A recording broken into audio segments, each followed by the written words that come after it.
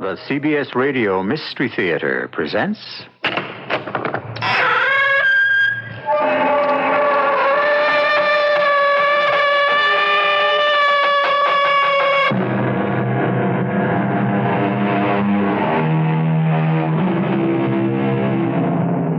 Come in. Welcome. I'm E.G. Marshall. Everyone knows that Sir Arthur Conan Doyle started in life as a doctor, not a writer. But how many of us know what type of medicine he specialized in, or where his real medical offices were located? For your information, Dr. Arthur Conan Doyle opened his office at 2 Devonshire Place, near Harley Street, in 1891. He was an eye specialist. While he waited for the patients that never came, he created the unforgettable characters of Sherlock Holmes and Dr. Watson. Watson, you know my method is founded upon the observation of trifles. But the cigar, Holmes. Once having located the tree behind which the killer stood, it was child's play to find a cigar stump where he had tossed it. The end had not been in his mouth, therefore he used a holder. The tip had been cut, not bitten off, but the cut wasn't a clean one. Hence the penknife. Holmes, oh no, you've drawn a net around this man from which he cannot escape. How do you do it? Elementary, my dear Watson.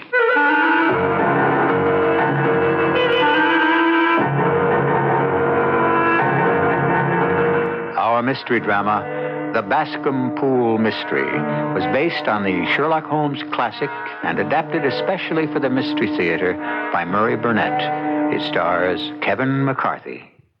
It is sponsored in part by ARM, Allergy Relief Medicine, and Buick Motor Division.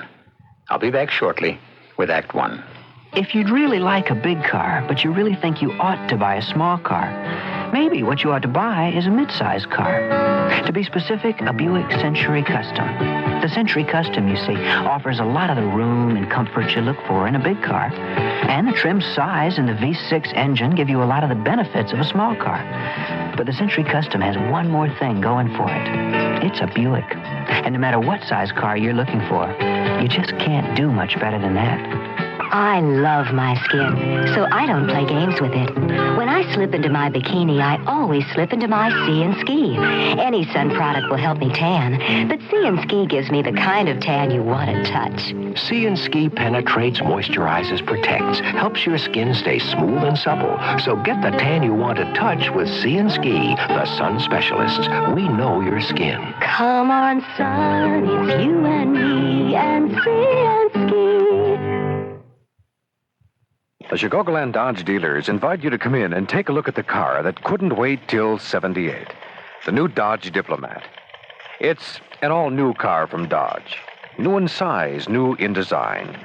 It's new in the types of things that are standard on Diplomat that you have to pay extra for on other cars. Features like automatic transmission, power steering, power brakes, and the 318 V8 engine with the electronic lean burn system, all standard on the new Dodge Diplomat. Diplomat has the kind of luxury and comfort that you'd expect on a car at a price much higher than Diplomat. It's Dodge's answer to the small luxury cars so much in demand today. And your Chicagoland Dodge dealer has plenty of Diplomats now in stock. And he can't wait to show you just how great this new Dodge Diplomat really is. So come in and take a test drive in the car that couldn't wait for 78. The all-new Dodge Diplomat at your Chicagoland Dodge dealer.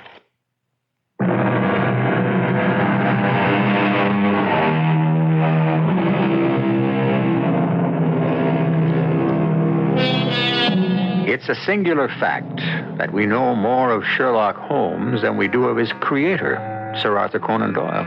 Of course, we all know he was a doctor and that he believed in spiritualism, but most of us are unaware that he was also a whaler, athlete, speculator, historian, dramatist, war correspondent, and ever and always the champion of the underdog, as is so well illustrated in the mystery which follows. One morning, when my wife and I were seated at breakfast, the maid brought in a telegram. I slid it open and read it to Mary. Have you a few days to spare? have just been wired for from the west of England in connection with Boscombe Valley tragedy. Should appreciate your coming with me. Leave Paddington by the 11:15. Well, darling, you'll need some time, and so I shall help you pack. No, I'm not at all sure that I should go. I've a fairly long list of patients. Oh, Anne Strother will handle those for you. I think the change will do you good. And you know how interested you are in all of Sherlock Holmes's cases. Oh, well, I should be an ingrate if I weren't. But I met you through one of them. Now you finish your coffee while I go and get you packed. And so, within a very few minutes, I was in a cab rattling away to Paddington Station. After paying the cabbie, I spotted the tall, gaunt figure of Holmes pacing up and down the platform. As he saw me, his face lighted up with one of his rare smiles, and he said... Very good of you to come, Watson. Oh, well... It makes a considerable difference to me, having someone with me on whom I can thoroughly rely. If you'll keep the two corner seats, I'll get the tickets. We had the compartment to ourselves, and a batch of newspapers Holmes had brought along with him. As we settled down for the journey, Holmes asked... Have you heard anything about the case? Well, I haven't seen a paper for some days. That's just as well. The London press hasn't had very complete accounts, and that's why I brought these local papers along. I've already read through them, and I gather it's one of those simple cases which are so extremely difficult. Well, isn't that paradoxical? Of course, and profoundly true. Singularity is almost invariably a clue. The more commonplace a crime, the more difficult it is to bring home. In this instance, however, the police seem to have established a very serious case against the son of the murdered man. Ah, it is a murder then, huh? According to our old friend Lestrade, it's not only murder, but he has the guilty man under lock and key. Oh, well, what brings you into it then? An appeal for help from a young lady, and a feeling that all isn't as simple as it seems on the surface. I know Lestrade's theory of crime, and I shall either confirm or destroy it by means which he refuses to employ. Oh, refuses or is unable to? Nonsense, my dear Watson. Anyone with eyes can use my methods. To take the first example to hand, I very clearly perceive that in your bedroom, the window is on the right-hand side. Oh, but Holmes, you've never visited us. How on earth would you... My dear doctor, I know the military neatness which characterizes you. You shave every morning, and in this lovely spring, you shave by sunlight. But since your shaving is less and less complete as we get farther back on the left side, and it becomes positively slovenly as we get round the angle of the jaw, it's obvious that that side is less illuminated than the other. You never cease to amaze me, Holmes. That's only an elementary example of observation and inference, my dear chap. Now I suggest that you devote your time to these newspaper accounts and see if you can reach the same conclusions as I have. On my word, Mr. Holmes, I do believe you've got a real streak of the romantic in your makeup. Why do you say that, Lestrade? Oh, for wasting your time and coming all the way down here in answer to the pleas of a moonstruck mate. It's your opinion that I'm wasting my time.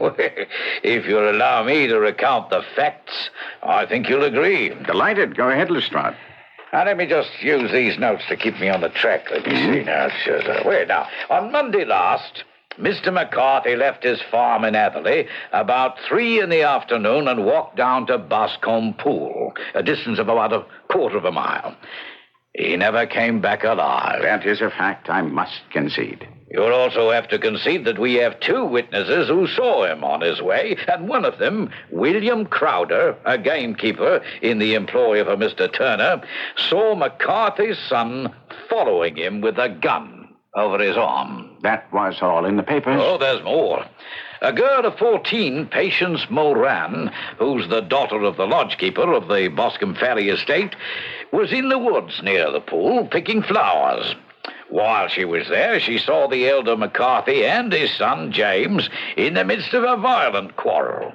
She even testifies that she saw the son raise his hand as if to strike his father. It so frightened her that she ran away and told her mother about it when she reached home. A pity she didn't stay and see what happened. Come now, Mr. Holmes, we're pretty sure of what happened. I mean, McCarthy died of injuries to the head inflicted by some blunt weapon which might very well have been the butt of a gun. And the son's rifle was found near the body. Mr. Holmes, you'll have to admit that many men have been hanged on far less evidence. So they have. And many men have been wrongfully hanged. Oh, true. But if ever circumstantial evidence pointed to a criminal, it does so here. Circumstantial evidence is a very tricky thing, but I must confess, however, that the case looks exceedingly grave against the young man, and it's possible that he may be guilty. Come in. You must be Mr. Sherlock Holmes. I'm Susan Turner. I want to thank you for coming, and I've driven down here to the inn to welcome you and help you in any way I can to prove that James is innocent. Well, I sincerely hope we may clear the young man, Miss Turner. You may rely on me to do all I can. I know that James didn't do it. I know it. And I want you to know it before you start working on the case. My dear young lady, your loyalty to James McCarthy does you credit. But I know nothing before I complete my investigations. First, may I see your father if I call tomorrow? I'm afraid the doctor won't allow it. The doctor? Yes. Father has been ailing for some years, but this has broken him down completely. Dr. Willows says that his nervous system is completely shattered. Then your father and the elder McCarthy were close friends. Oh, yes, indeed.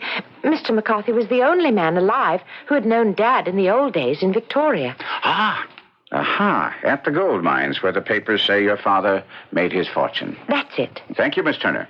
But is that all? I've read of your other cases, and I had my carriage wait to take you to the scene. I shall certainly want to go there at some time, Miss Turner. But the barometer holds steady. I don't understand. My dear young lady, you must allow me to pursue my inquiries as I think best. Oh, I will. I know you've read the evidence in the paper. You must have discussed the case with the inspector. Do you see some flaw?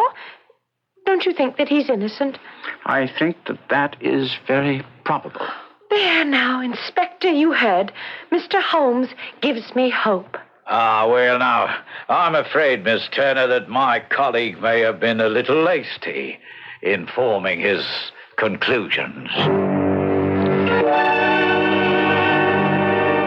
With a final brilliant smile of thanks, our young lady swept to the door and left. Oh, Holmes, I'm ashamed of you. Why should you raise her hopes when you're bound to disappoint her? I'm not a sentimentalist, but I call it downright cruel. I think, Lestrade, that I see my way to clearing James McCarthy.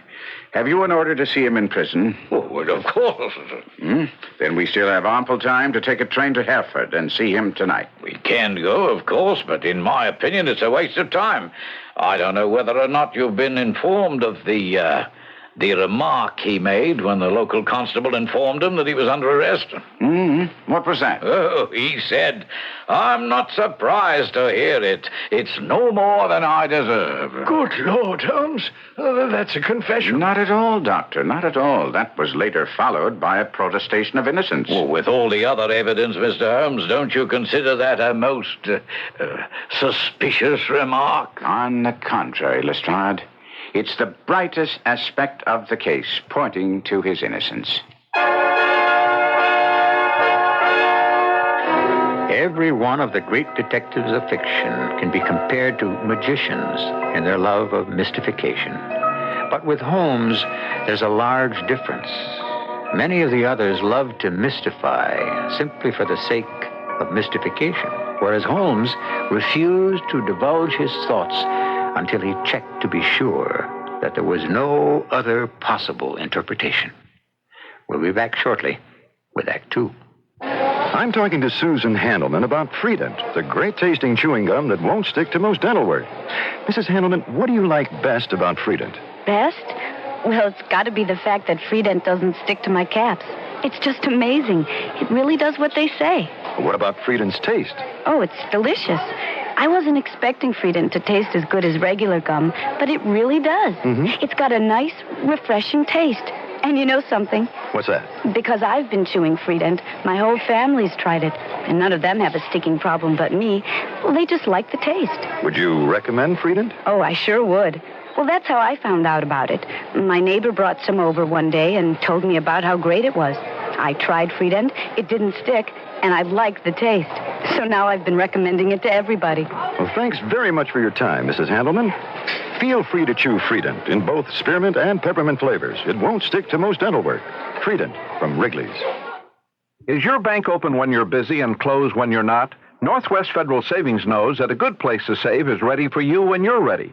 So Northwest Federal Savings is open 63 hours a week in all the places you might be.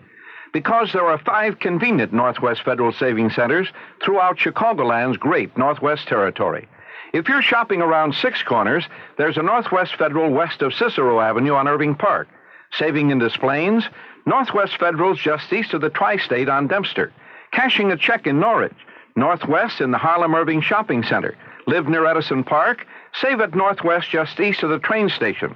Looking for a loan in Arlington Heights? We're at Algonquin and Gulf. 5 convenient Northwest Federal Savings locations for all of your savings needs. Open 63 hours a week to satisfy them all. Northwest Federal Savings keeps the best hours yours. Northwest Federal Savings Time, 63 hours a week.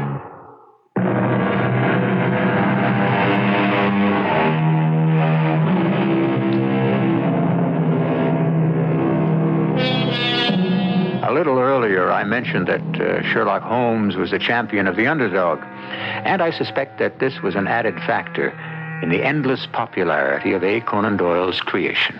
Now we have Holmes rushing off to the west of England to save a man not only suspected of murdering his father, but sitting in Hereford prison waiting to be tried for that crime. When we entered James McCarthy's cell, I could understand Miss Susan Turner's feelings for the young man, for he was indeed handsome, with a frank, open countenance that cried out for belief. But I remembered other criminals with handsome faces and listened avidly as Holmes began to question him after we were introduced. I understand, Mr. McCarthy, that you're an only child. That's right. Now, I believe you testified before the coroner's jury that you had been away from home for 3 days and returned only on the day your father was killed. So I did. Mm-hmm. Where were you for those 3 days? In Bristol. You have business there? What's in Bristol has absolutely nothing to do with my case. Once again, I'll say no more about it. Very well. Now, when you returned, did you see your father? No. He wasn't home. I was upstairs in my room when I saw him drive his trap into the yard, get out, and walk very rapidly out of the yard. Mm-hmm. So you saw in which direction he was going? It's all down in the records of the coroner's jury. I've read them. I'd still like to hear it in your words. Very well. This is the way it was.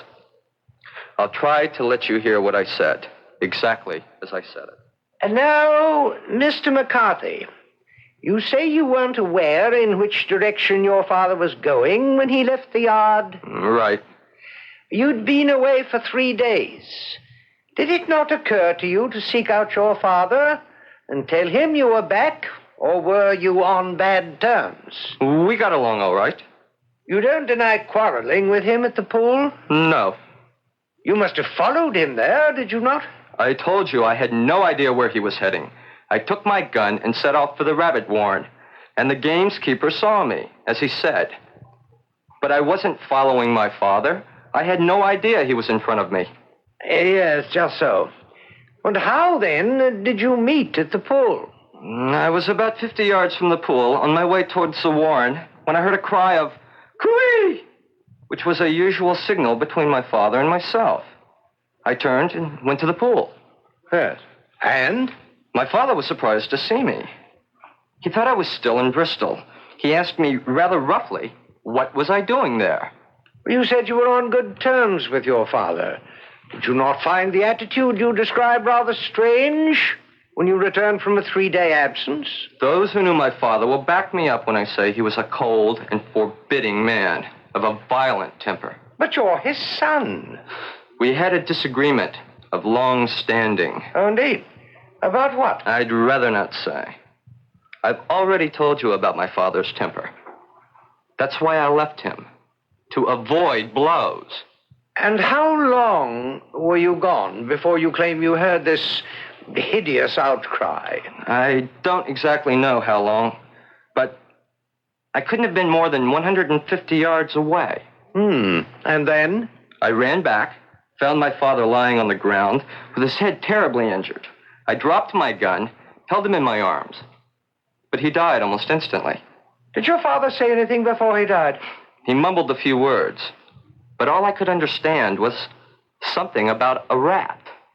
A rat? What did you take that to mean? Nothing. I thought he was delirious. I understand that the cry, "Cooee," was a common signal between you and your father. It was. Well, can you explain, then, that he used it before he saw you, and indeed before he even knew you'd returned from Bristol? I can't understand that myself.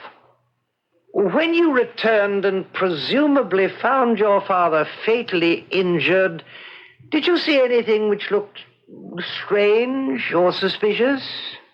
There's only a vague impression in my mind of something lying on the ground to the left of me as I tried to help my father.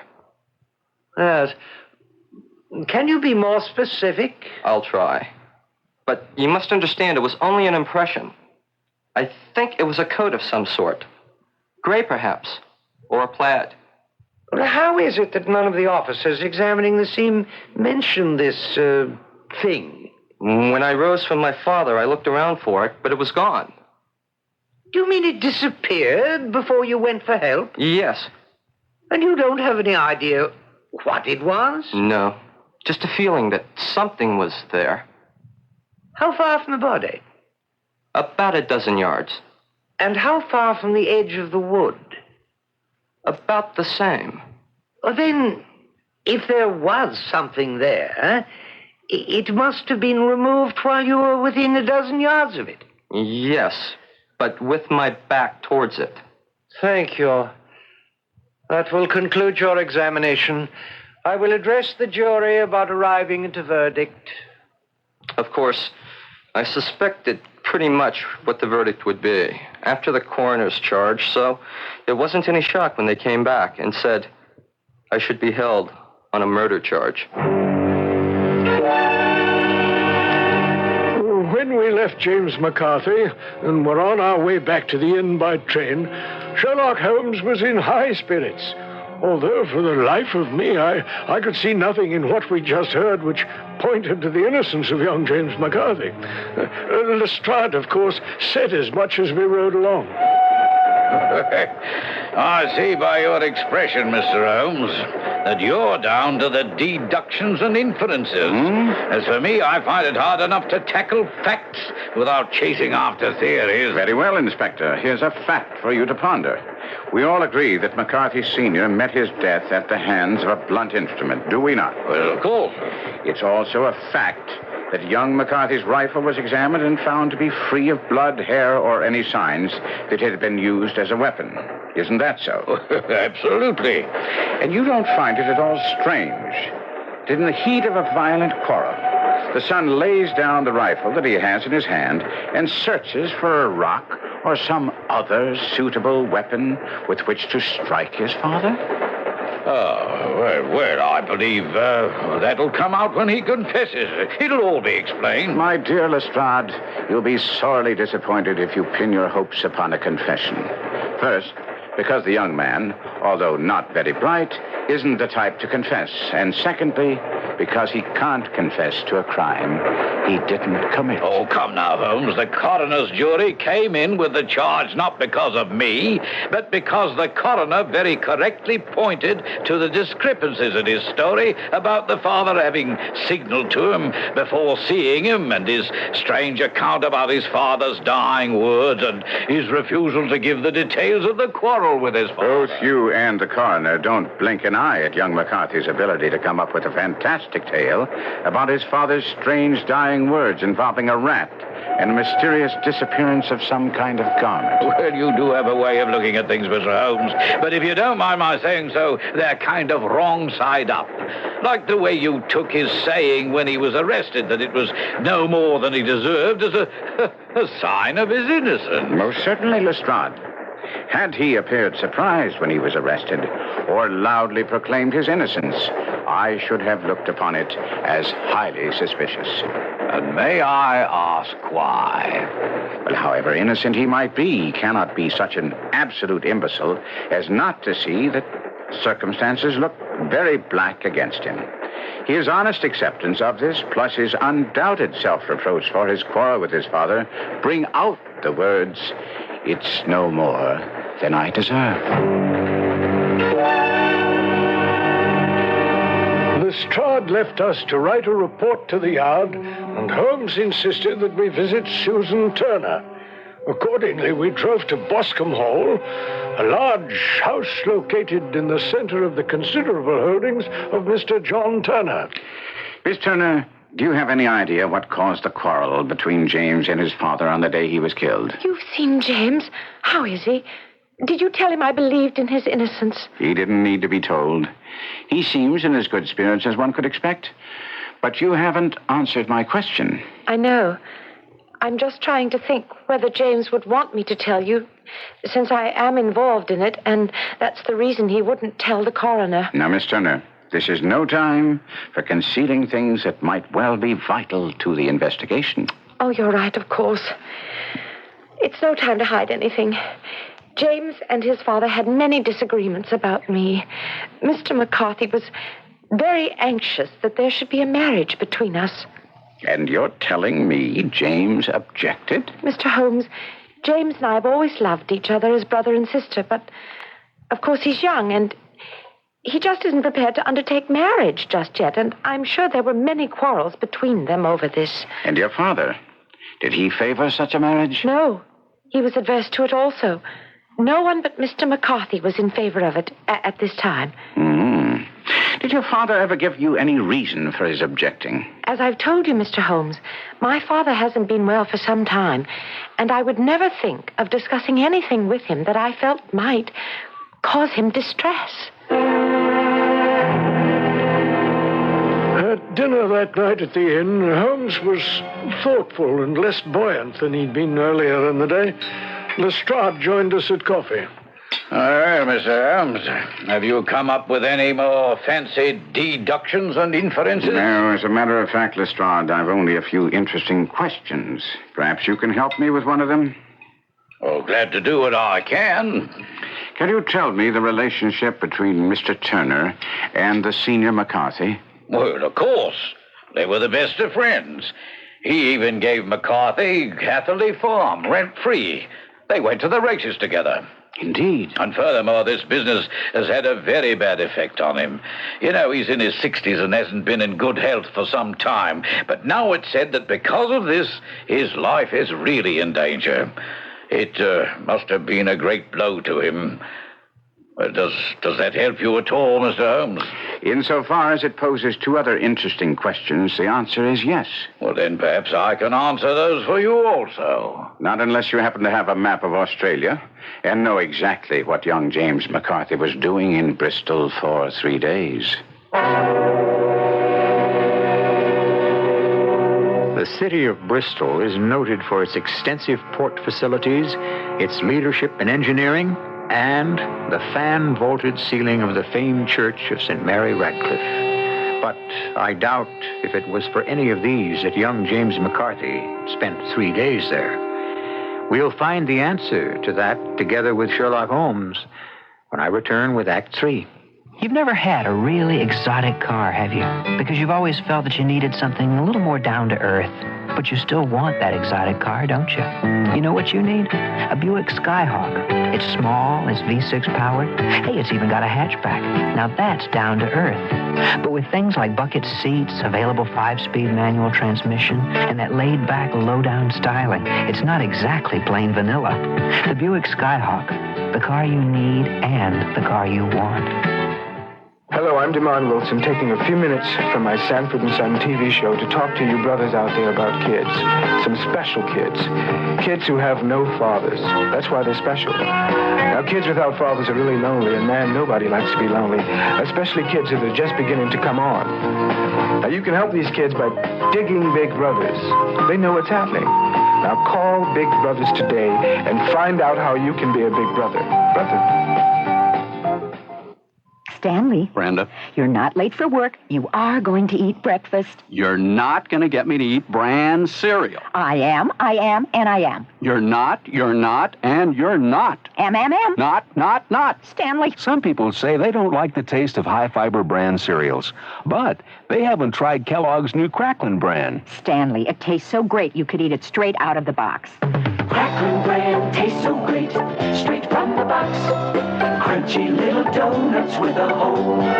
Tastes so great you wonder how they ever reach the bowl. Well, I'll try one. Just one. Stanley. Okay, make it 2. Good, here's 3. Hey, pass the milk. Kellogg's new Cracklin' bran. If you never liked bran, you'll like it. I like it. If you like bran, you'll love it. I love it. Kellogg's Cracklin' bran. Stanley, you're going to be late for work. This is WBBM Chicago, News Radio 78, 3 minutes after 11 o'clock, 69 degrees to Midway. Small rain shower now in downtown Chicago. I'm not in the travel business, but I was struck with the notion that perhaps England would find it profitable to offer a Sherlock Holmes tour. One that would include visits not only to his famous headquarters at Baker Street, but would include visits to all of the places where he and Dr. Watson worked their particular brand of detection. Now, if we can imagine ourselves on one of these tours, then we'd find ourselves in the west of England at a pool in the Boscombe Valley, the site of a murder. Tell me, Lestrade, what did you go into the pool for? Oh, I was fishing about with a rake looking for some weapon or other. But how on earth did you know that? Tut. I have no time. Footprints can be easily read on this marshy ground, and that left foot of yours, with its inward twists, is all over the place. Oh, of course. Now I understand why you said you'd wait until today to examine the scene of the crime. Because of the barometer, eh? The glass was steady. You knew it wouldn't rain and the tracks would still be here. Upon my word, Lestrade, you're actually employing the science of deduction. Congratulations. Now, Watson, would you be kind enough to let me have your waterproof? Of course, Holmes. I warn you, I'm going to place it on the ground to lie upon it, so that I can get a better view of these very interesting prints. It's yours, my friend. Thank you. Let's see. These are young McCarthy's feet, and here, twice he was walking. And here, once he ran swiftly. The soles are deeply marked and the heels barely visible. That would bear out his story. He ran when he saw his father on the ground. Now here are the elder McCarthy's feet, pacing up and down. He seems to have been impatient. And then what's this? Aha! The butt end of the gun as the son stood listening. And what have we here? Other prints. Square. Quite unusual boots. They come, they go. They come again. Of course, that was for the cloak or the coat that the son mentioned in his testimony. Now, where did they come from? Oh, now come along, Holmes. There are a great number of footprints here. Some of them may well have been made by local police or even sightseers. I cannot accept your inferences and deductions as facts. That is your privilege, Lestrade. Now, if you'll excuse me, I go to search for more concrete evidence that may change your mind. Oh, and where do you expect to find that? Under the trees that line this pool, and on a map of Australia. When Holmes rejoined me, he was cradling a large stone in the crook of his elbow. I saw he was trying to suppress a smile of triumph. As he neared me, he said, I believe the time is now ripe for another visit to young James McCarthy. I hope you're bringing me good news, Mr. Holmes. If you consider the fact that I believe your story to be absolutely true in every detail good, then I am the bearer of good news. That's marvelous. Marvelous. When can I hope to be released? That's another matter. My knowing that you're innocent is one thing. Proving it to the authorities is quite another. Now, Miss Turner has told us about your father's wish that you and she should marry. And I think it's imperative that you tell me now the reason for your trip to Bristol. That has nothing to do with the killing of my father. Possibly not, but it has everything to do with my being able to free you. Then I'll have to take my chances. It must be something of which you're bitterly ashamed. Look, Mr. Holmes, I'm not ashamed. Anyone can make a mistake. I made one. But it's over now. And I'm not going to say any more. Because of Miss Turner? Keep her out of it. Do you really think she can be? If I have anything to say about it, she will be. You sound as if you really care for her. I love her. Do you understand? I love her, and that's why... You refuse to marry her? I was already married. But of course, your father didn't know. No one knew. The young lady lives in Bristol. She's a barmaid. I was younger, and somehow we ended up married. But now you say you're not. I believe you used the word was. I received a letter from her the day after I was arrested. It seems I never was married. She'd had a husband, a sailor. And now that I was accused of murder, she let me know that she wanted nothing to do with me. And you're afraid to tell, Miss Turner? If she knew, she'd never consider marrying a fool like me. I'm sure you're mistaken. But now that I know the facts of the matter, perhaps it won't have to be brought out in court. Come, Watson. We must have a chat with Lestrade. This may interest you, Lestrade. It is the murder weapon.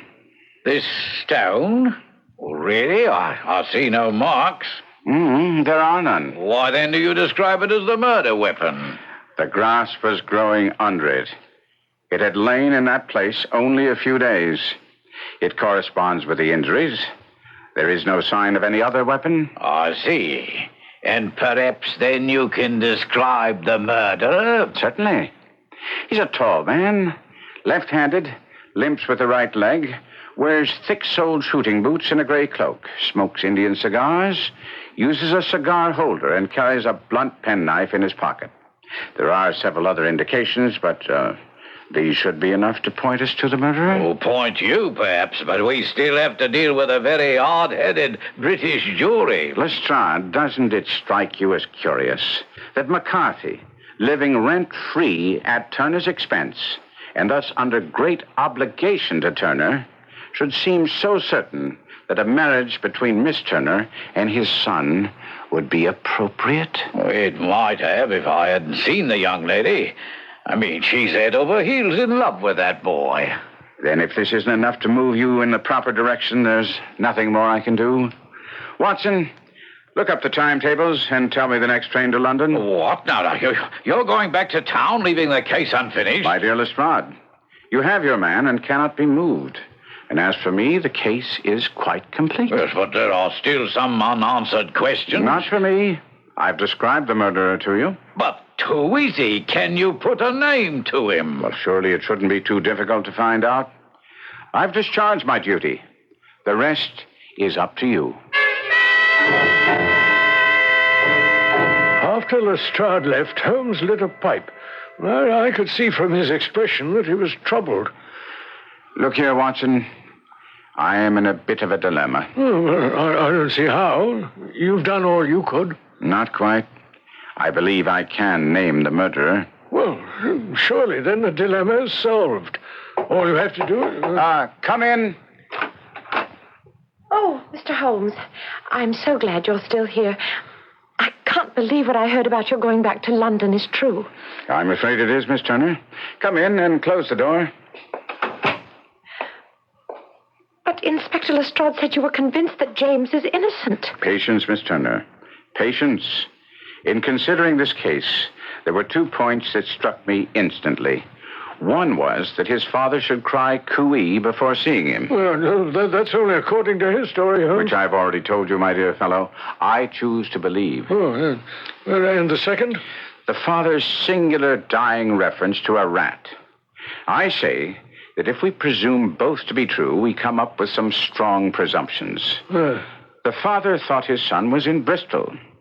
The cooey was meant for someone else. That is a distinctly Australian signal. Therefore, I deduce that the person McCarthy expected to meet at Boscombe Pool was someone who had been in Australia. Yes. And the reference to the rat? This is a map of the colony of Victoria, the one I told you I wired for last night. Now, I place my hand over part of this map. And what do you read, Watson? A rat. And now, when I raise my hand... Oh, Ballarat.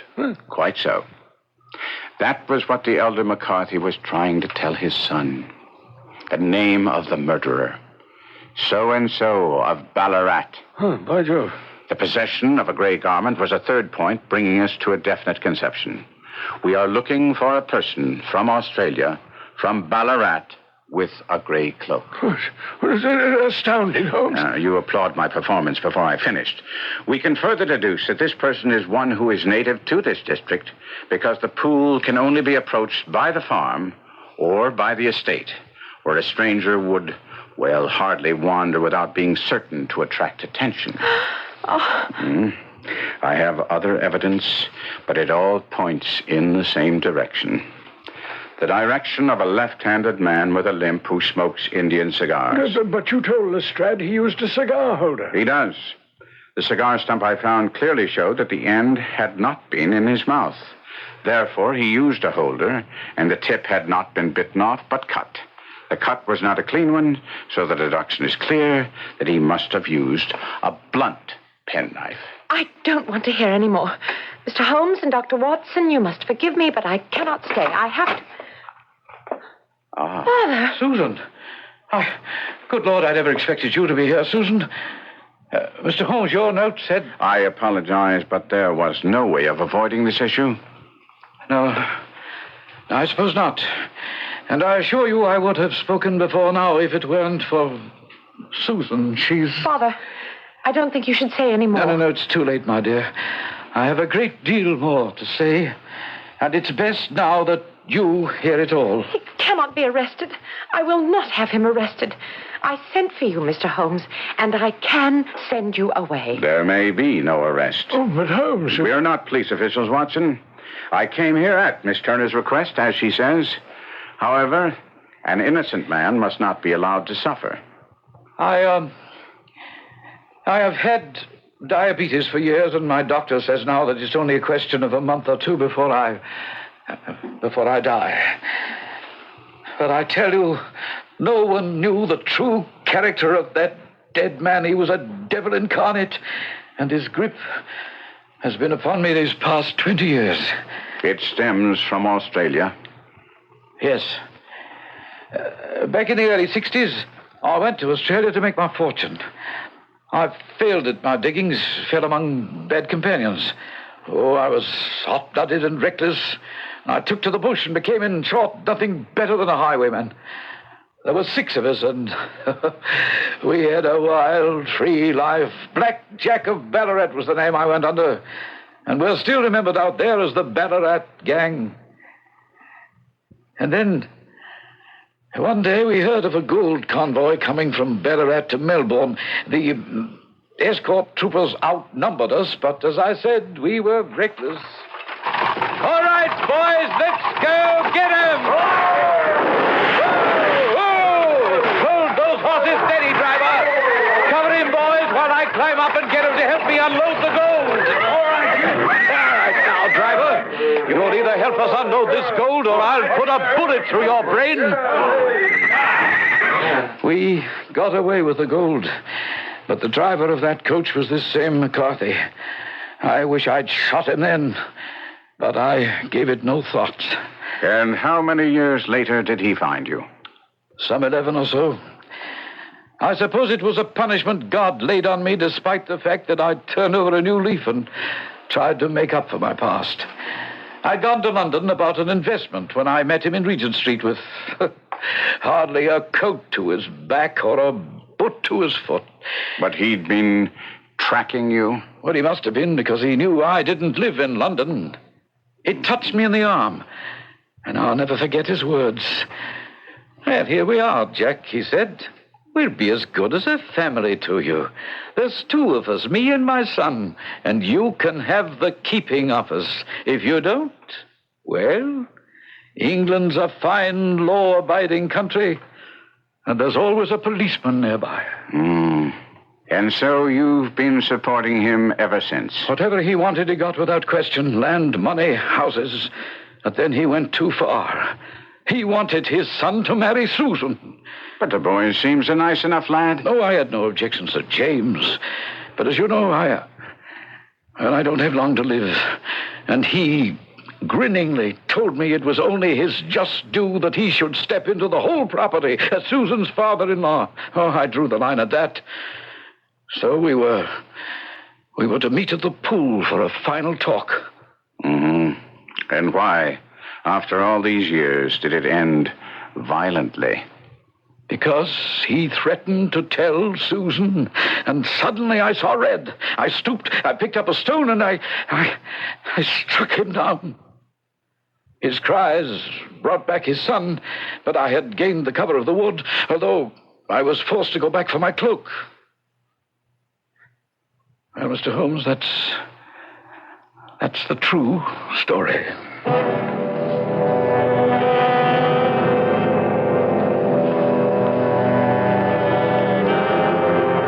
Alexander Turner died less than a month after he'd given us his confession in the inn at Hereford, with Holmes feeding young McCarthy's counsel ammunition with which to shoot down the case for the prosecution, and with the young man revealing the reason for his Bristol visit, he won an acquittal.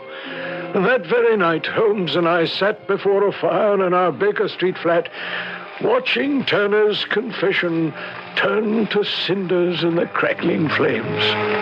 My dear Watson, don't fret too much about my not being able to take credit for solving the Boscombe pool mystery. How the devil did you know? I'm sure that after the passage of time, you'll write it in those memoirs you're working on.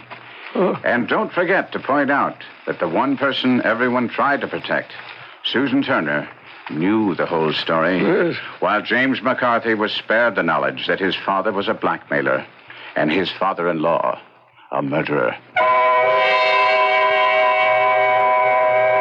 Sherlock Holmes once remarked that art in the blood is liable to take the strangest forms. And Holmes' creator, A. Conan Doyle, proved it by permitting the stolid Dr. Watson to become mischievous about the stories that were supposedly too delicate to open to the public. And here Doyle let Watson's imagination run wild as he mentions the fact that he could never tell us the story of the politician, the lighthouse, and the trained cormorant. A mischievously intriguing title, if there ever was one. I'll be back shortly. Remember your last hay fever attack? Your medicine turned out to be just antihistamine. Next time, arm yourself with ARM, allergy relief medicine. One tablet helps itching, dripping, sneezing, then does what your plain antihistamine won't do for congestion relief, even in your sinuses. Remember, Don't give up. Arm yourself with ARM. get antihistamine relief and more. Take ARM when needed, only as directed. When it's so hot your car's engine is boiling over and so are you, that's the time for Country Time. Country time, country time. Tastes like that good old-fashioned lemonade. Country Time Lemonade Flavored Drink Mix. Not too tart, not too sweet. Natural lemon flavor. When you've got a thirst for the taste of good old-fashioned lemonade. Country time, country time. Tastes like that good old-fashioned lemonade. What kind of home are you looking for? Something simple. Like an island. An island? Yeah, life's too complicated. I want to get away to something simple. Well, we have a small island in the South Seas here. Well, keep it simple. It's just 500 feet long. All I need is enough bamboo and palm leaves for a simple lean-to. Well, this is it. Oh, and a two-car garage. What? For the cars I just bought. I thought you were looking for simple. Hey, what could be more simple? I walked into my General Motors dealer, picked out a car, and wrapped it up right there in the showroom with GMAC financing. Real convenient, you know. GMAC? Available at Chevrolet, Pontiac, Oldsmobile, Buick, Opel, Cadillac, and GMC truck dealers. Uh-huh. Now, about the money. Oh, see, the GMAC people are car financing specialists. I'm talking about terms That's here. what I'm talking about. Car financing terms to fit my budget. I meant... The GMAC plan is tailored for a person who's going to live on a simple island with a lean-to, attached garage, and maybe a pool. You didn't mention a pool. I mentioned it right after the pass. patio. What patio? The one next to the guest house. Guest house? But not too close to the landing strip, because when that giant jet lands, I It's don't only 500 feet long. Exactly. I don't want no grief from the people in their hotel. It's too complicated. I don't... GMAC Financing. We uncomplicate things.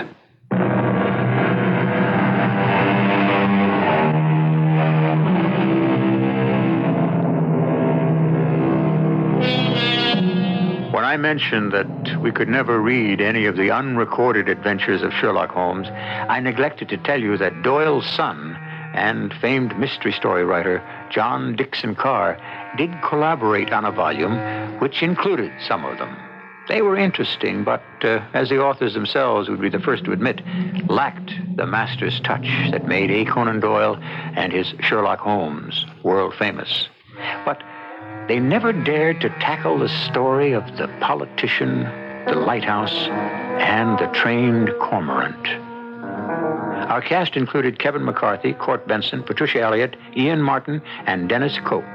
The entire production was under the direction of Hyman Brown. Radio Mystery Theater was sponsored in part by Buick Motor Division and ARM, Allergy Relief Medicine. This is E.G. Marshall inviting you to return to our Mystery Theater for another adventure in the macabre. Until next time, pleasant dreams.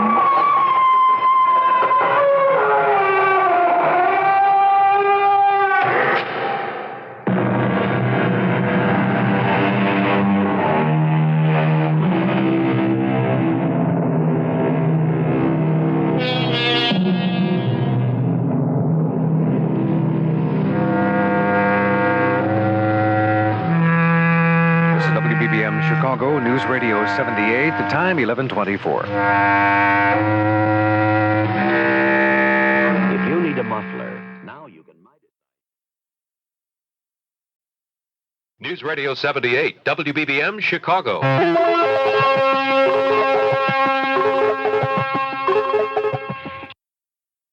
The CBS Radio Mystery Theater presents...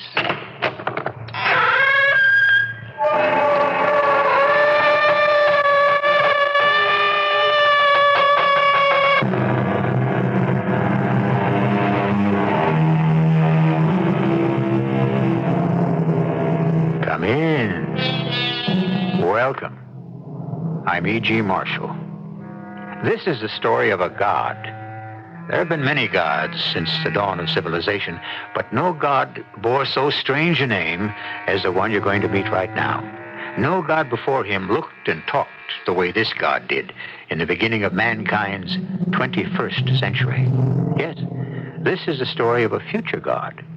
Not a very distant future, because his official recorded birth is July the 19th, 1977. Like most gods, history has obscured the mundane facts of his beginning, the place of his birth, the names of his parents, even the full name they gave him. Only one name survived, the family name, Smith. What is that thing, Smith? What have you got in that glass box? It's a world, Luke. A what? A world. A world I made all by myself. Smith's world.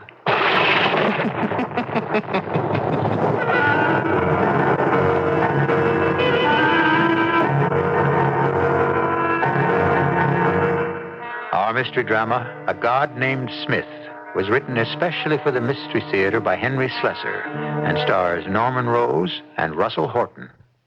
It is sponsored in part by Greyhound Package Express and True Value Hardware Stores. I'll be back shortly with Act One. If you'd really like a big car, but you really think you ought to buy a small car, maybe what you ought to buy is a mid-size car. To be specific, a Buick Century Custom. The Century Custom, you see, offers a lot of the room and comfort you look for in a big car. And the trim size and the V6 engine give you a lot of the benefits of a small car. But the Century Custom has one more thing going for it. It's a Buick. And no matter what size car you're looking for, you just can't do much better than that. Hello, I'm Cliff Robertson. In this modern age, we're quick to assume that no matter what the problem, somebody's doing something about it, right? Wrong. Strong and continuous citizen action is needed to assure more and better mental health services. Your Mental Health Association is doing just that. We care about the mental health of this country, and we know you do too. Today, now, call your mental health association, be a member, and help assure. Don't just assume.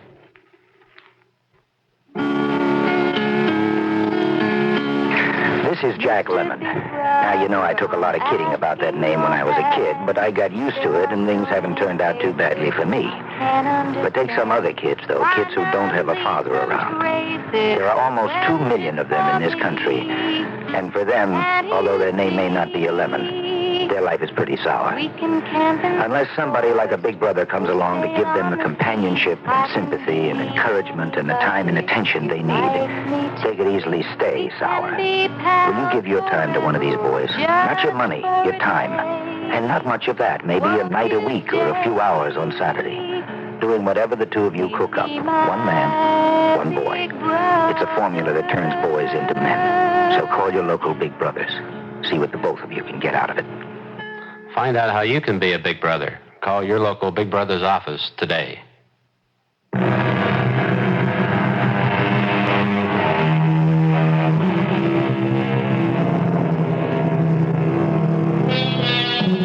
Who is Smith? What gave him the power to become a god? And what did he do with his power? There's only one man who can answer these questions, and even he could never reveal all the mysteries that made Smith the wonderment of the early 21st century. But when the biographers of Smith sought out the strange and wondrous facts of Smith's life, they came to Luke Wingate first. Go on. Have some. It's a rare vintage, 1979. I don't think so, Mr. Wingate. It's a long drive back to town. You don't mind if I help myself? No, of course not. Smith himself gave me this wine. A whole case of it. This happens to be the last bottle. That makes it kind of historic, doesn't it? Kind of. Well, go ahead. You want to know about the time that I first met Smith, I know you've answered it before, Mr. Wingate, but... But you'll feel obliged to ask it just the same. Well, it's all right. Don't mind repeating myself. You met Smith in college, didn't you? Ardmore University? That's right. I was a sophomore then, back in the 1980s. We were 20 years old. And I remember the day, all right. It was one of my hangover days. It was a Sunday, and I was content to sleep until Monday's classes. But then I heard this voice. Pardon me, is this Mr. Wingate's room? He was something I didn't expect. A long-headed kid about 12 or 13, with a sad mouth and hair the color of dry straw. He was carrying a suitcase that was putting a strain on his thin arms and shoulders. I'm sorry to disturb you, but I was told to come up here. My name is Smith. Then I remembered who he was. For a month, we'd been hearing rumors about a boy prodigy who was being transferred from Crowley College to Ardmore. Obviously, Smith had the misfortune to run into Gil Curtis on his first day. Curtis was the class clown, a senior with a heavy-handed sense of humor. Mr. Curtis said something about getting a left-handed monkey wrench from you. Of course, I told the kid what he was dealing with, that Curtis was only pulling a stale old joke. He didn't think it was funny. I told him to forget it, that it was typical of the stuff Curtis laid on the freshmen. Oh, I'm not a freshman. I'm a senior. He was a senior at 13 years of age? I found out that he was only 12. I learned that 2 weeks later when I was crossing the campus and saw Gil Curtis himself intercept Smith. Hey, Junior, whatever happened to that left-handed monkey wrench? Oh, sorry it took me so long to find one. Oh, you finally did, huh? Yes, I did. Do you want to see it? Hey, Luke, did you hear what the kid said? He's got a left-handed wrench. It's in my room. I'm staying at the Ivy House if you'd like to take a look at it. Oh, I sure would, Junior. You want to come along, Luke? I did go along. I went to Smith's small, bare room on the 3rd floor of the Ivy House. A room that looked even more cramped due to a conglomeration of electrical apparatus that he had brought with him from Crowley. Okay, kid. Let's see it. Smith threaded his way through the confused mass of equipment and picked up a shiny new wrench from some canvas-covered object in the corner. He handed it to Curtis, who hefted it in his right hand. Left-handed monkey wrench, huh? Hey, you're not just a genius, kid. You're a comedian, right? Try it, Mr. Curtis. Here's a nut and bolt. I watched Curtis grab the nut and bolt and apply the wrench. No matter how he twisted the nut, it wouldn't turn. He examined the screw thread, certain that it was reversed. I told you, Mr. Curtis. It's a left-handed wrench. Use your left hand. I watched Curtis switch the wrench to his left hand and apply it to the nut. It turned easily off the bolt. He stared at the pieces in his hand and stalked out. It was simple enough. I just sent an ordinary wrench through a Mobius warp. It came back in a left-handed molecular arrangement. Mr. Wingate, is that when you became friends, after the monkey wrench episode? It's hard to describe it as friendship, but I did become the only person Smith was willing to spend his time with after classes. Smith, even at his tender age, knew more about physics, mathematics, chemistry, and cosmology than anyone on the staff, and there was a despairing mood among the faculty. Before long, I realized that my friendship with Smith was costing me the friendship of virtually every other student. That was how I became a roommate of Smith. And that was how you discovered the Bible? Yes, that Bible. It was a Saturday afternoon, and Smith had taken the train into the city to attend some scientific symposium. I was drifting about the room with the vague idea of reading a book. I took one down from Smith's shelf and was surprised to see that it was a dog-eared edition of the Old Testament. I flipped the pages and then realized that they were penciled corrections beginning with Genesis. What did they say? Can you still remember? Oh, yes, I can remember. It simply said, "In the beginning, Smith created the heaven and the earth was without form and void, and darkness was upon the face of the deep. And the spirit of Smith moved upon the face of the waters. And Smith said, 'Let there be light.' And there was light." Well, didn't you think he was just a little bit mad? I don't know what I thought. I have to admit that even though I was a professed atheist, the sight of that altered page turned me cold and fearful. Well, did you ask him about it? Oh, yes. I made the mistake of asking him. He invited me to see something. It was the large object in his room that he always kept covered with canvas.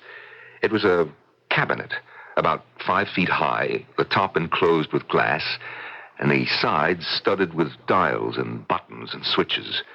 I told Smith that it resembled a coffin, and he said, "Just the opposite, Luke. Things are born here, not buried. Would you like to see it work?" He started to fool with the controls. The thing emitted a low-pitched whine. The glass encloses a group of non-condensable gases, like hydrogen and helium. There are dust particles, too. Water, iron oxides, ice crystals, silicon compounds. You can't see them now, but they're there, just as they might form within the rotating envelope of the sun. Now, this device is activating those gases and particles at enormous speed, causing them to collide. They're being mutually exploded by each other, but they're also becoming embedded with each other's mass. Within a few minutes, you'll see them aggregate until the mass is visible to the naked eye.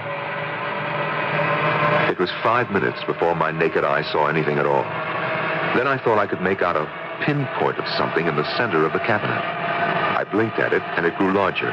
Another blink of the eye, and it became a ball, almost 1/8 of an inch in circumference. And then came a sound, like the crash of a lightning bolt. What is that thing?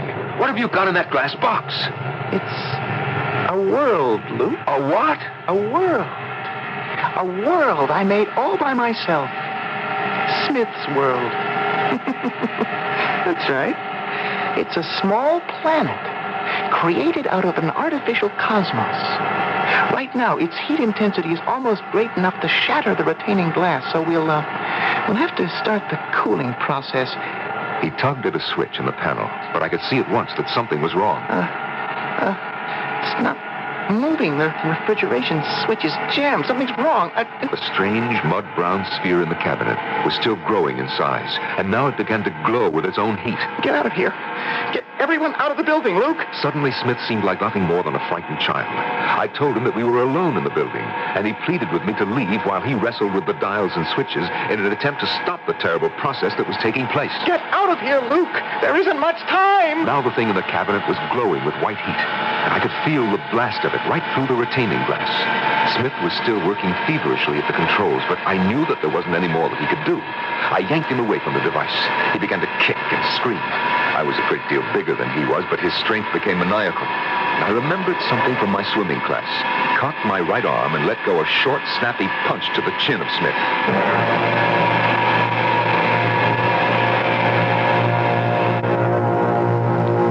You saved his life, didn't you? You know what Smith said later, of course, that I was his guardian angel the day of the explosion. He called it a miracle. The miracle was that nobody was killed. The entire building was demolished. The area was radioactive for a good 3 months after. And, of course, Smith was expelled from Ardmore. In fact, it was on the day of his departure that he told me the only facts I'd ever learned about his childhood. His father had died when he was 3. His mother had been a God-fearing woman who was frightened by her son's precocious abilities and thought that a heavy dose of religion would balance things out. You know, Smith had learned the entire Bible, Old Testament and New, word for word. But then his mother had died, too, and an uncle named Howard Cherney had been appointed Smith's guardian. Cherney made quite a bit of money out of Smith's genius, didn't he? Oh, yes. Cherney made a lot of money. Can I ask you something, Mr. Wingate? Did Smith ever thank you for saving his life? Oh, yes. He did that same day. Thank you for my life, Luke. My life is very important to me. To you, too, for that matter. You'll see. Then he climbed aboard the train, and I didn't see him again for 6 years. And when I did, he was well on his way to becoming Smith, the god, the man who created his own world. Smith, the god. Can any mortal ever reach such a position? Even a scientific genius who can build worlds out of dust particles and electrical energy. Is that enough to qualify for the job? We'll find out how and when Smith made the attempt when we return with Act 2. Easy does it all the way with Greyhound Package Express today. Greyhound Package Express is the easy way to mail a gift and get it where it's going in hours, not days. Most of the time, I use regular economy service for mailing gifts. Gifts for weddings, graduations, birthdays, anniversaries, you name it. If I'm really short on time, I ask for expedited next bus out service, the same service many businesses use for their rush shipments. Many arrive in hours. Most packages going up to 500 miles get next day service. And with both services, Greyhound notifies the person getting the gift when it arrives. Greyhound's the leader, you know. They handle millions more packages than any other bus company. They also have more convenient suburban locations. And for just 50 cents, their express pack service offers a carton and the packing materials I need to mail gifts safely. Greyhound Package Express. It's the easy way to mail a gift. At Greyhound Package Express, we say, easy does it all the way. Worn out shocks?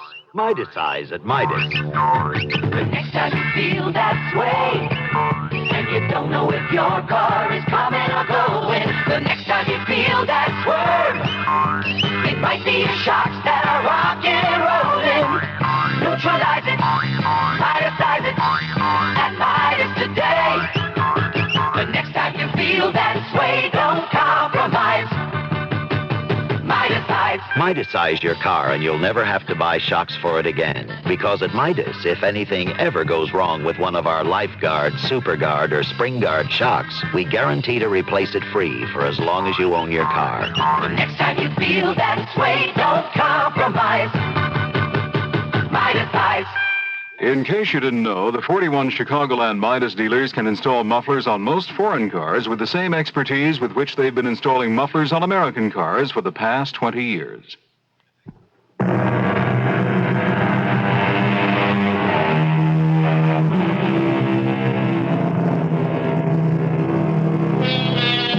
Six years have passed since the Ivy House at Ardmore University vanished in a cloud of charged atoms, leaving the ground bristling with dangerous radiation, leaving the memory of a strange young man with the ability to both build and destroy.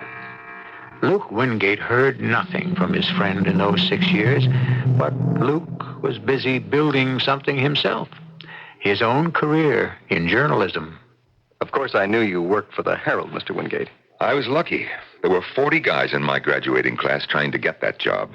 But I had a gimmick. I used my association with Smith to develop a series of articles about the dangers of scientific experimentation. For 3 years, I became a full-fledged reporter. And after the 5th year, I finally earned a byline. The first person I told the news to was named Evelyn. Evelyn Wilson, of course, the actress. Yes. Young as she was ranked as one of the top actresses on the stage. She never made a movie, you know. Not that she wasn't asked. As a matter of fact, it was Howard Cherney who asked her. That was how Smith came into my life again. When I saw Evelyn with this older man and asked her who he was. Oh, Howard Cherney's filthy rich. He's some kind of patent attorney with something like 10 or 20 million. Oh, that's nice for you. He wants to produce a movie. Can you imagine? Starring me. Yeah. Cherney. Gee, that name's familiar. Smith had an uncle by that name. Oh, you mean that creepy college friend of yours? He became Smith's guardian after Smith's mother died. Maybe the patents are Smith's. Maybe my creepy college friend is a millionaire, too. How nice. You must introduce me. Sure enough, Cherney turned out to be Smith's guardian, a man who'd made a fortune on Smith's genius. Cherney told Evelyn that his nephew was living in seclusion in a suburb in upstate New York. I found out where and wrote Smith a letter. He replied at once and invited me to visit. Had he changed much? Well, he was taller, broader, but still a youth, not even 19 years old, but with eyes as old as Methuselah's. I congratulated him on his success, but he said, Yes, I've done very well. I'm almost ready for it now. Ready for some real developments. I meant your inventions. Evelyn, the girl I wrote you about, she says that your uncle is loaded. I guess that you must be fairly well off, too. My inventions? My, toys, you mean? That's all they were, Luke. The only reason I bothered with them was to get money for equipment. How much does my uncle have? Oh, I don't know. 10, 20 million, Evelyn says. Don't you know? No, I haven't kept track of the finances. I've left that to him. I suppose I'll have to start thinking of money soon. I'll be needing a great deal. Very soon. What for? Well, you ought to know, Luke. You saw the original model. You don't mean that world-building machine. Come have a look. It was very much like the scale model Smith had built 6 years before. But this cabinet was 40 feet across and some 8 feet high. The banks of dials and switches and relays and buttons were multiplied 100 times from the original. Basically, it employs the same principles of the earlier model, but there are important refinements. I've learned to create worlds with their own satellites in any orbital relationship I choose. But I have a far more difficult project underway now. I suppose I'm ready to concede failure. That doesn't sound like you, Smith. What could make you fail? Life. Life? Life? You mean you want to create people for these little worlds of yours? I've given up, Luke. I'll be satisfied just to create the new world itself. That's what I'm going to do. Build a world? That's right. A better world, Luke. A world without fault and a world without end. A world where nature is subservient to man and man subservient to God. A world where man can live in peace and harmony and in the comfort of eternal truth. How do you like my little speech? Smith, are you serious? Deadly serious, Luke. Within 2 or 3 years, I'm going out into space and add another planet to our solar system. Another planet? Another Earth. I can do it, you know. It's all a matter of time. And of money, of course. Enormous amounts of money. How much did you say my Uncle Howard has? Between 10 and 20 million. Yeah. Yes, that'll do for a start. Do you have any connections in the stock market? Oh, no. Doesn't matter. I can learn what I don't know. Luke, would you like to join me in this enterprise? Me? To do what? To assist me, to be my companion, my friend. I know it's a great deal to ask, but I'd like you to be on Smith's world, Luke.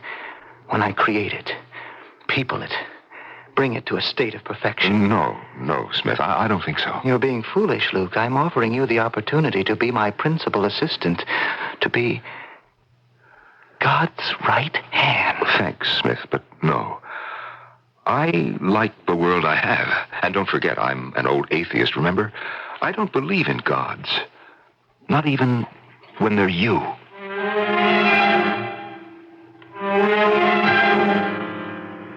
It was another 6 months before I heard the name of Smith again. I heard it from Lou Briggs, the Herald's financial editor. You know Smith, don't you? Yes, I know him. Why? Been following the Wall Street news?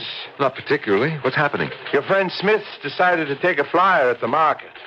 The talk on the street is if he keeps it up, he might make the biggest killing in the history of the market.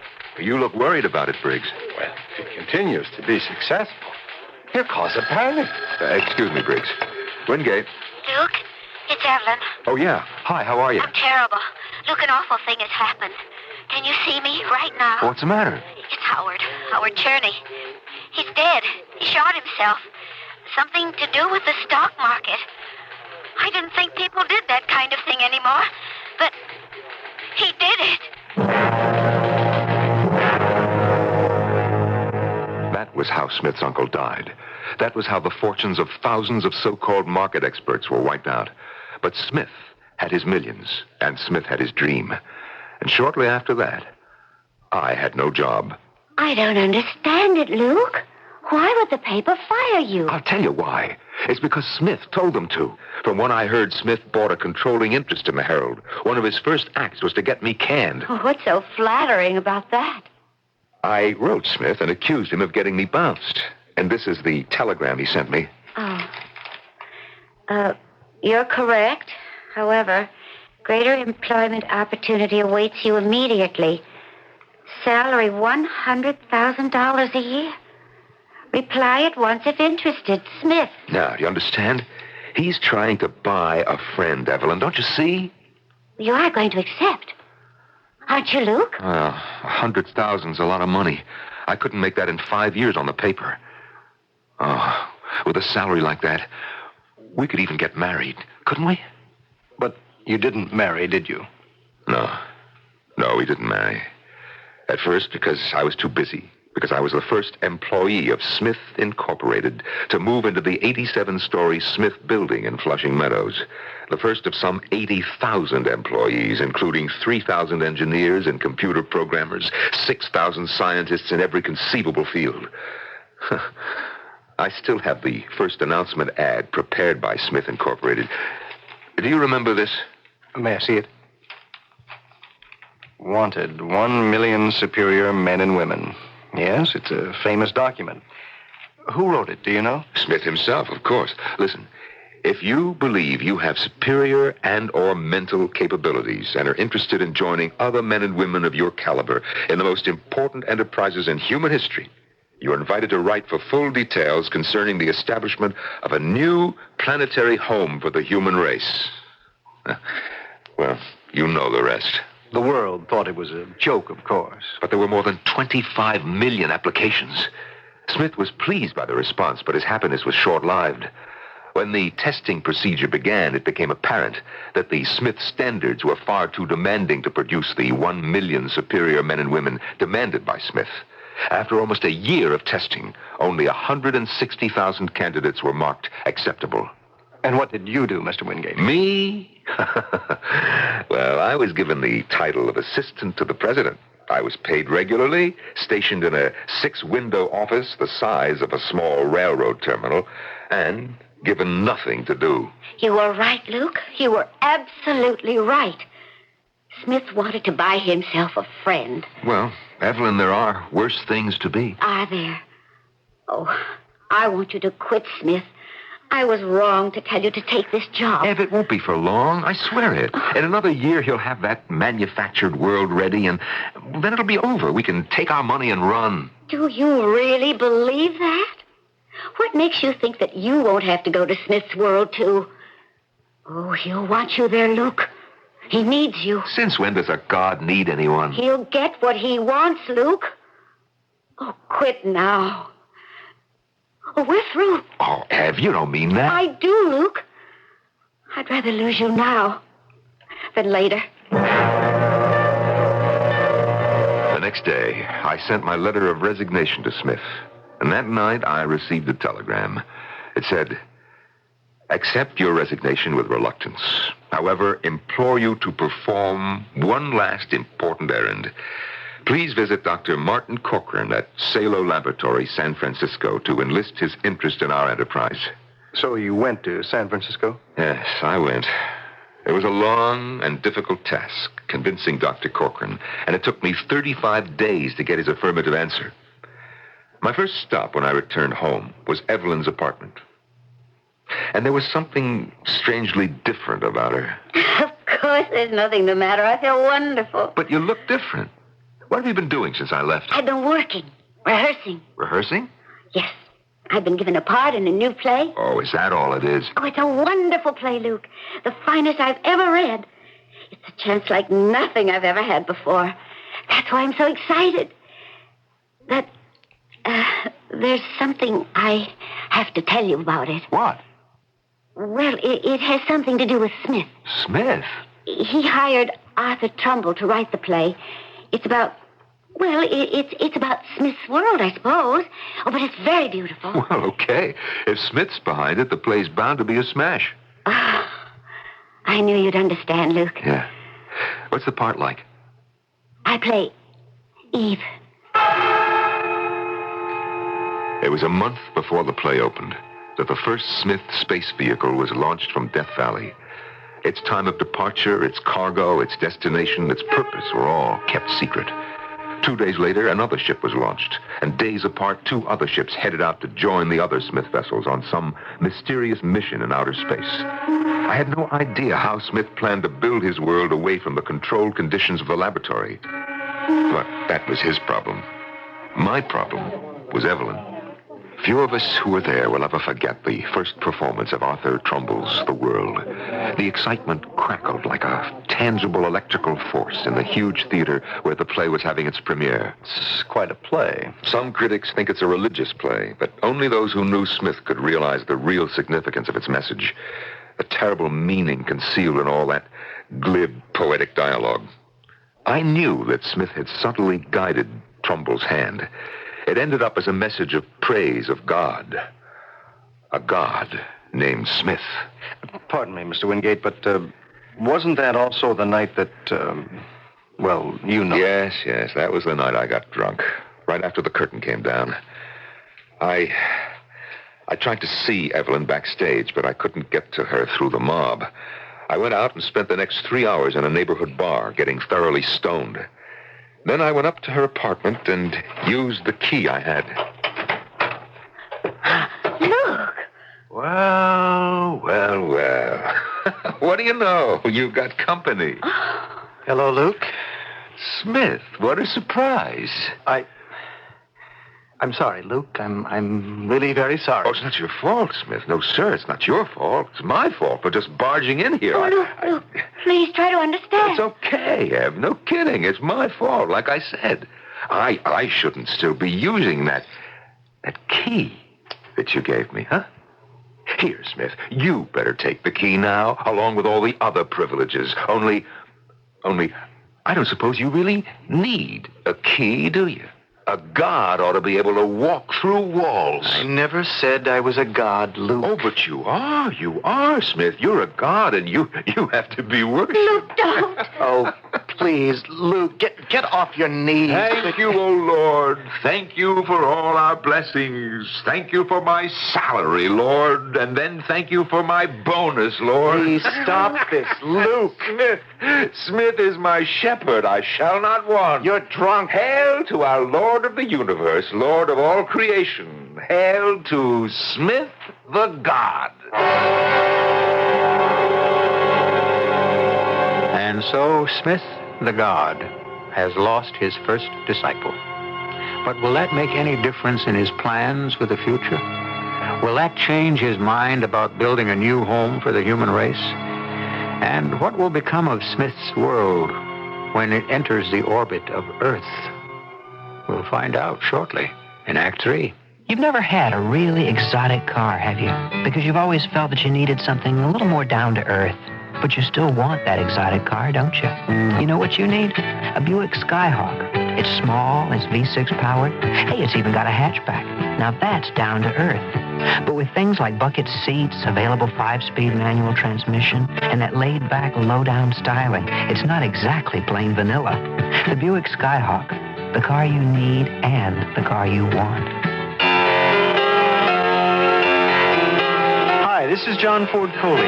If you're looking for a great job with plenty to offer in the way of training, travel, and adventure, why not drop in on your local Navy recruiter or call toll-free 800-841-8000. Navy. It's not just a job, it's an adventure. And I'd really love to see you tonight.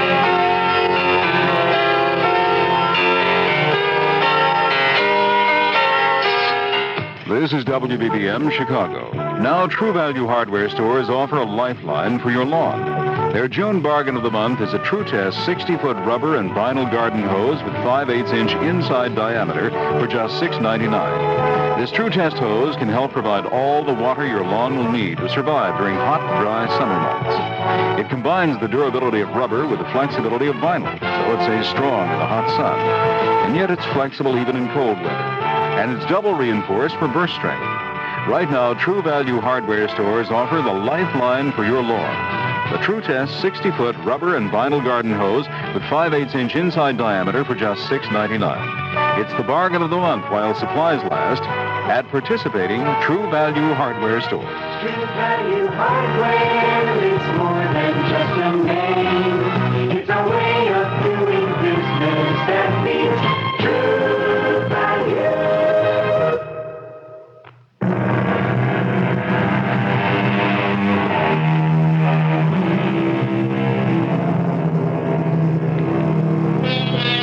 In the year 2009, Smith's World, a planet the size of Mercury, 3,000 miles in diameter, provided with an atmosphere perhaps even more favorable for the sustainment of life than our own, became part of the orbital pattern of the solar system, equidistant to Earth and the planet Mars.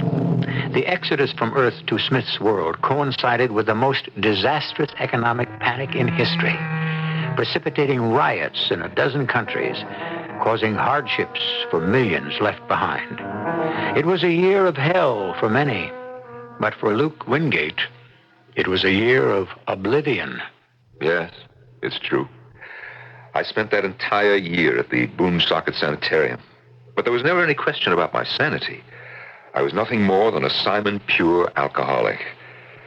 After Evelyn made her decision to join Smith on his world, I sought solace in the brown bottle and drank myself into the place.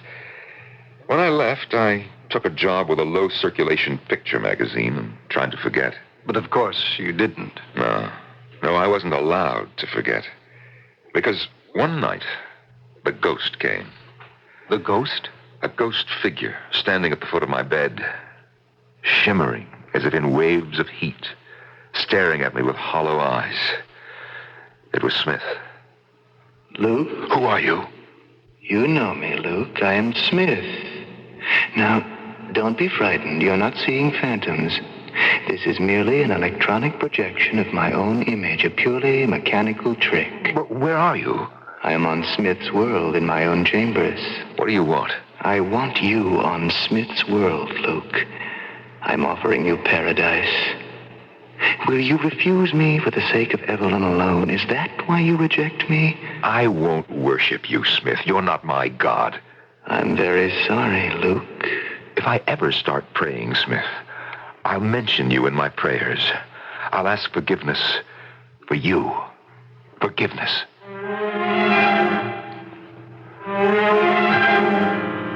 I suppose that was the first contact Smith made with Earth since his departure. But it wasn't the last. 5 months after that, the first Smith vessel made a return trip to Earth, containing a delegation appointed to establish relations with the planet of their birth. Trading began with Smith's scientists exchanging electronic and mechanical marvels for the products of Earth, things which seemed to be unavailable on Smith's paradise. Simple produce like oranges and lemons, tomatoes and lettuce, and all things made of wood. Smith's world was evidently not as perfect as he suggested. Mr. Wingate, can you tell me about the assassination plot? Well, the Anti-Smith League was formed without my knowledge. But they did enlist your help. Yes. And that was how you met Alida Morgan? Yes. Wasn't she angry because her fiancé passed the Smith test and she didn't? No, you have that wrong. Alita never took the tests, only her fiancé, and he left without her. But you did attend a meeting at Miss Morgan's home. Yes, I attended the meeting. I heard George Burgess speak there. He was a professor of sociology, I believe. No, history. Ladies and gentlemen, almost 750,000 people have made the transference from Earth to Smith's world. It is the caliber of the people we're losing, our best scientists, our engineers, our artists and writers, many of our best business executives. We must be realistic. The attractions of Smith's world are great, but the drain on this world is cataclysmic.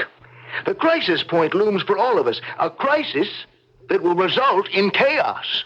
But what can we do, Professor? We must fight with every means at our command, with legislation, with pressure, with sanctions. Or even with force? Oh, we'd lose. I know Smith. He would defeat us militarily. We outnumber him by 1 billion. His brain power is greater. It won't work, I swear it. And I know a way which will work. And what's that? There's only one way to fight Smith. We have to kill him.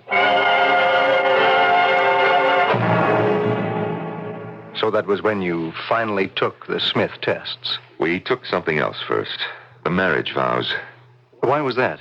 I mean, was it because you were in love or because you knew that married couples were more desirable on Smith's world? For both reasons. And what happened? Oh, you know what happened. Please, Mr. Wingate. All right. We took the tests. I realized that Smith would hear of our applications, of course. We left for Smith's world within the week. For only one purpose. Yes. To kill its god. Smith's world was nothing like its legend. It was a practical planet. Its terrain was almost Spartan in its simplicity. There were only artificial trees. There was mathematical precision in the areas marked for farming, for residences, for recreation. There was no surface traffic at all. The air was used for all transportation. Uniformed Smith officials were everywhere, gray-suited men with no weapons and polite manners. But there were so many of them. So many. And when did you see Smith himself? That first day, we were taken from the crowd of new arrivals and brought to the white steeple of a building where Smith made his headquarters. We were scanned for weapons, and my belt buckle set off a warning buzzer. I removed my belt, and we passed inspection. But if you had no weapon, how... Well, we had one. But it wouldn't respond to Smith's warning system. And in that moment, I lost some respect for Smith's godlike powers. About this weapon. It was in Alita's hair. Her hair? I saw her hand go to her head, as if to pat a stray lock back in place. She took out the thin bamboo cylinder. It was an ancient, primitive weapon. Maybe the most fitting kind to end the life of a super scientist. A blowgun? Yes, she put it to her lips, and a puff of her breath sent the poisoned wooden splinter right into the heart of Smith. But the attempt failed. Yes, it failed. Because the poisoned splinter went right through the body of Smith, or what we both had presumed was the body of Smith. He was aware of what had happened, of course, and he looked at me sadly. I must congratulate you, Luke, on the simple ingenuity of your plan. Other assassins have used far more sophisticated techniques and failed, but you almost succeeded. Except for one thing, Smith. You're not here. No, my friend, I'm not here. My projection system works very well on short distances, as you can see. Yes, it's perfect, Smith. Like your world. But you didn't really mean it was perfect, did you? No. No, I didn't mean it. Because on the perfect world, there wouldn't be any need for prisons. And there was one on Smith's world, as Alita and I soon learned. It was underground, hidden from the sight of the contented citizens. Long stone corridors leading from one dismal chamber to another. It was more a dungeon than a prison, a storage place for the human refuse of Smith's perfect world. The earth looks red tonight. What? What did you say? My cell window faces west. I can see the earth glowing at night.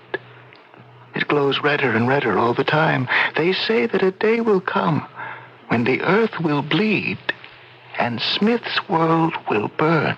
What did his words mean? Well, it was a code, a rallying cry for the revolution that was brewing against Smith. I learned that there were 3,000 prisoners in those dungeons, not thieves and murderers, but rebels. How did you escape from that prison, Mr. Wingate? I've heard so many conflicting stories. Most of them are false.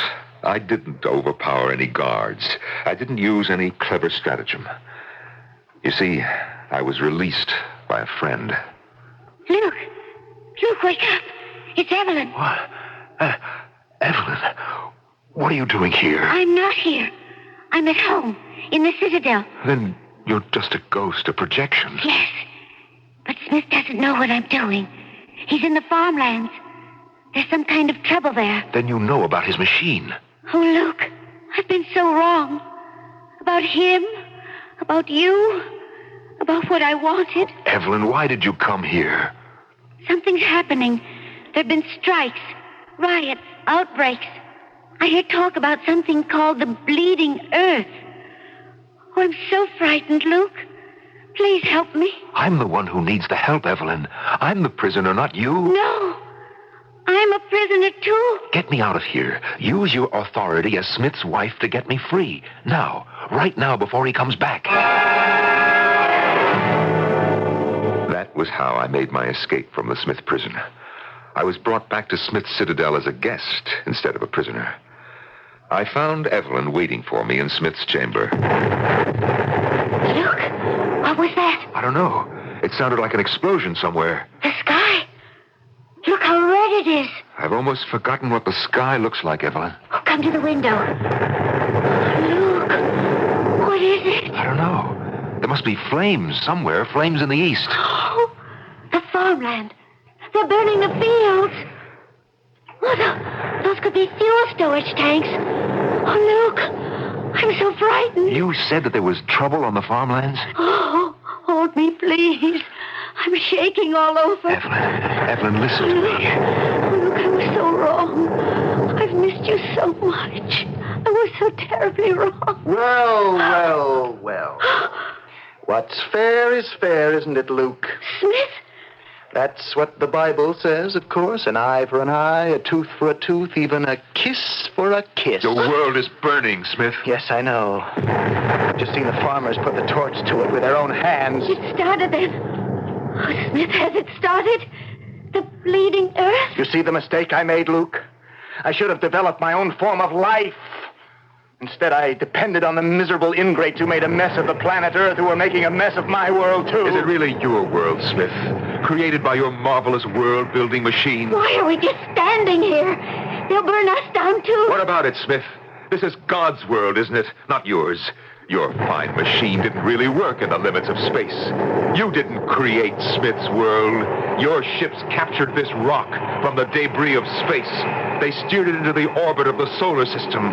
You're a great scientist, Smith, but you're not a god. Only God can make worlds. Smith, do something. I intend to. This citadel, this building, they'll come here finally. They'll storm it crying words of liberty. Oh, but they'll be terribly surprised. You see, this isn't a building at all. The only chambers are for Evelyn and myself. The rest of the structure is an atomic stockpile. If the rebels come here, they'll destroy Smith's world and themselves. Oh, good Lord, Luke. We have to get away. There's a helicopter on the roof. Smith, come with us. Look at him. He's on his knees. Smith, there's no reason for any of Smith's world to be destroyed. My God! Why hast thou forsaken me? He's praying, Luke. Why art thou so far from helping me? And from the words of my roaring, oh my God! I cry in the daytime and thou hearest not!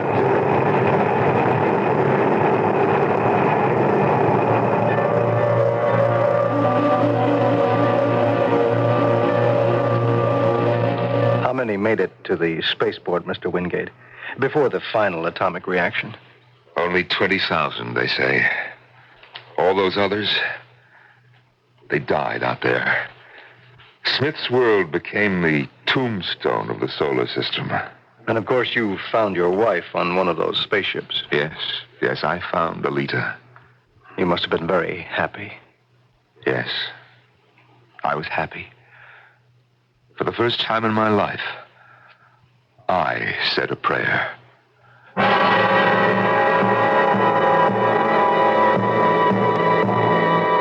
And so, Smith the god is no more. And Smith's world is nothing but a rock orbiting the solar system. A useless object? Maybe not. Maybe it will always appear in the skies of Earth as a memento of man's folly, of what can happen when men not merely forget their gods, but try to take their place. We'll be back shortly. I love my skin, so I don't play games with it. When I slip into my bikini, I always slip into my Sea & Ski. Any sun product will help me tan, but Sea & Ski gives me the kind of tan you want to touch. Sea & Ski penetrates, moisturizes, protects, helps your skin stay smooth and supple. So get the tan you want to touch with Sea & Ski, the sun specialists. We know your skin. Come on, sun, it's you and me and Sea & Ski. When it's so hot, the thermometer is about to blow its top. It's time for country time. Country time, country time. Tastes like that good old-fashioned lemonade. Country time lemonade flavored drink mix. Not too tart, not too sweet. Natural lemon flavor. Just right when you've got a thirst for the taste of good old-fashioned lemonade. Country time, country time. Tastes like that good old-fashioned lemonade. This week is National True Test Paint Week at True Value Hardware Stores. Hi, Pat Summerall to tell you that until June 4th, you'll find True Test paints at their lowest prices of the year. Like True Test Select Interior Flat Latex for just $4.97 a gallon. It gives a soft, velvety finish to walls and ceilings, covers most surfaces in one coat, and comes in white or 8 colors. Or choose True Test Select One-Coat Ceiling Latex to provide ceilings with a high-hiding suede tone finish that won't turn yellow. In white only, it's just $4.97 a gallon. True Value Hardware Stores offer True Test Select Latex House Paint on sale, too, for just $6.44 a gallon. Its low sheen finish hides irregularities, and it comes in white and 4 ready-mixed colors. Get True Test paints at their lowest prices of the year, now through June 4th, exclusively at participating True Value Hardware Stores and home centers. True Value, more than just a name, it's their way of doing business. Don't forget to tell them that Pat Summerall sent you.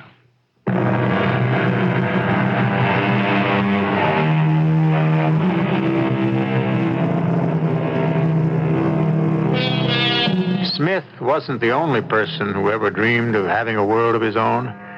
We all rule our own kingdoms just by using our imagination. We hope our story exercised your imagination and that you'll come back for more miracles and more mystery at our next meeting. Our cast included Norman Rose, Russell Horton, Evie Juster, and Bob Caliban. The entire production was under the direction of Hyman Brown. Radio Mystery Theater was sponsored in part by Buick Motor Division. This is E.G. Marshall inviting you to return to our Mystery Theater for another adventure in the macabre. Until next time, pleasant dreams.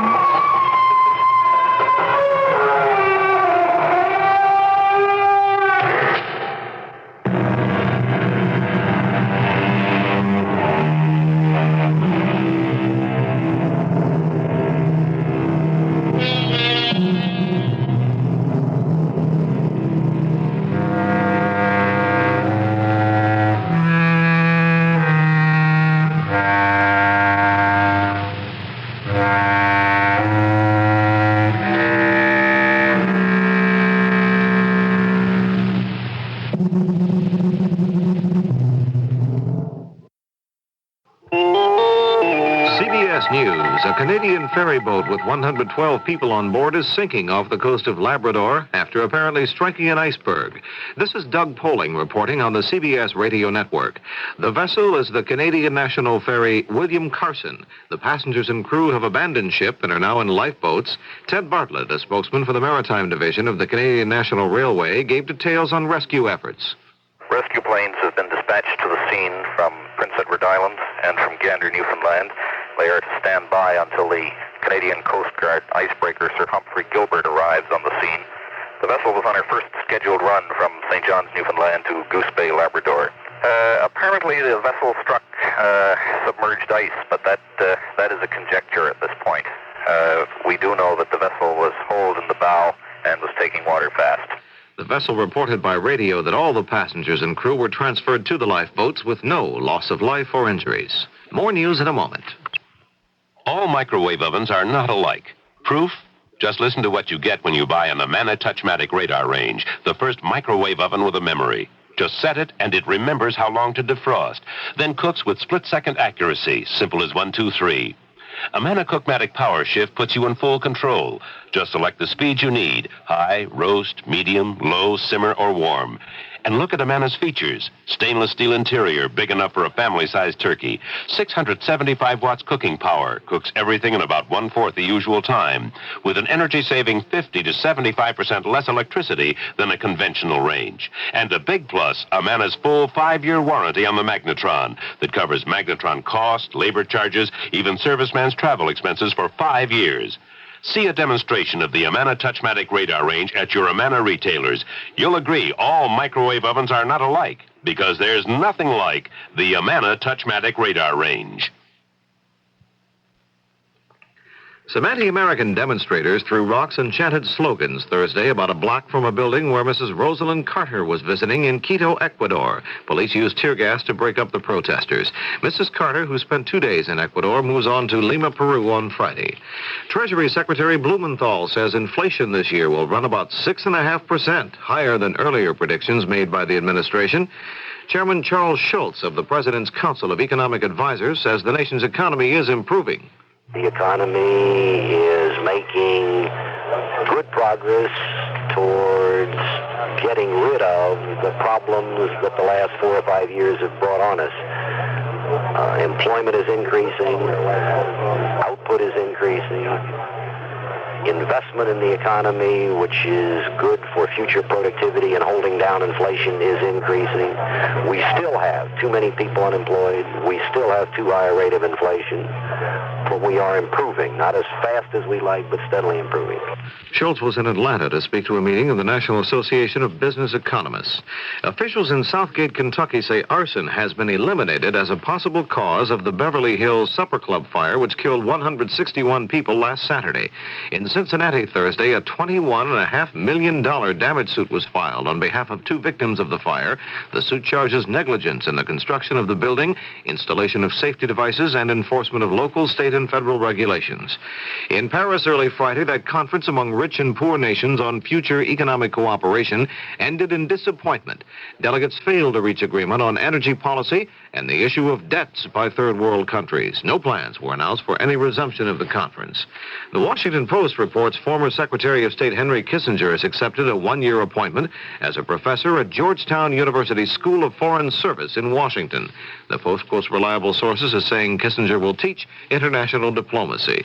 Spokesman for the Republican Party took part in a broadcast Thursday night giving the GOP response to President Carter's energy plan. The Republicans said instead of new regulations and taxes, incentives are needed for greater energy production. Now this. The government will soon launch its first nationwide probe of fraud and other abuses in the Medicaid program. It's thought the government loses billions of dollars each year because of unjustified payments to doctors, pharmacists, and others providing health care services for the poor. Tom Morris, the new Inspector General for the Department of Health, Education, and Welfare, will head the probe. Administration sources say Morris is now trying to round up support among state and local officials to get their cooperation. This is Doug Poling, CBS News. The CBS Radio Mystery Theater presents...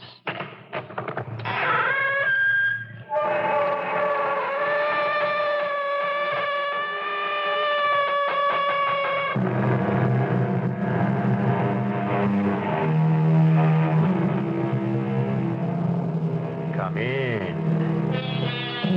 Welcome. I'm E.G. Marshall. When asked, who loves better, an old man or a young one, the philosopher replied, an old man, because he loves with his weakness, which grows stronger, while a young man loves with his strength, which grows weaker. Old men, young men, weak men, or strong, Love makes fools or saints of us all. I understand you telephoned the police and told them that I committed those murders. No, I didn't. Then do it. Right now. Call them and tell them I'm the killer. But... Pick up the phone. What will you do afterward? Gordon, what will you do afterward? What do you think I'm going to do?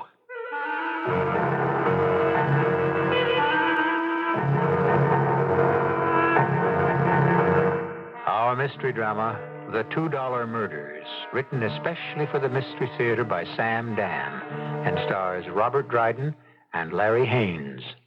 It is sponsored in part by Contact, the 12-hour cold capsule, and ARM, allergy relief medicine. I'll be back shortly with Act One.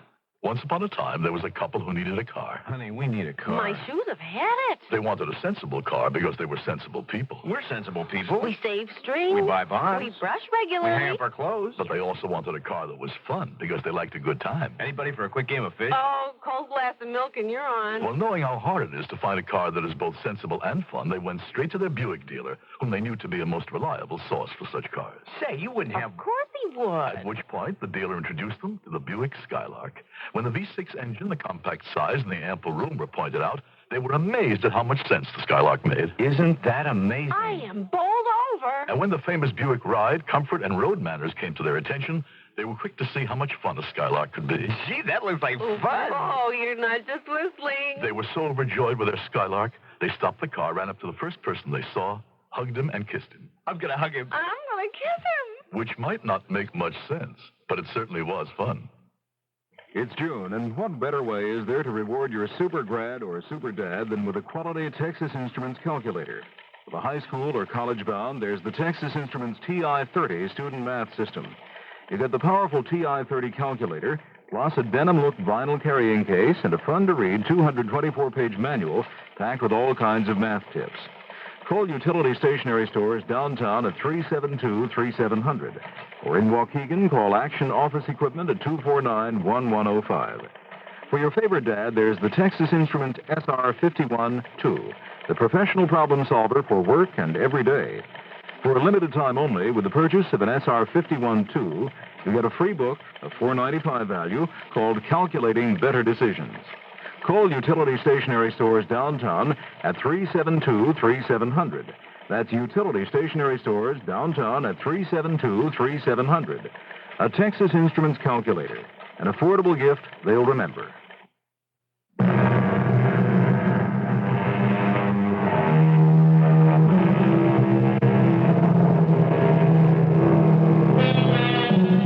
Savor each breath as if it would be your last, the poet advises us. And we do on those rare occasions when we think about it.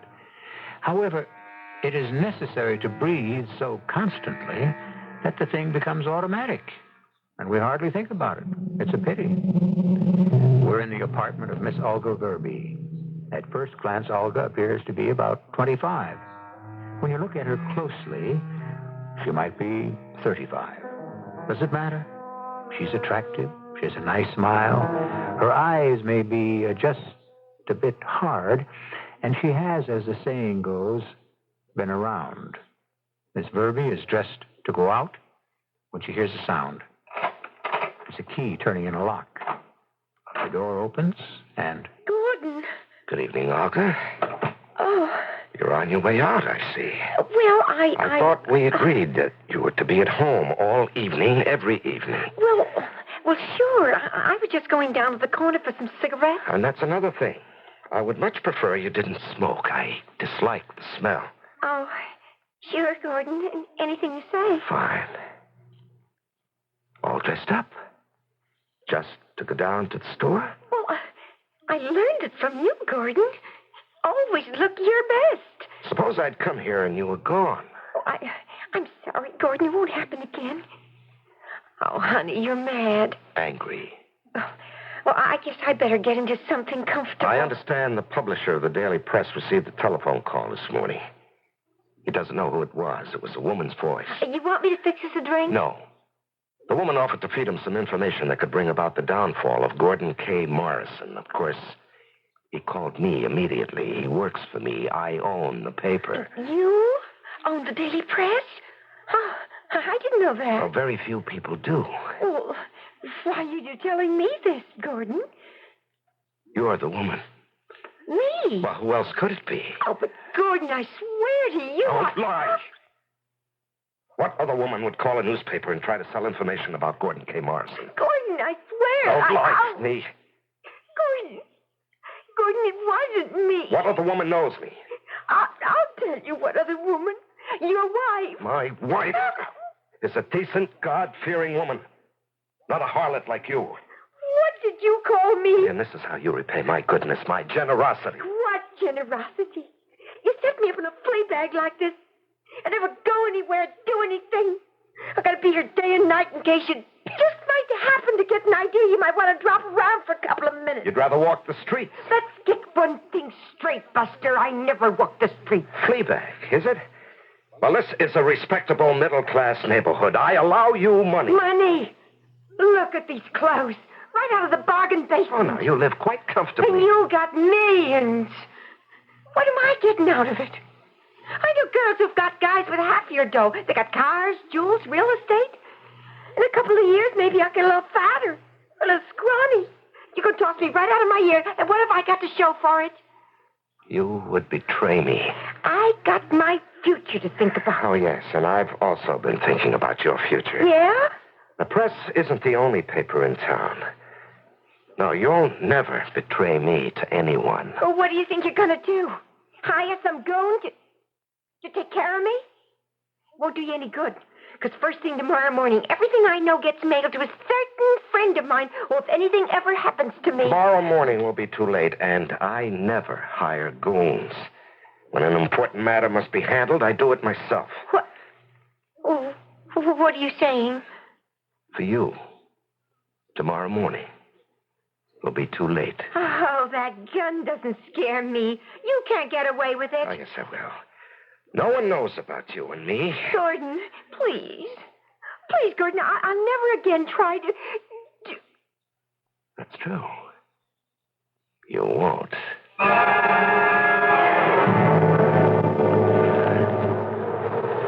Officer, what are you doing?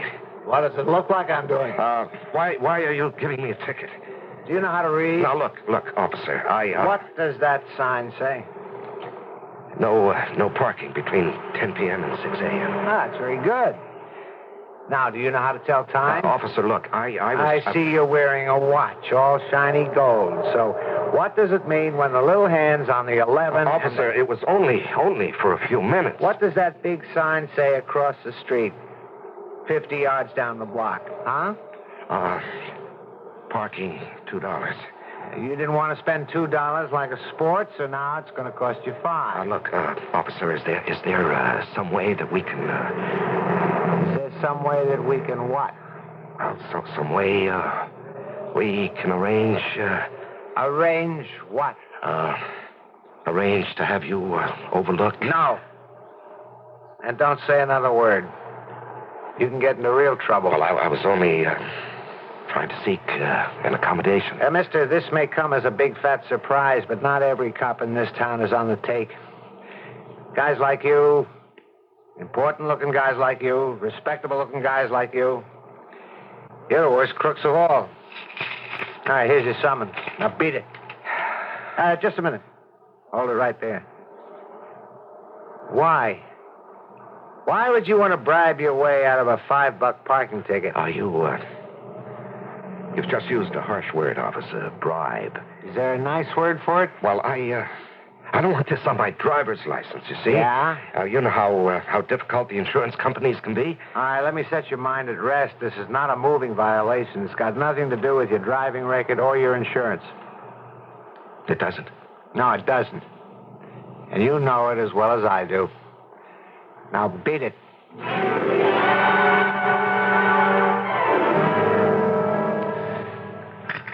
Slice of pie, officer? No, thanks, Molly. I gotta watch the calories. Oh, it's no fun watching them. The real enjoyment is eating them. Just the coffee. I'm going off soon anyhow. Then you'll go home to your Nina and eat some lasagna. Oh, it's spaghetti. Without calories. Oh, boy, she must be some cook, that Nina. You got a funny story for me, at least? Let me see. Oh, yeah, right. You know, a guy comes in here earlier. Kind of shabby, looks like a bum. Orders a burger special, apple pie, coffee, right? So? One look. I know. I can tell. He don't have a dime in his pocket. He's gonna stiff me, right? Uh-huh. And the way he whoops it down, he's got the most guilty look on his face. I mean, it was comical. I felt like saying to him, okay, pal, relax, enjoy it. But I'm too busy with this, that, and the other thing, you know? Yeah. Well, the next thing I know, there's the empty plates on the counter. He'd sneaked out. Without paying? Naturally. He had such a scared look in his eyes, I felt like laughing. What was I going to do? Take him to court for $2? I don't know. I guess it ain't such a funny story after all, now that I think about it. $2. As if it was such a terrible thing to him that he had to steal $2. You want to talk about $2? Look what happens to me just before. Yeah? A guy's parked around the corner, illegally. For $2, he can put his car in Al's garage just down the street. But no, he's too tight for that. And this guy's loaded. Oh, it figures. The car's a Golden Streak sedan. And that runs $25,000 with your eyes closed. At least. And this guy's wearing a suit. I mean, it has to set him back, what, at least 3-4 bills. Well, this big sport starts to give me a hard luck story. For a $2 ticket. I only hope you gave him a ticket. I papered him all right. And I could have really bagged him for attempting to bribe a police officer. Oh, you should have done it. Yeah, but you have to go to court on your day off. Who needs it? $2. What $2 can mean to some people. Ain't it the truth? Well, good night, Mrs. Goldstein. Good night, Officer Polito.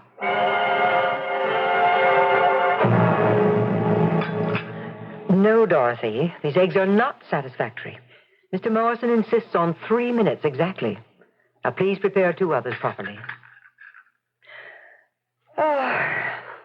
Gordon, may I speak with you? Only if it's to be a pleasant topic. Well, I'm not sure. Rowena, you know the rules. Only happy subjects at mealtimes. Have you read the papers? Now, why should I read the newspapers? News that concerns me is brought to my attention quickly enough. 2 people were shot to death last night. Rowena, is this a proper breakfast topic? Yes. Why? I said they were shot to death. One was a woman, the other a police officer. And why does this concern me? Because, dear, you carry a gun. Are you about to imply that I shot them? Oh, don't be ridiculous. But it's this whole aura of violence that is smothering everything. Rowena, just what is your point? The fact that you, a private citizen, carry a gun makes you part of the entire irrational attitude. No, I disagree. My attitude is extremely rational. Now, you tell me violence is raging in the streets, and the next breath you tell me it's wrong for me to carry a gun. Gordon, no one should carry a gun. Why do you have to? I'm a wealthy man. I have enemies. Oh, but now, Gordon... this poor young woman who was killed in her apartment and this brave police officer, the animal who murdered them, must be caught. Of course. It's just that guns make me nervous. Now, Rowena, a man must arm himself against a predatory environment. It's man's essential nature to fight. I've built my fortune with my own hands. Now, I have an 8:30 appointment. I'll see you at dinner this evening. Goodbye, my dear. Rowena, I said goodbye. Didn't you hear me? What are you thinking about? Gordon, why did you say a young woman was shot? When was this? When I told you about those murders last night. Did I say? I only told you a woman had been shot. I didn't say she was young. Well, I assumed she was young. That it had to be a crime of passion, since you made no mention of robbery. And why did you say it happened in her apartment? I didn't say... That's true. You didn't say where. So naturally, I assumed it would have been where she lived. Young women usually live in apartments, don't they? And, just why are you asking me these questions? Why? Oh, no reason. No, it's nothing. Nothing at all.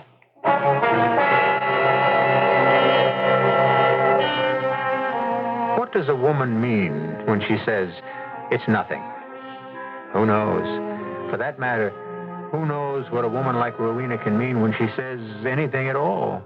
Experience proves that on this particular show, when a woman says nothing's wrong, it usually is a code word to delineate an infinity of possibility. And we shall begin to explore it in Act Two. When you paint your house, you invest time and money. So True Value Hardware stores want to help make sure it's time and money well spent. Hi, Pat Summerall to tell you that during their anniversary paint sale, now through July 9th, True Value Hardware stores offer quality True Test paints at special prices. For example, you can get True Test Weatherall acrylic latex house paint in white and 35 Jamestown colors for only $8.97 a gallon.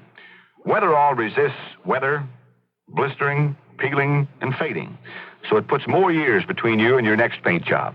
Or you can get True Test Woodsman Solid Color Latex Stain. It enhances the texture of rough wood, beautifies smooth wood, and comes in 21 rustic flat colors for only $6.99 a gallon.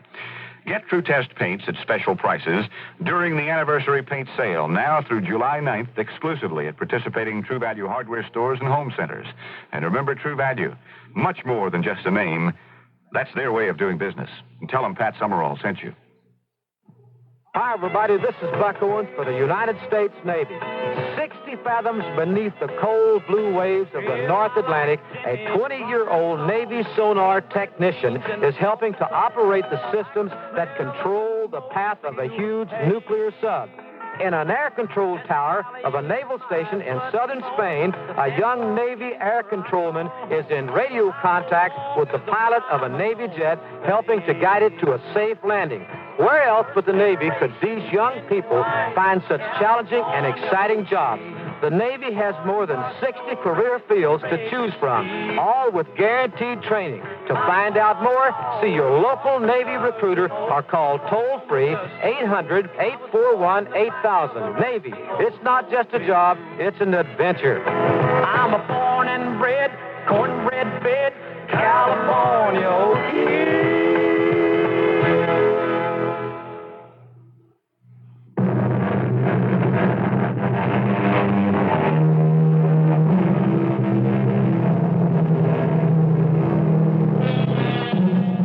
Suspicion, said a famous writer, is the companion of a mean soul and the bane of all civilized society. Well, I wouldn't necessarily agree, would you? And unfortunately, those and similar sentiments have helped give suspicion a bad name.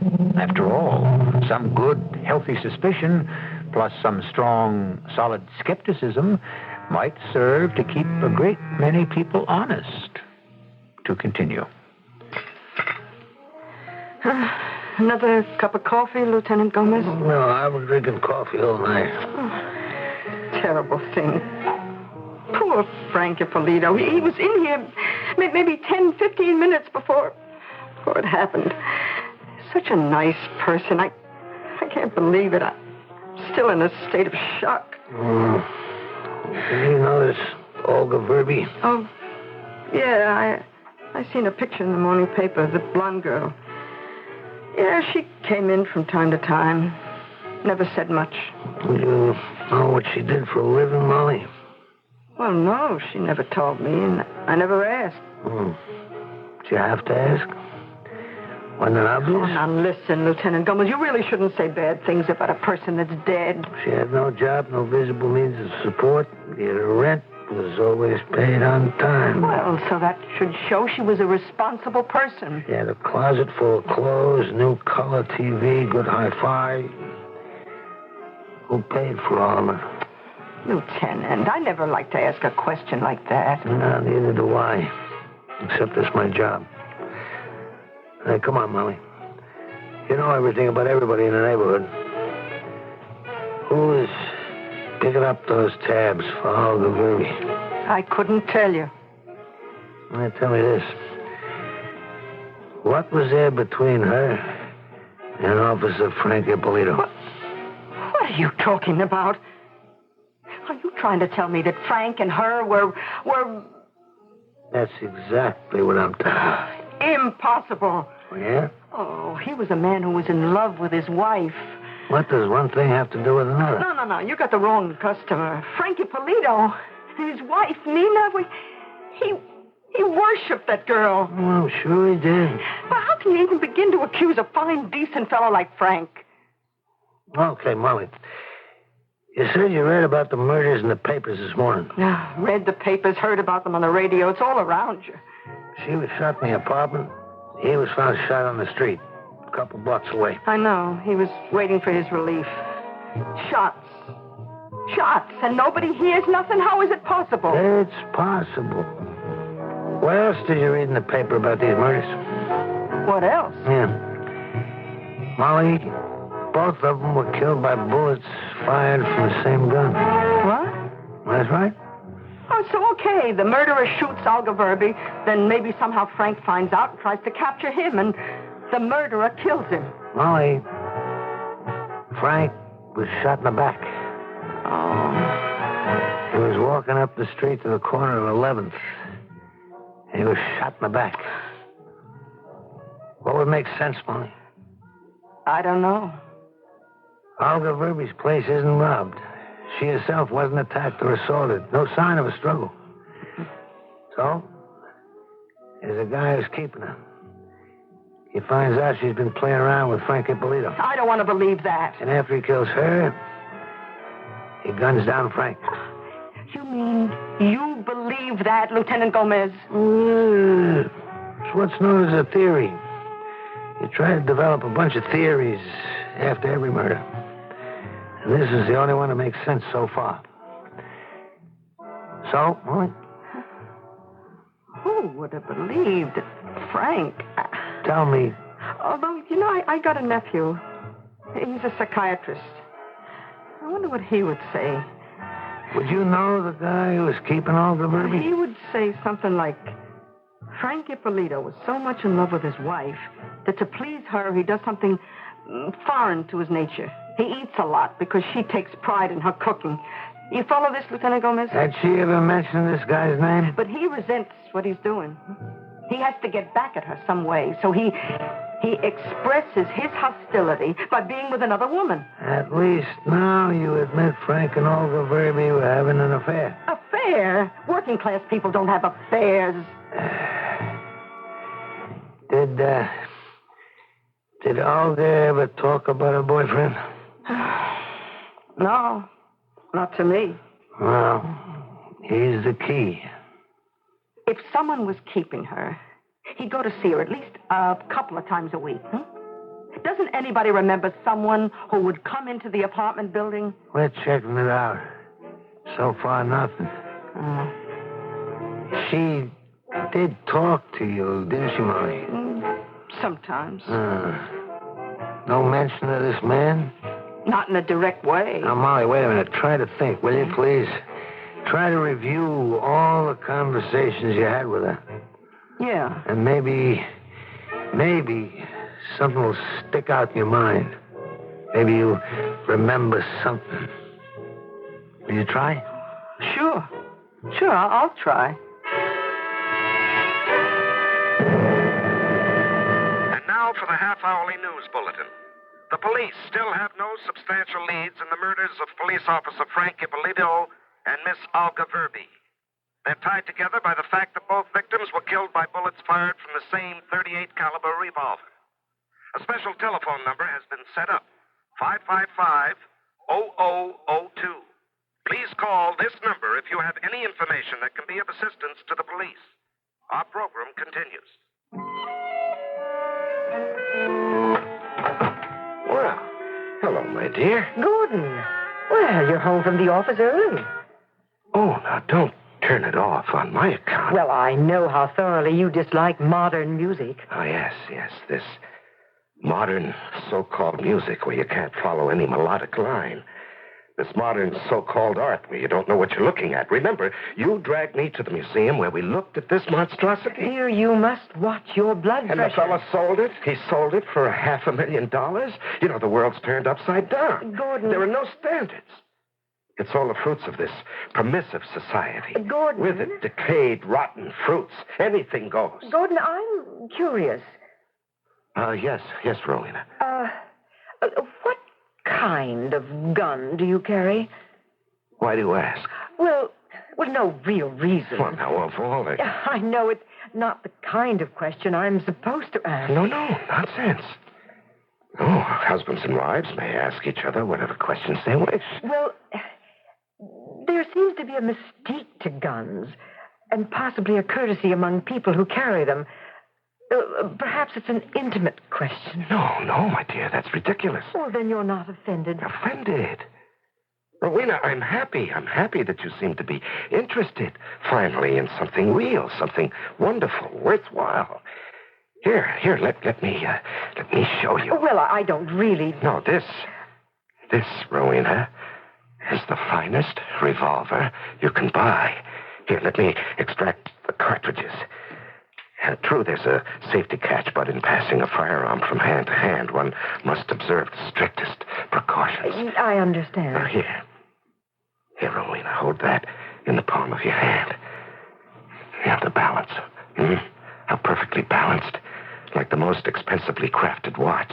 This, Rowena, this is truly a work of art. Well, what I want to know is... a work of art, but a dynamic work of art. The greatest painting is motionless. It's frozen forever on the canvas. Do you agree? Oh, yes, This, Rowena, this comes to life. Suddenly, this gleaming, apparently inert piece of metal sculpture will explode in a violent paroxysm of sound and motion. Gordon, This exquisitely designed instrument quivers with an excitement that's almost human, Rowena. Gordon, I just asked you about the caliber. Caliber? Yeah, it's fascinating. It comes from the Arab word kalib, meaning a mold. It defines the diameter of the bore, or the barrel. And what is this one? My dear, this is the exclusive Valentine Devore Deluxe. And in what caliber? .38. You mean 38? Yes, that's the short way to say it. Yes, I understand. Now, I shall take it back from you and wipe it very carefully before restoring it to the holster, lest the moisture of your hand created tiny spots of rust. You see? Yes. Oh, Rowena, I cannot tell you how happy you've made me. Have I? Oh, yes, my dear. You know, as husbands and wives grow older, it's inspiring when they can find new interests to share, to bring them closer together.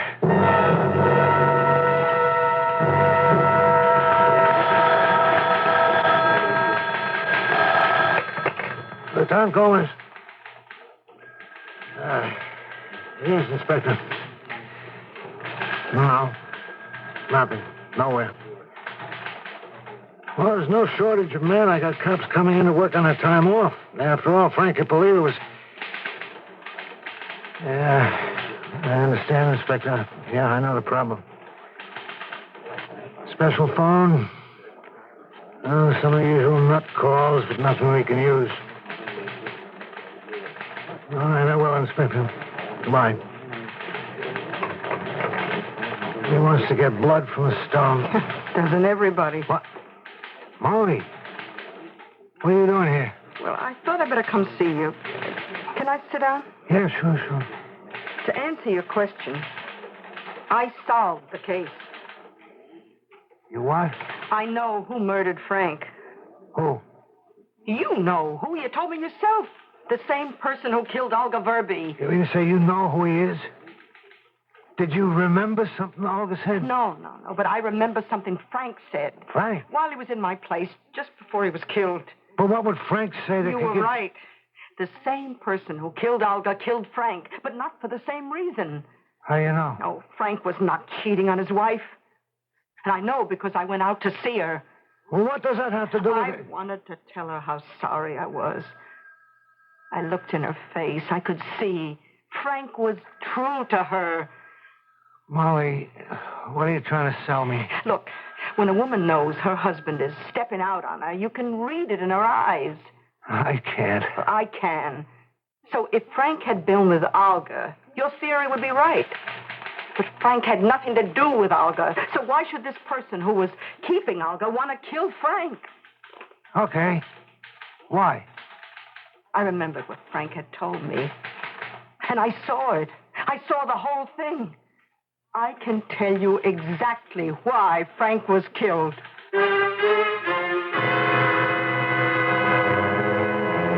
And Molly will. But not at this point.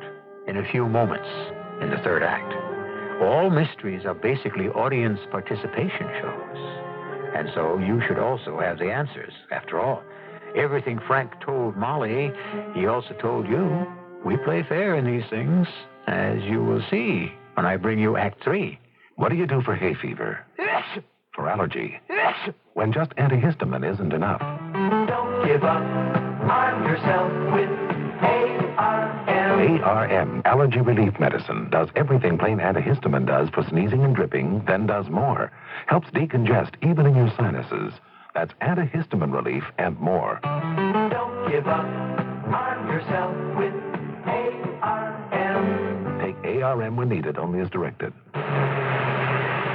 Miss, what do you take for car sickness? I take about a day and a half to recover. Don't just take it. Take Dramamine. Why suffer needlessly from queasiness, dizziness, and nausea when Dramamine, taken half an hour before leaving, can prevent travel upset? Dramamine has helped millions of people travel easy. For occasional use, only as directed. What do you take when you get sick on a bus? I take a different form of transportation. Don't just take it. Take Dramamine. This is WBBM Chicago. When you save at Northwest Federal, they have lots of ways to thank you. There's a special club that encourages kids to save, a club for senior savers, and special programs throughout the year for all Northwest Federal savers. Plus, if you deposit $250 or more at any Northwest Federal Savings Center, you can choose a gift free or for a special low price. Gifts to help you with all of those spring and summer activities, like a True Temper lawn rake, a Burgess fluidic sprinkler to help shape up your lawn, a Structo barbecue grill for cookouts, or an aluminum folding table for all of those picnics that you're planning. There are over 30 gifts to choose from, free or at greatly reduced prices. This offer has been extended through June the 10th and is available at any of the 5 convenient Northwest Federal Savings Centers. It's Northwest Federal Savings Time, 63 hours a week.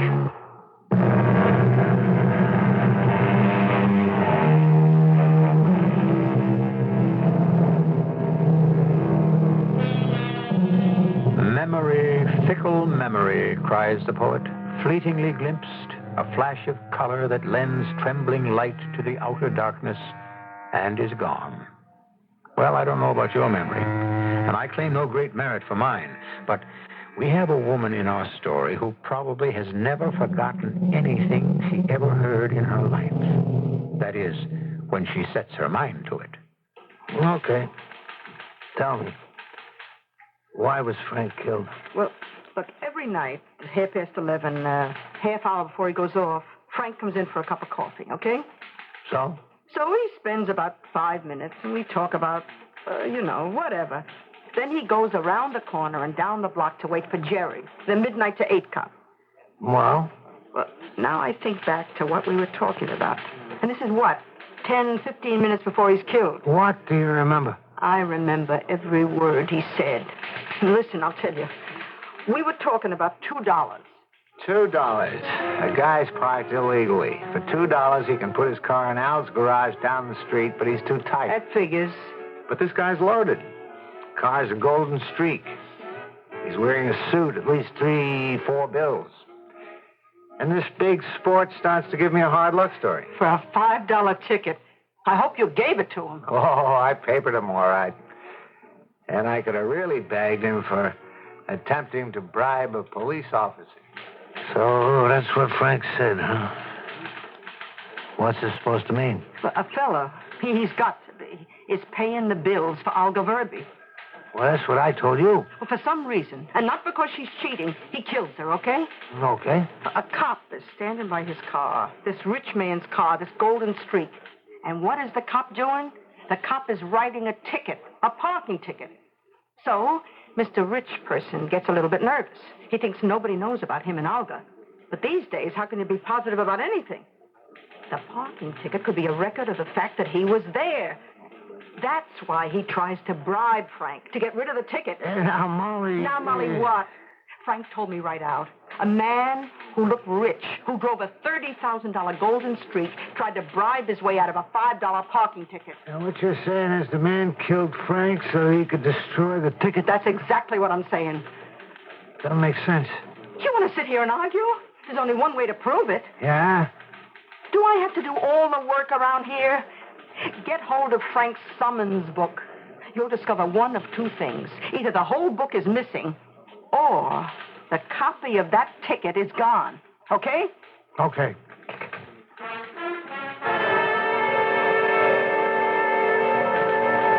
The last recorded ticket in Frank's book was for Alfred Garrison, running a stop sign at 5:30 p.m. And that's it. And nothing until 11:30 at night? Frank was in my place 20 after 11, 25 after. Yeah. Hey, wait a minute. Huh? There's a blank summons form and duplicate missing. Of course, there's got to be. Well, the last ticket written at 5:30 was number 6227. The next blank ticket should be 6228. Instead, it's 6229. There, I told you. And now the news. Wednesday night's double murders are still unsolved. Police say they have a single lead. It is believed that the killer may have driven a Gold Streak automobile. Police are interviewing residents of the neighborhood to determine if anyone can remember seeing the car. I don't blame you, darling. The news is so depressing. Have we, any plans for the evening? The evening? Oh, the Robertsons want us to play bridge with them. Oh, darling, we did that last night and Thursday night. Yes, and Wednesday night. Or did we play Wednesday night? I don't seem to remember. What did we do Wednesday night? Well, I was driving home from Philadelphia Wednesday night. Oh. Yes, my meeting with George Dawson ran late. And then we went out to dinner. I think it was past midnight when I got home. Oh, that must have been a long drive. Rowena? Something the matter? No, nothing.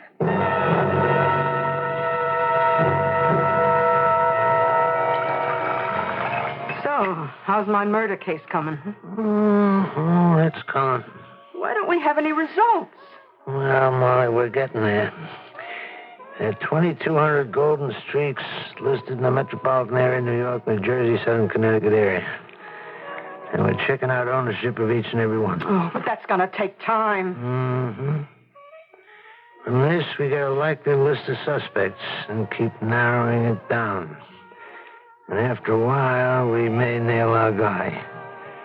Of course, we could get a lucky break, but don't count on it.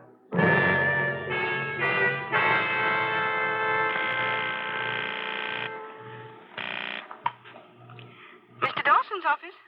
Yes, this is Mr. Morrison's secretary. Mr. Morrison? Mr. Gordon Morrison of New York. Oh, yes. Mr. Morrison had an appointment with Mr. Dawson. I wonder if he left his glasses there. Mr. Morrison had an appointment with Mr. Dawson? Yes, last Wednesday. Well, that's impossible.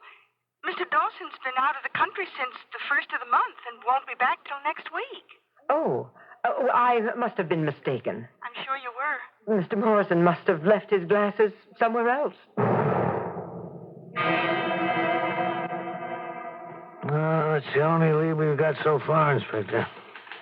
The more men I can have to run it down, the quicker I may be able to get results.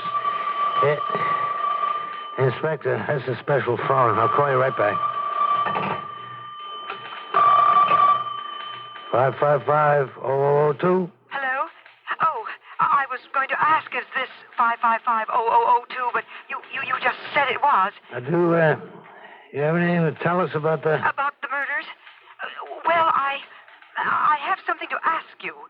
Ask? You say the murderer used a .38 caliber revolver? Yes? Well, could you perhaps tell what kind of revolver it was? Could you tell if it's a .38 caliber Valentine DeVore revolver? Well, we can tell if it's a 38, but we can't always tell if it's a specific make. Why? Marty, better trace this. It's important for me to know. Yeah, sure. Well, why is it important for you to know? Well, because... Why don't I just have ballistics check it further, and then we can call you back? What's your number? My number is...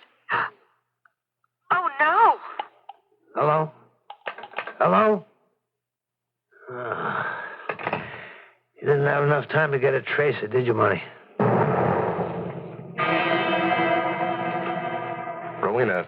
Oh, Gordon, I didn't hear you come in. You look so frightened. Do I? Something the matter? Well, I thought you were busy in your den. Oh, darling, does this music bother you? I'll turn it off. You know, Rowena, I never realized before how truly attractive you are. As a matter of fact, Paul Bannock called it to my attention the other day. He said, Gordon, you have a beautiful woman there in Rowena. Why don't you run for office? That's what gets a man elected these days, an attractive wife. Would you like to get into politics, Rowena? Gordon, is that what you came in here to ask me? No, as a matter of fact, I came in here to ask you about a telephone call.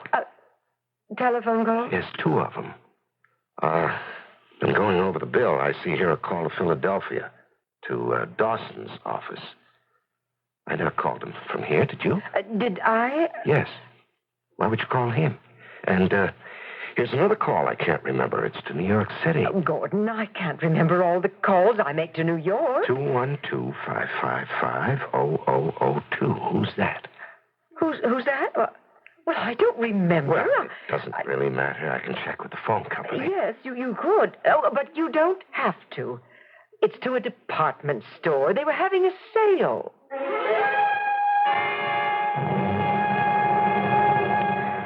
Any results on our case, Lieutenant? Well, we may be able to glimpse the light at the end of the tunnel. Where have I heard that before? Hey, you want a sandwich? I got no time. I just sneaked out for the coffee. Oh, excuse me. Hello? Oh, yeah, he's here. It's for you. They don't let you alone. I don't want to be left alone. Yeah. Did you get my note, Marty? The list I left on your desk I got from the Valentine DeVore Arms Company. It's the people that sold 385 guns in this part of the country. That's 10 names. Check each one against the list of the people who own Golden Street cars. See if you get a same name on both lists. Okay? No, it shouldn't take too long. It's all in alphabetical order. I'll hold the phone. Hey, what's this? It could be the break. You mean we're gonna get him? Yeah, Marty? Who? Gordon K. Morrison. Greenwich, Connecticut. Rowena, dearest, will you come here? Yes, Gordon. What is it? Rowena, when did you realize that I shot those people? Gordon. How did you happen to suspect me? Well, I don't know what you're talking about. You said you called Dawson to find out where I was that Wednesday. I didn't tell you about going to see Dawson till just the other day. Gordon, and I didn't go there anyway, so you found that out. And 212-555-0002 is the special New York City Police Department number. Now, what did you tell them? Nothing. Rowena, you should have told them everything. I had to know about your gun, Gordon, for myself. I'm still your wife. Well, that's why I'm not angry with you. You did the correct thing, Rowena. I had no right to kill her. Why did you? Because she had managed to learn about the scanners we're about to make for the Air Force. There was bribery. We would have been ruined. Oh, the police officer. If only he hadn't written out that parking ticket. Why did you? Why did you want her? The girl. I don't know. It's the thing to do, I suppose. Well, I've come to my senses. What are you going to do? I broke the law. I deserve to die. Now, Rowena, you may have done your duty, but you betrayed me. So, you also deserve to die. Gordon, please. I realize now that my entire life has been building up to this one supreme moment, this fantastic climax. Now, here, the Valentine DeVore Deluxe, this beautiful revolver. It's lovely. It's lethal. No, Gordon. You mustn't. How many times I've longed to place the cool barrel against my brow. No. We must die, Rowena. We must die. No. Together. Oh, my dearest, it'll be like making love together. Now just hold my hand and look into my eyes. Don't kill me. Oh, but I must. Don't you understand? Yes. Yes, Gordon, I understand. That's why I don't want you to kill me. I want to kill myself. Oh, Rowena. Don't deprive me of holding the beautiful revolver in my own hand. Oh, yes, my darling, yes. Give me the gun. Quickly. Yes. Is it loaded? Oh, yes. Yes, here you are. Now, hurry. I want my turn to... Now, Rowena, don't point it at me. Oh, Rowena. I'm glad you did that. I would never have had the courage. Thank you. And now turn the beautiful revolver on yourself. Rowena.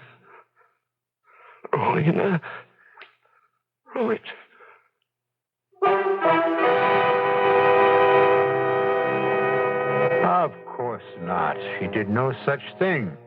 And a few minutes later, when Lieutenant Gomez arrived, she was still standing over his body with the beautiful revolver still clutched tightly in her hand. Well, in a short while, I shall be back with some explosive addenda. Give your cold to Contact. Summer is a rotten time to have a cold. You miss so much. And take Contact. Real medicine to help relieve the swollen membranes, dripping, and congestion caused by every known cold virus. The tiny time pills do it. Up to 12 hours, day and night, no matter what cold virus attacks. That's the wonder of Contact. Real medicine for real colds. Give your cold to Contact. Take only as directed. You know, there's no such thing as a child too young for vision problems. This is Polly Bergen telling you that the National Society for Prevention of Blindness recommends a professional eye examination for your children right after birth and periodically during infancy and childhood. And to help you parents keep an eye on your youngster's sight right at home, the Society offers free the Home Eye Test for preschoolers. Write for your free kit to prevent blindness. 79 Madison Avenue, New York, 10016.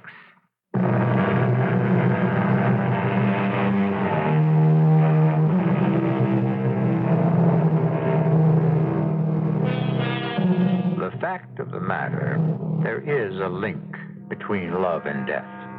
And if fortune is feminine, as the poets say, so is war. The very word gun itself comes from a lady's name, Gunhilda, which means battle. And so, some years ago, when there were those who urged us to make love, not war, they may have been missing a point. We have people in this world to whom the act of making war is like making love. Our cast included Robert Dryden, Larry Haynes, Bryna Rayburn, and Joan Shea. The entire production was under the direction of Hyman Brown. And now, a preview of our next tale. The obverse is the face of George Washington. Yes, I know that. The reverse is the spread eagle. Yes, but tell me. Originally and until 1963, they were made of silver. Yeah, what I want to know, sir, Now, however, they consist of a copper-silver alloy. Yeah, well, is it counterfeit? Oh, no, never.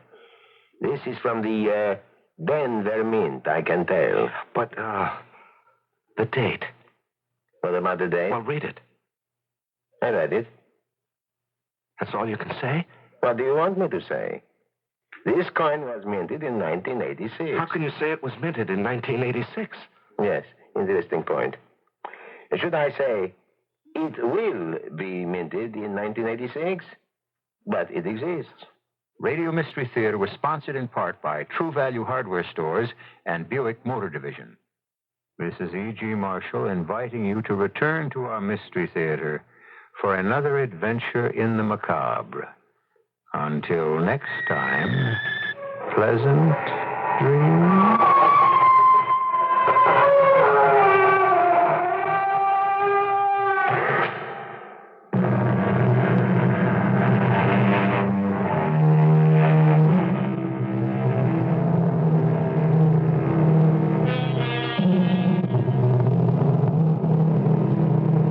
CBS News follows on WBBM Chicago.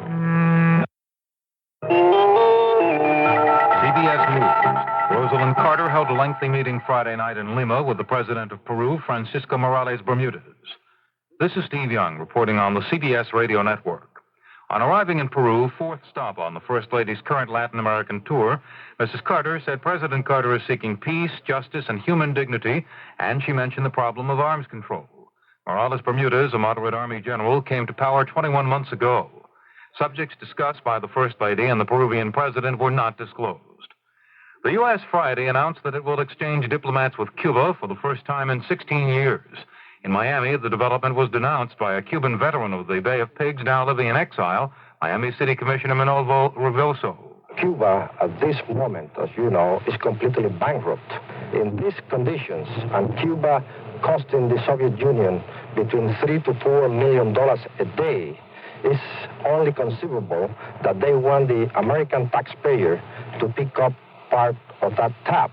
And that's the only reason why they want to establish diplomatic relations. Another resident of Miami's Little Havana, the director of Cuban Studies, Maria Herrera, thinks the establishment of so-called interest sections, a first step toward full diplomatic relations, is in Washington's interests. This is the only major Western nation that has no relations with Cuba. And it looks to many like, from that side, it looks to many like the big guy trying to squelch the little one and not being successful at doing that. So before third world nations, I think it'd be to the advantage of the United States. In Houston Friday night, former President Gerald Ford said it would be a mistake to restore diplomatic relations with Cuba, a nation he said is expanding communism. More in a minute.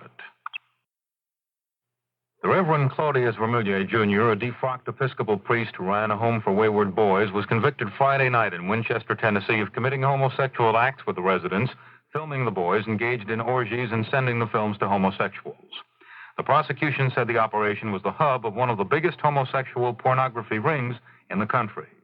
Vermilier was given a prison sentence of 25 to 40 years.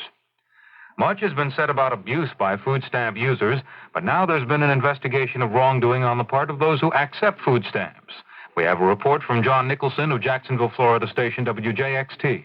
Police in Jacksonville have arrested more than 24 people so far and accused them of accepting food stamps in exchange for cash or ineligible goods.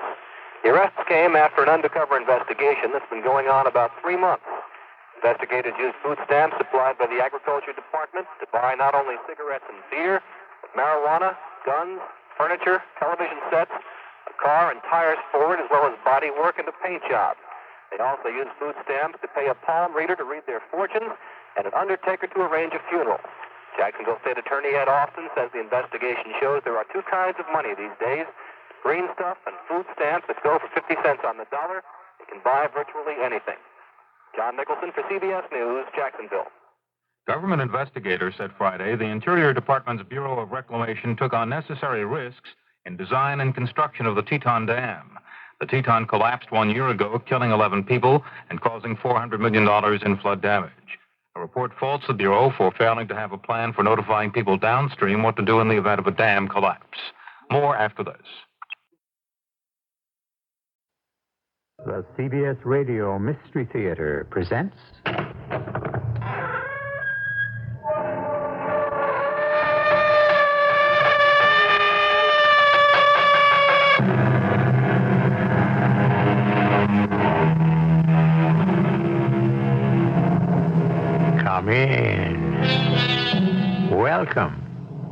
I'm E.G. Marshall. What lovers say to each other should be written on the wind and in running water. For love talk flows smoothly and flows freely. Most people are experienced enough to take it all with a wink or a grain of salt. However, here and there, now and then, you find someone who takes it seriously. Are you saying we should steal that money? Well, steal is the word, I guess. It's stealing. Myra, this is wrong. I want no part of it. Oh, yes, you do. Your share, 50%. No! I know. You're a sensitive, ethical person. You'll need a certain amount of time to talk yourself into it. Be my guest.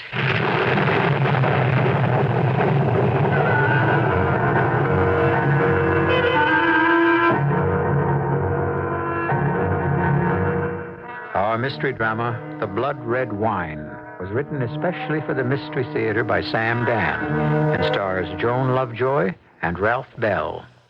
It is sponsored in part by Buick Motor Division and Contact, the 12-hour cold capsule. I'll be back shortly with Act One. If you'd really like a big car, but you really think you ought to buy a small car, maybe what you ought to buy is a mid-size car. To be specific, a Buick Century Custom. The Century Custom, you see, offers a lot of the room and comfort you look for in a big car. And the trim size and the V6 engine give you a lot of the benefits of a small car. But the Century Custom has one more thing going for it. It's a Buick.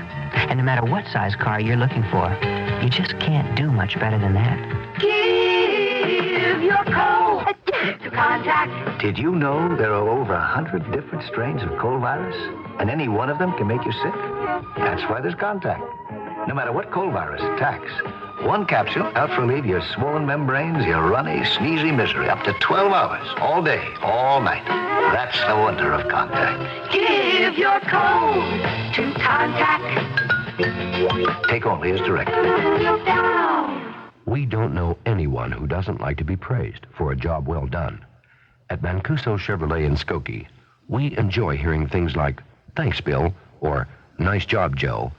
But when a customer actually takes the time to put his feelings in writing, well, take this letter we got the other day, addressed to Jim Mancuso. Dear Mr. Mancuso, in 1956, we bought a new Chevy two-door at Mancuso, the first of what was to be an astonishing string of them, 21 Chevrolets in a row. Needless to say, we've been more than happy with your prices and service work. I don't know how unique this story is to warrant its retelling, but you have my permission if you wish.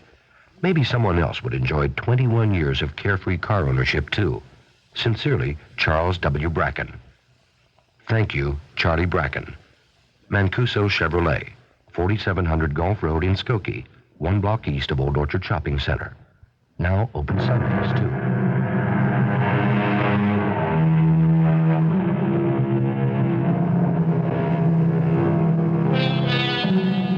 Grow old along with me. The best is yet to be, the last of life, for which the first was made. One hesitates to take issue with that beautiful poetic sentiment of Mr. Browning, but growing old these days can present a multitude of problems, especially in a youth-oriented society. And then, of course, the fact remains that most young fools grow into old fools. Listen to that thunder. Bad storm. I hope the roof won't leak. It's this wind. It gets in underneath the roof tiles. I was hoping you'd fixed it. Well, the truth is, we need a new roof. That ain't all we need. You said you'd see Frank? Yeah. All he can give me is a job selling on the road. The road? Now, if you think you're going to leave me to be all alone... Myra, I don't have too many options. You mean he's got nothing else? Nothing else I can do. Look, Myra, I belong on the road. Then why did we buy this old farmhouse? Well, I thought maybe I could paint. Yeah. It turns out I'm all right. But not good enough. Okay. So what happens now? I go back to doing the only thing I'm really good at. At 52, it's back to the road, huh?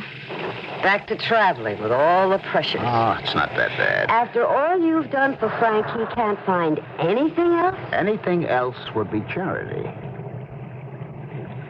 When do you start? Anytime the rain stops and I can get on a plane. Well, if that's what you want to do. I don't want to do it. Oh, sure. I don't know how to do anything else well enough to get paid for it. Well, at least if you got paid well enough. Myra, I'm lucky to have the job. Now, when you're in New York, you can bring my sister the pictures I promised her. I won't be in New York. What do you mean you won't be in New York? New York and New England, that's your territory. Well, the last couple of years, Frank had to put a new man on it. But that's your territory. Those are your accounts. You built it up from nothing. That's where all the money is. Frank would like to expand in the South. I see. And old Joel here is just the man to open it up. Myra, it was that or nothing. What you could do is pick another line from somebody else and buck Frank in New York. Well, that would be disloyal. That can't be the doorbell. Why would anyone... Well, I better answer it, I guess.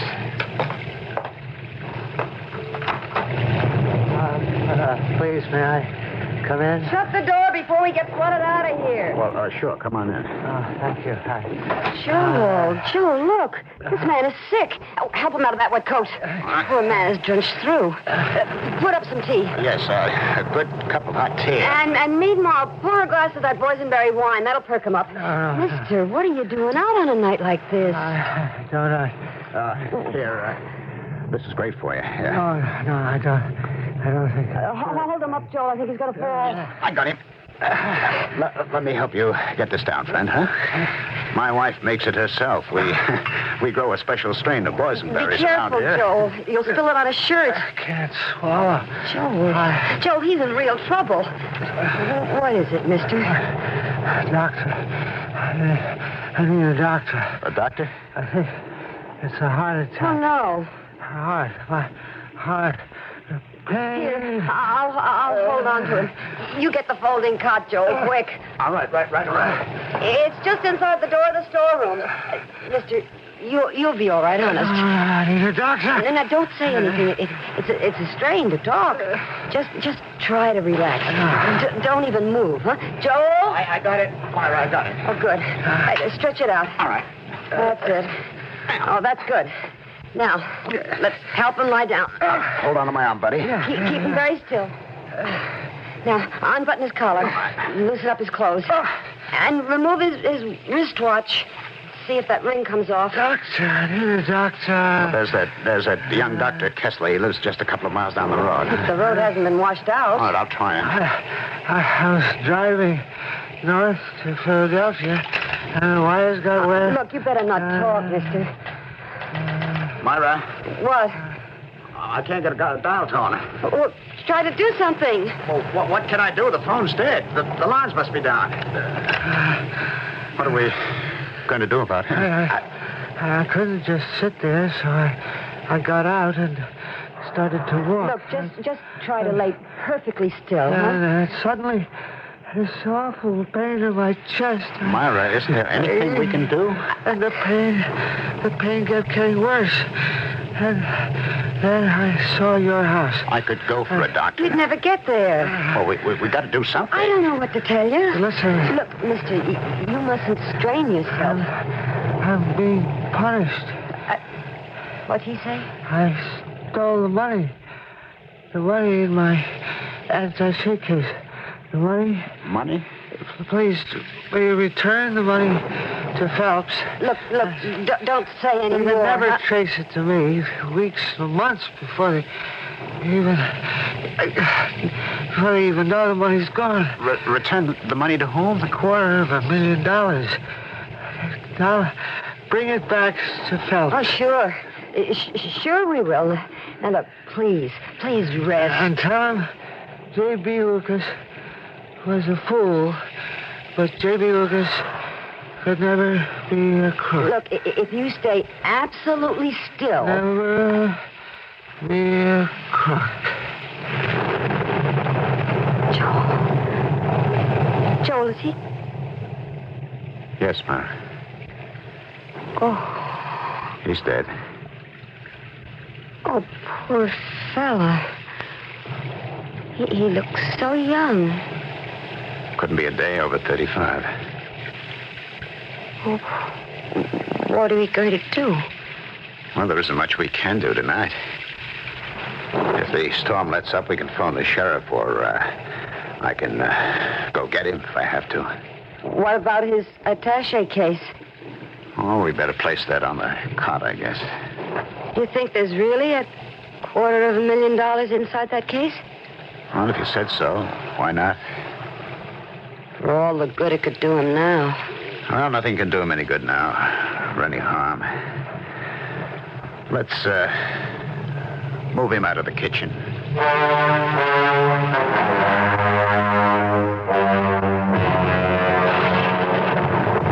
Myra? Ooh. Oh, boy. That one sure woke me. Myra? Yes? Did it wake you, too? No. I've been up. What are you thinking about? Nothing. Oh, yes, you are, I can tell. You get that quiet tone in your voice. You thinking about him downstairs on the cot in the storeroom? Maybe. J.B. Lucas. Isn't that what he said his name was? Yes. Yeah, he's better off out of it. Myra. At 35 or somewhere around there. He made his move. He decided to gamble. All or nothing. Go for broke. He lost. But he also won. If you look at it another way. Well, what did he win? He's dead. That's what he won. Myra, you all right? Yeah. I can tell you all about him. You never saw him before. You know what he died of? Well, obviously, his heart just... Sure. But I'll tell you what helped it along. A guilty conscience. Which means he wasn't a professional crook. He had a dead-end job. As a clerk. How do you know? He saw his chance to get out of it. To be free. To come, go, have money. And everything money can give you. And he took that chance. And he lost. Yes. He lost. Because he made his move too late. After he was all eaten away inside. But he also won. You keep saying that, but I don't see what or how. Because he doesn't have to put up with 30 more dull, drab, hopeless years. He doesn't have to feel frustrated and cheated. Empty. I think I know what you're going to say. You have a talent for painting. But not quite enough. You have a talent for selling. But you don't know how to turn it to your own advantage. The result is... you make other men rich. I guess I'm not lucky, that's all. But you are lucky, Joel. You are. Everybody hits the jackpot once in his life. Well, I guess I'm still waiting for it to happen to me. You don't have to wait any longer. It just happened. What just happened? Downstairs, lying on a dead man's chest, is an attaché case with $250,000. What are you saying? We should steal that money? Yes. Myra. Steal is the word. Oh, I suppose we could dress it up by calling it something else, but it wouldn't change anything. The second that man closed his eyes and died, I knew we were going to take that money. Myra, this is wrong. Joel, honey, if it was right, we wouldn't be having this problem, would we? You've just taken leave of your senses. Oh, no. No, not just. I took leave of my senses 30 years ago. On my wedding day. I was 17 and stupid. Oh, no. I never had an education. I didn't even finish high school. And you were so smart. Oh, to think a college boy like you could fall for an ignorant little nobody like me. You were never a nobody. So anything you did was all right with me. And as the years went by, we didn't have an awful lot. Oh, we always lived well. We should have lived much better. You should have made 3, 4, 5 times as much money. Oh, now, it's Myra. true. All you had to do was stand up to Frank Desmond. But you were afraid. Things were very complicated. No, they were very simple. You wanted Frank to have a good opinion of you. You thought you'd alienate him by standing up for your rights. And I paid for it. Myra. Joel, that money downstairs, that's your chance. Your only chance. What do you say?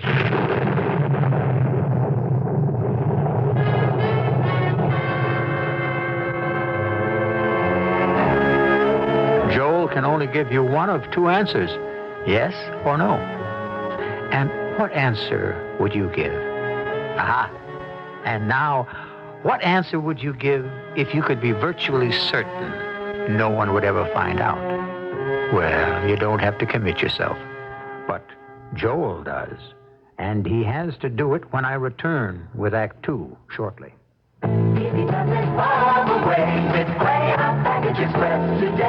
Greyhound Package Express Is the easy way to mail a package and get it where it's going in hours, not days. I use regular economy service for mailing gifts or just about any kind of package to friends and family. My business depends on expedited next bus out service for rush shipments. Many arrive in hours.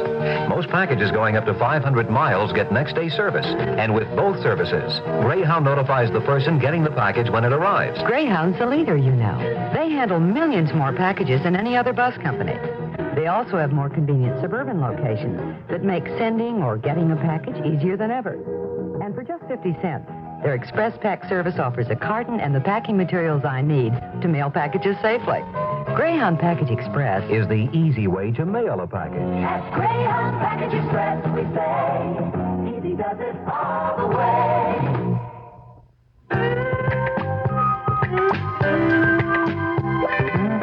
We've got ideas right now, working for you.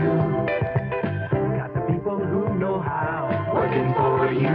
We're keeping this in view. In everything we do, we're working for you. We're working for you. Commonwealth Edison has some good news for bill payers. Did you know you can actually save money by paying your electric bill within 21 days? Right. Our on-time customers actually pay less. If you pay the bill soon after you receive it, the amount you pay is the net. After 21 days, though, you'll be asked to pay the amount listed as the gross, which is slightly larger. Paying on time can save the average residential customer about $5 a year, and that's good news. We're working for you. We're working for you.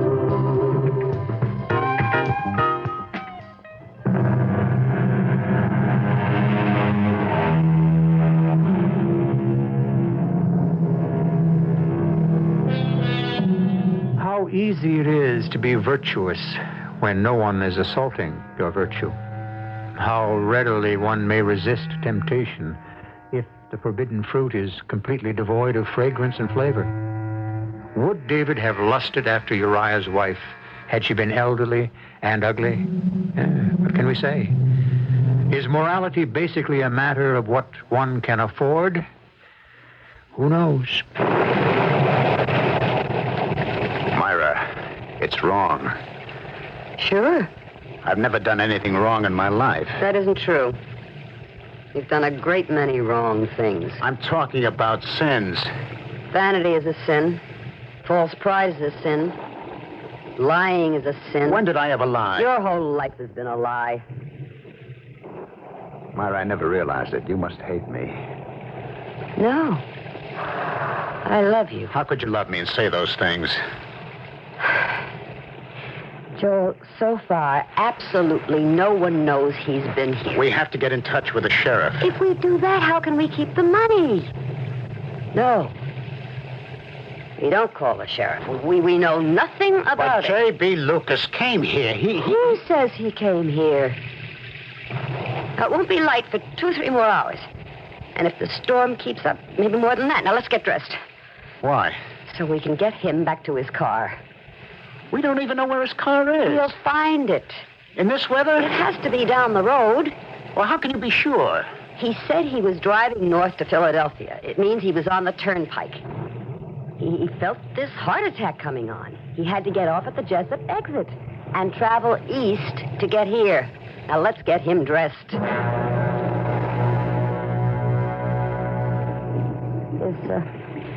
Is this everything he was wearing? I think so. Okay, take the money out of the attaché case and put it in the drawer for now. Myra, Do you have a choice, Joel? But what if someone might see us, Nee? Who's going to be out at this time of the night in this kind of weather? Who's around to be out, anyway? Doc Kessler's 2.5 miles to the west, and everybody else is safely tucked into bed.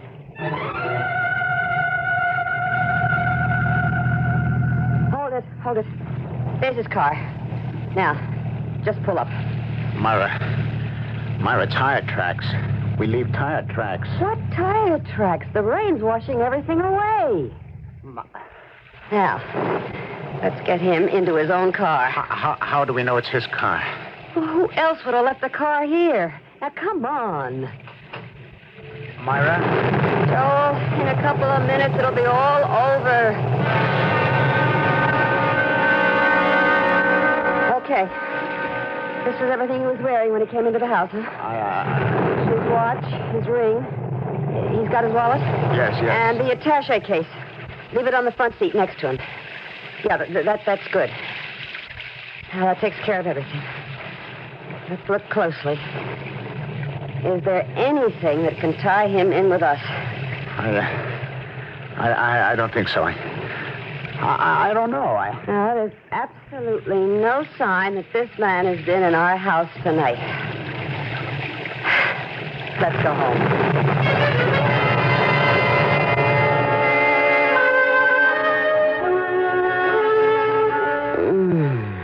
Listen. To what? That's just it. No more thunder. Storm's over. Oh, what a beautiful morning. Come on, let's get up and have a big breakfast. You mean you can eat? I'm starved. You slept, too, I noticed. I was dead to the world. Didn't you sleep? No. Why not? Myra, you and I, well... You and I... We didn't kill him. I admit it. It's just that I'm nervous. Now, suppose... What if he dropped something around here? Like what? Oh, maybe his handkerchief. Well, that's not worth being nervous about, but take a look around the place. And for a ways down the road. He might have dropped something or lost something. So go on out. Take a look.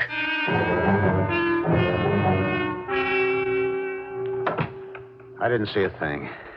Well, that's good. But that doesn't mean there's nothing. What could there be? Oh, some little clue there always is. Oh, come on, Joel. It's over and we're out of it. Are we? Yeah. Now let's start to live. His car is gone. So? I drove down to where we found it and left him. It's gone. Somebody must have found him. Yeah, I suppose. Look, Joel, we knew he'd be found. Did you drive into the village? No. Well, it wouldn't be in the papers yet. I didn't hear anything on the radio. Well, now, what's the first thing we should buy ourselves? We won't be able to spend much for a while. Why not? We'll have to lie low. For what reason? Till it blows over. Till what blows over? Look, a man has a heart attack, dies at the wheel of his car. If it turns out that some money is missing, what does that have to do with you and me? Now, I'm right, Joel, and you know it. Yes, you're right. It's just I just hope we didn't overlook anything, that's all. We overlooked nothing. Now, do you want to feel great? Open the dresser drawer and take a look at those beautiful $20 bills. You mean you left it in the dresser drawer? For now. Well, that's crazy. Suppose they search the house. Who is going to search the house? Why should anyone search the house? It ought to be put in a safe place. Okay. Find a safe place and put it there. Now, you want to feel terrific? You want to do something you should have done 25 years ago? Go call Frank and tell him where to head in. I told you, we have to proceed cautiously. The fact that we're broke is pretty common knowledge, you know. I mean, the storekeepers in town know it, and Hedrick at the bank is aware that we're usually late with our mortgage payments. So? So? How would it look if we suddenly started to flash a lot of money around? Who said anything about flashing money? Well, just being able to pay your bills when you have no visible means of support. Well, everybody knows I can't sell any paintings. Oh, why do you always try to make things so complicated? Complicated? It's common sense. So if I just worked for a while for Frank, it could be a blind to account for where our money's coming from. And in a couple of weeks, a couple of months, this money, this fellow Lucas, will be ancient history. Come on, let's do it my way. Why are you stalling? Anna, who's stalling? You are. What are you waiting for? Things are not that simple. Things are never simple. Well, all I'm saying is we have to be extra... Who's that? Oh, go see. The money. You said the money was in the drawer. See who's at the door. And don't act so nervous. Well, all right, but... Open the door. Hi there, Joe. Sheriff? You mind if I come in? Oh, sure. I mean, well, not at all. Come in. Oh, Mara. Hello, Sheriff. Cup of coffee? I never said no to a cup of coffee. Sit down. Thank you. Well, what can we do for you? I don't know. Oh? You know the storm last night? Do we ever? I thought it had washed the house away. Yeah, well, this morning, Jess Fallon finds a car parked alongside the road, a mile and a half from here. The fellow's behind the wheel looks awful still. Yeah, he should have been. He's dead. Dead? From what? Jess notifies me, and I put in the call to Doc Kessler. Doc says man died of a heart attack. Oh, that's awful. What happened was the fellow run out of gas. Poor guy. Yeah, and that storm. Well, why is this a job for you, Sheriff? Well, I don't know if it is or if it isn't. Doc thinks the fellow got out of the car and went for help. Oh? And that rain? What, you think he'd sit tight, huh? I would. But Doc looked him over and said to me, see here, his clothes were drenched, his shoes were soaked. How'd they get so wet? Oh. So he must have gone out. Well, which way? He was a mile from you folks in one direction, about a mile from the Rumfords in the other. Which way did he walk? Well, did you ask the Rumfords? They've been away the past 2 weeks. I guess the poor fellow headed that way and couldn't get into the house. Knew there was no point going further in that direction because it would take him to the turnpike. Isn't that right, Joe? Yes, I would suppose so. So he must have made his way back. By the time he got to his car again, he just didn't have the strength to go on. He managed to get inside where he... Yeah. Well... Oh, could I have a spoonful of sugar? Sure. Oh, thank you. We don't think he went towards the Rumfords. No? No. He got out of the car and headed in this direction. Oh, how can you know that? Just 50 yards or so down the road from you is where the county's building that culvert. You know, over the creek. Yes. A lot of that bottom yellow clay's been washed over on the other side of the road. And Doc Kessler, he said to me, hey, look, see? It's on the edges of his pants. Oh. So, that means he must have come within, 50 yards to your house. The poor man. And we didn't even have our lights on last night. Oh, he must have just got discouraged and turned back. He was so close and so close. Yeah. I have to ask a question. Well, it's kind of a stupid question, I admit, if it's got to be asked for the sake of the record. You mind? Well, what's the question? Did you see this fellow last night? Now, before you even answer it, I know it's an unnecessary question, because if you had seen him, you would have asked him into the house. You would have helped him, naturally. But, as I say, for the record, did you see this man last night? No. Life is a series of options, and the secret of success is to keep them all open. However, there comes a time when suddenly one approaches a point of no return, yes or no, and one is committed to a series of consequences that can never be foreseen or even imagined. That one word, no, and Myra and Joel are in it, all the way. Or at least until Act 3, which is on its way. You've never had a really exotic car, have you? Because you've always felt that you needed something a little more down to earth. But you still want that exotic car, don't you? You know what you need? A Buick Skyhawk. It's small, it's V6 powered. Hey, it's even got a hatchback. Now that's down to earth. But with things like bucket seats, available 5-speed manual transmission, and that laid-back, low-down styling, it's not exactly plain vanilla. The Buick Skyhawk, the car you need and the car you want. Hi, this is John Ford Coley. If you're looking for a great job with plenty to offer in the way of training, travel, and adventure, why not drop in on your local Navy recruiter or call toll-free 800-841-8000. Navy. It's not just a job, it's an adventure. And I'd really love to see you tonight.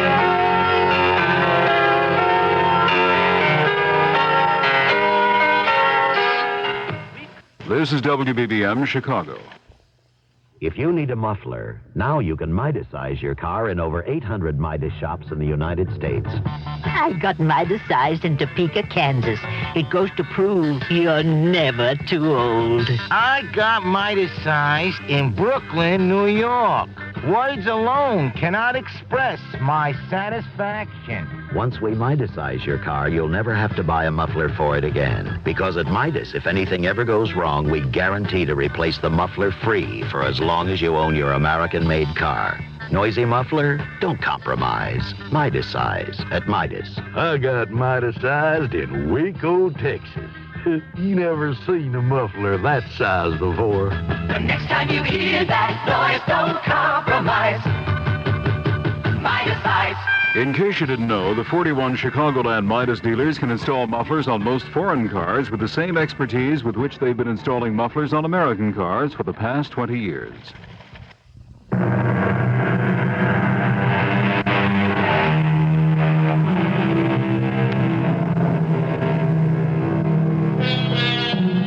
They say you can't cheat an honest man. I don't know what that means, because millions of honest men and women are being cheated every hour on the hour. Perhaps the implication is that we all have a little larceny lurking somewhere inside us. Perhaps we do. The question is, how much is a little? You didn't see this fellow last night? No, Sheriff. Well, I guess that takes care of that. You mean he could have been within 50 yards of the house? So near and yet so far. Yeah, it's a tragedy, eh? Excuse me, Sheriff. Hello? Yeah, he's here. Hold on, please. It's for you, Sheriff. Oh, thank you. Hello? Yeah. What's that? Who? She is? Well, I guess this places a new light on things, don't it?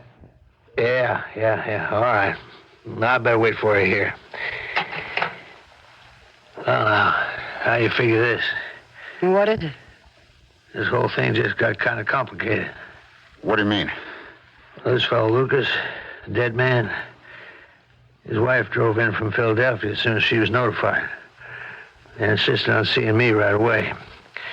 Jim told her where I was, and so she just flew into her car and took off. Oh, poor woman. She wouldn't even wait for me to get back to my office. I wonder why. Well, Jim didn't say. She happened to mention something about money. A lot of money. Oh? Yeah, Jim said he never seen a woman so nervous and upset in all his life. Well, the strain of her husband's death. What money was she talking about? All the man had was $50 in his pants pocket.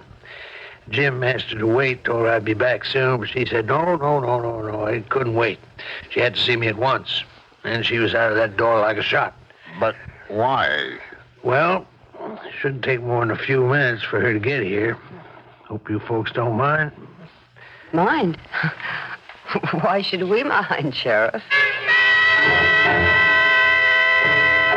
Now, please, Miss Lucas, try to be calm. But there had to be $250,000. A what? In his attaché case. $250,000? Sheriff, J.B. is dead, and he's going to be dead for a long time.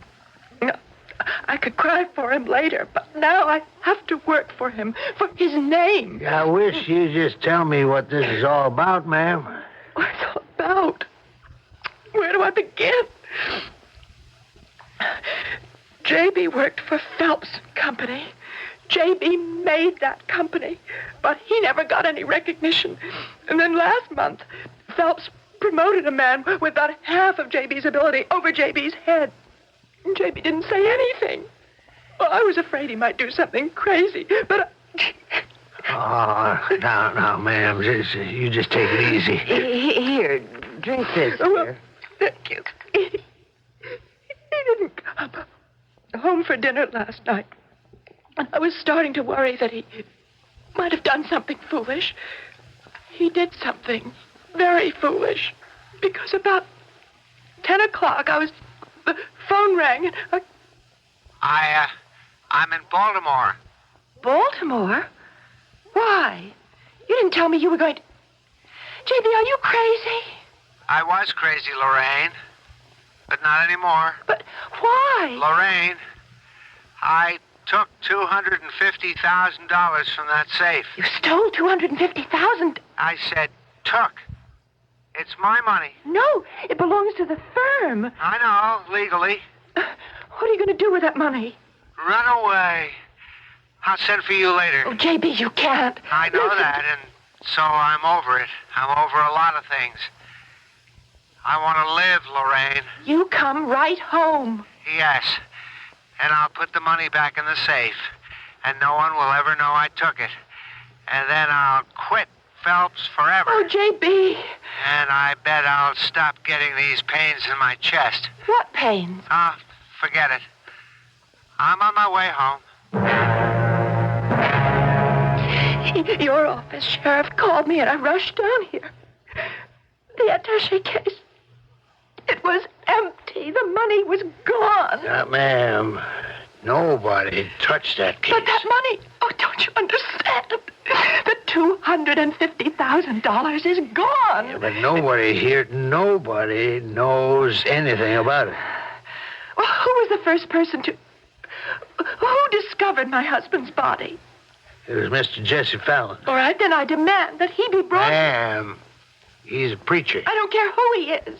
Now, look, Miss Lucas, you're excited. Well, what do you expect me to be? So why don't I just give you a lift back to I've got my own car. Who's the mayor here? Is there a district attorney? Now, ma'am, you don't want her to... My husband's name, his reputation is at stake.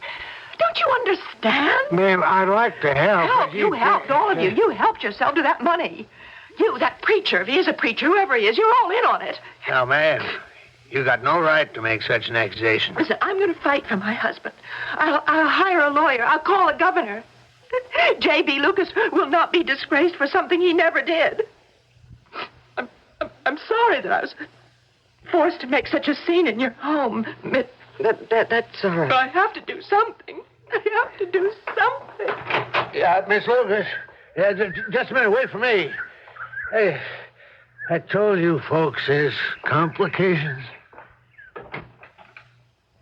Myra, what are we going to do?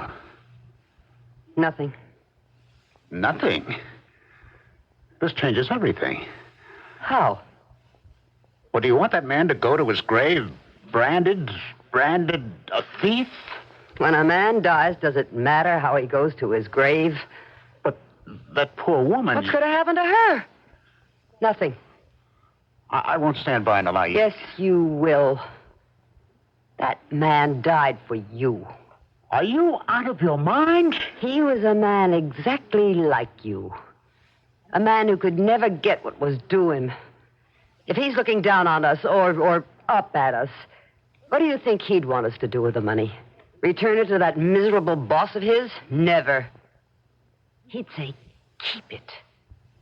Do what I never had the guts to do. Enjoy it.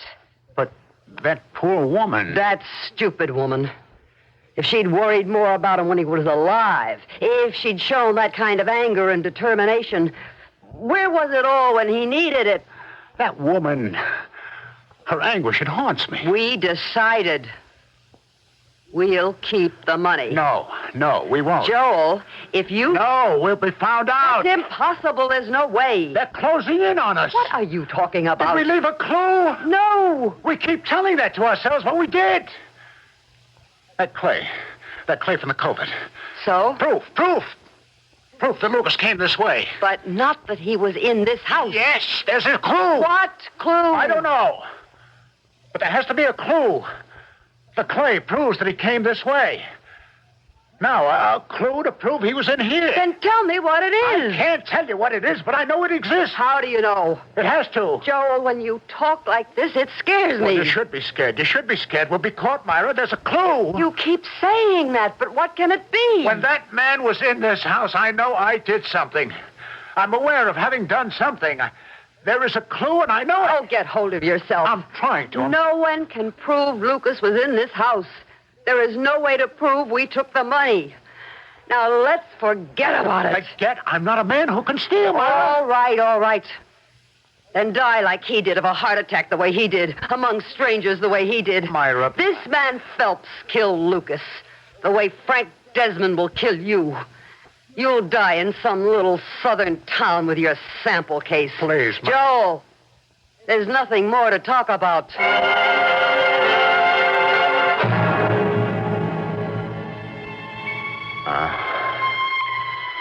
It's duty of every citizen. Joel? Duty to report. Joel? Duty to report knowledge. Joel, wake up. Duty to give information. To telephone. Joel, wake up.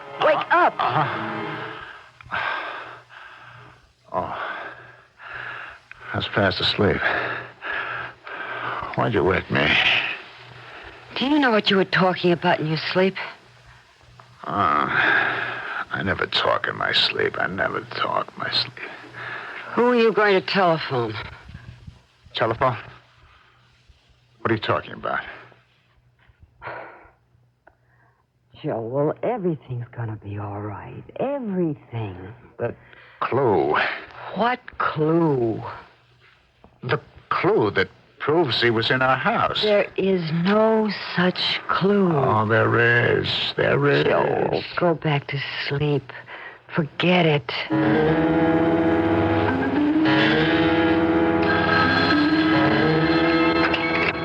Hello? Yeah. Who's this? What? What did you just say? Well, who are you? Hello? Hung up. What did he just tell me?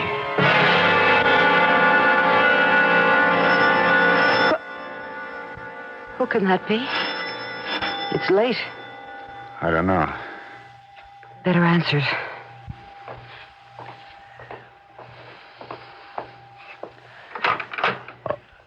Evening, Joel. Sheriff. Well, look, I know it's late, but I have to ask you a very important question.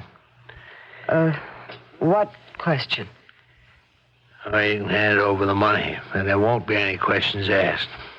We'll be smoothed over. Well, what are you talking about? The $250,000 J.B. Lucas had in his attaché case. You see, he did come into your house. He died here. And we can prove it.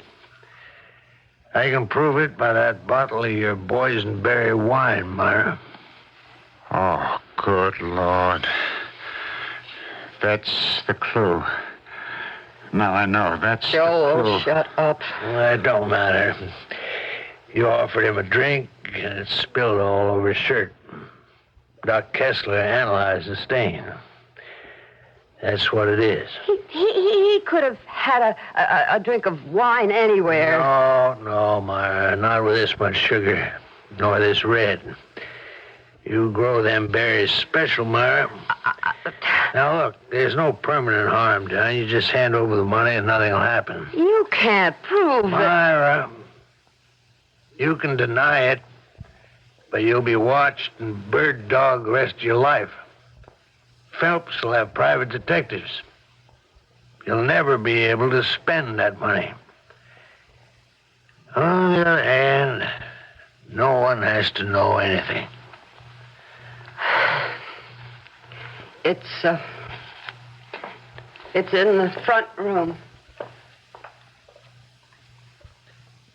It was you who called me on the phone, wasn't it, Joe? Me? You called me and tipped me off to the wine stain, didn't you? No, I didn't do it, Sheriff. Why would I do a thing like that? Why? If only I could answer that, Joe. If only I could answer that.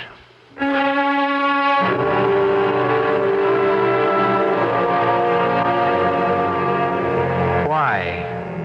Is it because a man cannot change his morality as easily as he changes his shirt? Or was it the subconscious that dialed the sheriff's office? Or maybe being on the road was more important to Joel than anything else. He may have a good friend out of town. I'll be back shortly. When I get nauseous from riding in a car, I don't know what to take. I just sit there and take it. Don't just take it. Take Dramamine. Only thing I can think to take when I'm airsick is a parachute. Don't just take it. Take Dramamine. Dramamine tablets help prevent the symptoms of travel upset, such as nausea, dizziness, and lightheadedness for millions of people. Take Dramamine a half hour before you leave. It really works to help put you in control of the situation. And it's the kind of situation that's much easier to control ahead of time. Millions trust Dramamine again and again for reliable help in preventing travel upset. For occasional use only as directed. What do I take when I'm seasick? Well, I take it lying down. Don't just take it. Take Dramamine.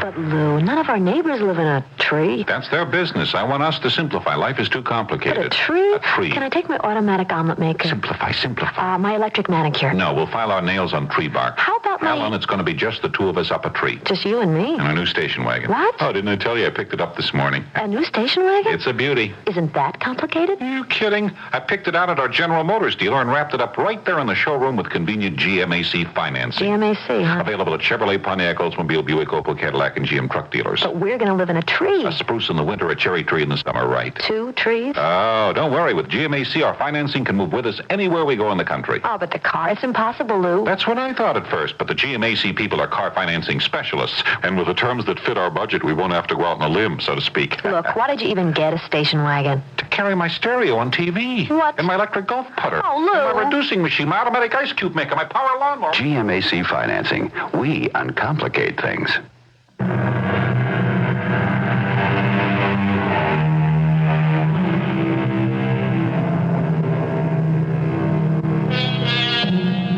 leopard, as you know, cannot change his spots.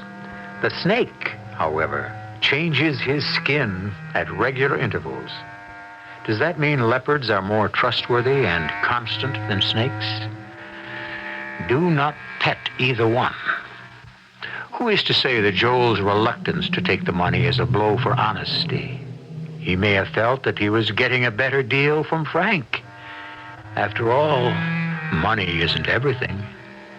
Our cast included Joan Lovejoy, Ralph Bell, and Marion Seldes. The entire production was under the direction of Hyman Brown. Radio Mystery Theater was sponsored in part by Greyhound Package Express. This is E.G. Marshall inviting you to return to our Mystery Theater for another adventure in the macabre. Until next time, pleasant dreams.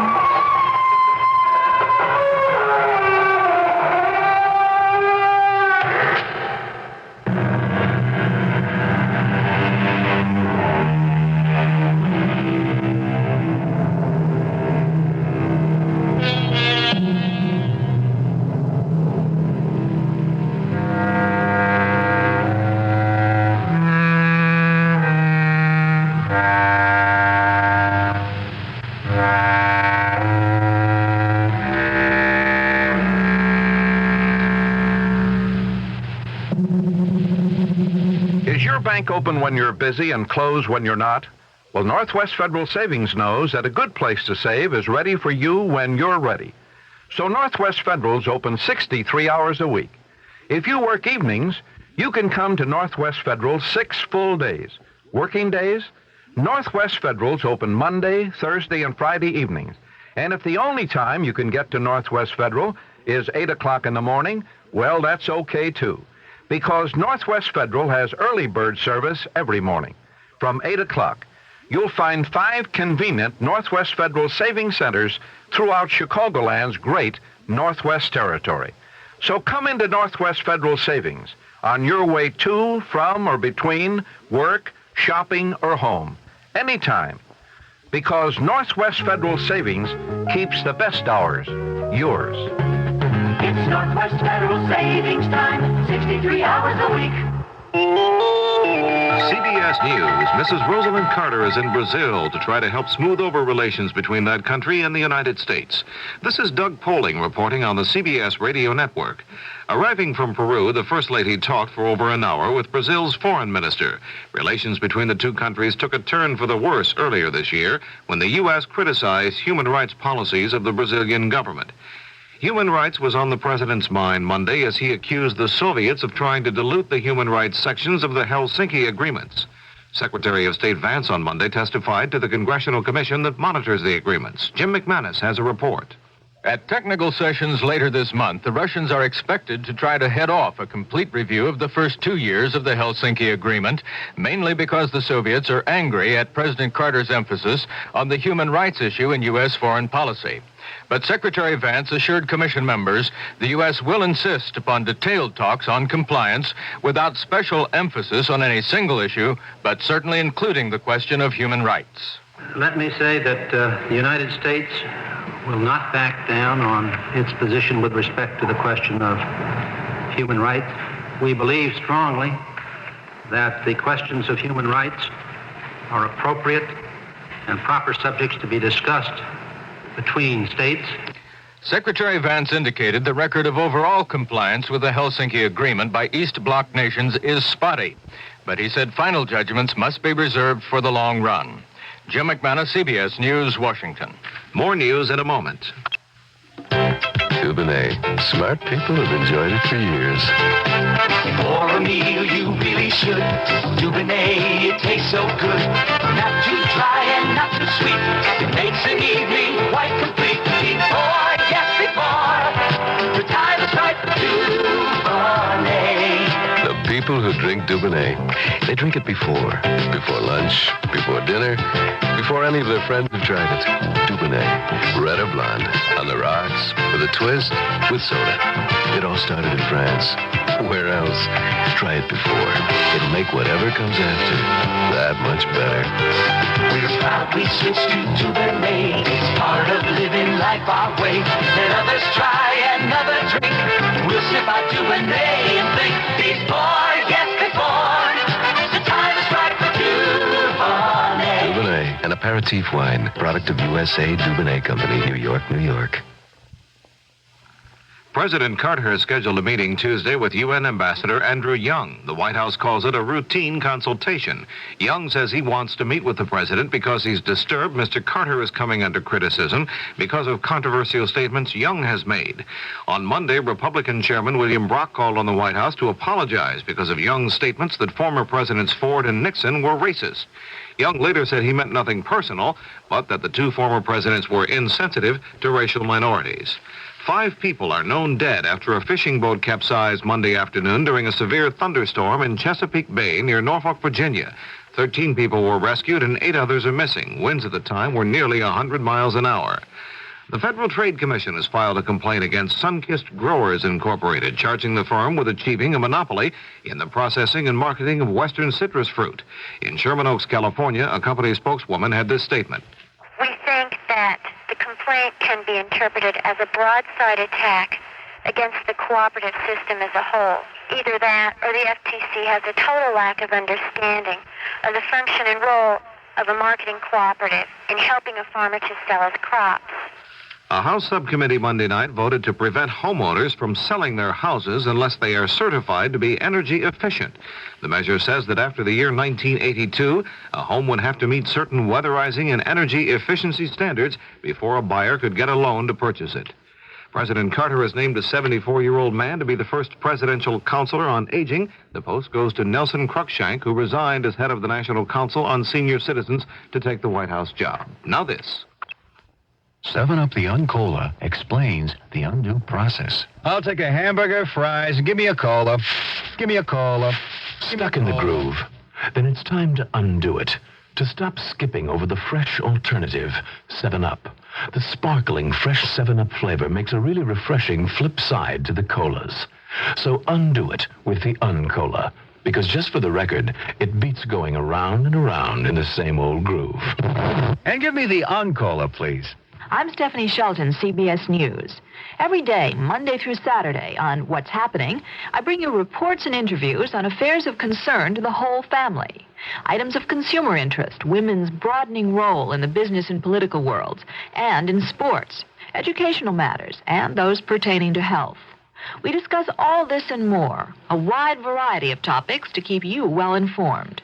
That's What's Happening, every day, Monday through Saturday, on the CBS Radio Network.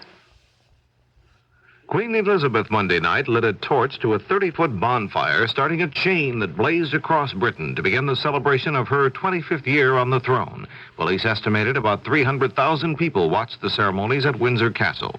Huge crowds of Britons and foreign tourists are already lining the streets of London. In the morning, the Queen will travel in her gilded coach from Buckingham Palace to St. Paul's Cathedral for a Thanksgiving service. This is Doug Poling, CBS News. News Radio 78, WBBM, Chicago. We're back in Chicago now on WBBM News Radio 78. This is Alan Bickley. It's 11:32. News Radio 78, WBBM, Chicago. The CBS Radio Mystery Theater presents...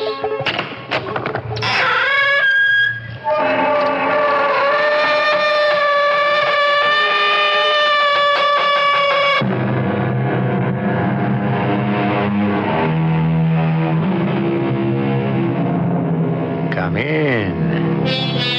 Welcome. I'm E.G. Marshall. Death is a much maligned figure, an unwelcome visitor to most.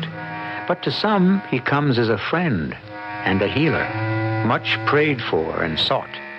To them, he is Johann Sebastian Bach's Süßer Tod, sweet death, who comes to bind up unbearable wounds. But not to everyone who prays for his soothing touch is he allowed. Some crimes are too great to be forgiven by death. You could handle it alone, Ted? Duck soup, Si. Just be ready to take off when I come out. I watched Ted saunter into the bank. Then nothing but waiting. When I finally heard them, like I guess I knew all along I was going to, I knew this was one heist which wasn't gonna work.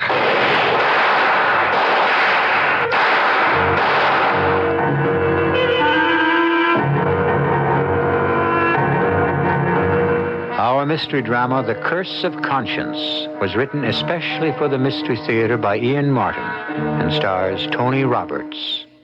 It is sponsored in part by General Electric Citizen Band Radios and Buick Motor Division. I'll be back shortly with Act One. Once upon a time, there was a couple with entirely different tastes. One liked exotic things, I'll have a banana split with chicken livers. while the other was practical and down to earth. American cheese on white. Invariably, the exotic things she liked, he hated. Oh, look at this, a corduroy rug. Don't you just love it? No, And the practical things he liked, she loathed. I love it. I hate it. This went on at length until one day, after disagreeing on how to get there, It's a right. Left. they went to a Buick dealer and were invited to inspect a Buick Skyhawk. She found the low, lean styling and things like the bucket seats and standard 4-speed manual transmission exciting and exotic. Oh, it's so exciting and exotic. While he found the V6 engine, the practical hatchback, very down to earth. Oh, how practical and down to earth. Unfortunately, while they agreed on a Skyhawk, they couldn't agree on which Skyhawk. Air conditioning. Heater. White walls. Black walls. Home wheels. Hubcaps. I want a stereo. We have a radio at home. Buick Skyhawk. It's exotic, it's practical. It's a little Buick for everybody. I'll drive. I'll drive. No, I'll drive. I'll drive. I'm driving. If you need a muffler, now you can Midas-size your car in over 800 Midas shops in the United States. I got Midas-sized in Topeka, Kansas. It goes to prove you're never too old. I got Midas-sized in Brooklyn, New York. Words alone cannot express my satisfaction. Once we Midas-size your car, you'll never have to buy a muffler for it again. Because at Midas, if anything ever goes wrong, we guarantee to replace the muffler free for as long as you own your American-made car. Noisy muffler? Don't compromise. Midas-size at Midas. I got Midas-sized in Waco, Texas. You never seen a muffler that size before. The next time you hear that noise, don't compromise. Midas-size. In case you didn't know, the 41 Chicagoland Midas dealers can install mufflers on most foreign cars with the same expertise with which they've been installing mufflers on American cars for the past 20 years.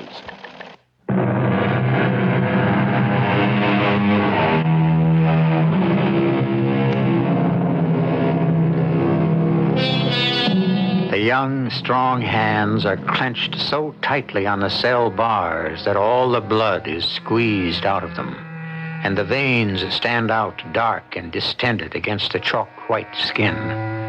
His eyes are glassy, and his voice has the edge of hysteria. His name is Simon Berman, or once was before he changed it for a number. And he is not alone. He is never, never alone anymore. I'm not looking around. She's sitting there waiting for me to, but I ain't biting. She'd just start talking to me, and I don't want that. That's the way it all began. But now it's all over. It's gotta be. She ain't there. She can't be. That's the way it is. She's just not there. Don't be ridiculous, Simon. Of course I'm here. No. You know it as well as I do. No. I'm never going to go away, so you might as well turn around. Oh, I don't want to start anything again. Very well. Suit yourself. But I won't ever go away.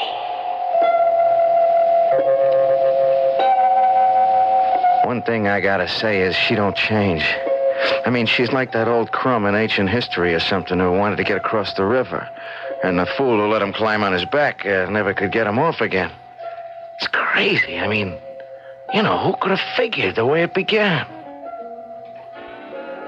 A couple of years ago, I'm stuck in Cleveland. The town is dead. I mean, dead. You can't turn a buck doing nothing. So I pick up this girl, some Jane. I don't even remember her name now. She drags me into some church social. That's where I meet Cousin Ann. Hello, my dears. You want some tickets to dance? Yeah, sure, ma'am. How much are they? That's our theme of the evening, all for the church. 10 cents a dance. Well, I'll spring for $1's worth. You might want our special, $2 to dance all night. Oh, gee, that's romantic, huh, Si? Dance all night. Yeah. Give me the $2 special. You'd like some refreshment? We have a nice punch. No, thanks. No, just the dancing. Maybe after you've danced, you'd like a cool, refreshing drink. What is it, lemonade? Well, that's what the church provides. How much is it a shot? The church set a price of 25 cents a glass. Okay, fine. We'll be back, ma'am. Okay, Candy? Oh, sure, Si. Come on, let's dance.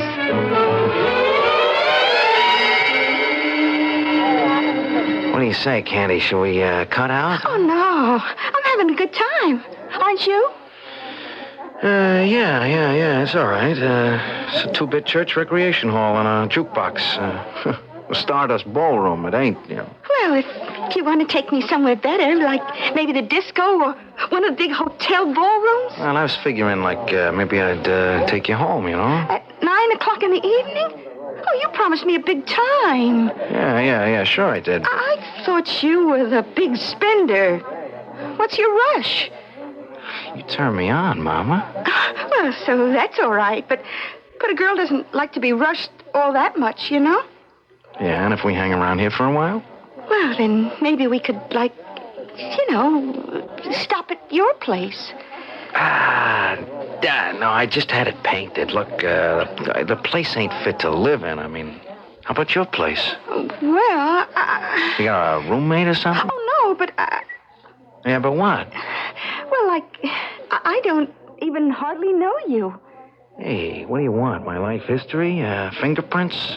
Social security number? Oh, come on. I don't need anything like that. I can tell you're a real nice guy.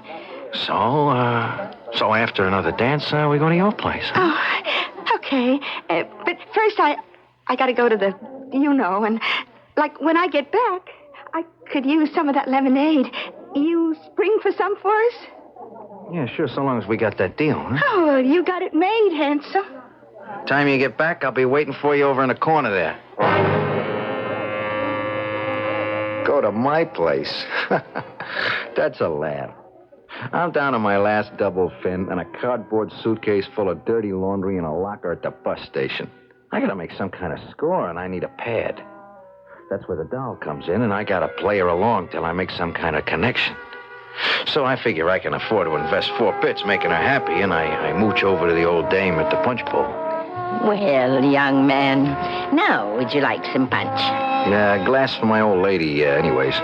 Old lady? Yeah, the girl I was with, ma'am, you know. Oh. Well, now, maybe you ought to try some yourself first. No, that's all right. I don't go in much for, soft drinks. You might like this one. Try it. We'll make it on the house. On the house, huh? Well, I never refuse a lady. That's lemonade?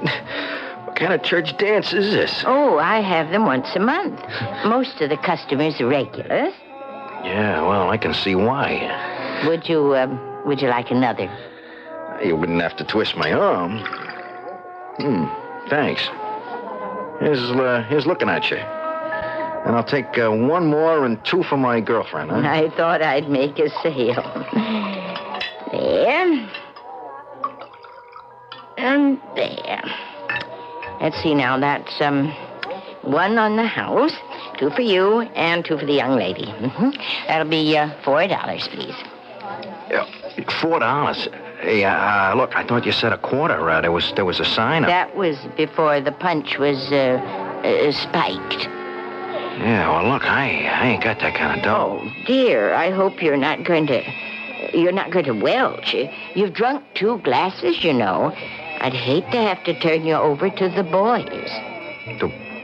The boys? They're such nice boys to play at such a brutal game. And they have the church hall here Wednesdays for their karate class. cousin Ann. Look, if I may call you that. Oh, yes, please do. Everybody does. I just wanted to say, from one, I just wanted to say, you are something else. Well, thank you. That's quite a compliment for an old lady in her 85th year. Hey, you're 85? I said year, 84. Please don't rush me as I must you. The $4, please. Well, except for some change, all I got is a $10 bill. Oh, I can make change. You win. I wonder what happened to my girl. Where did she go? The powder room. Oh, I can find out for you. Would you mind running my stand till I come back? Here's your $6 change. Hey, you trust me with this? Why shouldn't I? Are you all right, my dear? What? Oh, yes, thank you. Cousin Ann. Oh, I'm Candy Minton. Why did you ask if I was all right? Oh, well, because your young man was worried about you. Oh, he's not my young man. I just came with him, and And now you're sorry you did, huh? I didn't say that. You didn't have to. He's a bit of a swinger. Is that what it is, Candy? Yeah, like he wants to take me home, see? Well, naturally. Yeah, but you don't see it. I live alone, you know, and I can feel this is like he's trouble, and I don't want any.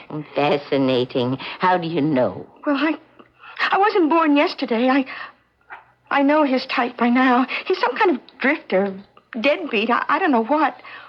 All you got to do is look in his eyes. This dude is trouble. Oh, I don't think so.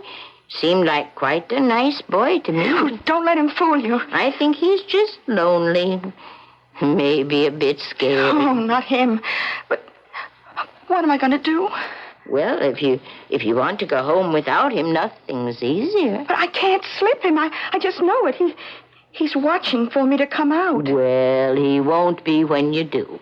I'll make sure of that. How? Very simple. I'm going out now, and I'm going to ask him to dance with me. Dance with you? Why not? I've always been a very good dancer. Just a minute. How nice, just my speed and right on cue. They're playing a waltz. Now, Candy, while he's dancing with me, you watch. And when you get the chance, duck down the back car to the rear door and out of his life. He won't see you, I guarantee. I'll keep him busy. I'm standing by the punch bowl when this wrinkled up little prune blows back, almost catching me sneaking the last drink in the bowl. I figure the best defense is attack since I see she's alone. Hey, where's my girl? Oh, she's otherwise engaged for the moment. Well, I see the bowl is empty. I'm not surprised. Well, I've been doing a Russian business here. Let's see, $23. Thank you.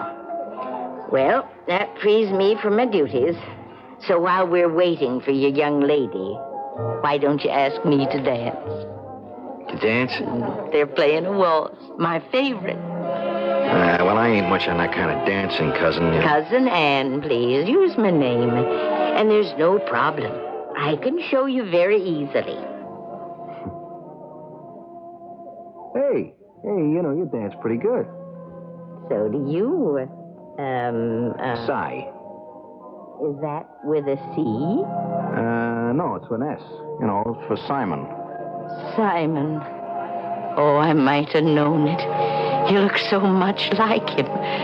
It's almost as if he were alive all over again. Some guy you know named Simon? No, his name was Peter. But that's just the same, isn't it? Oh, dig ya. Oh, it's in the book of Matthew, chapter 4, verses 18 and 19. It all just seems as though it's fated, Si. What's that? That I should command you, as our Lord did to the man Simon called Peter, to follow me. Yeah, where? Oh, I would hope your salvation. Well, now, that's sort of a rocker for a number one man whose life is dedicated to the pursuit of the easy buck, isn't it? To say nothing of the fact that he's a man who doesn't need an elastic conscience, because in his life to date, he's never needed one at all. Just how do you suppose he'll make out if he ever has to use one? Let's see when I return with Act Two. This is Howard Cosell admitting that rich as my fund of information is, there is one subject I still haven't mastered, CB radio.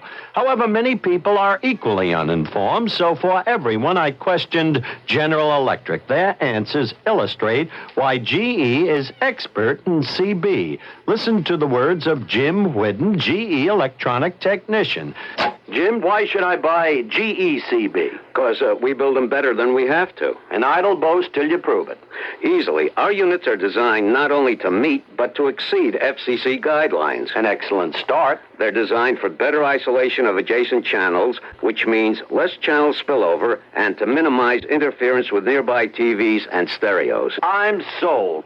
Building them better than they have to. Another reason to buy GE CB. This is Howard Cosell saying GE, the name to buy in CB. The grass may be greener on the other side of the fence, but if it's taller on your side, you might need a new Lawn Chief lawnmower from True Value hardware stores, like the Lawn Chief 20-inch rotary power mower for just $109.99. It features a 3.5 horsepower Briggs & Stratton engine, easy lift starter, and fingertip height adjustments. True Value hardware stores also offer a Lawn Chief rear bagging rotary mower. It mows close to trees, through fence gates, and in tight spots. Plus, this time-saving mower cuts a 21-inch path and comes with its own rear grass catcher. If the grass seems taller on your side of the fence, it's time to invest in a new Lawn Chief power mower. See the complete selection, starting as low as $74.99, exclusively at participating True Value hardware stores.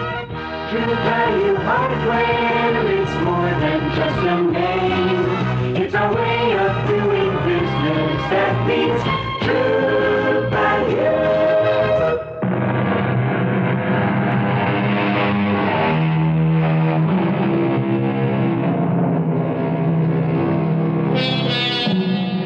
The tall, dark, handsome boy dances with the little sparrow bird of a woman. A half a century lies between them. The boy, for all his easy carriage, is a coiled spring, tensed, dangerous. His agate bright eyes, afraid and menacing behind the surface charm. The little old lady is serene and unafraid, with the dauntless armor of extreme age and inner faith. An ill-assorted couple, joined by an accident of fate, which can lead only to disaster. Hey, you're too much for me, Cousin Ann. I don't think so, Simon. Maybe just enough, or at least what you need. You're up against it, aren't you? Come again? You're broke. Practically down to your last dime. And you're looking for a meal ticket. Lady, you fracture me, you know? I mean, how's an old woman like you know where anything's at? I put in my apprenticeship finding out. I've lived a lot of years. Yeah, in the past. Oh, I'm still here. You'll have to tell me if I'm right. I think you've run out the string, Si. That $10 I changed for you was your last line of defense. Hey, what is this? I know I'm right, and so do you. Now, this girl tonight, she was just a means to an end, a place to spend the night, huh? What do you mean, was? Hey, look, I gotta find her and She isn't here anymore. How do you know? Well, you scared her. She wanted to go home. And she's gone, alone. I'm sorry if I broke up your date, but it really was for the best. Yeah, I'm glad you figure it that way. Now, before you get too mad, why don't you listen to me? Yeah, listen to what? I don't have a date, so you can be mine. The party's over, Simon. Will you see me home? I never figured this. Me, walking a little old bundle of bones, couldn't weigh over 85 pounds soaking wet home. But what else have I got going for me, you know? So, that's my proposition. Now, how does it feel for a change? What do you mean, change? Well, aren't you the one who usually makes the proposition? I say it again, Cousin Ann. You are really something else. Something else from you, Simon, baby. I'd like you to cross over and join my world. Well, what's your world? Well, I told you.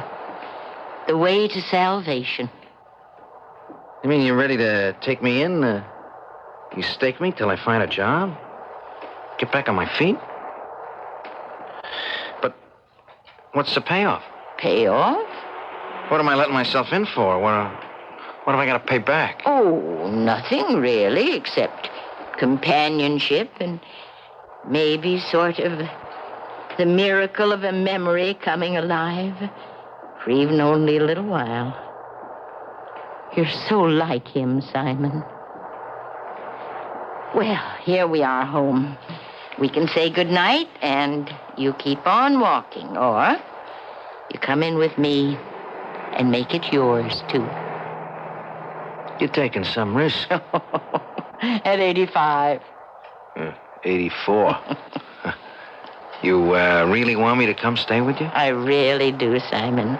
I think it would be very good for both of us. I got a suitcase down at the bus station with my things. I could go fetch it and come back. You do that. And I'll have a nice little supper waiting for you by the time you come back, Peter. I mean, Simon.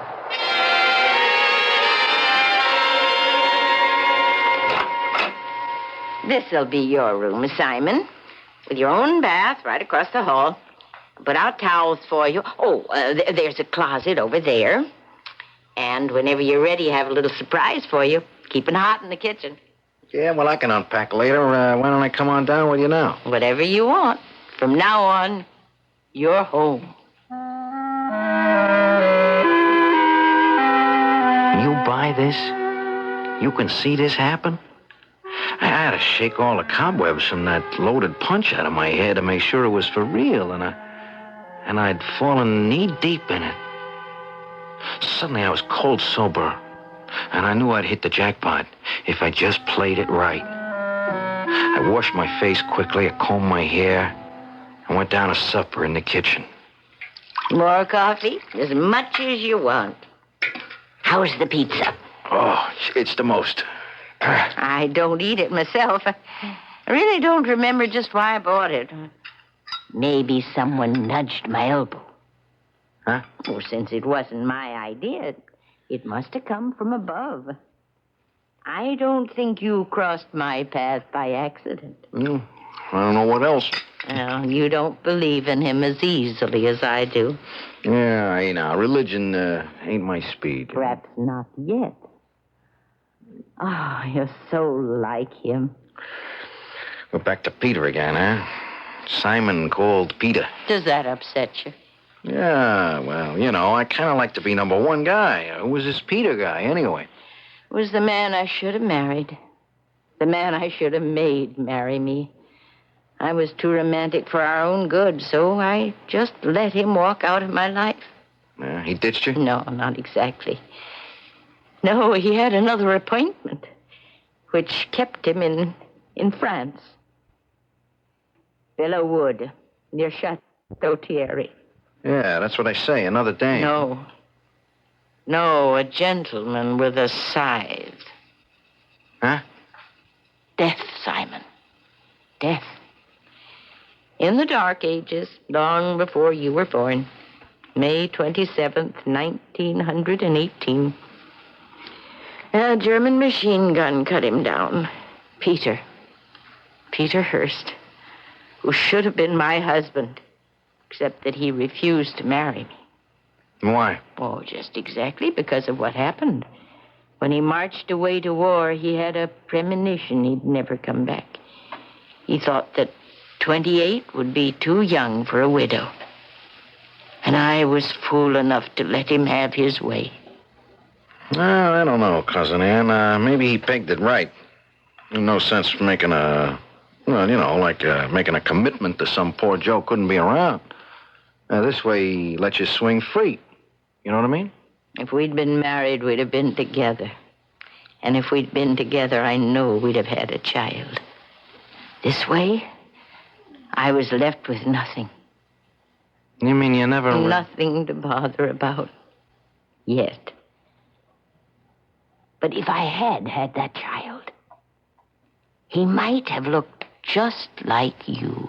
Oh, come on, Cousin Annie. He would have been old enough to be my father. That could have been a girl. Either way, I might have ended up with a grandson. I ain't the guy. No, not yet. Huh? Oh, forget that. Now, the first thing to do is get you a job, isn't it? Well, how would you like to work in a bank? A bank? Yes, Mr. Gillette is the man who handles my affairs, and I'm sure if I recommended you, he might find something for you. Should I recommend you, Simon? Why not? Oh, I'm the one who was asking the questions. I mean, can you be trusted?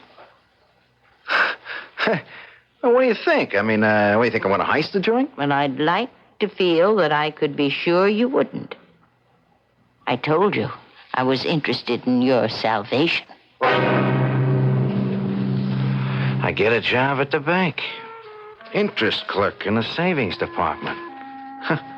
And I lived with Cousin Ann, and she tried to make my peace with her God, and maybe it wasn't all con because she sort of got to me, and who knows, the way things could have gone, except for Ted Slade turning up one day. Hey, man, I've been waiting for you. Yeah? You don't recognize me? Ted Slade. Yeah, I know. Hey, where you heading? It's my lunch hour. I got someplace to grab a fast sandwich. Okay. I'll walk with you. Hey, working that joint? Yeah. Oh, man. I never thought I'd see you go square. I gotta eat. Yeah. Best you could do? It ain't like that. So how is it? Tell me. Shut up. Well, just figured you for a little inside info. Yeah? About what? The way banks work. Like, since you're on the inside. What do you got in mind? Hey, I'll buy you lunch. Maybe we could get our heads together, huh? I'm not copping out. I'm not trying to duck it. I knew as well as Ted did where he was heading, We were both main chance boys, and the way it stacked up, whatever religion I'd got kind of, melted. It all looked so easy. Who's trying to knock off your bank, chum, huh? Yeah, then what? Well, I've cased this little neighborhood bank corner of Stillwell and 7. Same pattern as yours. Now, Friday should be the big day when the cash is still alive, not buried in a vault. You drive. That's all the risk you take. I pay off 1/3. Yeah, is it worth it?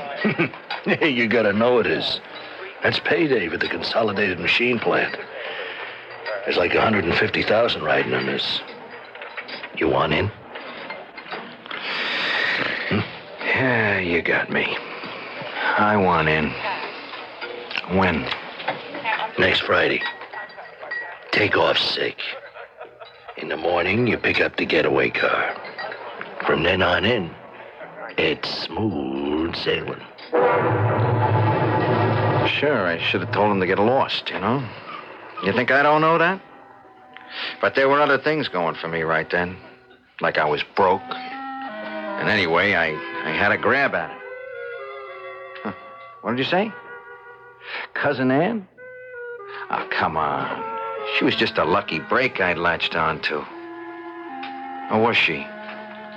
Wasn't she maybe I don't know what to call it, maybe a force that was shoving me into a corner. I couldn't break out of it. See, so maybe Ted was handing me a brass ring. I could grab it and I could get off the merry-go-round. Wrong or right, I grabbed it. You okay? Sure. All right, I'm going out now. I just saw Consolidated make the big deposit. You can handle it alone? Duck soup. You just hold fast. Be ready to take off when I come out. No rough stuff? Hey, you playing with children. Not unless there has to be. Hang in there, partner. I saw him saunter into the bank. Then nothing but the waiting. When I finally heard them, like I guess I knew all along I was going to, that this was one heist which wasn't going to work.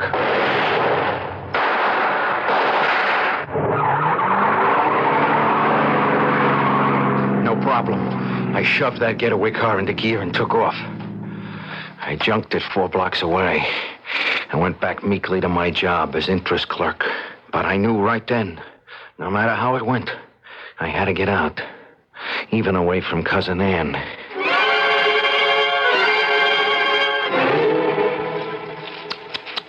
Oh, terrible. What a waste. A young man robbing a bank, shot to death. And what for? Let me see. Ted Slade. Oh, did you know him?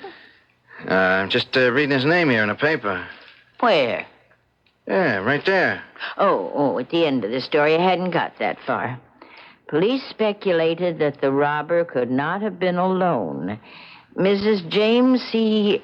Needleson, returning from lunch, remembers a gray sedan sitting near the bank with its engine running.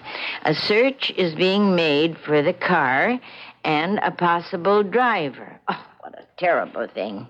A young man throwing away his life for a few dollars.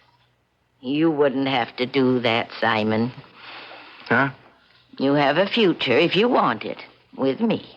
May not be much, but all I have when I die is going to you. And I just hope you're willing to wait. But I wasn't.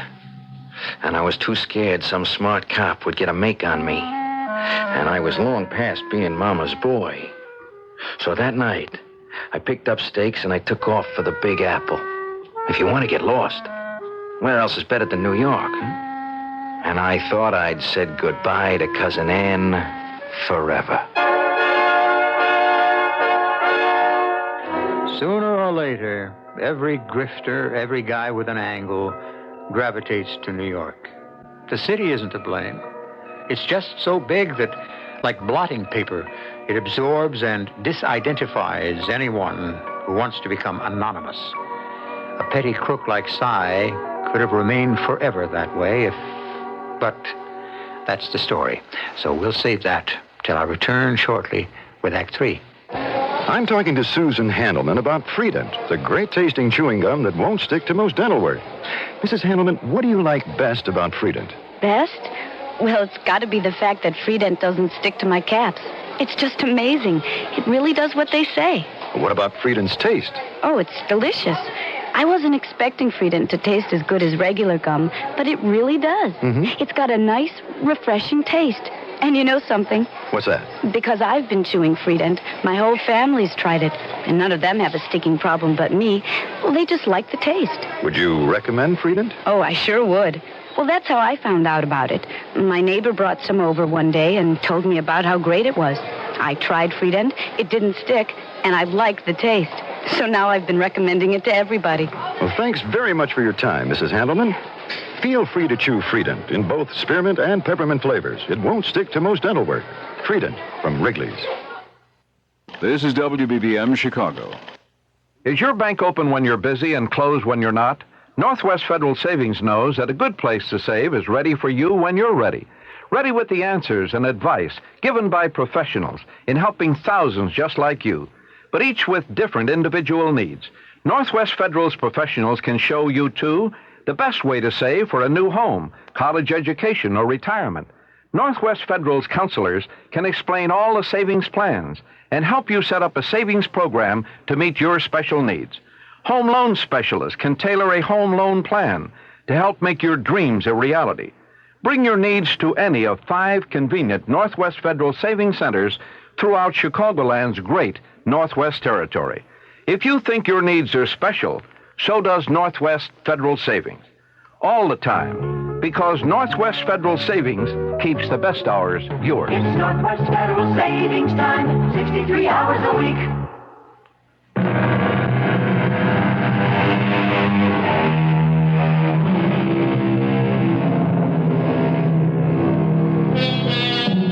3 months in New York have not been very kind to Cy Berman.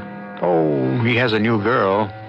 There's always a girl in the life of a man like Cy, but what he doesn't have is money, or what he would call a connection to raise any. Worse than that, he's in the hands of the loan sharks, so he's not at his best this morning. Lou! Hey, Lou! Yes, what is it? That devil is that racket. Oh, they're tearing down the building next door. They've been at it since 8 o'clock this morning. Shut the window, will you?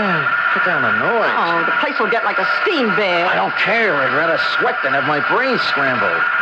Come on, move it. Do what I say. Yes, sure, Si, sure. Don't flip. How's that? Vibration's still enough to knock my head off. I need a drink. Where's the bottle? I threw it out. What? Now, take it easy, Si. You'll knock me up again. It was empty. You've been hitting it again? Si, no. You knocked it off yourself last night. Oh, please, you're hurting me. I ought to lay one across you. Go on, get out of here. Get me another one. Oh, what'll I use for money? We clean again? You ought to know. Oh, jeez, what are we gonna do, Si? I don't know. I can't get nowhere. Well, if it hadn't been for me, we'd have been on welfare the past month and a half. Sure. Big deal your brother rung me in on. Get me in the hands of the loan sharks. How am I going to dig myself out of that, huh? Oh, if you could only get something going. Yeah, not legitimate, that's for sure. I'm never going to dig myself out there. Who's that? I don't know. Maybe Sal. Yeah? Give him my gun, just in case. Now, don't go off like a rocket, Si. I'm sure it's only my brother. Yeah, I'm not taking any chances. Who is it? It's Sal. You alone? Sure. What do you think? You better be. I'm nervous. I'm real edgy. Open that door, Si. Go ahead, Lou. Open it up. Will you put the gun away, Si? I'm alone. This time. What do you want? You're overdue, Si. Oh, I haven't got it. Well, you'd better get it. You know, the man gets nervous when it goes over a grand. $1,000? Mm-hmm. Hey, I only borrowed 3 bills. Well, that's the way it is with interest. It mounts up. Where am I going to get that kind of dough? Search me. But if I was you, I'd get it. I mean, by Monday next week. That's all the time you got. Oh, Sal, can't you give him a break? You're my brother, after all. Lou, hon, there ain't no family connections with the man. Now, I am just a messenger. It's my neck or sides. So whose do you figure I'm going to look out for? Yeah, but he hasn't got it, honest. Well, he'd better find some way to get it. Hey, ain't you got no family you can put the B on, huh, Si? Nah, I've been on my own ever since I was a... Yeah. Hey, wait a minute. Yeah. Maybe there is a way. It took me pretty near 10 minutes on the phone to get Cousin Ann to stop trying to hang up on me. She sure soured on me the way I walked out on her. But when the chips are down, I can wheedle with the best. Well, I'm probably being very foolish, Simon. And that's another privilege of old age. Do you want to come home again? Oh, more than anything, Cousin Ann, but... Well, only I can't, see? What's the matter? You're in trouble? Yeah. With the police? Oh, no, nothing like that. A girl? Well, no, I don't have any trouble with them. Yes, I don't imagine you do. Well, what is it, then? I was very foolish, see? I had to live. I'm in hock. You mean you owe money? Yeah, you can say that again. Well, how much? $1,000. But maybe I could stave them off, with less. You're asking me for the money, Simon? Just as a loan. But you'd rather have it as a gift, huh? Oh, well, you once said something about putting me in your will. I'm sure rather have it now, $1,000? You gotta help me, Cousin Ann, please. Well, give me your New York address and phone number, Simon, and I'll think it over. I guess I don't have to tell nobody how I sweated out the next couple of days. I must have jumped a foot every time the phone rang. And I had Lou running up and down the stairs 10 times a day looking for the mail. Who's that, Lou? Search me. Look, I said I had till Monday. I still got time. Yeah? Yeah, who is it? It's Cousin Ann, Simon. Will you come down and help me with my bags, please? Who is it? It's Cousin Ann. What the devil's she doing here in New York? So, this is how you're living. Yeah, it's the best I've been able to manage. Well, now that Cousin Ann is here, we'll see if we can't improve things for you. You mean you brought the... I mean the money? Now, that's something we can discuss when I get settled in. I want us to enjoy my visit while I'm here before we go back to Cleveland. The next few days was enough to get me annoyed enough to murder this old babe. Like it gets to be Saturday, and I sneak out of the house to phone Lou from a booth and let her know how the land lays, see? Sal ain't here right now, Si. Nothing he could do anyways. Hey, look, Lou, don't be mad at me. I'm just trying to play the angles, only nothing pays off. She hasn't come up with the dough? Nah. She says it's usury and it's against the law. She wanted to bring in the cops. Oh, no. Yeah. It was all I could do to stop her. Lou, what am I going to do? Don't tell me you've run out of snake oil, chum boy. Lay off. Yeah. I tell you, I'm scared silly. And what's driving me bananas is all she's got to do is write a check and I'm home free. I've only got today and tomorrow to make her see reason. If she doesn't come through, I'm going to murder her. Oh, there you are, Simon. I didn't know where you'd got to. I was afraid you'd forgotten our little trip to the Metropolitan Art Museum today. Look, Cousin Ann, maybe this trip here is a big blast to you, but with me, it's life and death. I got less than 24 hours to come up with 1,000 big ones, or else I'm going to get hurt. I'm hurt bad. I gotta know. You're going to give it to me or not? I have no intention of having any traffic with crooks and criminals, or of condoning usury. I am not going to pay it, and neither are you. What? The matter is in much better hands than ours, Simon. And that's the last I intend to say about it. Whose hands? You think this is something that that guy you pray to is going to take care of? I have no doubt in the last analysis. I am sure when we go to church tomorrow, he will answer my prayers. There's a right way and a wrong way to go about things. Now, you listen to me, Simon. No. No, you listen to me, you silly old doll. You're going to make that payoff. You see this? Yes, it's a pistol. Yeah, with real bullets. One of which, so help me, is going to make you very dead if you don't sit down and write me a check for that 1,000. I can't do that, Simon. You better, cousin. I am not kidding. I'm desperate. It wouldn't do any good even if I had a check, which I haven't. I haven't even a bank account. And I haven't any money. Certainly not $1,000. What are you talking about? You're loaded. I have a small insurance annuity policy, which pays me barely enough to live on. Yeah, but the house. Oh, I don't own that. The church has been kind enough to let me use it these last years rent-free in return. But you said I'd be in your will. You are, but why, it's only a few dollars that I thought might help. Why, you silly old fraud. You led me down a garden path. And because of you, I'm going to get my brains knocked out. I could kill you for that. Only you won't. Because God wouldn't allow a boy like you. Damn you and your...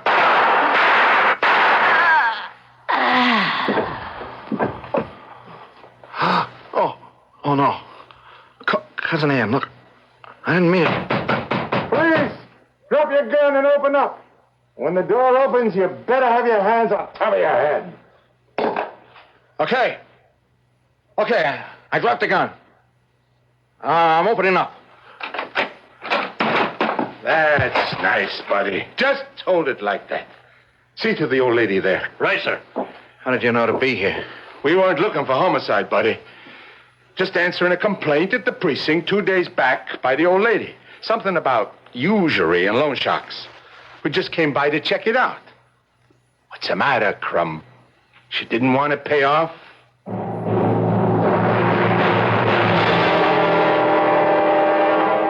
They had me dead to rights. They threw the book at me. Maximum security. Solitary. The night I arrived here in jail, so did Cousin Ann. I was getting ready to turn in, washing my face. As I reached for the towel, there she was, sitting on the bed, knitting on something. Hello, Simon. What are you doing here? Keeping you company. Yeah, but you can't. You're dead. Oh, no. No, you took my life in the midst of a deception. And my punishment is I cannot die till you do. We're going to be together a long time. No. No. Get me out of here. God. God. Get me out. I can't stand it. I'd rather die. I'd rather be dead. Not a pleasant story, I'm sorry to say. But then Simon Berman wasn't, I should say isn't, a very pleasant character. So perhaps the punishment fits the crime. He'll have a long, long time to learn with Hamlet that conscience doth make cowards of us all. I'll be back shortly. I love my skin, so I don't play games with it. When I slip into my bikini, I always slip into my Sea & Ski. Any sun product will help me tan, but Sea & Ski gives me the kind of tan you want to touch. Sea & Ski penetrates, moisturizes, protects, helps your skin stay smooth and supple. So get the tan you want to touch with Sea & Ski, the sun specialists. We know your skin. Come on, son, it's you and me and Sea & Ski. When it's so hot, stepping outside is like stepping into a blast furnace. That's the time for Country Time. Country time, country time. Tastes like that good old-fashioned lemonade. Country Time lemonade flavored drink mix. Not too tart, not too sweet. Natural lemon flavor. When you've got a thirst for the taste of good old-fashioned lemonade. Country time, country time. Tastes like that good old-fashioned lemonade. I guess I'm lucky. My family's always been healthy. Oh, a touch of constipation now and then. But we've got X-Lax for that. When you need a laxative, shouldn't your first choice be the one more families buy than any other? That's today's X-Lax. Families like the chocolated taste. You'll like the way X-Lax works, gently overnight for relief in the morning. Next time, make gentle chocolated X-Lax your first choice. For occasional use only as directed. We've always been healthy, and X-Lax is part of that. Remember your last hay fever attack? Your medicine turned out to be just antihistamine. Next time, arm yourself with ARM, allergy relief medicine. One tablet helps itching, dripping, sneezing, then does what your plain antihistamine won't do for congestion relief, even in your sinuses. Remember, Don't give up. Arm yourself with ARM. get antihistamine relief and more. Take ARM when needed, only as directed.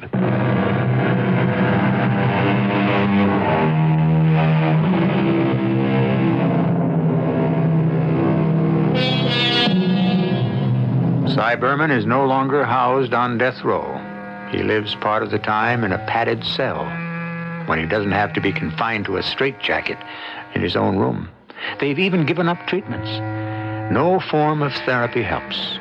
He lives in his private world with only one other companion, a gentle ghost named Cousin Ann, whose kindly presence, far from soothing him, has driven him mad. Our cast included Tony Roberts, Mary Jane Higby, Bryna Rayburn, and Earl Hammond.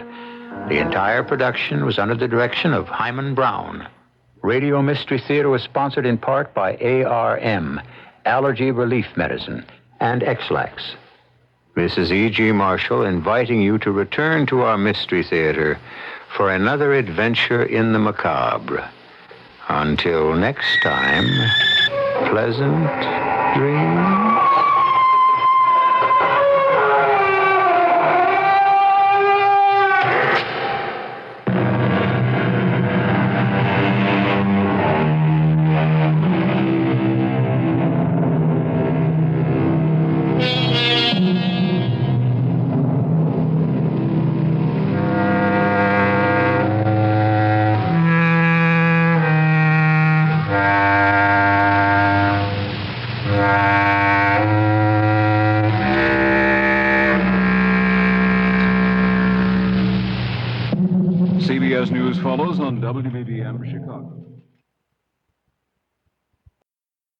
News Radio 78, WBBM, Chicago.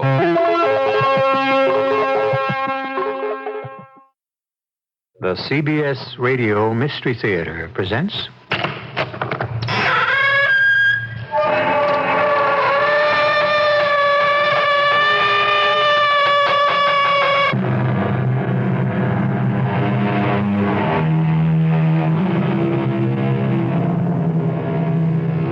Come in. Welcome. I'm E.G. Marshall. What is always on our minds, but seldom on our lips? What is forever contemplated and never comprehended? The answer is death. Shakespeare would seem to have said it all when he wrote, "Death, a necessary end, will come when it will come." But is it really a necessary end? That's the question that bedevils us, and in all probability will continue to bedevil us until, well, I suppose, until we die. Do you live in a house? Of course. Do you wear clothes? Certainly. Do you eat food? Yes. Now go away. You're beginning to annoy me.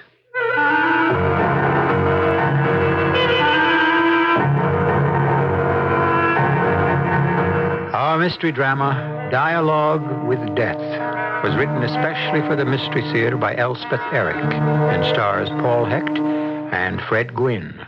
It is sponsored in part by X-Lax and General Electric Citizen Band radios. I'll be back shortly with Act One. Once upon a time, there was a happy little family. Everybody happy? Happy as a lark. Happy as a clam. Indeed, they were the happiest little family you would ever care to meet, until it came time to get in their car. Look, just get in the car. I don't want to go. Do I have to? This is work. What made them unhappy was that they could never seem to find a car that was right for them. It was either too big and expensive. Maybe we could skip the house payment this month. Or too small and uncomfortable. It's small in here. Ma, your elbow's in my eye. Sorry, honey. Then one day, Father happily announced he had found a car that was just right for them, a Buick Century Custom.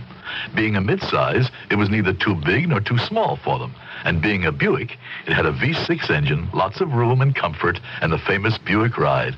And that pleased them to no end. I'm pleased as punch. I'm tickled pink. I have to go to the bathroom. All of which proves one thing.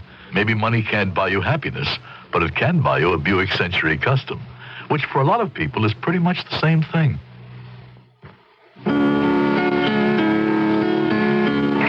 This is Jack Lemmon. Now, you know I took a lot of kidding about that name when I was a kid, but I got used to it, and things haven't turned out too badly for me. But take some other kids, though, kids who don't have a father around.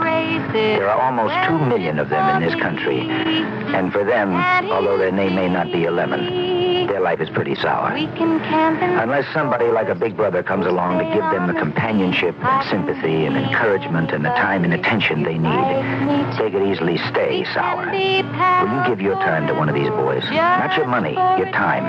And not much of that, maybe a night a week or a few hours on Saturday. Doing whatever the two of you cook up. One man, one boy. It's a formula that turns boys into men. So call your local big brothers.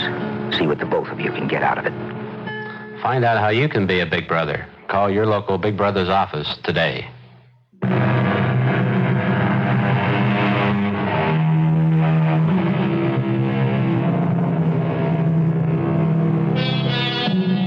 The story we now bring you took place about 100 years ago, a time when no one knew anything about death, as no one had known anything 100 years before that, or 1,000, or 1,000,000.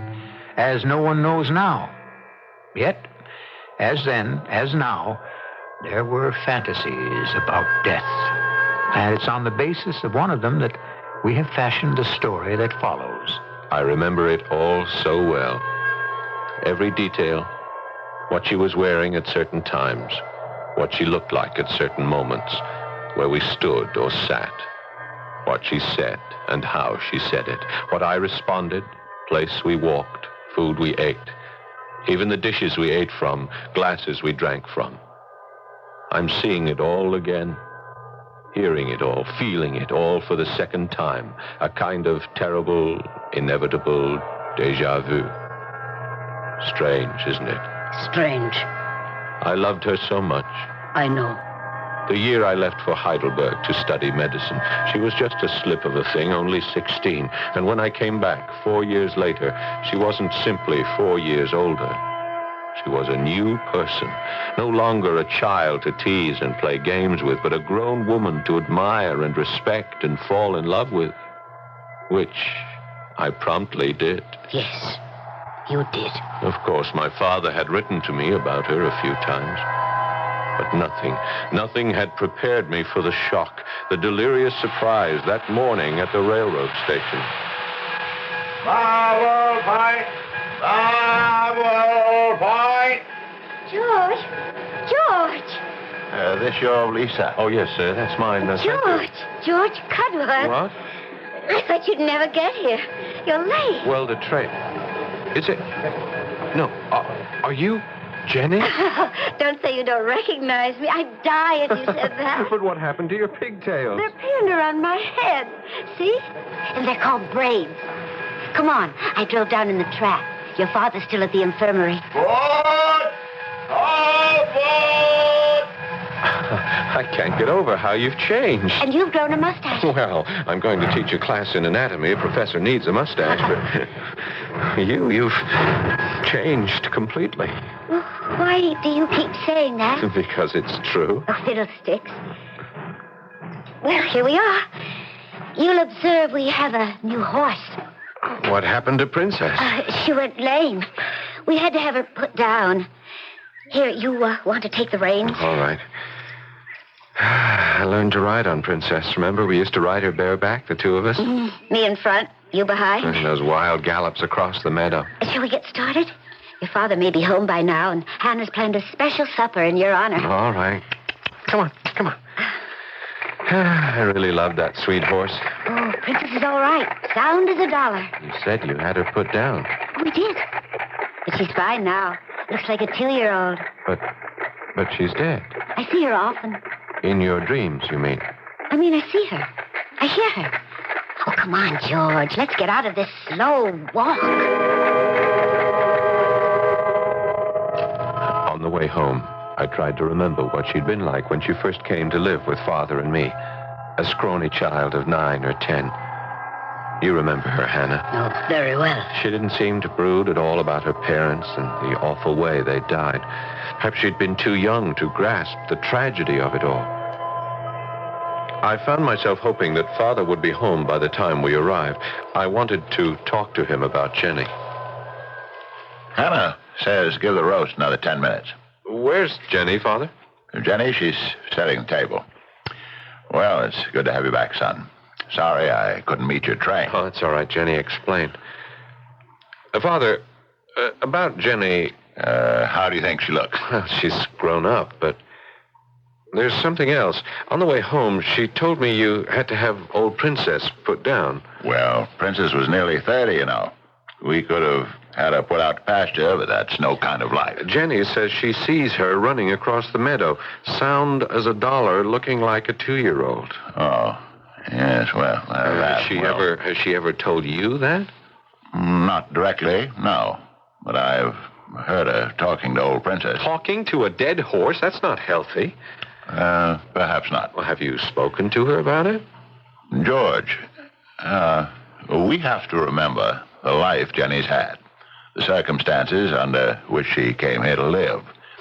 Having seen her father and her mother burned alive, screaming from their bedroom window, well, that's a terrible thing for a child to go through. But when she came to live with us, she was just a normal little girl. There was never anything morbid about Jenny.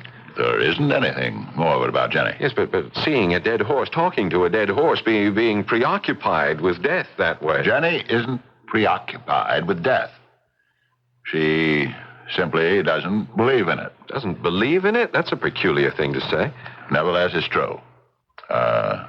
True for Jenny, anyway. Well, I'm going to speak to her about it. You'll do nothing of the sort. You leave Jenny alone. But it's morbid, Father. It's not healthy. Who are you to say what's morbid or what's healthy? You leave that girl alone, George. I'm warning you. Leave her alone, or you'll answer to me. I couldn't understand my father. A doctor who faced up to death and fought it any number of times in the course of his practice, as I was prepared to do now that I had an MD after my name. Well, Hannah, as you know, I took up my residency at the local hospital and started teaching an evening course in anatomy. My time was heavily occupied, but every minute I could spare was spent with Jenny. You remember how it was, Hannah? I remember. Going to church together, attending Vespers, long buggy rides on fine days, local dances, taffy pulls, country fairs, long afternoons reading in the summer house as we'd done when we were children. I felt the moment approaching when I could be certain of my love for her, though I resisted it as long as I could. But one late afternoon, sitting with her in the summer house, I knew it was no longer any use to pretend to myself or to her. Jenny, I love you. I love you more than I can say, almost more than I can bear. I've always loved you, Jenny. It's taken me all this long time to realize how much I love you. Are you surprised? Not very. You mean you've known it all along that I love you? I wanted you to. Does that mean that you love me? I do love you, George. Oh, Jenny, will you marry me, won't you? Of course you will. I have to ask my mother. What? I'm sure she likes you. Jenny, my darling, your mother... George, you go in the house, will you? Let me stay here by myself for a little while. Will you do that, my love? Well, if you want me to... Oh, don't look so troubled. Mother likes you very much. Jenny... Father likes you, too. A dozen conflicting emotions flooded my mind. Poor George. A girl who talked to the dead. Could such a one ever be truly mine? In a frenzy compounded of doubt and desire, I told my father. I've asked Jenny to marry me, Father. Oh? I thought you might do that. Well, I approve. Has she accepted you? She says she loves me. But has she accepted you? Father, at this very minute, Jenny is in the summer house asking her mother's permission to marry me. Huh? And her father's. I see. You see? Is that all you can say? You see? Her father and mother have been dead for 10 years, but she is asking their permission to marry me. Doesn't that strike you as a very strange thing for a young girl to do? When she said she talks to a dead horse, sees it running across a meadow, that was bad enough. But now to talk to a dead father and mother, perhaps she thinks she sees them too. I mean, Father, if she'll have me, what will I be taking for a wife? The woman you love. What more do you want, George? Count yourself very fortunate, my boy. Consider yourself the luckiest man on earth. But I must talk to her about these hallucinations. I must have it out with her before we can be married. You will do nothing of the sort. I forbid it. You forbid it? In God's name, why? Jenny's mind, George, has a delicate balance. It swings perilously between this world and another, never quite settling, never coming to rest, oscillating back and forth, vibrating like a pendulum.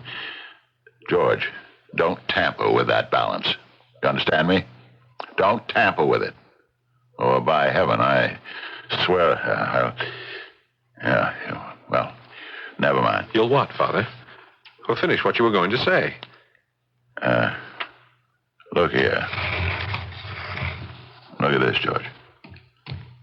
You see it? It's a gun. Yes, it's a gun. You say one word, George, to that girl about what you call her hallucinations, and I'll kill you. George? That's Jenny. Remember what I said, George. Leave her alone, or I'll kill you. It's all right, George. We can be married. My father gave us his blessing. In my happiness and my expectancy, I drove away all premonitions, all dreams. But ever ticking at the back of my mind was the question, why had my father spoken as he did, so passionately, so violently? You don't know. Do you? He loved her. Violently, passionately. Loved her.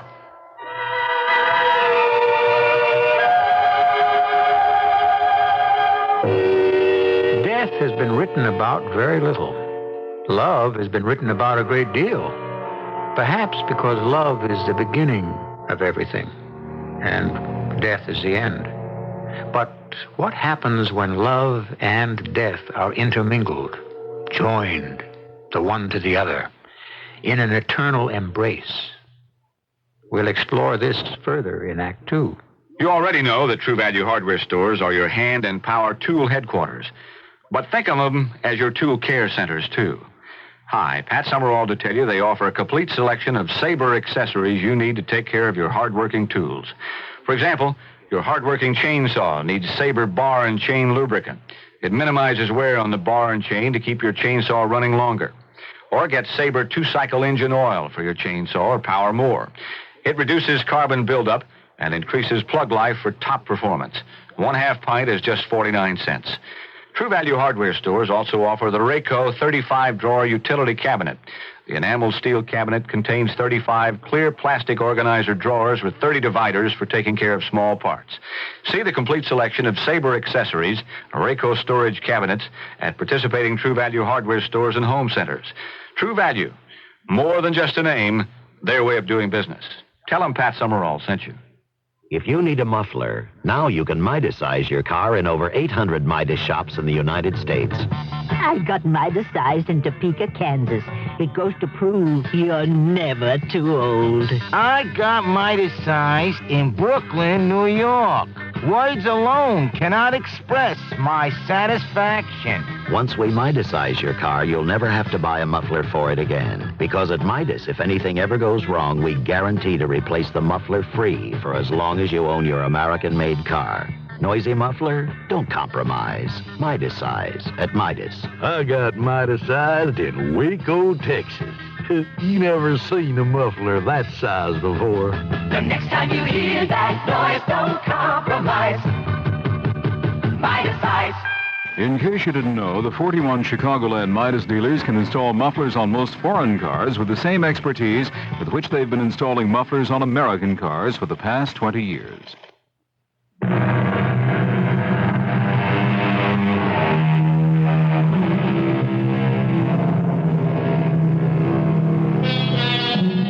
So George and Jenny plighted their troth. And under a dire threat, George's father forbade his son ever to speak to his young fiancée about her curious attachment to all those she has loved who have passed out of this life. Then, under the spell of his infatuation, George proceeded with the arrangements for his imminent marriage to the girl of his heart. We spent long afternoons in the summer house, spinning dreams of the day that would unite us. We wanted an extravagant wedding. At least I did. My father's big white colonial house set among great old oak trees with its center hallway, its winding staircase, its vast reception hall was ideal. You remember it, Hannah. All too well. After the ceremony, if it was a fine day, we would have the collation served in the great rose garden with a quintet of musicians playing and tables laden with food. And I shall be very dashing in my cutaway and striped trousers, and you in what? What will you wear, Jenny? I don't know. You mean you haven't ordered your wedding dress? Not yet. Well, I thought that was what young brides thought about first. Well, I've been thinking about it. You'll have someone come to the house to make it, won't you? I don't know. Sweetheart, the local shops are all right for simple things. I'd like something simple, I think. Well, if you're sure. Look, why don't you take a trip into the city and see what they have in the big stores? Well, yes, I could do that. Hannah will go with you and help you pick it out. I don't want Hannah to go with me. But Hannah has very good taste, dear. She could advise you. I don't need Hannah to advise me. I only meant... My mother will advise me. My mother will pick out my dress. I started to speak, then closed my lips firmly against the words. I remembered my father saying, Jenny's mind has a delicate balance. It swings between this world and another, oscillating back and forth. Don't tamper with it. Again, my love drowned my fears, and I reached for Jenny's hand. What are you thinking about, my love? About the wedding. But why do you look so sad? Well, who's to pay for it? All the caviar and champagne and the musicians. Who's to pay for my dress? My dear, do you need money for your dress? For everything. Who's to pay for it all? Precious, I'll give you money for the dress and the caviar, the champagne, the musicians. My father will pay for all that. Well, that's not right. Of course it's right, Jenny. He expects to pay for it. He wants to. You're like his own daughter. The father of the bride always pays for those things. Jenny. It's always done that way. My darling. Father wouldn't have it any other way. I know that. He couldn't. My whole body stiffened. I murmured some sort of excuse, told her I needed something from the house, and I fled the summer house, leaving her immobile, pensive, troubled. Inside the house, I found my father. Father, it's happened again. What's happened? Sit down, George. I don't know what to do. George, what's the matter? Is it Jenny? Yes. She and I were sitting in the summer house. We've been there most of the afternoon making plans for the wedding. Ah, yes. Well, we got to the subject of her wedding dress. It seems that she doesn't want it made. She wants to buy it. So I suggested that she take the train into the city and maybe Hannah would go with her, help her pick it out. Good idea. Yes, but Jenny would have no part of it. No? She said, my mother will help me pick it out. My mother will help me pick out my wedding dress. Her mother, who burned up in a fire, who's been in her grave... George, I know how you feel. Am I to live with ghosts once we are married? George, I live with ghosts. We all live with ghosts. Well, I don't propose to. Well, what do you propose to do? Father, I didn't say anything when Jenny spoke about her mother, her dead mother, helping her to choose her wedding dress. I thought of everything you had said, and I kept quiet. I'm glad you did. But then she suddenly looked very troubled, very perplexed, and she said, who's to pay for all this? Pay for it? Yes, the dress, the wedding, the music, the caterers. Why, I shall pay for it. Yeah, well, that's what I told her. Well, who else should pay for it? Her father. Her father. Well, that's what she said. She said it was only fitting and proper that the bride's father should pay for his daughter's wedding. I think she expects her dead father to give her away. Oh. She wouldn't. I don't know what she expects. I thought she'd want me. I know you forbade me to say anything to her about her congress with the dead. Yeah, I do forbid you. But now I must. It's gone too far. No, George. It could be fatal. George, where are you? There she is. I'm in here, dear, with Father in the library. Say nothing, George. Oh, I'm so glad you're here. You can help me. What is it you need, Jenny? The second volume of something called Materia Medica. Is there such a book? On the bottom shelf. Yes, dear, with the red binding. Oh, yes. Now, let's see here.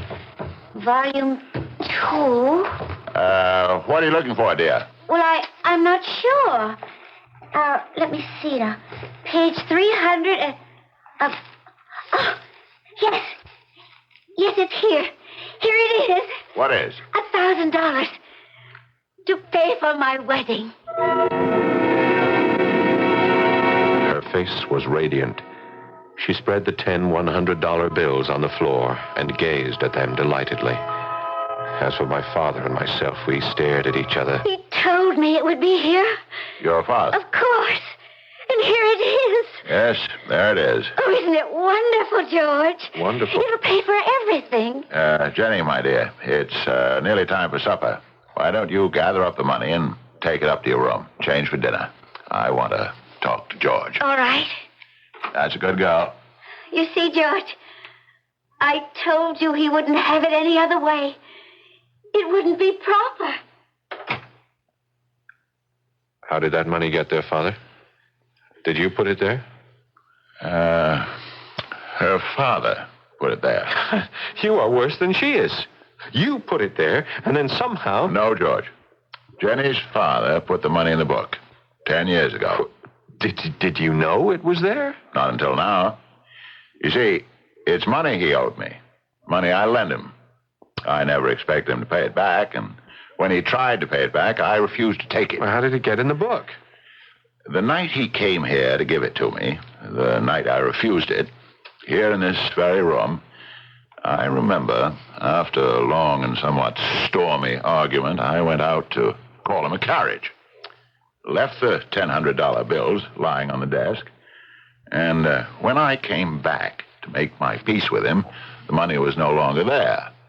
Of course, I assumed he'd put it back in his pocket, but instead he hid it in a book he knew I'd eventually open. Father, it doesn't explain how Jenny came to know it was there. Don't shrug and turn away. We have to talk about this. I don't have to, and I don't intend to. All right, then I'll talk to Jenny about it. No, you won't. Come back here, George. Father, I cannot marry a girl who's living half with me and half with the dead. If you love her, you'll let her be. I can't, Father. That girl has some sort of communication with the dead that you can't understand. But it's wrong. Right or wrong, it's hers. It's part of her.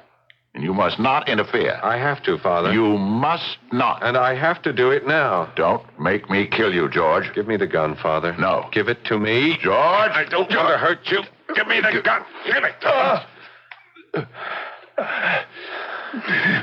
I'm sorry, Father. I'm terribly sorry. Forgive me. I put the gun in my pocket. I looked down at my father on his knees on the floor where I'd forced him. His eyes were filled with tears. For whom? For himself? For Jenny? For me?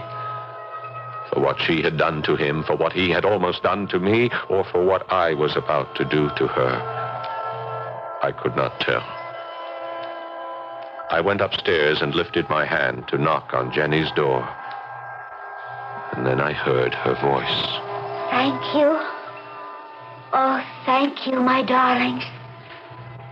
I knew I could count on you.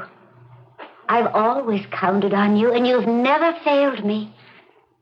Mother, should I have my dress made, or shall we go to the city and buy it?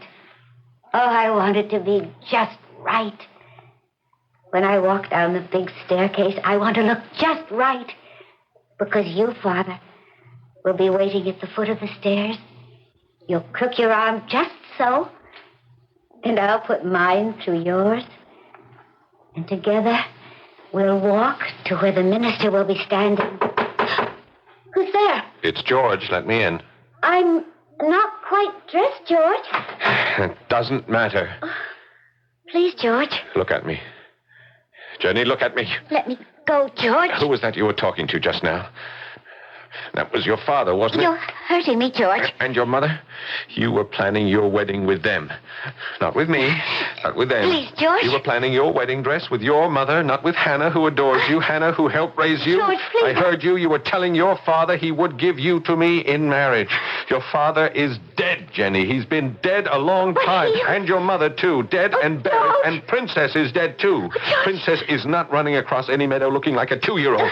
Princess got to be an old horse. She was 30 years old and lame, and someone came and put a bullet between her eyes, and she died. And your mother died, too, and your father. They were burned in a fire, Jenny, a long time ago. But you are alive, Jenny. You are here, and you are alive. You know that. Yes. And I am alive, and we are here. We are now, and we are alive here and now. Do you understand, my darling? Yes. And Hannah will help you with your wedding dress. Yes. And my father will pay for the wedding. And when you come down the staircase, he will be waiting for you, and you will put your arm through his, and you will walk together to the place where I will be waiting for you. And we will be married. Do you understand, my dearest girl? Do you understand? I was holding her arms and staring down into her wide, frightened eyes and flinging my words into her face. Her eyes grew wider and wider. Their expression began to change. But what the change was, I could not tell. Was she beginning to understand what I was saying? Or was she leaving me forever?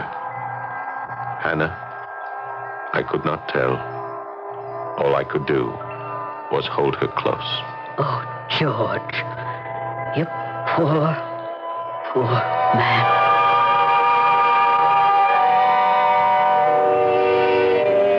What does one say to someone who will not let go? What does one do with such a person? It's all very well to counsel them, let the dead past bury its dead. But what if they scorn our advice and cling tenaciously to what they have lost? Or do the lost ones cling to them? As much as the living hold on to the dead, do the dead not also hold on to the living?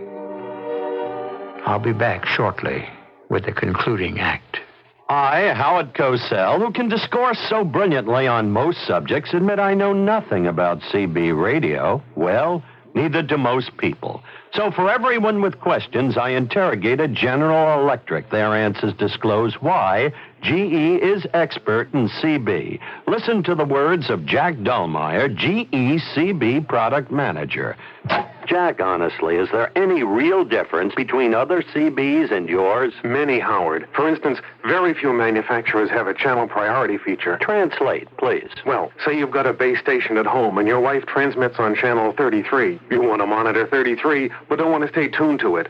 With this feature, you can be on any channel you want, and if 33 is activated, it automatically cuts in. Impressive, Jack. A major advantage. The channel priority feature. Another reason to buy GECB.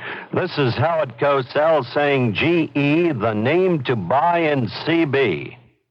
WBBM Chicago. You're not late for work. You are going to eat breakfast. You're not going to get me to eat bran cereal. I am, and I am. You're not, and you're not. Am.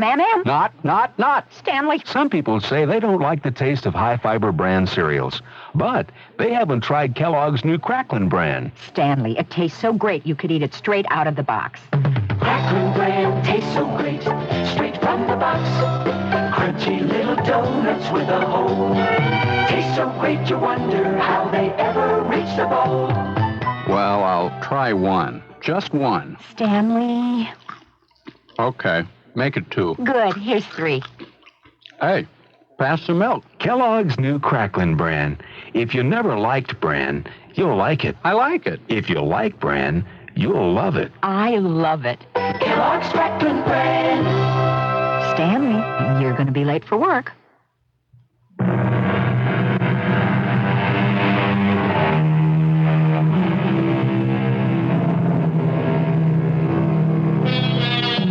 Jenny and George are about to be married. But it troubles George that his fiancée still appears to commune with the spirits of her parents, who met their death in a fire many years before. Indeed, Jenny appears to have contact, both visual and auditory, even with a horse named Princess, an aged mare they both rode as children. It is George's conviction that this morbidity must be erased from his beloved's personality before she can become his wife. Oh, Hannah, I loved her so. I know. It was for her own sake that I did what I did. Of course. For our sake, I should say, for the health of our marriage, our life together. Perhaps my father had been right when he said we all live with our own ghosts, and Jenny should be allowed to live with hers. I was left in a torment of doubt as I held her close. Oh, George, what am I to do? Let them go, Jenny. Let them lie in their graves. They're dead, my darling, but you and I are living. We're going to be married, aren't we? You know we are, very soon now. Leave them, Jenny. Be with me. Oh, they'll be lonely. My dear girl, they have died. Such things as loneliness, as grief, yes, joy too, and love, they are for the living, for us, not for them. You really believe that, don't you? It's true, my dearest. You must believe it, too. Oh, I'll try. No, sweetheart. You must do more than that. I can't. Yes, you can. Now, I'm going to be your husband, and you must rely on me to tell you what is right. I only want you to be happy, you know that. Oh, yes. Well, then, Together we will exorcise these ghosts that haunt you. I shall try to be very patient, my dear love, very patient and very loving. Because I do love you. More than pen can write or tongue can tell. And you must trust in that love, Jenny, and believe with all your heart that I know what's best. I held her in my arms for a long time. Then, Hannah, I think that you called from downstairs that supper would be on the table presently, and I released her to bathe and put on fresh clothes while I went down to confront my father. He looked very gray and haggard. It's done, Father. Oh, George. It was necessary. I know you think so. I am convinced of it. I know you are. If we are ever to be happy together... I know. George, I feel very badly that I threatened you before the way I did. We'd best forget that, Father. To threaten you with a gun, I must have been mad. We'll just forget all about it. Here's your gun, Father. No. Take it. No. I don't want it. I want you to take it. It'll help us to forget what happened. It'll be as though it never took place. No, you keep the gun, George. I don't want it. I never want to touch it again. I'm afraid. There's nothing to be afraid of. Well, all the same, I'm afraid. All right. I'll keep it. Until you say you want it back. So I put the gun in my pocket. It seemed to make him feel a little better, as though simply getting it out of his sight was a step toward erasing the memory of that frantic night. Then I think that you, Hannah, announced that supper was served, and the three of us sat down to eat together. None of us ate very much, which was understandable enough. Oh, yes. Still, we did manage to get through the meal. I had done the right and proper thing. I was sure of that. Oh, George. I know. Nevertheless, that is what I thought. The next morning, Jenny did not come down for breakfast. My father and I left for the hospital together, worked assiduously all day, and left for home together late that afternoon. Hannah said this morning that Jenny was going into the city today to buy her wedding dress. Oh, that's splendid. Hannah wanted to go with her. Jenny went alone? I don't like that, Father. Oh, it doesn't necessarily mean anything. No, but still... You're afraid that Jenny still believes her mother will help her choose a dress. Well... Oh, I'm sure everything will come out right, sooner or later. I've told her she must have faith in my love and my knowledge of what's best for her. I hope she can do that. Yes. Have you appointed a date for the wedding, George? Oh, the end of the month. We haven't decided on the precise day. Where will you live once you're married? No, we haven't talked about that. Would you consider staying on with me? I'll be lonely without either of you. Now, that's selfish, I know, but, George, I'm so used to Jenny about the house, I'd miss her terribly. But I mustn't be selfish. That's all right, Father. I don't see why we shouldn't live in the house with you, at least for the time being. It is a nice house. It's a beautiful house, and quite large enough for three. The trees are beginning to bud, huh? Yes. They'll be out full by the time of the wedding. What's that? Sounds like the local fire engine. Yeah, I'm glad Jenny isn't home to hear that. George! What? It's the summer house! No! Look at the smoke, The George! summer house is burning! It's on fire! Jenny!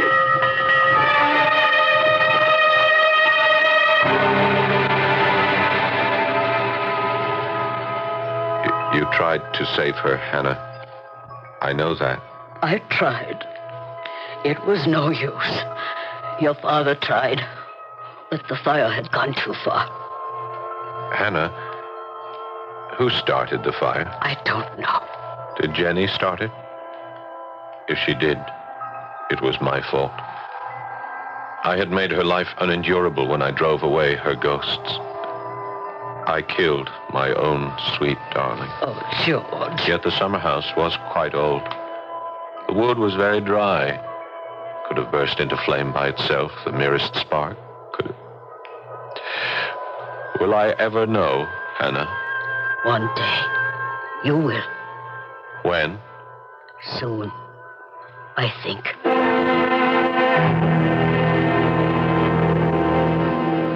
We must decide where she should be buried, George. Well, there's the cemetery. Of course, Hannah thinks that would be best. Her father and mother are buried there. I suppose she'd want to be near them. Yes, well, whatever you say. Perhaps I could get permission to bury her here. On the property? Yes. Such things can be arranged, I believe. Well, whatever you say. No, George, whatever you say. It's your privilege and your right to decide. Well, all I can think is that she's gone, that I shall never see her again, never hear her voice. We'll talk about it tomorrow. Yes. Tomorrow. I'm very tired, George. I think I'll go up to bed. All right, Father. I'll sit up a while longer. I don't think I can sleep. Yeah. Well, tomorrow we'll make the arrangements. Good night, son. Good night, Father. I'll look in on you when I come upstairs. Oh, you don't need to. I want to. He pressed my shoulder, and I put my hand over his for an instant. I felt very close to him. I truly loved him, Hannah. I know you did. Later, when I'd grown drowsy, I went upstairs, stopped at the door of his room, and went in, without knocking, in case he was asleep. I saw him lying fully clothed on his bed, but his shirt sleeve was pushed up above his elbow. I think I knew he was dead even before I touched him, and I knew how he had died. I found the minuscule puncture of the needle on his arm almost immediately, and later I found the slender needle where it had rolled under the bed. I've never told you this before, Hannah, but now I feel I must. Tell me. I knelt by the side of his bed, but the tears would not come. I told myself, my father is dead. I even repeated the word over and over to myself, and then said it aloud, dead, dead, dead, I kept saying. I had lost her, and now I had lost him, all within the space of a few hours. I could not comprehend how such a monstrous thing could have befallen me. Do you understand, Hannah? I understand. But I could not weep. I could not weep. And do you know why? Tell me. Because I hated him. I hated the man I had felt so close to such a short time before. And do you know why I hated him, Hannah? Tell me. Because he wanted to be ahead of me. Even there. Even where, George? There, wherever she was. He wanted to be there with her. You've told me he loved her. He did. He must be right. He left me and went to join her there. Where, George? There.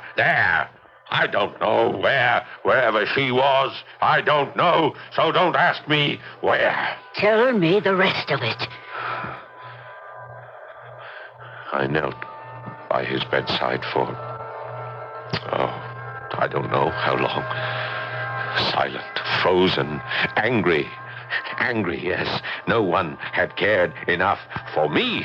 No one had thought of me, my life, my lonely life that I had now to face. Both of them had left me without a thought. Do you understand what I'm telling you, Hannah? Yes. I was living in a pit of hell I never knew existed, filled with fury, rage, and desperation. And then... Go on.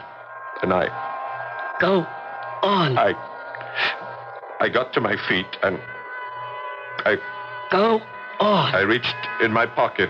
Go on. I felt something. Yes. I took it out of my pocket. Yes. I put it to my head. What was that? Go on. I just heard something. I didn't hear anything. Sounded like a gun going off. Oh? I don't remember anything like that. You will. When? When you realize that you are dead. Dead? I dead? How can that be? You took your father's gun from your pocket, and you put it to your head, George, and you fired. But I'm here, talking to you, Hannah. Can you see me? Of course I can see you.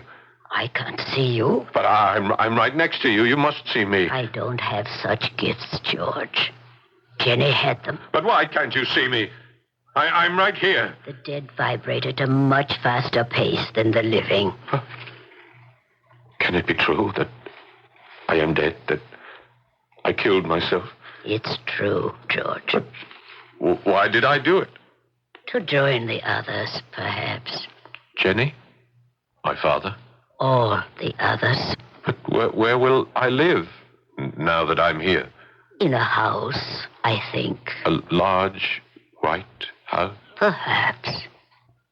Will I be fed here? They say you will eat of the essence. Here, we eat of the substance. But you will eat of the essence. Hannah? Yes, George. Will I visit you now and then? Talk to you? I hope you will. You won't turn me away?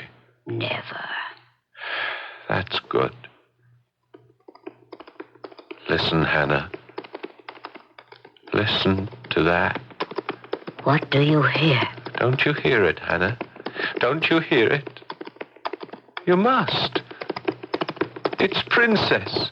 It's old Princess galloping across the meadow, looking like a 2-year-old.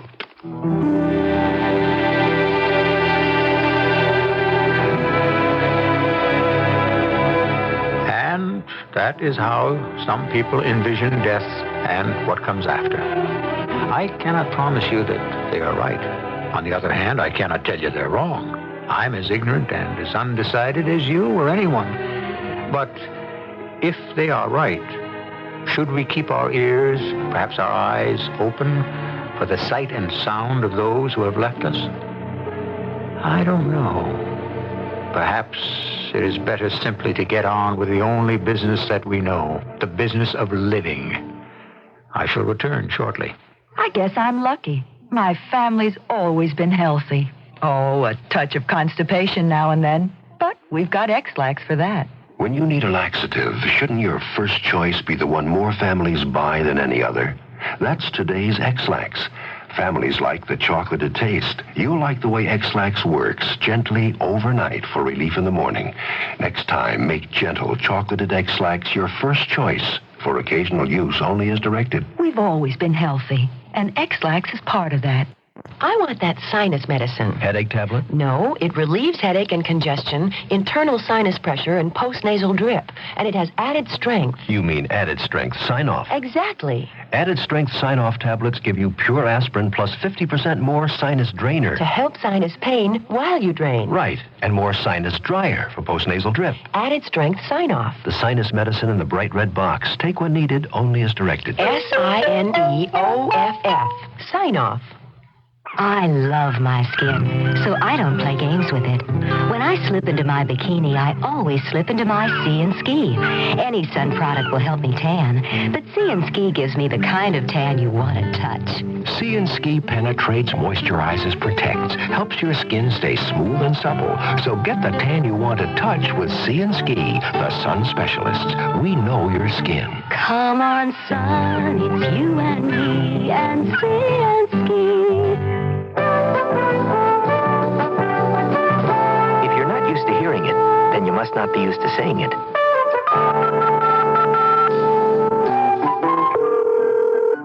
Hello? Hi, Daddy. Hi. I just called called just to say that I love you and I appreciate everything that you do. Who is this? If you love him, tell him. A thought from the Church of Jesus Christ of Latter-day Saints, the Mormons.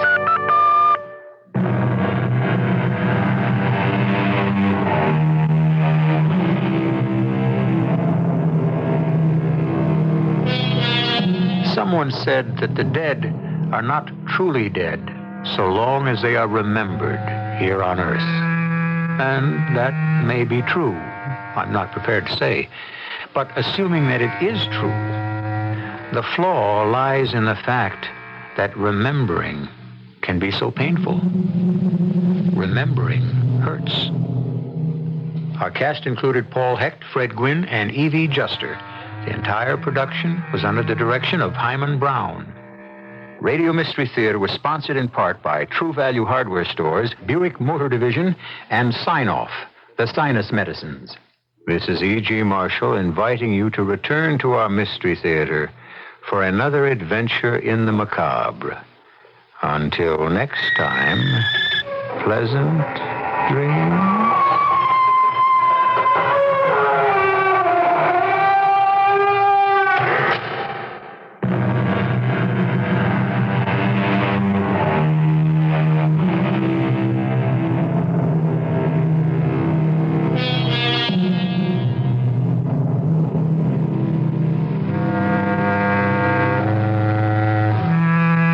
CBS News follows on WBBM Chicago. This Father's Day, don't buy Dad a gift. Invest in one. Invest in tools that will give him years of service. Stanley hand tools from True Value Hardware Stores. Like the Stanley 16-foot power tape measure. The no-creep positive blade locks for easy and accurate measurements every time. And the Mylar-clad yellow blade resists abrasion and dirt, so it'll give him years of top service.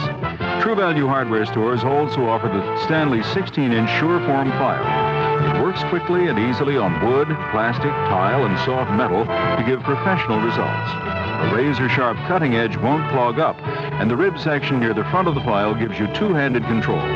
Invest in quality Stanley hand tools from participating True Value Hardware Stores.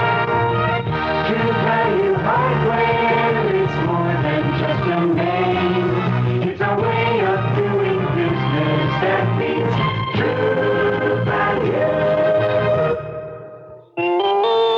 CBS News. Henry Kissinger has warned against the danger of communism in Western Europe.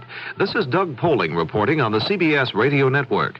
The former Secretary of State spoke in Washington to the American Enterprise Institute. Bernard Kalb has a report. At no point in his speech did Kissinger specifically call on the Carter administration to take his advice, but it seemed clear that the former Secretary of State wanted the United States to toughen its stance against the challenge of communist political victories in Western Europe. The democracies, he said, can overcome the communist challenge. He offered this prescription. Anti-communism, while important, is not enough. There must be a response to legitimate social and economic aspirations.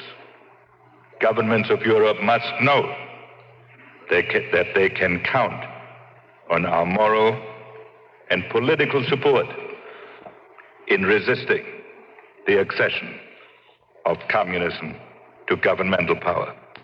The Kissinger statement tonight contrasted sharply with the low-key position taken by the Carter administration on the question of communist inclusion in West European governments. Bernard Kalb, CBS News, Washington. More news in a moment. I, Howard Cosell, who can discourse so brilliantly on most subjects, admit I know nothing about CB radio. Well, neither do most people. So for everyone with questions, I interrogated General Electric. Their answers disclose why GE is expert in CB. Listen to the words of Jack Dullmeyer, GE CB product manager.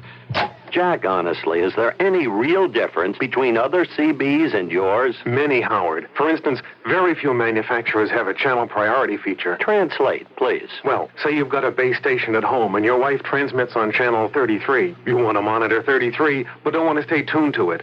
With this feature, you can be on any channel you want, and if 33 is activated, it automatically cuts in. Impressive, Jack. A major advantage. The channel priority feature. Another reason to buy GECB. This is Howard Cosell saying GE, the name to buy in CB. UN Ambassador Andrew Young has done some more explaining. Young says he was not being moralistic when he called former Presidents Ford and Nixon racist. I was not trying to make any moral judgments about the character of either gentleman, but merely to suggest that in our world, there are cultural differences, and we tend to be much more comfortable with people who are just like ourselves, and when we're insecure about ourselves, we tend not to face up or appreciate the value of people who are different from ourselves. On another subject, Young says he thinks the white minority government in Rhodesia could fall within 18 months. Young appeared on a PBS television program, The McNeil-Lehrer Report. President Daniel Oduber of Costa Rica said Thursday night he has asked fugitive American financier Robert Vesco to leave the country. He says he did so because he did not want Vesco's presence to harm the prestige of Costa Rica. Vesco fled to Costa Rica in 1972 after he was accused of trying to hinder a government probe into the disappearance of $224 million in corporate funds.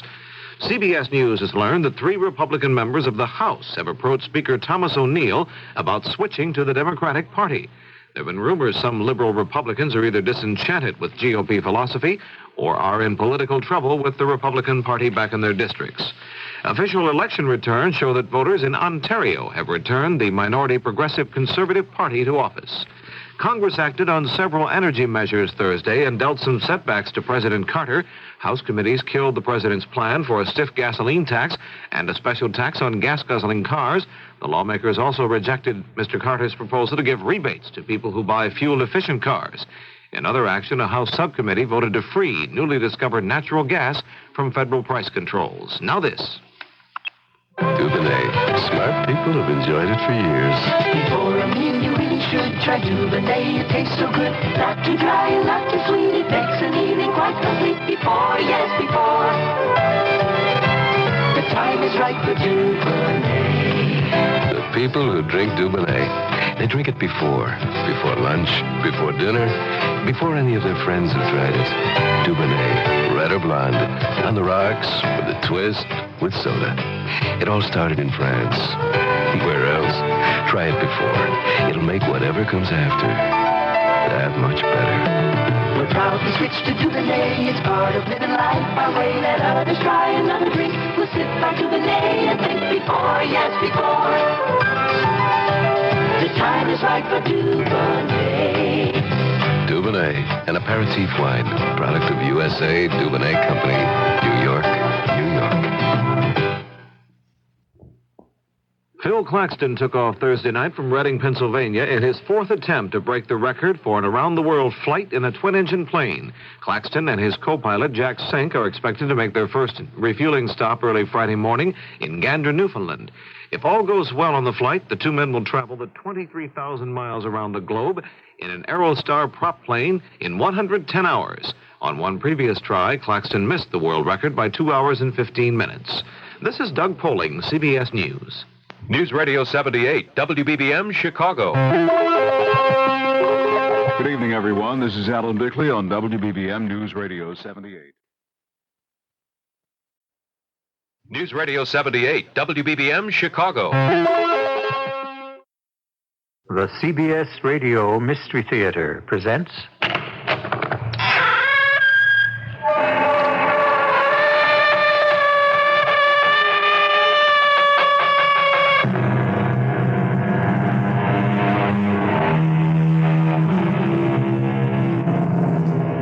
Come in. Welcome. I'm E.G. Marshall. Welcome to the future, because the story you're about to hear is a tale of mystery, crime, and adventure in a world 60 years older than our own. Whether that world is 60 years wiser is a question you'll have to answer for yourself. But we want to warn you right now that you might not like our futuristic hero very much. You may even dislike him a great deal. For after all, he is a criminal, a swindler, a con man, a fugitive, and perhaps something even worse. All we ask is that you don't judge him until the last sound is heard, even if it turns out to be this sound. You'll hit Mrs. Sorensen. That's right, everybody. You'll hurt your friend, Mrs. Sorensen. And if you don't let me out of this place, I'll hurt her myself. She's an old woman. Yes? And I haven't killed an old woman for days. I'm feeling the urge right now. So let me out.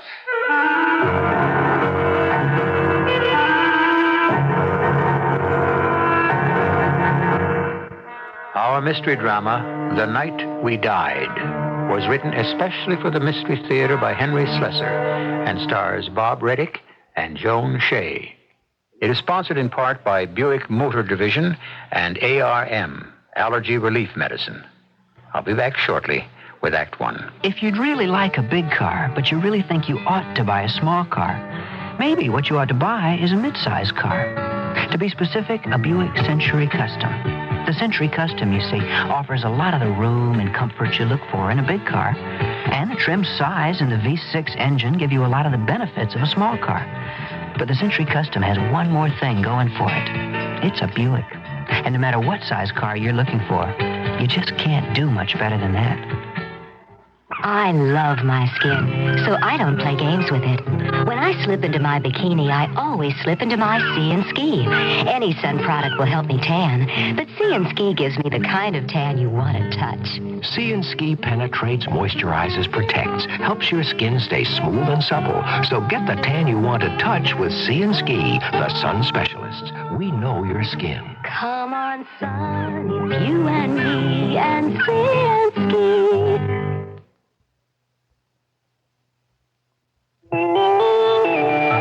Now, direct from CBS News, this special Radio Net Alert news report.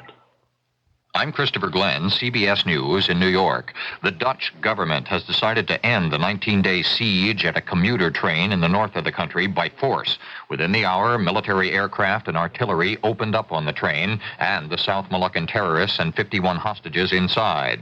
A few minutes ago, I spoke with correspondent Mike Lee at the scene. The gunfire broke out about 4 minutes before 5 a.m. here Holland time, which would have made it just before 11 p.m. New York time. It began with an absolute shower of automatic weapons fire, followed by a series of strafings by Dutch fighter jets.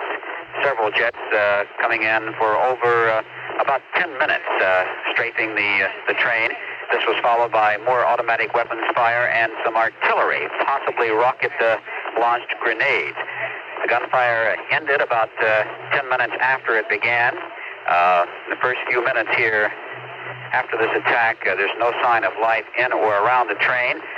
Right in front of me, about 4 feet, are lined about 12 armored personnel carriers with perhaps 50 troops. They're preparing to move down the track, possibly for a cleanup operation to look for any survivors that there might be. What about the future of the South Moluccan community in the Netherlands now? What does this bode for them? There's no question that no matter how this hijacking had turned out, that it would have put a strain on Dutch-South Moluccan relations. The most immediate problem that Dutch officials, of course, will face is angry reaction not only by the South Moluccan community to use of force here, but also to reactions from the families of the hostages, who many of whom may have well been killed in this attack if they were not taken out before it began. In the long run, there will be problems possibly, and many people would think most probably, between the Dutch and the South Moluccans. This had been pretty much a political issue up until now. But after all that has happened in the last 20 days, ending with this gunfire, this attack on the train this morning, there could be a great deal of trouble to come. Correspondent Mike Lee in the Netherlands, repeating, Dutch military units mounted an attack with aircraft, automatic weapons, and artillery on a train in northern Holland where South Moluccan terrorists have been holding 51 hostages for the past 19 days. So far, there is no word on casualties either to the gunmen or the hostages, but the attack itself is described as fierce. There's also no word on what the situation is at a schoolhouse where other terrorists hold several teachers hostage. Earlier today, mediators who'd been trying to find a peaceful solution to the siege reported their efforts had ended in failure. I'm Christopher Glenn, CBS News, New York. We're back in Chicago on WBBM News Radio 78, and the WBBM News time is 10:38. We'll return to the Mystery Theater after this. Is your bank open when you're busy and closed when you're not? Well, Northwest Federal Savings knows that a good place to save is ready for you when you're ready. So Northwest Federal's open 63 hours a week. If you work evenings, you can come to Northwest Federal 6 full days. Working days? Northwest Federal's open Monday, Thursday, and Friday evenings. And if the only time you can get to Northwest Federal is 8 o'clock in the morning, well, that's okay, too. Because Northwest Federal has early bird service every morning. From 8 o'clock, you'll find 5 convenient Northwest Federal savings centers throughout Chicagoland's great Northwest Territory. So come into Northwest Federal Savings on your way to, from, or between work, shopping, or home. Anytime. Because Northwest Federal Savings keeps the best hours yours. It's Northwest Federal Savings Time, 63 hours a week.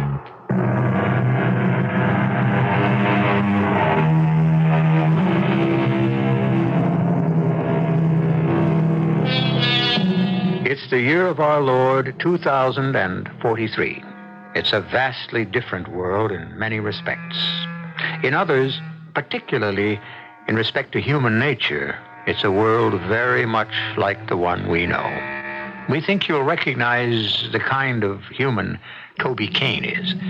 A man with an ugly past and an uncertain future.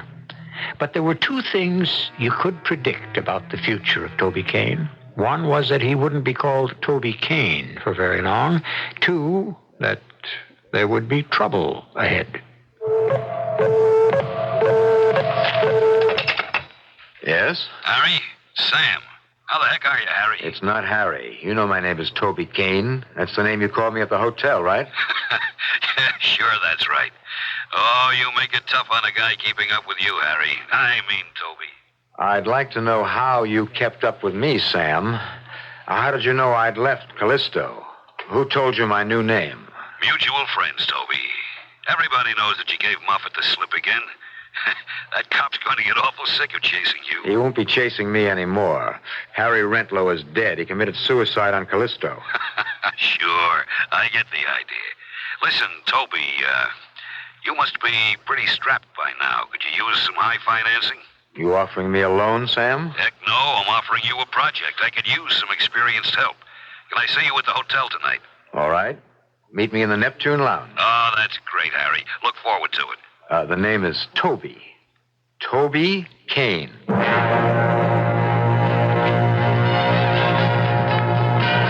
I swear, I wouldn't have known you, pal. That surgeon you used. Hey, tell me something. How many face changes have you had? I don't remember. 3, 4? That face of yours must be pretty tired by now. Get to the point, Sam. What's the project? Well, it's a phony stock deal. The old classic asteroid mines, you know. Sure, I know. I practically invented it. Who's the fish?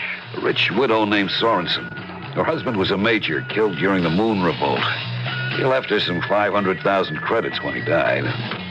She was looking for a safe investment with a counter-inflationary return. In other words, the old dame was looking for a killing. Greedy people in this world, Toby. What went wrong? Some crook came along, killed the deal. What crook? Some phony medium.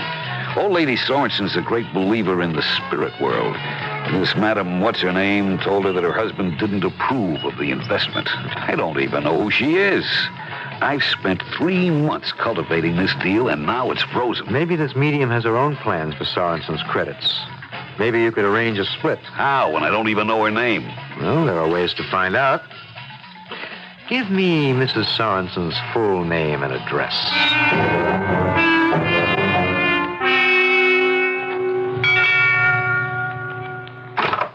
Come on in, Toby. Hey, Vanessa, he's here. Well, hello, Mr. Kane. Hello? Sam tells me you've come up with a solution to our problem. Vanessa knows the whole scam, so you can trust her all the way. I didn't say I had the complete solution. What I have is the name of the medium. How'd you get it, Toby? Oh, it was easy. Mrs. Sorensen was a rich widow, right? Rich widows have their habits, like taking a Mars cruise, for instance. I called Mrs. Sorensen and spoke to her maid. Said I was from the White Line Cruise Company and wanted to clear up our records on her Mars trip. Sure enough, she took the trip in 32. But how did that help you? The next thing I did was write Mrs. Sorensen a letter. I've got a copy right here. Dear Mrs. Sorensen, I doubt that you'll recall me, since 10 long years have gone by since our late meeting. But I still recall with pleasure our delightful chats aboard the Mars cruise, particularly concerning our mutual interest in the spirit world. Oh, wait a minute, Toby. Now, let me finish. When we became acquainted on the voyage, perhaps I mentioned my dear wife. I am saddened to report that she passed on to the great beyond a few months ago, leaving a great void in my heart. However, recognizing the eternal nature of the spirit, I am not completely desolated. My one problem now is to locate a trustworthy medium who can bring my dear Agnes back to me. You mean she actually replied to that? She thought she did remember me. And she gave me the name of the lady who's querying the stock deal. It's Olivia Nemo, South Court Street, New York City. Oh, terrific. I'll go see this phony and make a deal. I've been to see her, Sam. Well, what did she say? Would she make a deal? No. Mrs. Nemo's not a very cooperative type. I suspect she has her own ideas about Mrs. Sorensen's investments. That's why she's spending so much time gaining her trust. What do we do now? Well, I think it's simple enough. We offer the lady more than Mrs. Nemo is offering. Like what? Well, for one thing, I know that the lady doesn't attempt to bring back any image of Mrs. Sorensen's late husband. Oh, well, Mrs. Sorensen wouldn't be fooled by some phony ectoplasm stuff. But what if Mrs. Sorensen actually saw her dead husband? Saw him just the way he looked when he was alive, but yet obviously now part of a heavenly community. What are you getting at, Mr. Kane? Well, I've written one more letter to Mrs. Sorensen from the same old ship companion. Dear Mrs. Sorensen, thank you so much for recommending your friend Mrs. Nemo. However, since writing you, I discovered the most remarkable medium I've encountered in all my 70 years. A man named Shan Kazar, who has produced the beloved image of my wife, Agnes, right before my eyes. The living image, moving, talking, smiling, expressing her serenity and joy in the hereafter. Oh, for heaven's sake. But who is this Shan Kazar? Well, can't you guess, Vanessa? It's me. Come on in, George. Can't tell you how good it is to see you. That's good to see you, too, Phil. I'll tell you one thing, George. Those plastic surgeons did one heck of a job. You look great. As you know, that fire bullet didn't just burn off my features. It did a pretty good job of my mind. I couldn't tell them what I used to look like because I didn't know. Sure, I remember, but what the heck? Here you are, and here I am. Well, some other things are different, Phil. You stayed in the Army. Hey, I see I have to call you Colonel now. Tell me what I can do for you. If it's possible, I'll do it. You know that. Well, it's a kind of unusual request, Phil. It's about those holographic image identifications they made during the moon revolt. The HIDs? Sure, I remember. The Rebs were doing such a great job of infiltration that security insisted on three-dimensional projection holographs of every officer. They're pretty spooky, aren't they? You could swear the person was in the same room with you. Are they still on file? Sure, someplace. Why? Because there's one that I want to borrow. The holograph of a major named John Sorensen of the 1st Moon Division. Well, I don't know. The moon revolt was 5 years ago. Records are all in the Pentagon vaults. But you can do it, can't you? Well, I do have a good buddy in personnel. All right, I'll do my best.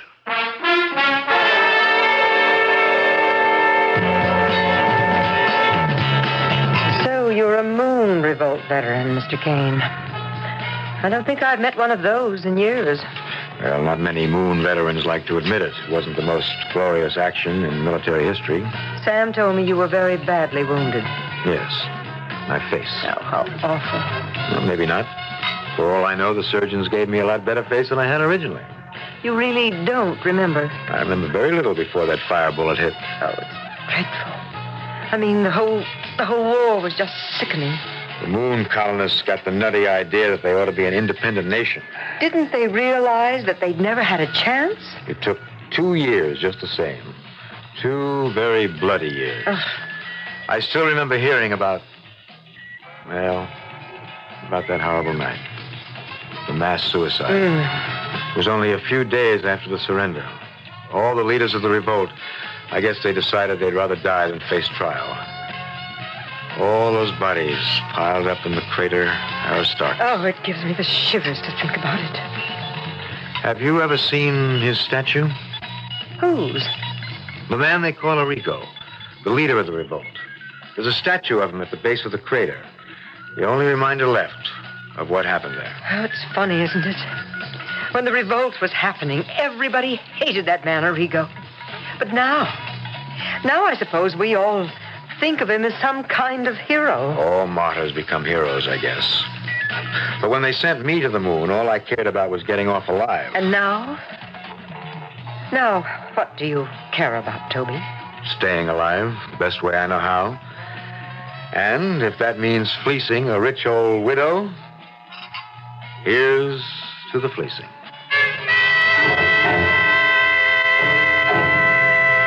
I hope you know what you're doing, Toby.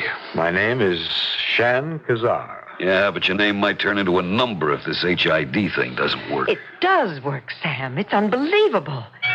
Oh, Mrs. Sorensen is here. All right, get behind the curtain, Sam. Pull the switch when I give the signal. Remember now, the key word is light. Come in, Mrs. Sorensen. I hope I'm not late. Oh, no. No, you're just in time.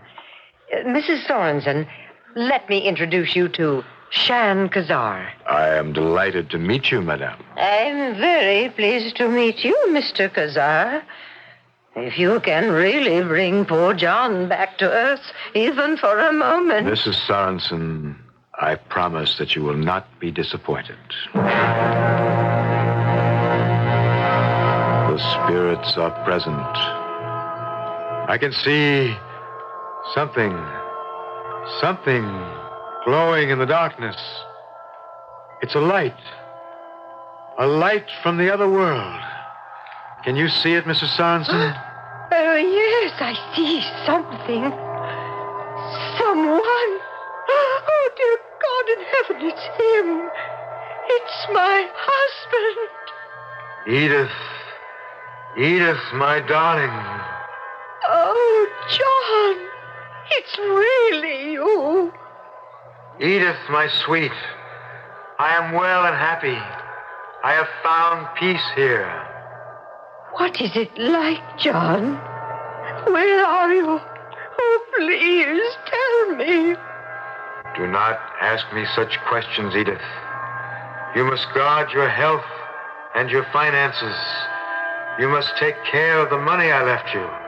Yes, I will. You must invest it, Edith. Invest it wisely. But how, John? You told Madame Nemo. No, do not believe that woman. She is an imposter, Edith. This is the first moment I have spoken to you from the other side. But what about the money? Should I invest it in those asteroid shares? Yes, my precious wife. I have had a glimpse of tomorrow. You will be wealthy. You will continue to have the earthly comforts I wish for you until the hour of our reunion. John, you're beginning to fade. I must go now, Edith. I must return. Wait. One more moment. He is going, Mrs. Sorensen. Back to beyond the curtain.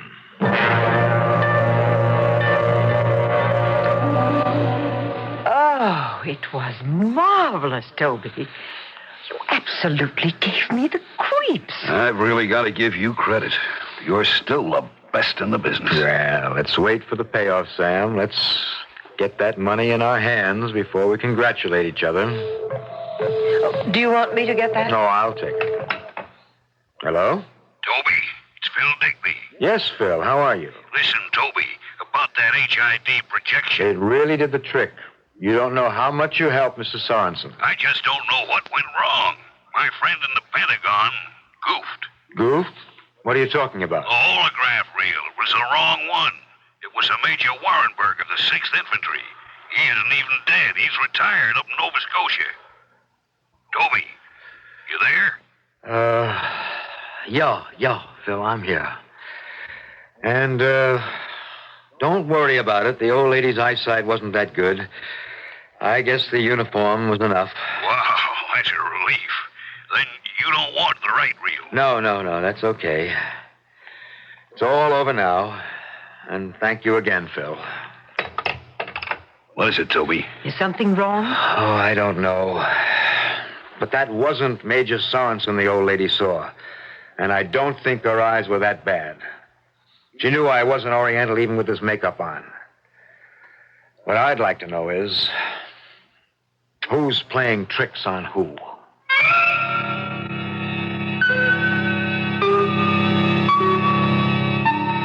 Toby Kane is a man who's used to having things go the way he planned. But suddenly, a victim of a swindle has done something unexpected. Mrs. Sorensen has been fooled too easily.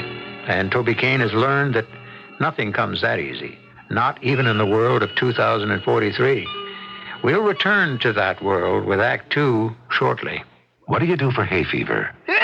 For allergy? When just antihistamine isn't enough. Don't give up.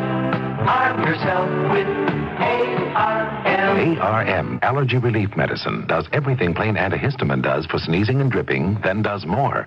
Helps decongest even in your sinuses. That's antihistamine relief and more. Don't give up. Arm yourself with ARM. Take ARM when needed, only as directed. Sir, what do you take when you get that queasy feeling in a car? I take the next exit. Don't just take it. Take Dramamine. Why suffer needlessly from queasiness, dizziness, and nausea when Dramamine, taken half an hour before leaving, can prevent travel upset? Dramamine has helped millions of people travel easy. For occasional use, only as directed. What do you take when you get sick on a plane? I take this little paper bag they have. And Don't just take it. Take Dramamine. True Value hardware stores think there should be 60 feet in every yard. So they're offering the True Test 60-foot vinyl garden hose for your yard for just $6.99. It's 60 feet long to make it easier to water your lawn, shrubs, garden, or even wash your car. It's nylon reinforced for strength. It stays flexible in all temperatures, and its solid brass couplings won't rust. Get the True Test 60-foot nylon reinforced vinyl hose with 5/8-inch inside diameter for just $6.99. Or choose the True Test 60-foot rubber hose from True Value hardware stores. It's made of strong Flexoline rubber that coils easily. It's reinforced for greater burst strength. See the complete selection of True Test garden hoses exclusively at participating True Value hardware stores. True Value Hardware, it's more than just a name. It's a way of doing business that means True Value. This is WBBM Chicago.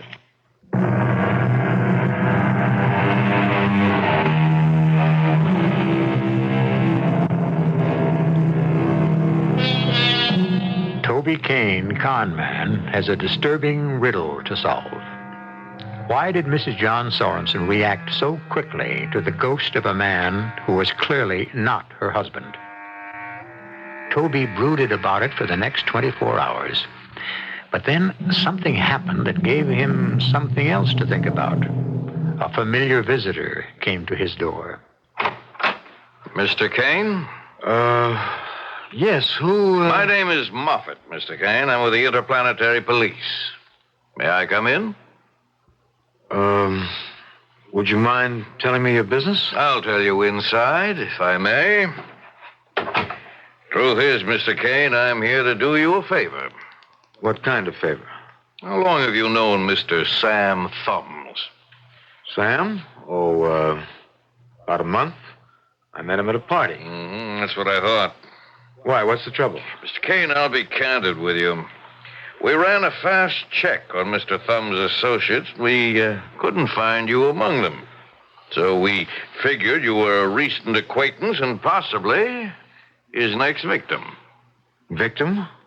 Of what? Well, I'm sorry to tell you that Sam Thumbs is a confidence man. He's been indicted for grand larceny some 4 times in his career. He's never been sent to jail because his victims were too involved in his schemes to testify against him. But he's still a criminal, and he may be out to defraud you. Well, I certainly appreciate this warning, Sergeant. Captain. My title is Captain Moffat.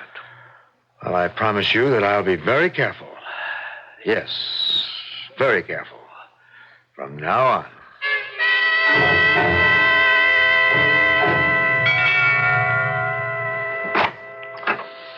Yes? Mrs. Sorensen, I'm the one who called this morning. Oh, yes.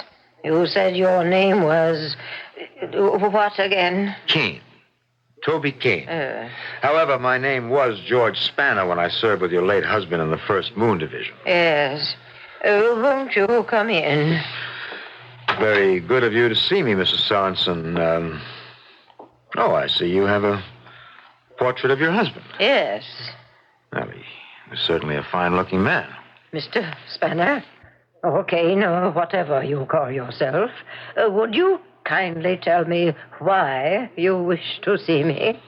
Well, as I said, your husband and I were in the same hospital together.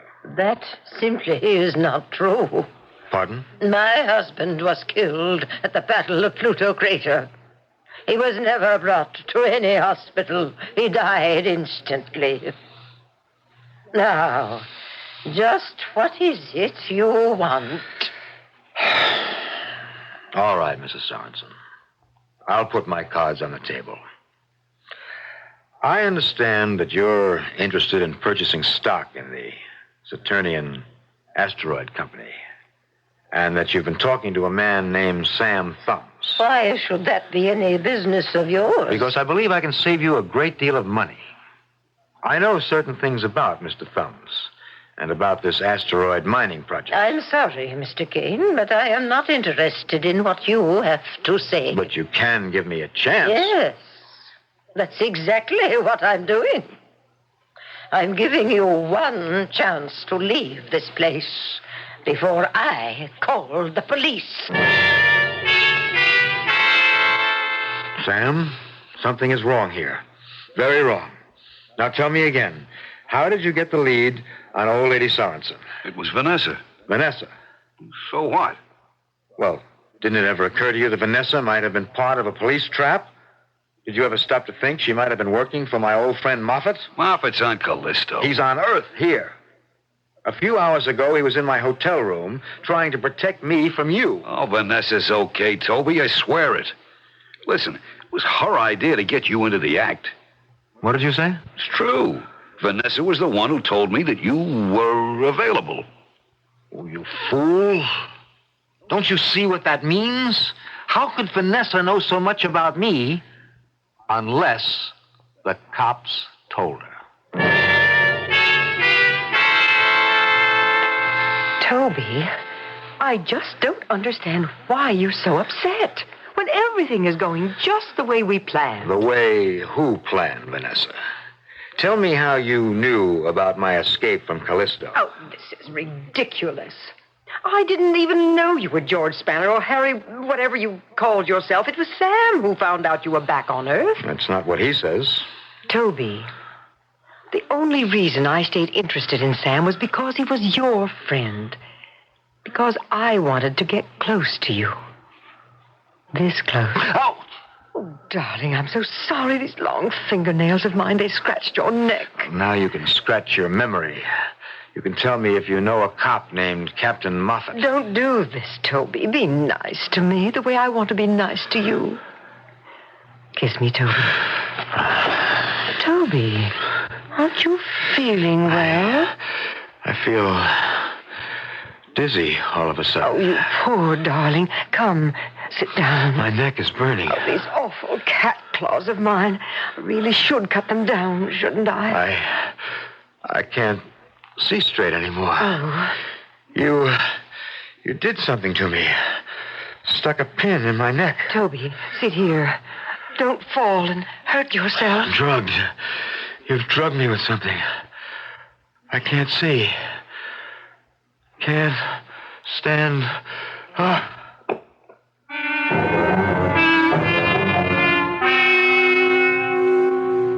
18 hours. What? 18 hours and 40 minutes. Moffat, you here? Yes, I'm here, my friend. Luckily for you. Must have been a powerful drug they used. Not enough to kill, however. My only regret is that we didn't catch them in the act. What are you talking about? I've been keeping a tail on Thumbs and his girlfriend for the past week. His girl? You mean Vanessa isn't working for you? Those two are in business for themselves, Mr. Kane. Or, should I say Mr. Murchis? Or Mr. Snapper? You pick the name, my friend. You have plenty of them. The name is Kane. Toby Kane. It's funny, you know. I've been chasing you for 5 years, from Earth to Saturn to Callisto. And then I catch you by helping you get out of a jam. Life's a little irony. You've made a mistake, Captain. Oh, forget it, Kane. We've already run you through a computer ID. We know who you are. Now, if you help me, I'll help you. I'll guarantee you full amnesty for any past offense. I'll promise you immunity for any crime you've committed. And that's a long, long list. What's the catch? Just what you might expect. The assignment I'd want you to handle is difficult, dangerous. Do you know why you were drugged, Kane?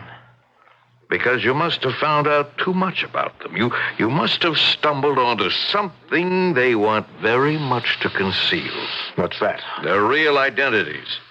Not Sam. No. He's exactly what he seems to be. A hopelessly inept con man, hardly worth the paperwork it would take to arrest him.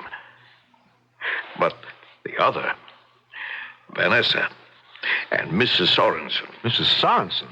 What does she have to do with this? Well, they're members of the most dangerous subversive group on Earth. We have good reason to think they and their friends are ready to commit treason. Treason? Against who? Against the entire world, against the planet Earth. Why, you're crazy. Are you saying those two women are plotting another moon revolt? Oh, not alone, I assure you. There may be hundreds or even thousands of others ready to repeat the same madness of 5 years ago. We think that both of these women are related to the men that we thought had died in the crater Aristarchus. Thought they died? Their graves are there. Yes. But we're beginning to doubt the identities of the men buried in those graves. Now, we've begun to suspect that the Earth forces were victimized by a hoax. A con game, if you like. You mean they're still alive? Arrigo and the others? No, we don't know how many, maybe only a handful, but I want you to continue to play the game you've always played, but this time on our side of the law. What game? Well, I want you to continue to be a cheat, a swindler, a liar, a pretender, only I want you to victimize a very special group of suckers, a group we've observed closely for the past year. Now, we know their habits, we know their meeting place, we know everything. Except their plans for the moon. And that's what I want you to find out. Well, why should I be successful? Because you're going to have another face change, Kane. An official one this time. Here, we want you to look like the man in this photograph. My God. That's right. It's the man they call Arrigo.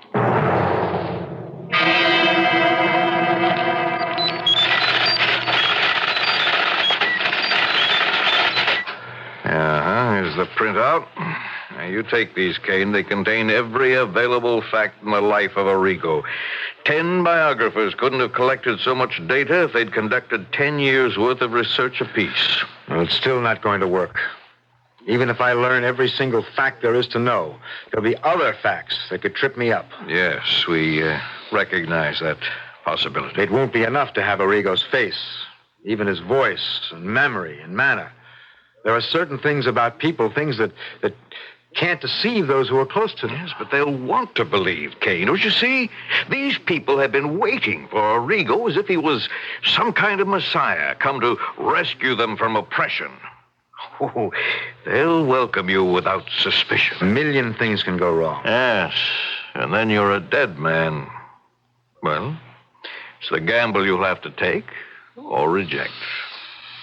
The alternative, of course, is jail. Yes. A prison asteroid, Kane. You live out the rest of your life on a barren rock in space. And if I do this thing, amnesty? That's correct. What a shame. And I was just getting to like this face. There's an old saying that one must set a thief to catch a thief. But does it really apply here? Can a swindler, a con man, and a criminal have enough brains and heart to overcome a group of dangerous insurgents? Can Toby Kane walk into their midst and learn their most important secrets? Or will he die in the attempt? We'll find out shortly in Act 3. True Value hardware stores think there should be 60 feet in every yard. So they're offering the True Test 60-foot vinyl garden hose for your yard for just $6.99. Hi, Pat Summerall with the details. It's 60 feet long to make it easier to water your lawn, trees, shrubs, garden, or even wash your car. It's nylon reinforced to withstand wear and tear. It stays flexible in all temperatures, strong in the hot sun. You can shut it off at the nozzle without fear of bursting. And its solid brass couplings won't rust. Get the True Test 60-foot nylon reinforced vinyl hose with 5/8-inch inside diameter for just $6.99. Or choose the True Test 60-foot rubber hose from True Value hardware stores. It's made of strong Flexoline rubber that coils easily at low temperatures. And it's reinforced for 575-pound burst strength. See the complete selection of True Test garden hoses exclusively at participating True Value hardware stores and home centers. True Value, more than just a name, their way of doing business. And tell them Pat Summerall sent you. Once upon a time, you could walk anywhere you wanted to go. And if you found a tin can along the way, it wasn't litter. It was something to kick all the way home. You know, back in those days, business was often done with a handshake. And the day the family got a new car, Hey, how about a spin around the block? all the neighbors were likely to drop by for a ride around town. Wouldn't it be nice to have it like that again? Well, at Ladoff Chevrolet, you can still enjoy a taste of yesterday. Our 40-year-long list of repeat customers speaks for itself. At Ladoff Chevrolet, you get Nick and Warren Ladoff with every car. And that means that personal attention of everybody in the dealership. You get Nick and Warren Ladoff with every car at Ladoff Chevrolet. Ladoff Chevrolet, 800 East Northwest Highway, Arlington Heights. Phone CL9-4100.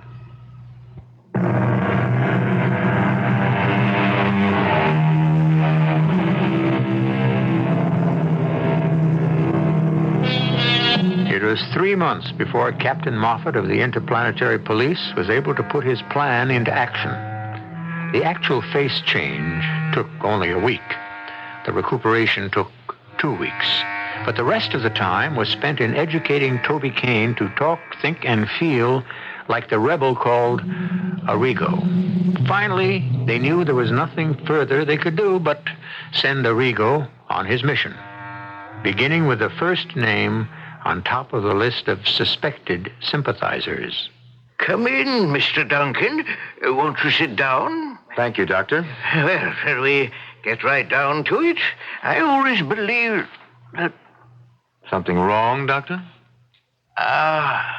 No, it's nothing. It's just that for a moment you looked rather familiar, like someone I knew a very long time ago. I see. Can I take this chair? Oh, yes, please. We'll just talk informally at first.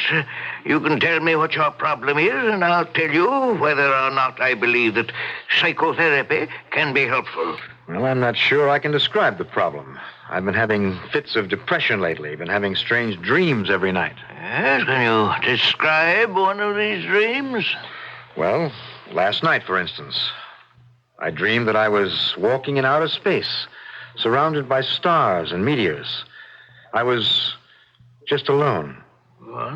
But then I looked below me and saw a soft, glowing object. It looked warm and friendly and inviting. Once I had been afraid of it. Once I had thought of it as being cold and airless and alien. But now I knew it was home. And what was this object? It was the moon. And it was mine.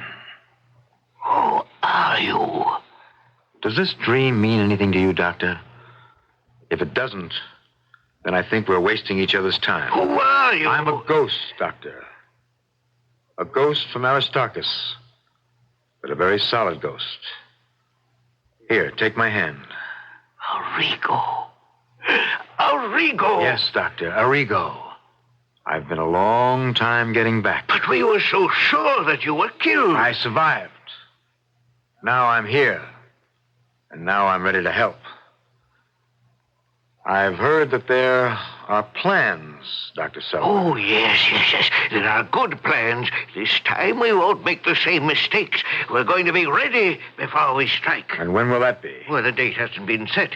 There's been too much disagreement among the members of the Central Committee. But now, maybe now, with a new leader among us. How, Doctor?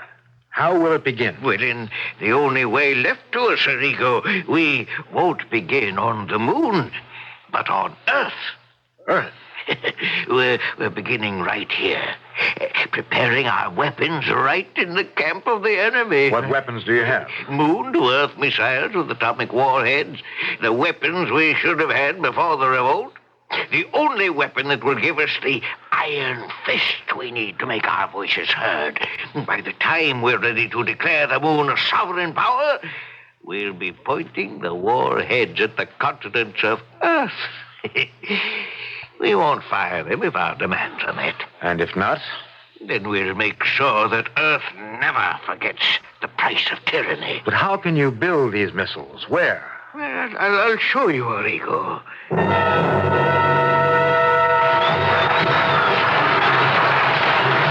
How strange, Doctor. So much noise in a hospital. Well, this is a very unusual hospital, Arrigo.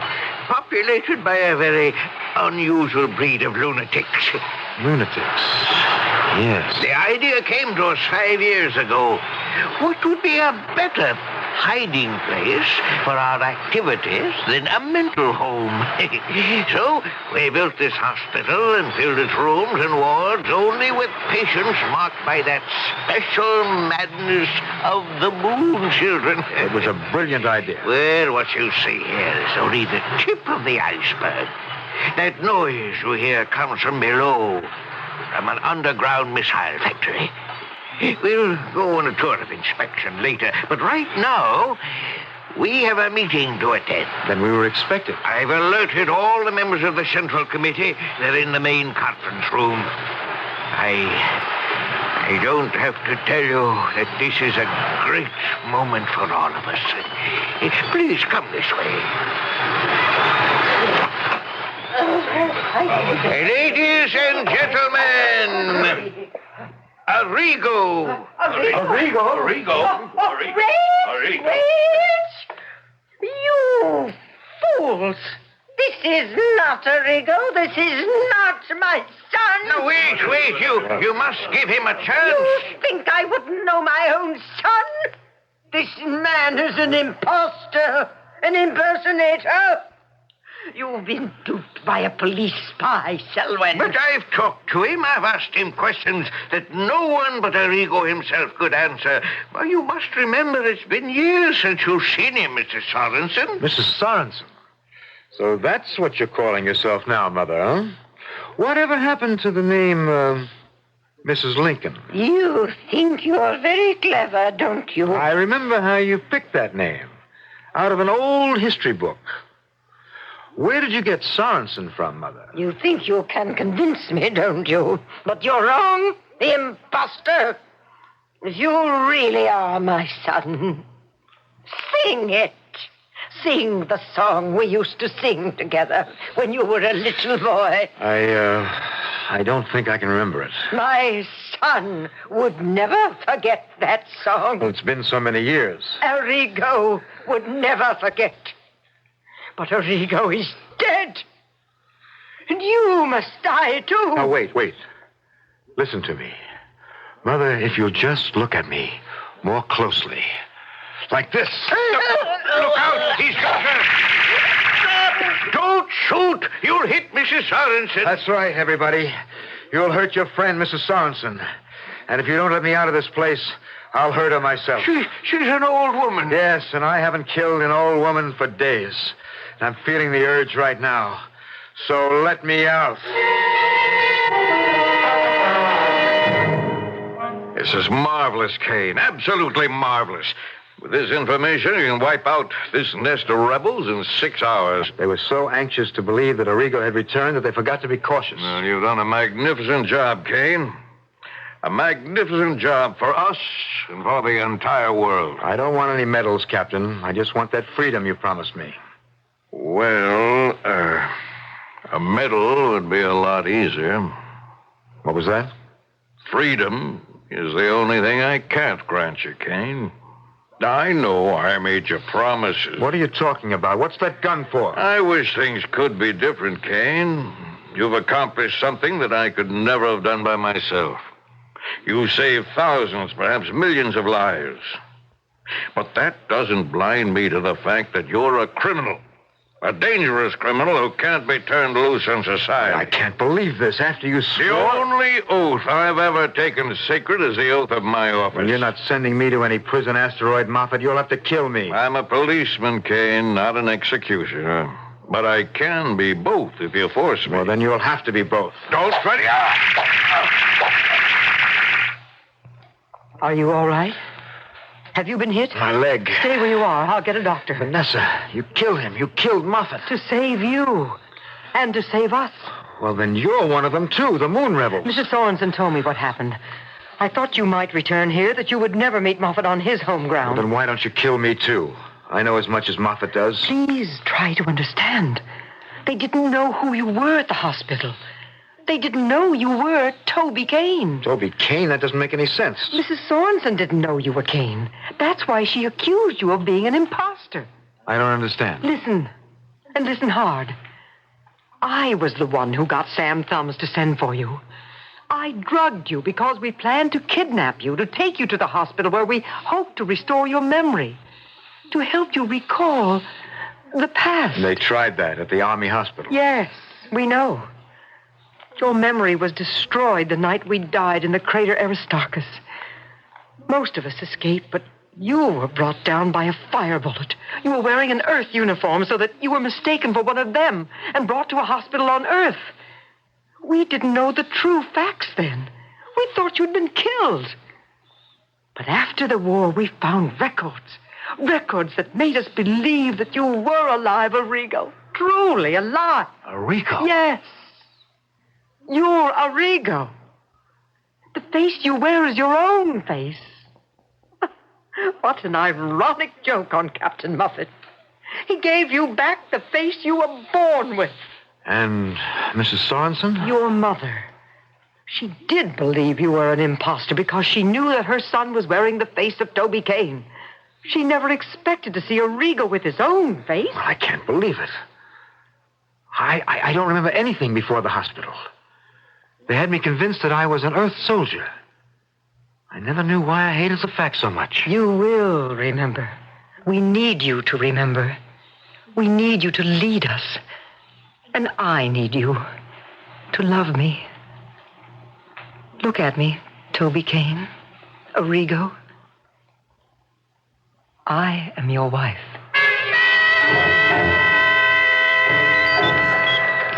Here it is, Colonel. The recorded message from the moon base. Put it on the screen, you idiot. Let's hear what this madman has to say. Yes, sir.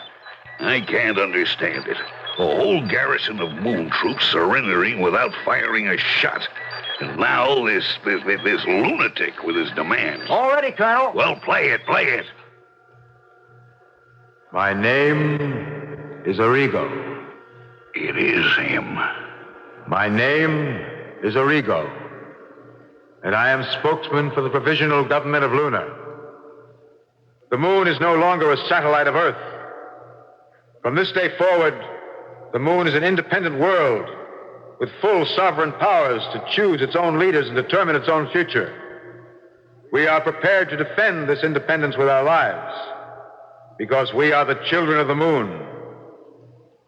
And the moon is ours.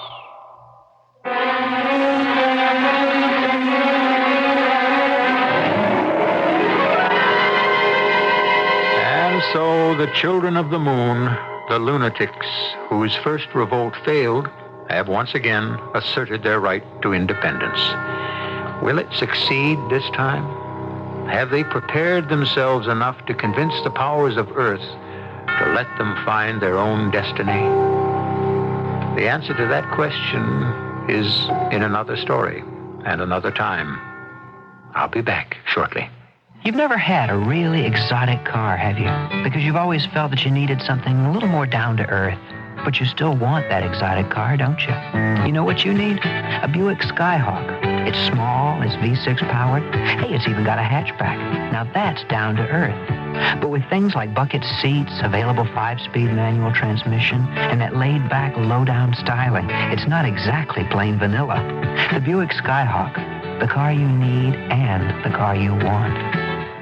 When it's so hot the thermometer is about to blow its top, it's time for country time.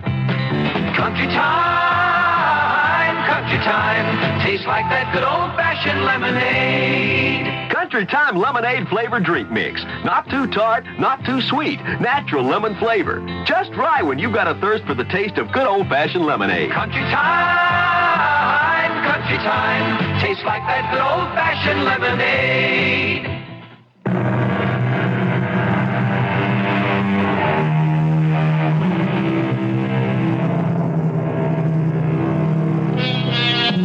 Will it ever really happen?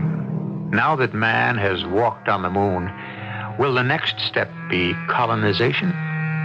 Will the moon become a new homeland where men will live in an artificial atmosphere, eclipsed by the great green globe of Earth, and yet become strangely devoted to the cold and rocky world they call home? Stranger things have happened.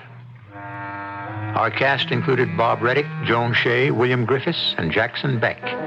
The entire production was under the direction of Hyman Brown. And now, a preview of our next tale. Promise me I don't have any obligation whatsoever to your wife and kids. Ladies and gentlemen, your attention please. Your captain is in full command. We can all cooperate by remaining calm.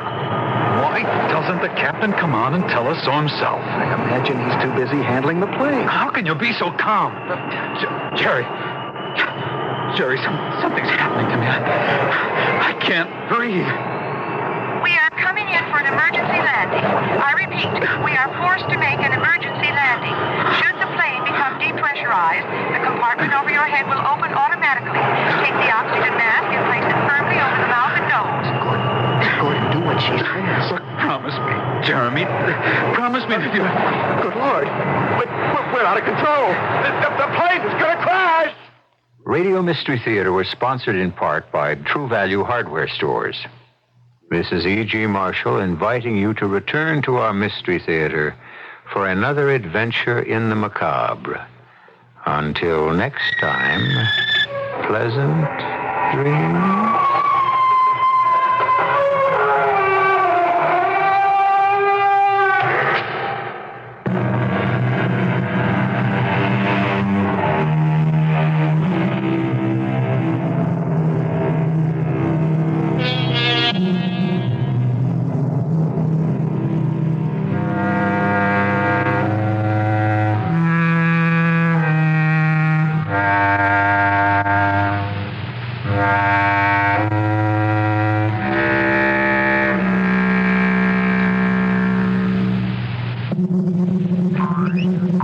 Shocks, Midas eyes at Midas. The next time you feel that sway, and you don't know if your car is coming or going, the next time you feel that swerve, it might be your shocks that are rocking and rolling. Neutralize it, Midas it, and Midas today. The next time you feel that sway, don't compromise.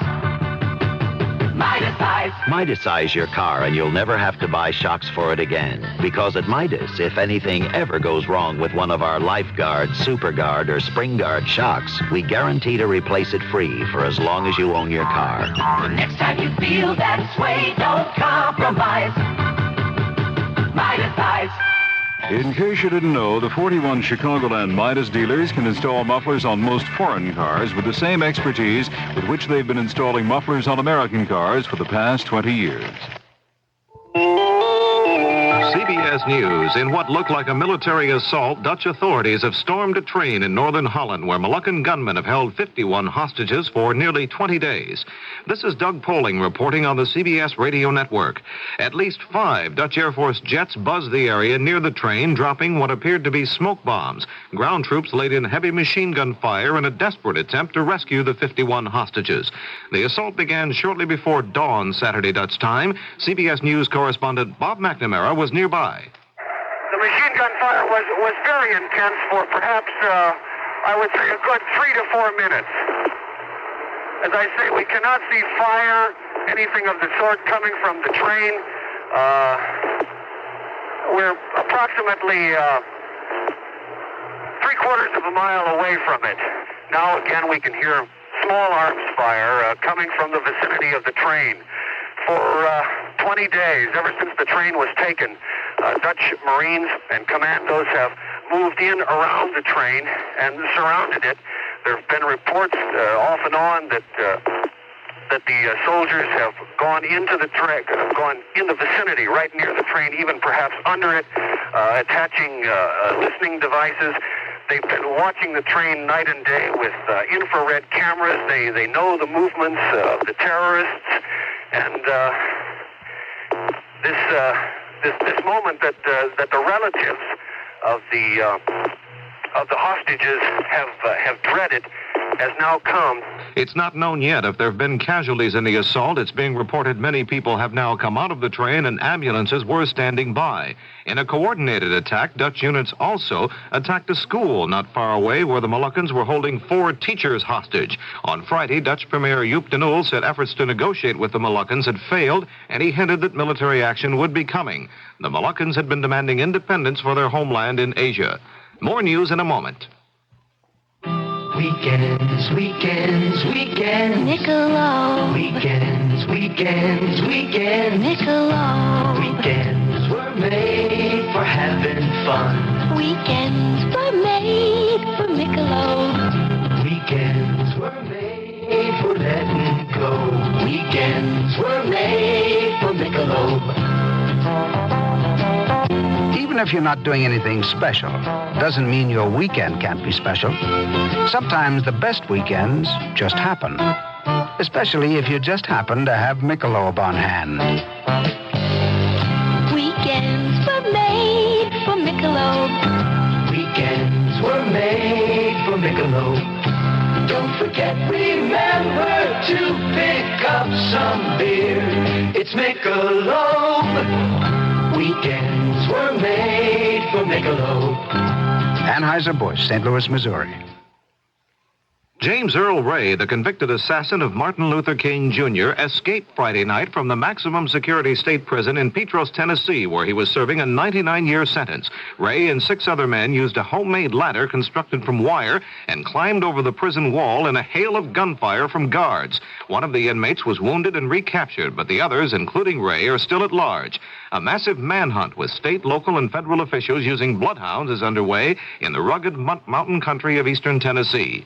Attorney Percy Foreman, who once represented Ray, says he was not surprised. I knew that James Earl Ray would keep trying every opportunity he had to escape.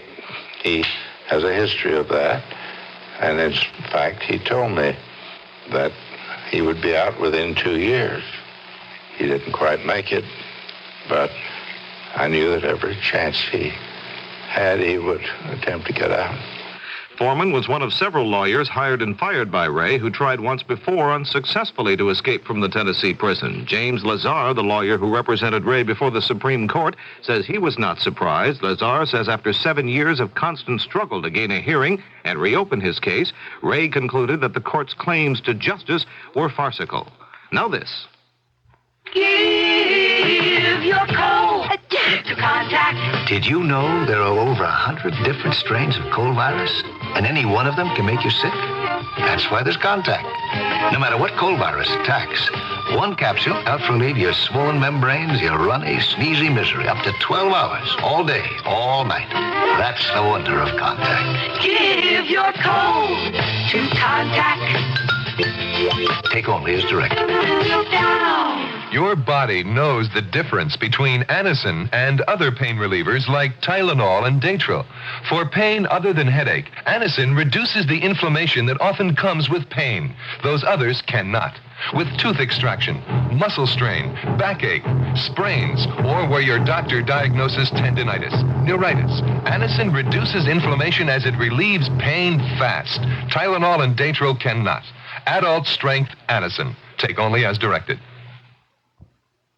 President Carter has accused Congress of succumbing to the auto and oil industries and rejecting key parts of his energy program. The president says it'll be the people of the country who will suffer and will pay for special interest victories. Mr. Carter also denounced the vote of a congressional panel to deregulate the price of natural gas.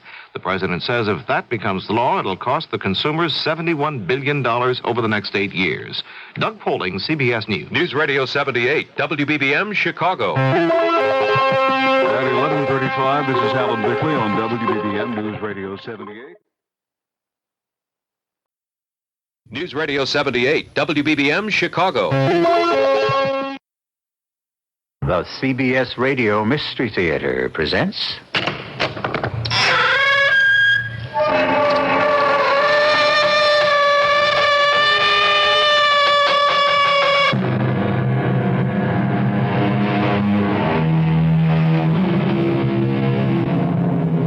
Come in. Welcome. I'm E.G. Marshall. For thousands of years, man has looked upward towards the night sky and dreamed. Pleasure barges rode down canals on the planet Mars. Life prospered in the lush jungles of Venus, and the moon was a supercosmic chunk of green cheese. In less than a decade, however, the Martian canals have become mere illusion. There can be no tropical paradise in the deadly atmosphere of Venus. And as far as our nearest celestial neighbor consisting of green cheese is concerned, well. But to those of you who are dreamers, do not despair too soon. The universe is infinite, and for every question to which an answer is found, there are 1,000 mysteries yet to be solved. Margot. You don't know what you're doing. I have to get rid of you before it's too late. Before you take over my body. You can't fight me. I have to. I have to kill you. You can't let me die. I won't let you have my body. Don't let me die. You must. Margot, if I die, we both die.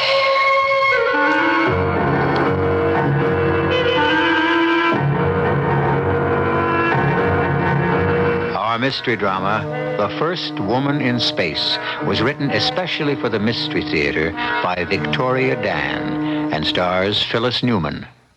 It is sponsored in part by Buick Motor Division and ARM, Allergy Relief Medicine. I'll be back shortly with Act One. Once upon a time, there was a happy little family. Everybody happy? Happy as a lark. Happy as a clam. Indeed, they were the happiest little family you would ever care to meet, until it came time to get in their car. Look, just get in the car. I don't want to go. Do I have to? This is work. What made them unhappy was that they could never seem to find a car that was right for them. It was either too big and expensive. Maybe we could skip the house payment this month. Or too small and uncomfortable. Yeah, it's small in here. Ma, your elbow's in my eye. Sorry, honey. Then one day, Father happily announced he had found a car that was just right for them, a Buick Century Custom. Being a midsize, it was neither too big nor too small for them. And being a Buick, it had a V6 engine, lots of room and comfort, and the famous Buick ride. And that pleased them to no end. I'm pleased as punch. I'm tickled pink. I have to go to the bathroom. All of which proves one thing. Maybe money can't buy you happiness, but it can buy you a Buick Century Custom, which for a lot of people is pretty much the same thing. Here's a message from Aristocratians of America. If your group is coming to experience the treasures of King Tut in Chicago, plan a luncheon before or after your tour at one of the 2 hotels nearest the exhibit. McCormick Inn on the lakefront and the Essex Inn downtown, both within a short distance of the Field Museum. They've created special group menus fit for a king. You can enjoy a hearty Egyptian brunch or a sumptuous Nile Delta dinner at either hotel. McCormick Inn and the Essex Inn offer special luncheon and dinner programs for groups from 25 to 1,000 persons. For your group luncheon or dinner that will be fit for a king, call Karen at McCormick Inn Catering, 791-1917. That's 791-1917. Choose McCormick Inn or the Essex Inn. Call 791-1917 for information. 791-1917.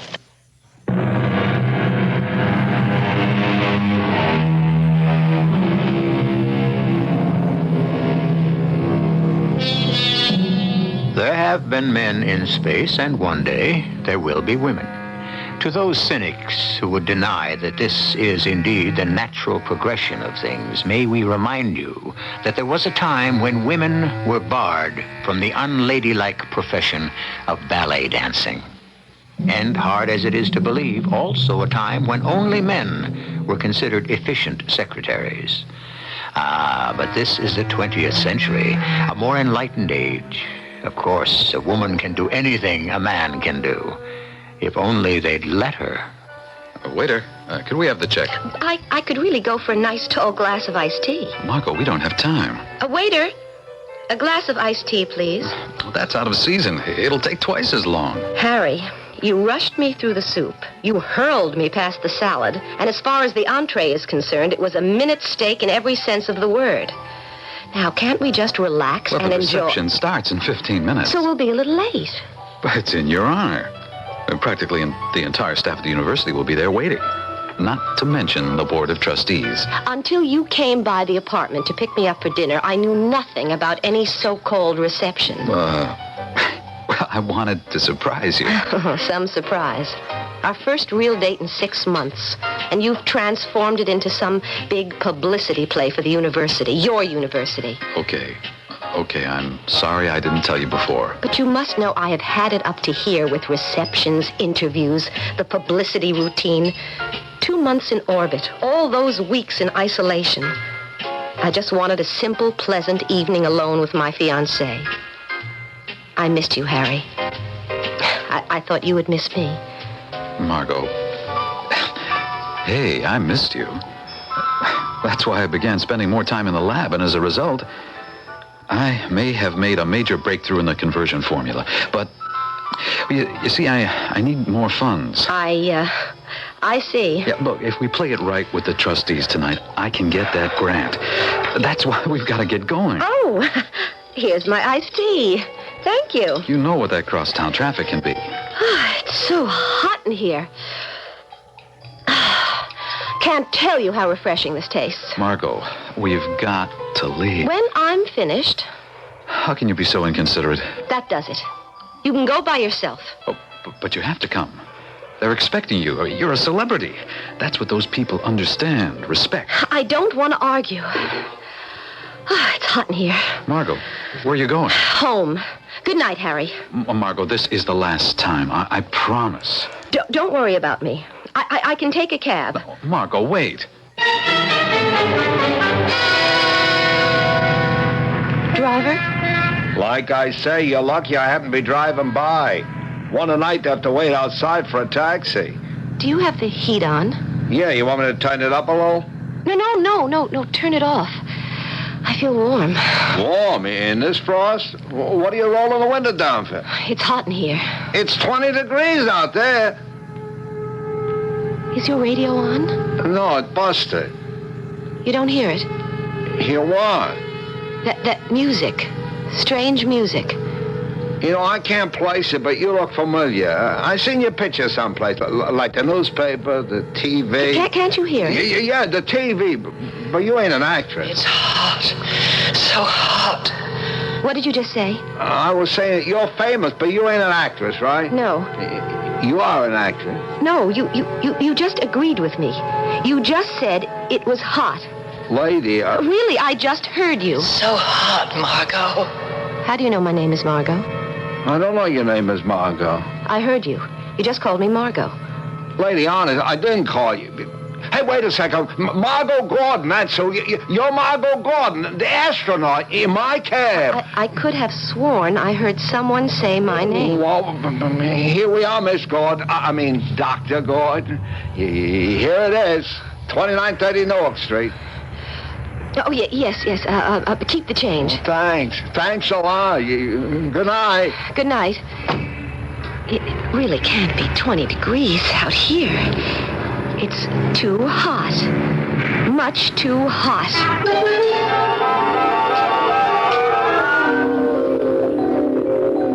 But why me, Margot? You ought to be seeing one of the program doctors. I trust you, Owen. Trust me? I can't let anything jeopardize my chances to be on that crew. What crew? The Senate is about to pass the appropriation bill for a second Athena probe. You mean you're going up there again? Oh, it's going to be fantastic. Athena 1 was just a rehearsal, but Athena 2 is it. I've never wanted anything so badly. That's why I can't go to the mission staff and tell them what I've just told you. So you hear voice? I hear one voice. A very clear voice. Margot, sometime or another, a lot of us hear voices. I kept thinking maybe it's an after effect of all those weeks in zero gravity. Well, I don't find a thing wrong with you, physically. So? So, there are 3 possibilities. Yes? First, maybe the excitement of the past few months is getting to you. Second, there may be the pressure to succeed again. And third? Well, you probably say it's none of my business. What is? Harry Freeman. Harry? Do you really want to marry Harry Freeman? Why, of course. Well, there goes that theory. I mean, I'm excited about marrying Harry. He's a brilliant biochemist. So I hear. Oh, and I never thought anyone as good-looking as Harry could, well, really be interested in me. You are happy, then? Sure. I mean, well, although recently he has been getting on my nerves. But is any relationship perfect? Well... And, of course, the way he behaved last night didn't help matters at all. Margot... I mean, trying to show me off to his colleagues like I was some kind of curiosity. Margot... Oh, Owen, you really should have been a psychiatrist. I'm just a simple country doctor. And you've made a very simple point. Maybe I'd better not see Harry for a while.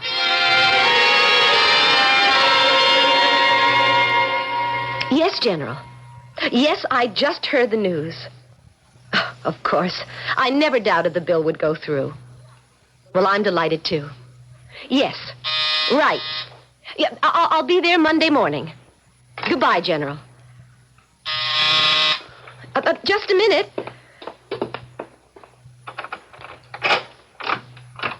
Harry. Oh, can I come in? Well... Please. I have something to tell you. Harry, I thought we agreed... Yeah, to go our separate ways for a while, I know, but... I was just on the phone with General Tolliver. Look, I don't care who you were on the phone with. Harry, I've never seen you like this. Look, I did a lot of thinking this past week about us. You did? I thought about what you said.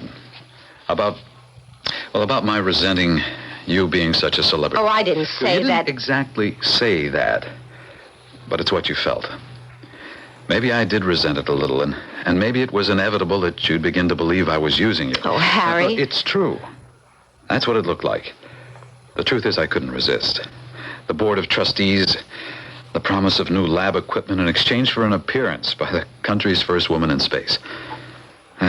All those years of struggling without adequate funding. I guess I forgot about your feelings. And I want to apologize. Oh, Harry, I'm so glad. I'm not finished. I want to really convince you that I love you. For yourself. And not because you're the famous Dr. Gordon. Look, I want you to quit the space program. What? I want you to quit the space program. You're kidding. Then you'll just be plain old Margot Gordon again, and I can have you to myself. What makes you think I even want to be plain old Margot Gordon again? I want you down on Earth, in my house, married to me. Well, we've discussed this before.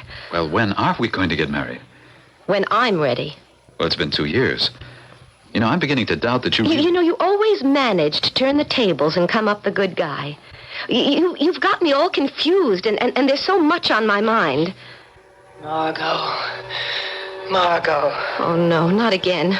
What are you talking about? Margot, it's so hot. Please tell me. Who are you? I'm your fiancée, Margot, in case you forgot. Not you, Harry.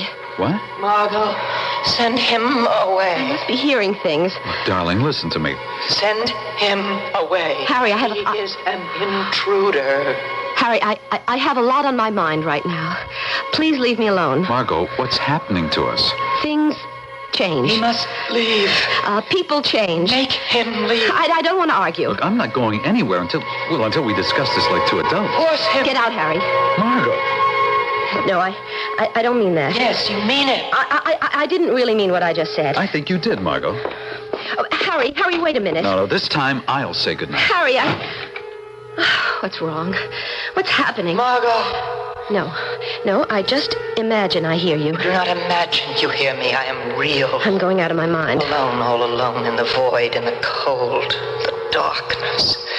Then your ship, your space. This can't be. All alone, and now I'm not alone any longer. You found me. You brought me back. Brought you back? Yes. You mean back from space? Back from the Athena 1 probe? Yes. Oh, what's the matter with me? I'm talking to thin air. No, I am real. I exist. I was all alone in darkness. I saw your ship. I felt the life inside. Life. No more alone. Something in my mind. I'm part of you now, Margot. Part of you. Shut up. We share now. Part of your body, part of your mind. Shut up. You feel my thoughts, hear my thoughts, think my thoughts. Shut up! Why am I sweating like this? So hot, Margot. We're so hot. It's a reaction to all the tensions. That's what it is. Don't fight me. Oh, please. What do you want from me? I want you, Margot. You want me? Yes. But why? Answer me. Why? What are you? Please. What are you?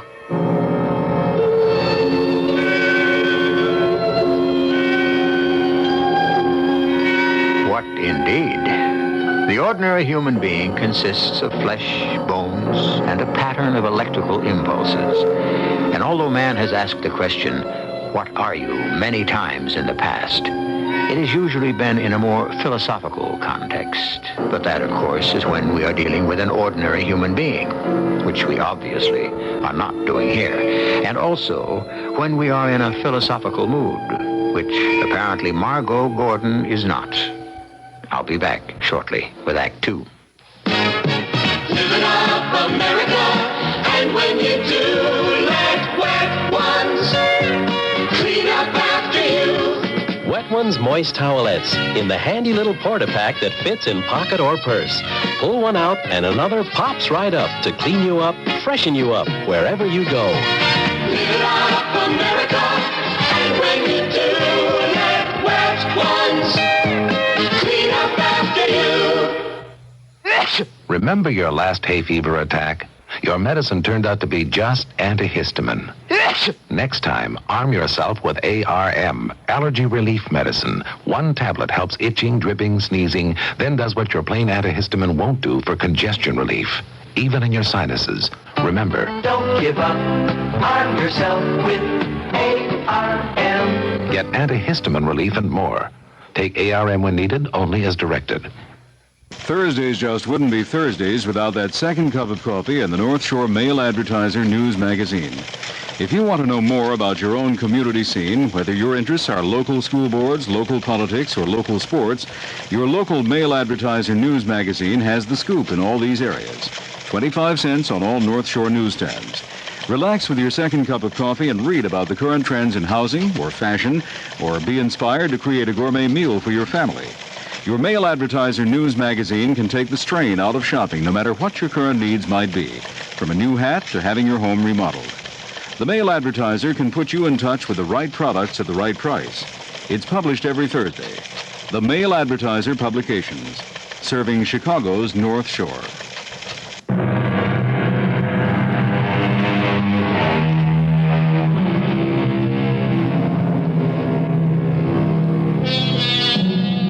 man alone in the universe? There really hasn't been much evidence one way or another. And if we do have any neighbors, they certainly have been keeping a rather low profile. In any event, Margot Gordon is a brilliant scientist who seems to be wondering if maybe she hasn't come back alone from a mission in outer space. It's not that she's inhospitable, but there are certain kinds of company that a sane, average human being can very well do without. Please tell me. Who are you? Who are you? I am the last. The last? The last? I am all that remains, all that survives. Survives? Survives what? Our world destroyed. Our world is dead. Your world? Our planet is gone. In the light of 1,000 stars. Home is gone. In the blaze of 1,000 stars. Blaze of 1,000 stars? You mean your sun exploded? The heat of 1,000 suns. Our planet is no more. I'm all that survives. A traveler with no home to return to. Waiting for a home to return to. A traveler? What did you travel in? Where is your ship? There is no ship. No need for a ship. Why can't I see you if indeed you do exist? I exist. I can't see you. So long ago. So long to search. To wait. An eternity of waiting in the darkness, in the cold, in the emptiness. This is insane. I'm talking to thin air. My mind survives. My mind lives. My thoughts are my eyes. My thoughts are my hands. Why are you doing this to me? My thoughts guided me. They found your ship. They found you. What do you want from me? No more searching. Your hands are my hands. No. Your eyes are my eyes. It's impossible. I live again in the sunlight again. We live. No. We share this body. I survive in this body. No more darkness, no more aloneness. I survive in this body. You can't take over another person's body. We share this body. It's indecent. But this body must adjust to the heat of this planet. It's too warm. I'm so hot. We are hot. We must do something about the heat. What's wrong with me? What's happening to me? So hot. No, I don't hear you. You're not real. So hot. Gotta concentrate on something else. Get away from the heat. A movie. All right, a movie.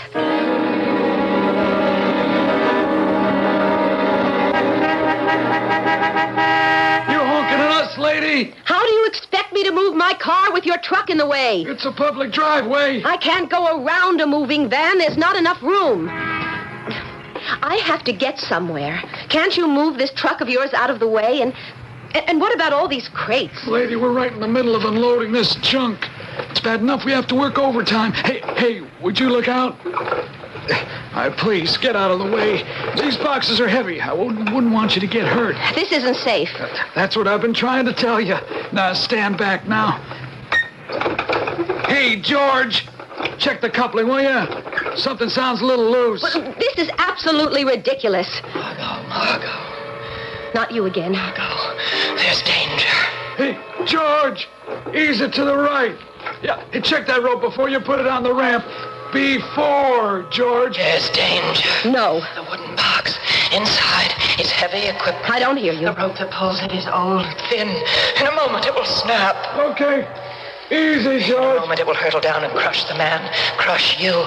Us. I don't hear you. You must be ready to save us. You have the strength to save us. Put out your arms. Okay. Let it go, George. We have the strength. We have the strength in our arms to stop it. Margot. No. Look out. No, Margot. No. Out of the way. Lady, you'll be killed. We are strong.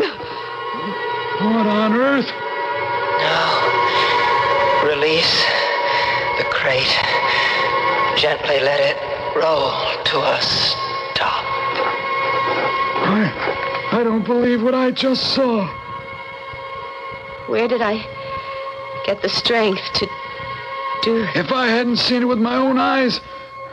Well, you just put out your hands and stopped that box dead in its tracks. Over 800 pounds. You are real. You do exist. How did you do it, lady? I really did bring you back from space. Yes, Margot. An alien creature living inside of my body. What am I going to do? Hey, how'd you do it, lady? I mean, you got iron arms or something?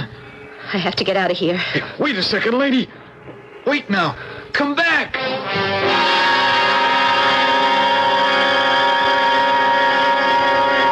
It's incredible, Margot. Do you believe me now, Owen? I don't know what to believe. Heartbeat, blood pressure up radically. Body temperature is abnormally low. Either there's something wrong with all my medical instruments or... Is the idea of extraterrestrial life so hard to accept? Well, I've been a physician for 30 years and I've never seen anything like this before. Why, there are impurities in your blood I can't even define. Well, doesn't that prove that... All it proves is that your body is undergoing some massive changes. Owen, my body is adjusting to an alien presence. A being that somehow, through a process I can't explain, found me. Attached itself to me out there in space. You're not serious. 800 pounds of machinery, hurtling down a loading ramp. I should have been crushed to death. Instead, I caught it as if it were a runaway shopping cart, almost half a ton. There's not a bruise on my hands. Well, the imagination is a strange thing. Sometimes we think we have... Owen, at this point, it's not necessary if you believe me or not. Just help me. In 2 days, I have to undergo a follow-up physical at the base. I'll be going before General Tolliver at the project medical team. Well, they'll find out just what I have. They won't, because you're going to help me. I don't think you understand, Mom. I'm sure there's something you can give me. I'm not asking you to treat the cause, just the symptoms. There's nothing I can do. Owen, there must be shots, pills. Well, it'll take more than that to cover up what's wrong with you. Who said cover up? I want you to get rid of it. You're a doctor. Didn't you hear me? I said your entire physiology is altered. Your blood chemistry has changed. So? Anything I could give you, I can't predict how your body would react. If I don't pass that physical, I'll be dropped from the Athena program. Well, you'll have to tell them at the project. They have a right to know. No, I can't. Maybe they can find a way to deal with whatever it is. No, you help me, Owen. I'm not qualified to help you, Margot. But I have a friend. A specialist? You could say that. Let me give you his name. I want you to talk to him.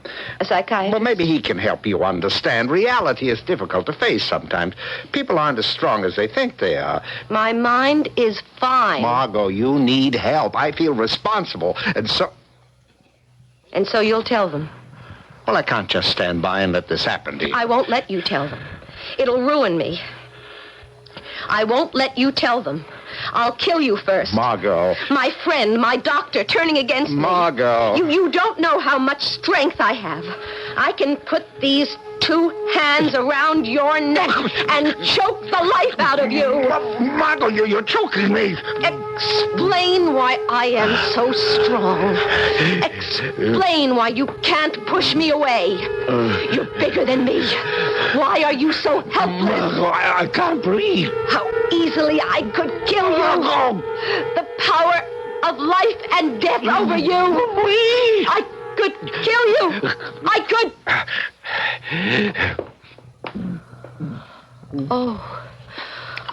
Owen, I don't know what came over me. How in the name of... Oh, I'm so sorry. I wouldn't hurt you for the world, and I almost... What you just did... I was angry. I didn't know my own strength. Margot. Oh, Owen, please help me. I've got to think. I've got to think.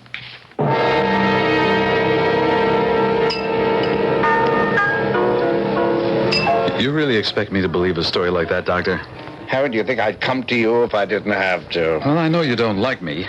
You can't accept the idea of Margot and me getting We're not married. here to discuss my opinions. I asked to meet you here because whatever else I think of you, you are a brilliant, innovative scientist. Oh, boy.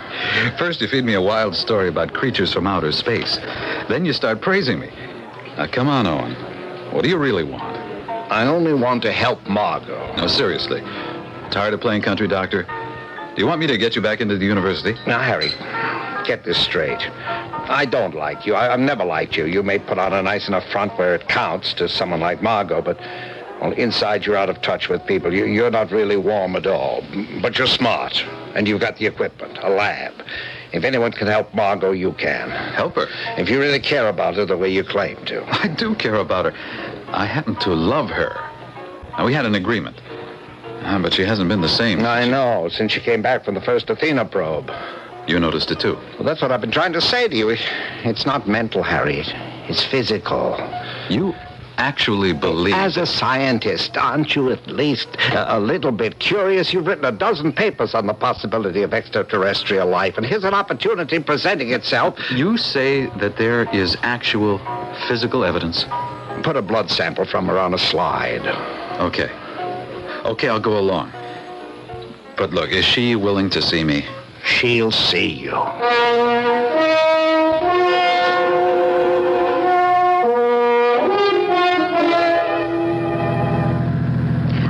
I don't know if I want to do this, Owen. And that's why I'm coming along. Harry knows what he's doing. Now just relax. General Tolliver called me again today.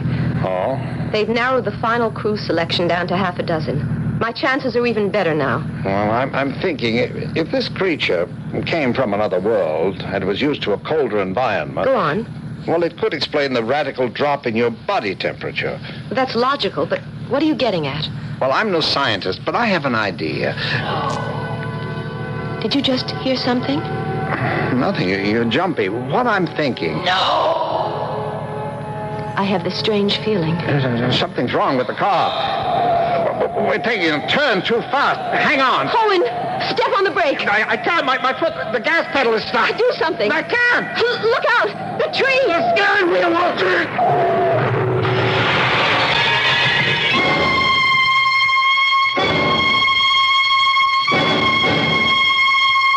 Be silent and safe, the saying goes. Silence never betrays you.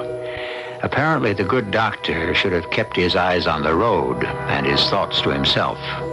There are strange powers at work here. Obviously, our alien is quite capable of looking out for itself and feels that there are some things that are better left unsaid. That is, until I return with Act 3. I love my skin, so I don't play games with it. When I slip into my bikini, I always slip into my Sea & Ski.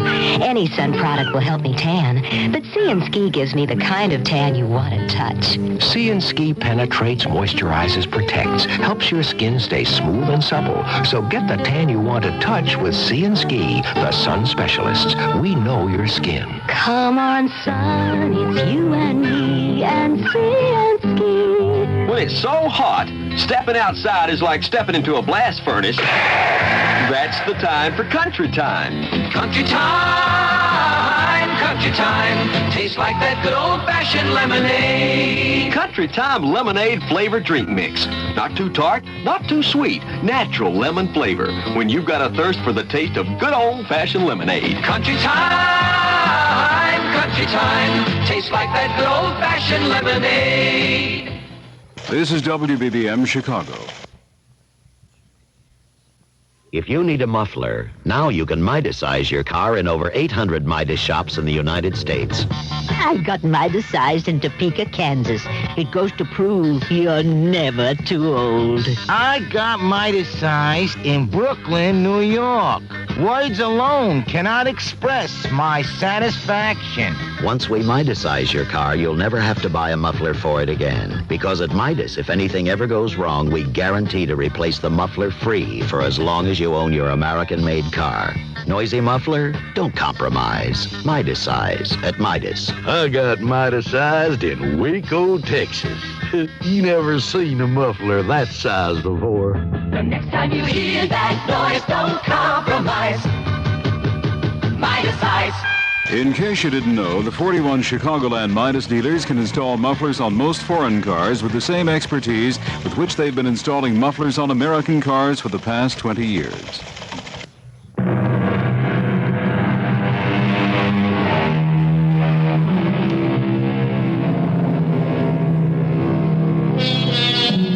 Down through the ages, there have been endless examples of people who believed their bodies to be possessed by evil spirits. Now, as the result of a contact in outer space, astronaut Margot Gordon finds her body possessed by an alien being. Though we have no way of determining whether this creature is evil, we do know that it can and will fight for its life. Playing unwilling host to an extraterrestrial life form is proving to be quite unpleasant, especially when the unwelcome guest has no intention of ever leaving. Owen? Owen? Margot.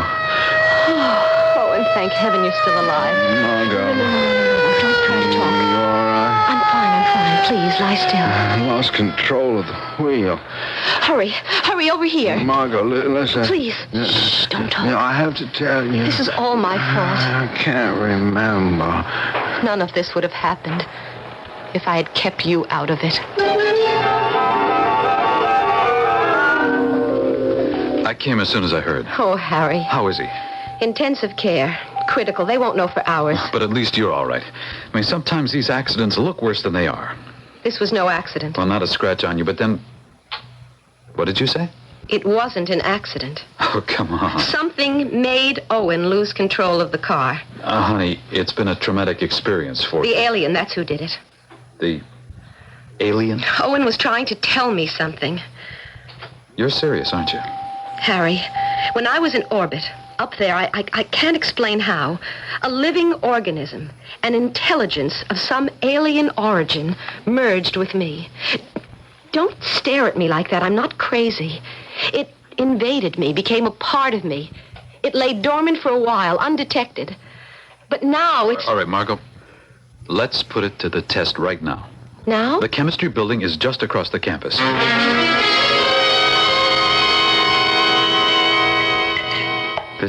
This can't be right. Now, how many more tests are you going to run before you believe me? These readings are impossible. But your red blood cells. The structure is altered. And there are elements present in the plasma which fit no known category. I told you. Body fluids, blood pressure, heartbeat. It's as if your body was adapting somehow, but drastically. The alien is adjusting to a totally different environment. It's hard to believe. It's an intelligent life form. And it's living. Oh, what a breakthrough. I've finally convinced you that it is a form of life. Oh, this is important, Margot. Really important. Who are you calling? We have to get Dr. Schiller over here. Oh, no, wait a minute. Then I've got to call the Heinrich Institute. Oh, Harry, we can't let all these people know. I don't want a lot of publicity. I'm not a guinea pig. I'm an astronaut. Yeah, is Dr. Schiller in? Good. I'll call him back in 10 minutes.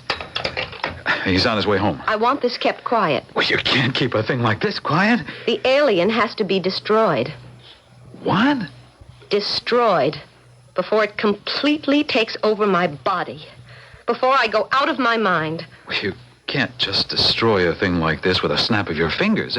I mean, it takes time. I don't have time. The alien has powers. Oh, sure. It can do things. If you don't help me get rid of it, I'll just have to do it myself. Margot. You must not destroy. You almost killed Owen. He was a threat to survival. Margot, who are you talking to? You're evil. No, not evil. You tried to kill. I did not understand kill. Did not know then about killing. Only could understand survival. There's got to be a way to rid myself of you. Must not destroy. I am all that remains. I am the last. I must survive. When you've completely taken over my body, what then? The last of my race. I must go on. Margot, you're talking to thin air. What happens when I have no control over this body? All this strength, all this power. Harry, do you know I could lift you with one hand? You're talking irrationally. Do I have to show you? No. Wait, Margot, what? Hey, put me down. Up to the ceiling. Put me down. I'll hold you there. Put me down, Margot. You asked for it. Oh, Margot. Now will you help me? It's true. What you've been telling me... I have some control still, but I don't know for how long. Harry, forget about the journals, the newspapers. Just help me. But... Don't you see how dangerous this is to me if we don't stop it? All right. All right, I'll try to find a way. Just give me time to get some equipment together.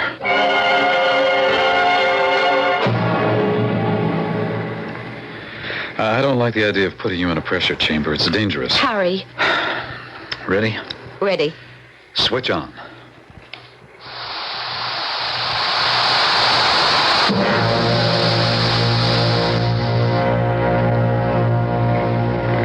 Nothing. Nothing happened. Move on to the x-rays.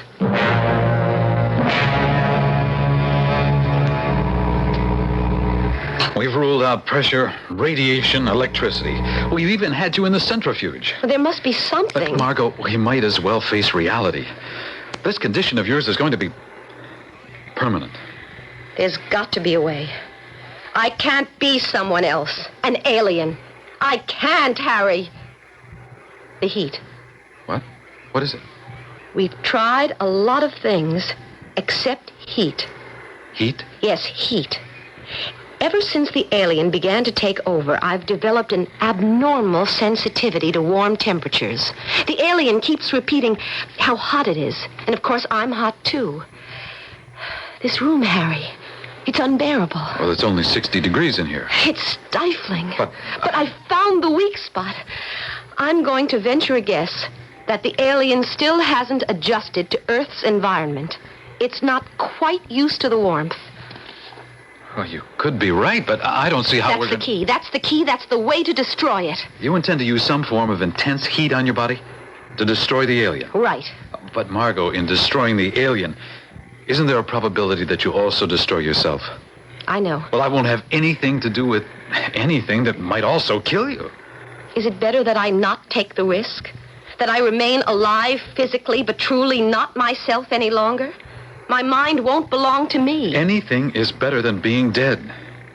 Is it? Well, what would you have me do? Don't you have some kind of heating chamber in this building? No, absolutely not. I won't allow you. You must. Look, we've taken enough risks already. The time has come to accept the condition, Margot. No. We'd still have each other. We'd still be together. It wouldn't be the same. Maybe we don't have to use really intense heat. We wouldn't have to destroy the alien. Just use enough heat to drive it away. Well, where? I don't know and I don't care. Any place, as long as it's away from me. Let's try something first. What are you doing? This is steam heat, Harry. I'm turning it up as high as it can go. I'll sit along the wall here by the radiator. Margot, I don't think... I don't care what you think. I'm going to force the creature out of my body. Drive it away from the heat. Look, you can injure yourself this way, Margot. Stay away, Harry. I mean it. Margot. Oh, the heat is terrible. The heat, Margot. Move us away from the heat. No, I'm not moving. Hot. So hot. I must get rid of you. I mean no harm. Please. No. You must leave my body. Body will not adjust. Do not understand. You cannot live in my body. You had no right to take over my body. Needed a body. Meant no harm. It's working. I can feel you getting weaker. Cannot die. My duty to live on. Waiting to begin again. Find a new body. Begin again. Weaker. Still weaker. I chose the wrong body. Basic structure different, but still the same. Understand now why you fight me. You are the other. You are the other. The other? What other? Cannot stay in this body. You are the other. Must find new body. Right body. What do you mean I'm the other? Must survive the heat. Must find a body of the other. This heat. I can't think straight. I'm growing weaker, too. Understand now. Two of each kind. Two of each species. Margot, you are the other. Yes. Yes, I understand now. You are the other half. You are the female. They call the other female on this planet. Must find my other. Yeah, must survive. Must find a way to live on. Heat must hurry. Wait. I understand.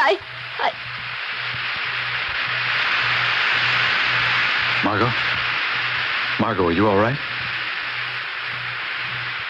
It's gone, Harry. The alien is gone.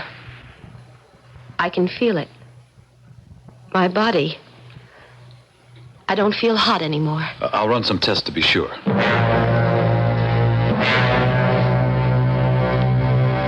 Blood pressure, heart rate, body temperature. All back to normal. It's gone. Really gone. Oh, it's incredible. I mean, somehow, your entire body chemistry is reverting back. It's gone. But where did it go? When you show up at the base on Monday morning, you should be completely back to your old self. It had to go somewhere, but where? Margot? What's wrong, Harry? Did you just hear that? Hear what? That sound. What sound? Oh, for a minute, I thought I heard a sound. A voice. What did you think it was? Well, I don't know. Something. Well, it didn't make much sense. I have found the other. Something like that. I have found the other? Oh. Margot? What's with you? Nothing. Well, you look as if you've seen a ghost. Oh, come on, let's get out of this hot box and find ourselves two of the biggest ice cream sodas in the city. Harry, it's not hot in here. What is it? Margot? What's wrong? Nothing is wrong. Everything is as it should be. It did find a new body. I have found the new beginning. You're Harry. We are Harry. Everything is as it should be. The new beginning.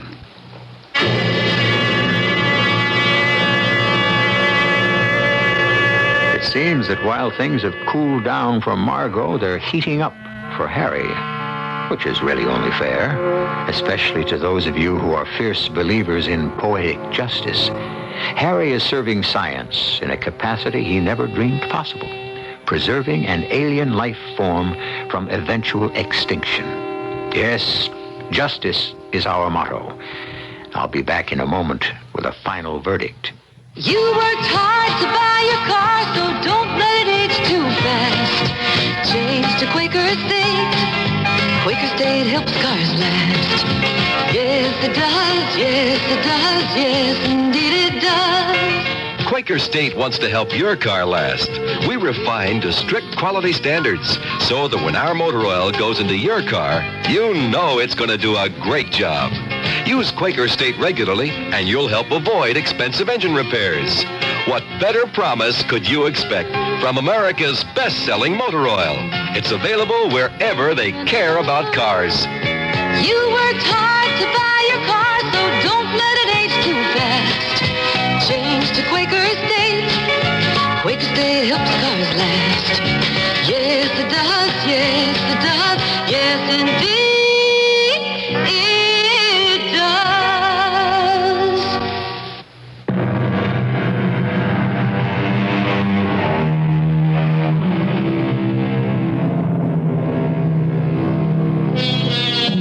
The great philosopher Sir Francis Bacon said, "If a man be gracious and courteous to strangers, it shows he is a citizen of the world, and that his heart is no island cut off from other lands, but a continent that joins to them." Why not carry this a bit further? How will man react when he makes that first contact with a celestial neighbor? Will he welcome such a stranger and prove himself to be more than a citizen of the world, but a citizen of the universe? Our cast included Phyllis Newman, Marion Seldes, Lloyd Batista, and Hans Conried. The entire production was under the direction of Hyman Brown. And now, a preview of our next tale. What if someone should want an autopsy? What would I say? Jack or Fred or the other Magnum board member? Of course, Arthur would stop them. He signed the death certificate, his word. Besides, who could do that without my permission? Unless there was some suspicion of... It was narrowing down to Harriet or me. I had to act. Now, first thing, to discredit whatever she might say. I called Arthur's office and said I was too sick to keep my appointment at 4. I started eating nothing but toast, a few potatoes for dinner. I began to take a few grains of arsenic at a time. I had to make it believable. I had to make it believable she was the prisoner and I was the next intended victim. Radio Mystery Theater was sponsored in part by ARM, Allergy Relief Medicine, and Buick Motor Division. This is E.G. Marshall inviting you to return to our Mystery Theater for another adventure in the macabre. Until next time, pleasant dreams.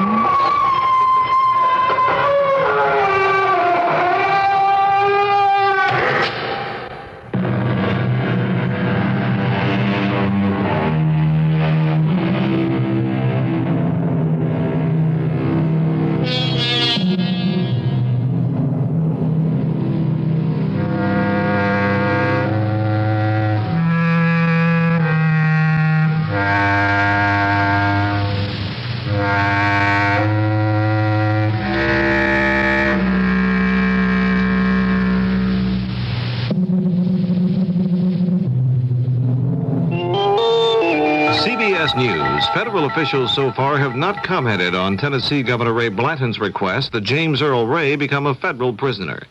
This is Doug Poling reporting on the CBS radio network.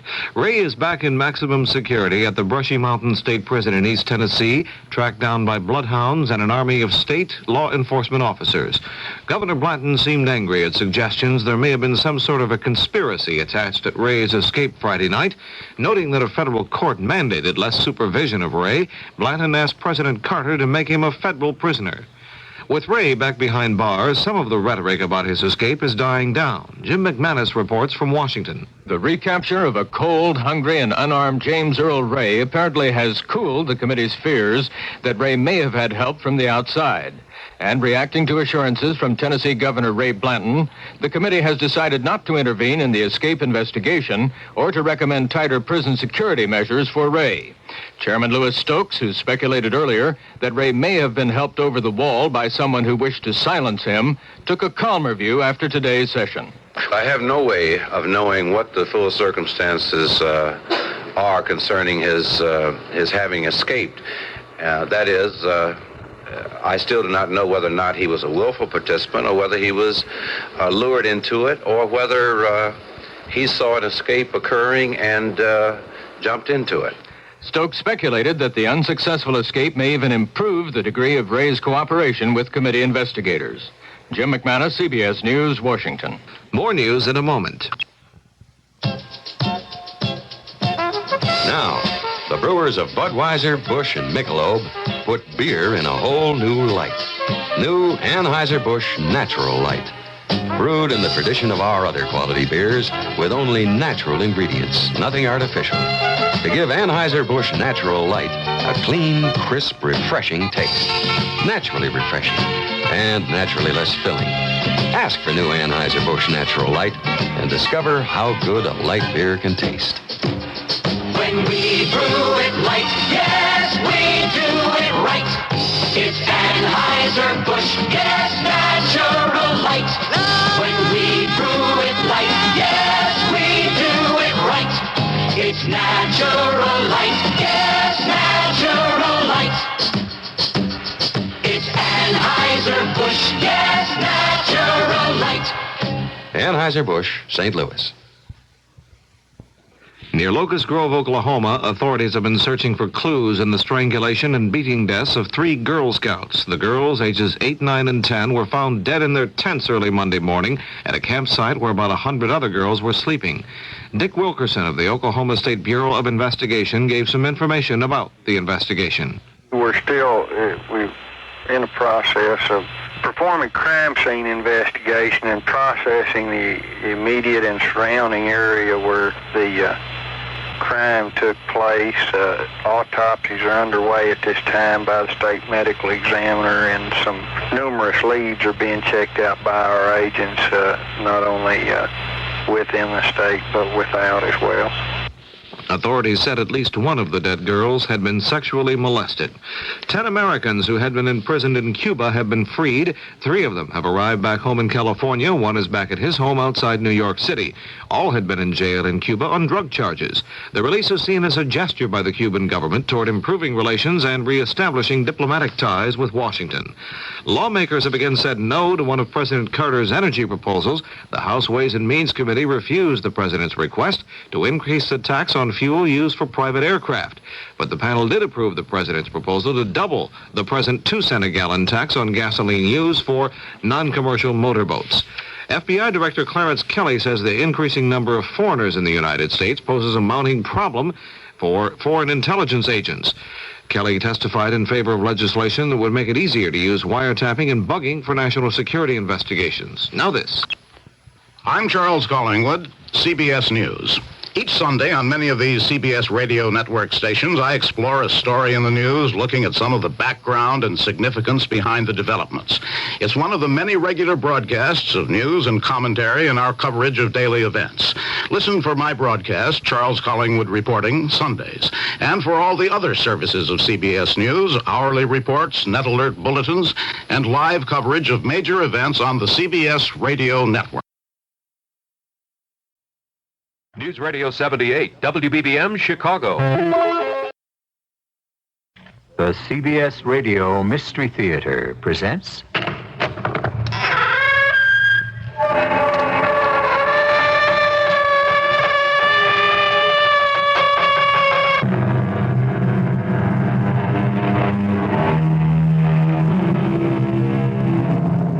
Come in. Welcome. I'm E.G. Marshall. The perfect crime has been the dream of the criminal long before Cain slew Abel. More often than not, however, the dream turns to nightmare. Fate steps in, spins the wheel or throws the dice, and the hunter becomes the hunted. Man, imperfect that he is, falls over his own feet, tripped up by some seemingly inconsequential detail, and the plot is uncovered. Such a tale of mystery we're about to unfold in Murder One.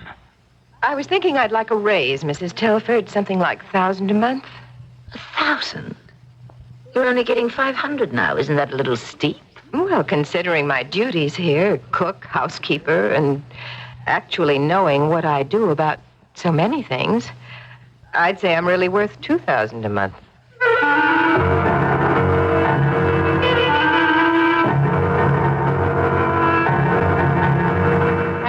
Our mystery drama, Murder One, was written especially for the Mystery Theater by G. Frederick Lewis and stars Tammy Grimes. It is sponsored in part by X-Lax and Buick Motor Division. I'll be back shortly with Act One. If you'd really like a big car, but you really think you ought to buy a small car, maybe what you ought to buy is a mid-sized car. To be specific, a Buick Century Custom. The Century Custom, you see, offers a lot of the room and comfort you look for in a big car. And the trim size and the V6 engine give you a lot of the benefits of a small car. But the Century Custom has one more thing going for it. It's a Buick. And no matter what size car you're looking for, you just can't do much better than that. Touch a hungry world.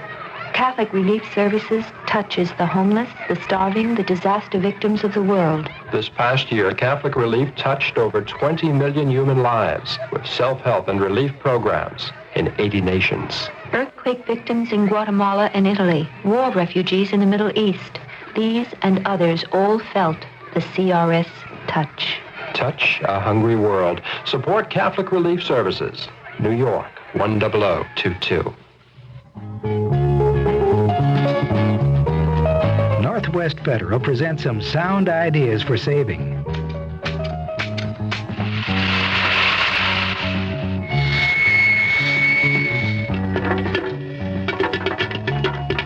Hear anything you like? You've just been listening to the sounds of some nice-sounding gifts. Gifts you can get free or for special low prices when you deposit $250 or more at any Northwest Federal Savings Center. You'll find everything from a nice-sounding pair of True Temper pruning shears to Sunbeam's Great American Popcorn Machine. Just to name a few of the over 30 gifts you should see and hear for yourself. Take advantage of this sound offer from Northwest Federal Savings. A sound place to save. Soon. It's Northwest Federal Savings Time, 63 hours a week.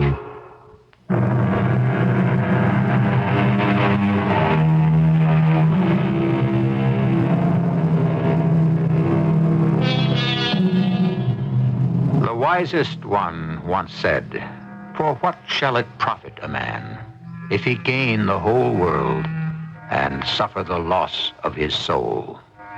What indeed shall it profit such a wealthy man should he suffer the loss of his life?" Such a man was Walter Telford, oil baron, airplane builder, motion picture tycoon, art collector, yet a recluse. Only a handful of men surrounded him, kept the world away, and formed the nucleus of that giant multinational company, Magna. 3 men and 1 doctor, Telford's personal physician. Only 1 woman was ever close to him, his young wife, Madge. This is her story. When I woke up this morning, for the first time in 12 years, I felt lighthearted, free, because I was free. Walter was no more. The years of having to put up with this strange, unloving man were over. He had attracted me at first, but it soon wore off. His position, his power, his money. Now he's gone. His ashes lie at the crematorium. Soon I would have to pick them up and have them placed in his private jet, the Murder One, flown over his oil fields and scattered, just as Walter had instructed. Come in. What is it, Harriet? This big photograph of Mr. Telford flying his first airplane. I wondered if you'd like it in here. Oh, that terrible picture. He looks like a giraffe. I suppose so. I thought you'd like to be reminded of the good old days. Harriet, there were never any good old days. They may have been old, but they weren't that good. Not until Mr. Telford came round to the stage door entrance. Oh, I enjoyed my acting career, I suppose. But I don't have to tell you, Harriet. You were my dresser and maid for how long was it? 5 years? 7, until you married him. Yes, I gave up a lot. But you took to life among the wealthy like a duck to water. You just went right along from dresser to household cook. You didn't give up a thing, dear, and you know it. You weren't such a hot actress. The best part you ever played was wife to Walter Telford. In fact, as an actress, you were terrible, and the critics said so. How dare you speak to me like that? I've a good mind to fire you. I don't think you will, dear. I know too much. Like what? Oh, perhaps that long trip to Africa wasn't good for Mr. Telford. He enjoyed every minute. His last happiness on earth, as it turned out. But then he took sick, and we had a terrible time getting out. Try asking a Stone Age bushman which way is the nearest airport. So you nursed him all by yourself? I did what I could. We had some drugs along, just painkillers. But that jungle fever got to him and he didn't have the resistance. Well, there aren't many young wives married to old fellows who would have done as well by him as you. Harriet! Well, he was old. Can't deny that. I think you'd better get back to the kitchen. You forget yourself. Do I? There are an awful lot of things I just can't seem to forget. The days passed. Walter's business associates were most kind. Jack called several times assuring me they wanted me on the board of directors of Magna. Not just because I was Walter's wife, a widow, but because they felt a younger voice in the corporation was needed. Not that I was looking forward to becoming a businesswoman, for aside from being a wife, all I knew was the theater. But I felt in Walter's memory I should. I wondered if I ought to give up this big house in Beverly Hills, the 2 maids, the gardener and chauffeur, and Harriet. But it would be hard for me to leave. Do you have a minute, Madge? Madge? Since when are you being so familiar?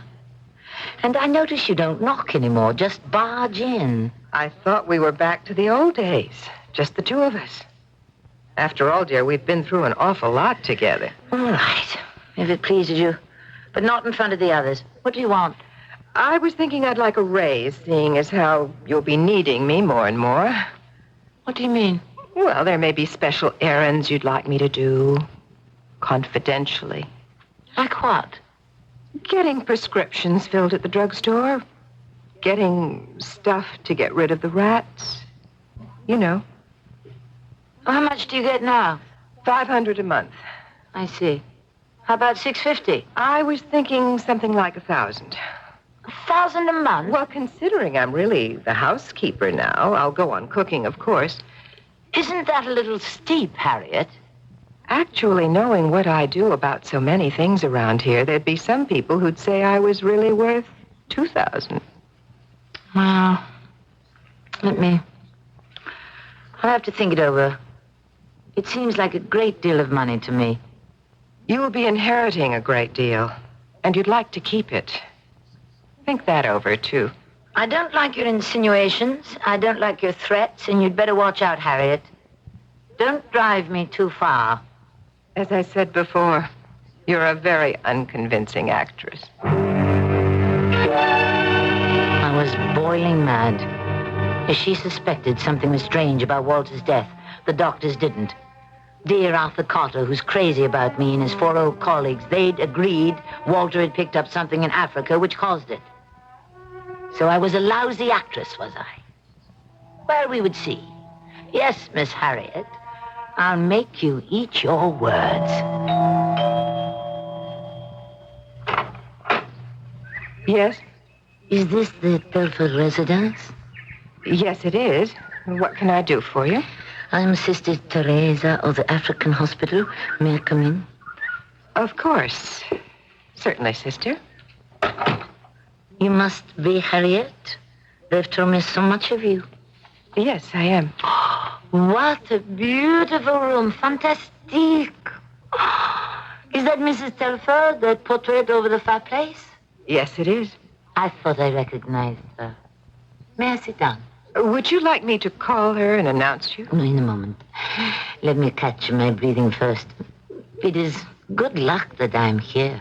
When I saw Mr. and Mrs. Telford last, I had no idea it should be so soon. It is, in fact, extraordinary I should come at all. You come from Africa. Mr. Telford, when he was taken ill, he was brought to our little hospital in Ganama. Poor man, he was very sick. But his good wife, she got an airplane and took him to America. I hope he had recovered from his malady. Sister Therese, what made you come here? I show you. A letter he wrote. He left with the sisters in our little hospital. I read it to you. Dear Sister Therese, I can never repay you and all the sisters at the hospital for your goodness and kindness. As I told you, whenever you need something to make a hospital bigger and better, with more equipment, please let me know. And I shall be very happy to take care of your needs. Very sincerely, Walter Telford. Please, look. A beautiful letter. Oh, yes. I recognize the handwriting. Of course. So, how did I get here? There was a world meeting of our order in Vancouver, and I went, and from Vancouver to California is not so far. So, please, I would like to see him now, Mr. Telford. Please tell him Sister Teresa from Ganama is here. I wish I could do that, Sister, but I'm afraid Mr. Telford passed away a week ago. Oh, mon Dieu. I'm too late. I'm afraid so. All this distance for nothing. If you could have seen what a brave fight he put up against the fever. So many of the native Africans catch it every year. It's terrible. But it is not always fatal. Not always? 90% yes, it is fatal. But the younger 10%, they have a chance to come out of it and live. Mr. Telford was not exactly a young man. What is this disease, fever? A parasite. In Africa, these parasites kill people every day. Well, perhaps before I go, I should see Mrs. Telford. I liked her very much. She was devoted to Mr. Telford. Devoted. By all means, Sister. I'm sure Mrs. Telford would be happy to see you. Although, on second thought, perhaps not. This must be sad days for her. And for me to come at this time and ask for money, not the right time. No. Just as you wish. But I shall certainly tell her you were here. Thank you very much. I shall write to her. Did you come by car, Sister, or should I call you a taxi? Oh, my, no. I walk from the railroad. That one gets used to very soon in Africa, walking. It is 4 kilometers from the train station at Ganama to our hospital. Au revoir, Miss Harriet. Goodbye. I shall remember you in my prayers. Merci.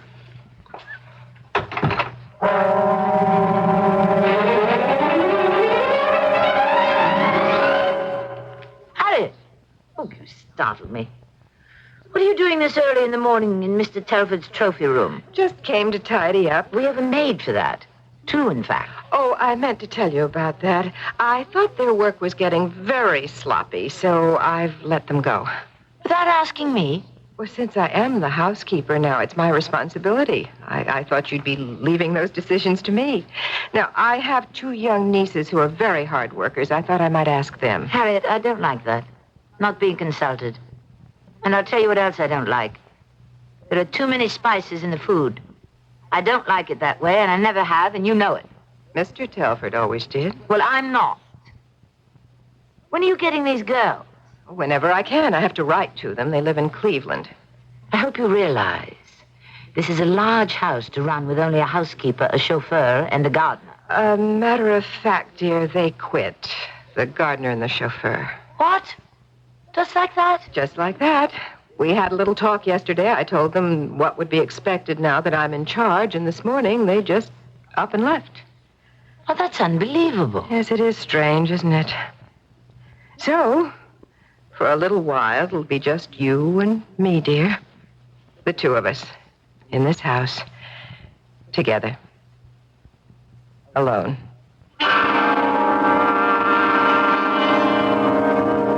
To look at the large house in Tudor style set back amid the landscaping and palm trees on Beverly Drive, one would never dream that within those fancy brick walls lived a young widow and her housekeeper. Also, that fear lived at that address. The only terror Madge had known up to now was stage fright. But this was not theater or make-believe. This was real. How real? We shall find out when I return with Act 2.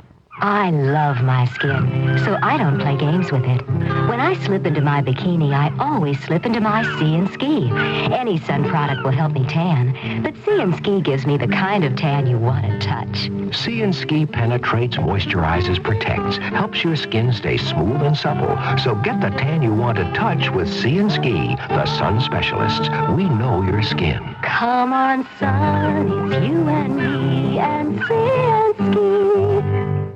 When it's so hot your car's engine is boiling over and so are you, That's the time for country time. Country time, country time. Tastes like that good old-fashioned lemonade. Country time lemonade flavor drink mix. Not too tart, not too sweet. Natural lemon flavor. When you've got a thirst for the taste of good old-fashioned lemonade. Country time, country time. Tastes like that good old-fashioned lemonade. We don't know anyone who doesn't like to be praised for a job well done. At Mancuso Chevrolet in Skokie, we enjoy hearing things like, "Thanks, Bill," or "Nice job, Joe." But when a customer actually takes the time to put his feelings in writing, well, take this letter we got the other day, addressed to Jim Mancuso. Dear Mr. Mancuso, in 1956, we bought a new Chevy two-door at Mancuso, the first of what was to be an astonishing string of them, 21 Chevrolets in a row. Needless to say, we've been more than happy with your prices and service work. I don't know how unique this story is to warrant its retelling, but you have my permission if you wish. Maybe someone else would enjoy 21 years of carefree car ownership, too. Sincerely, Charles W. Bracken. Thank you, Charlie Bracken. Mancuso Chevrolet, 4700 Gulf Road in Skokie, 1 block east of Old Orchard Shopping Center. Now open Sundays, too.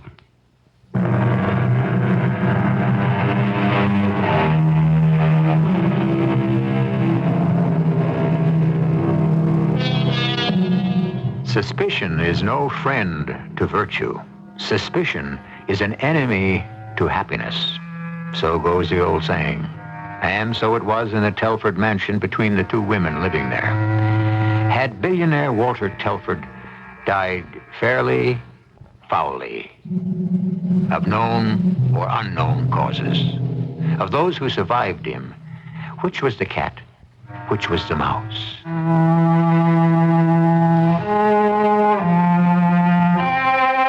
I would lie in bed night after night, hoping sleep would come, but it didn't.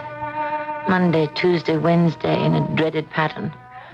I'd get up, wander about the house at night, and end up in Walter's study, straightening the books, the model aeroplanes of the real ones he'd built, the model oil derricks, miniature sets of the movies he'd made, symbols of all his enterprises.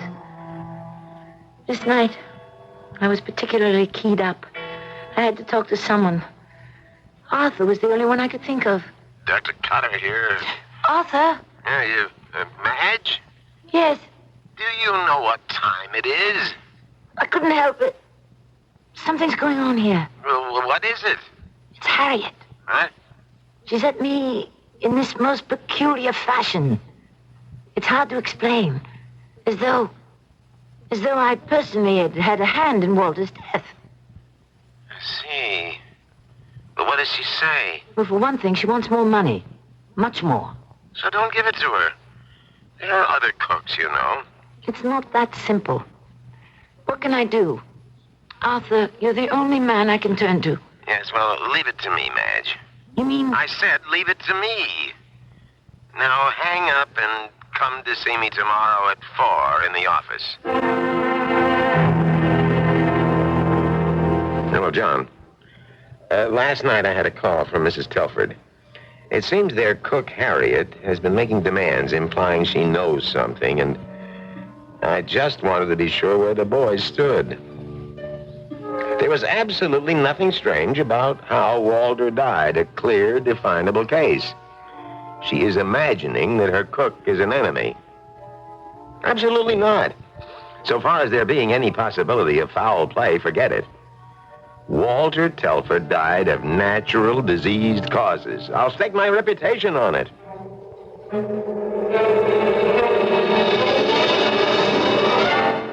Good morning, dear. Been for a walk? In the garden, Harriet. What would you like for dinner tonight? I'd planned to have a nice casserole, the one with lentils and beef, Mr. Telford's favorite. I'm not very hungry today. I think I'll take the car and go for a drive. I need some fresh air.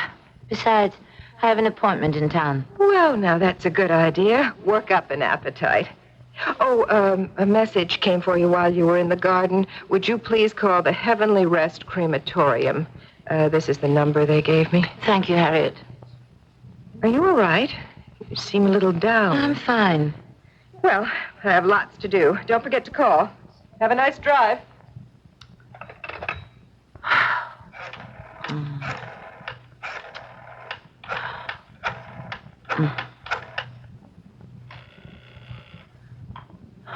Heavenly Rest Crematorium. This is Mrs. Telford. Somebody called me earlier. Oh, yes, it was I, Mr. Fisher. Yes? About your husband, Mrs. Telford. Oh, yes. I was planning to pick up the ashes just as soon as I got around to it. It's, well, you know. I have a funny feeling about it, and... I'm afraid that's the difficulty, Mrs. Telford. But it's no problem if you aren't in any hurry. What do you mean? I regret to say there's been a strike, and so we haven't been able to, process Mr. Telford yet. But everything will be in order in a few days. However, I thought I should let you know. Yes. Yes, I understand. A few days, a week at the most, and everything will be in order, I can assure you. A few days? A week at the most? Walter was still not... What if someone should want an autopsy? What would I say? Jack or Fred or the other Magnum board member? Of course, Arthur would stop them. He signed the death certificate, his word. Besides, who could do that without my permission? Unless there was some suspicion of...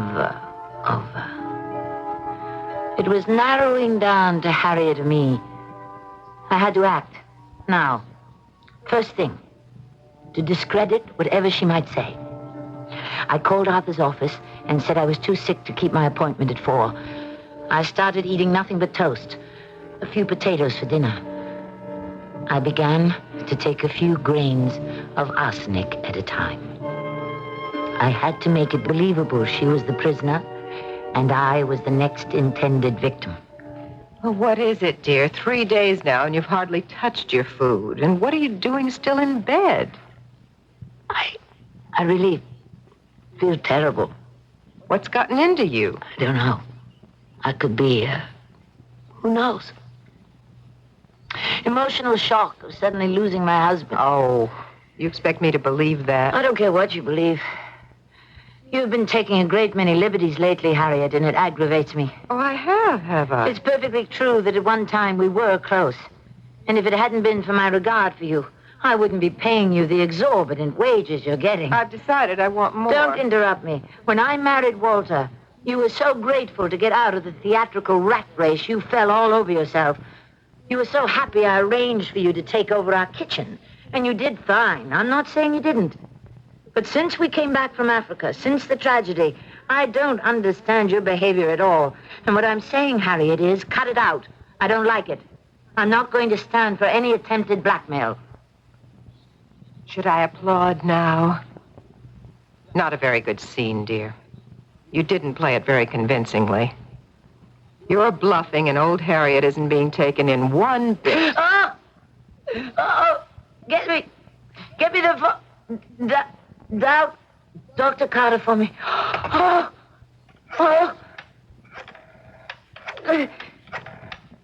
Give me. Hand it to me. Hello? This is... Hello?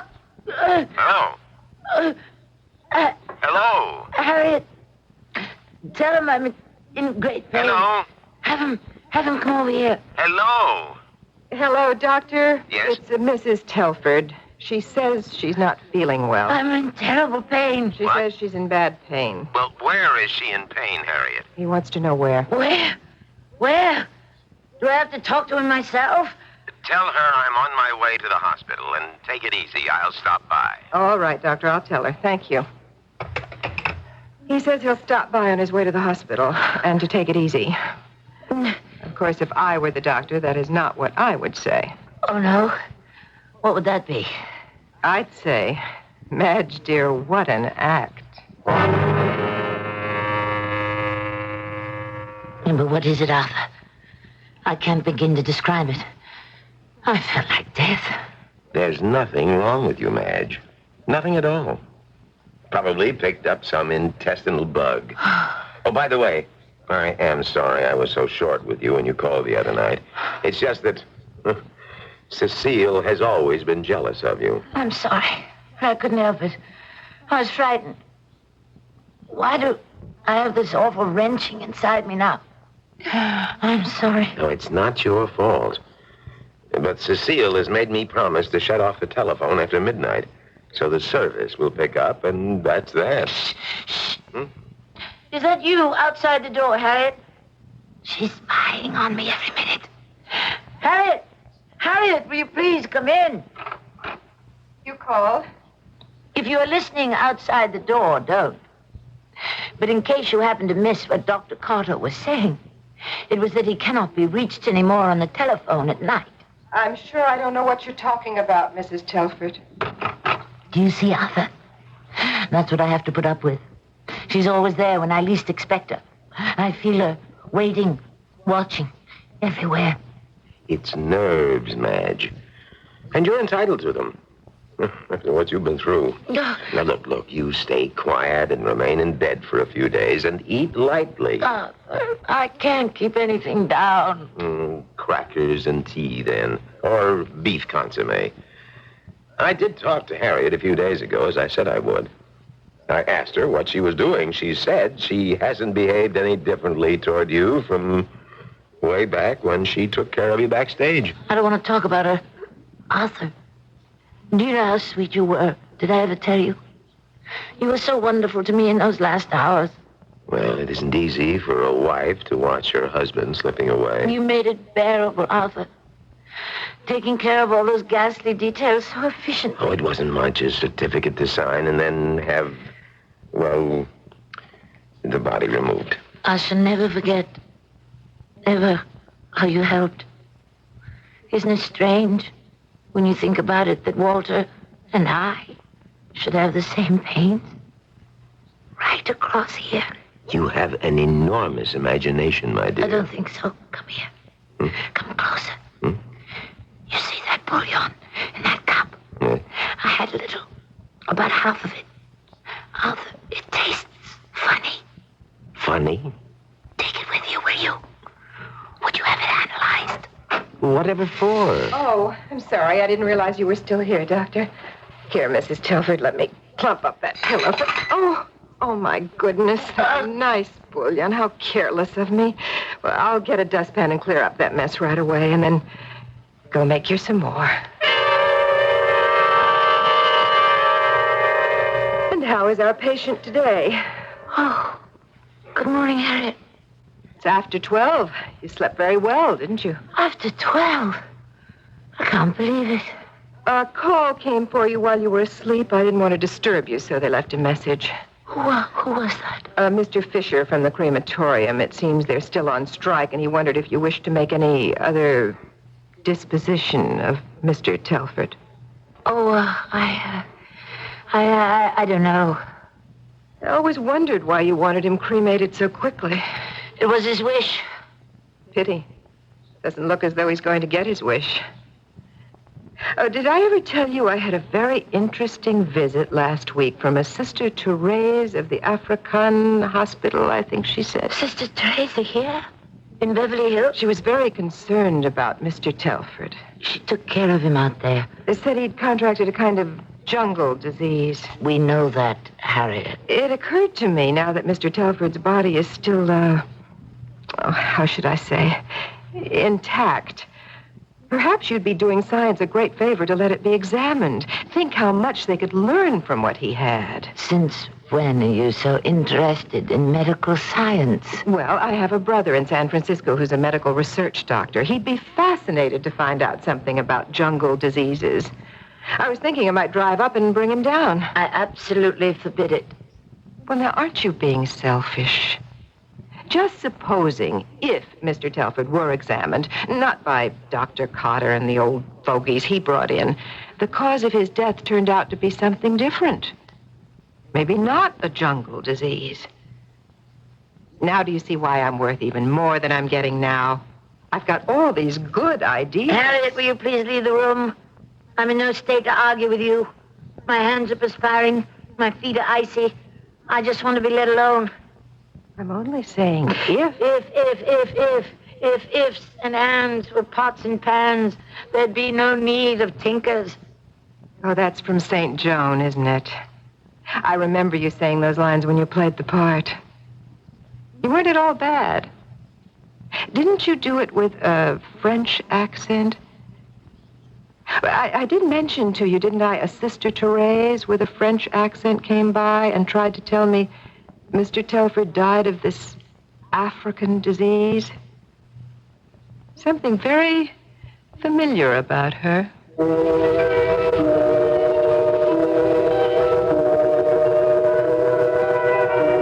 In police language, murder one is the intent to cause the death of another person. Murder one is also the result of the intent to cause suicide by force, duress, or deception. Surely we have some of those ingredients here. Are there more? It did not surprise me in the least.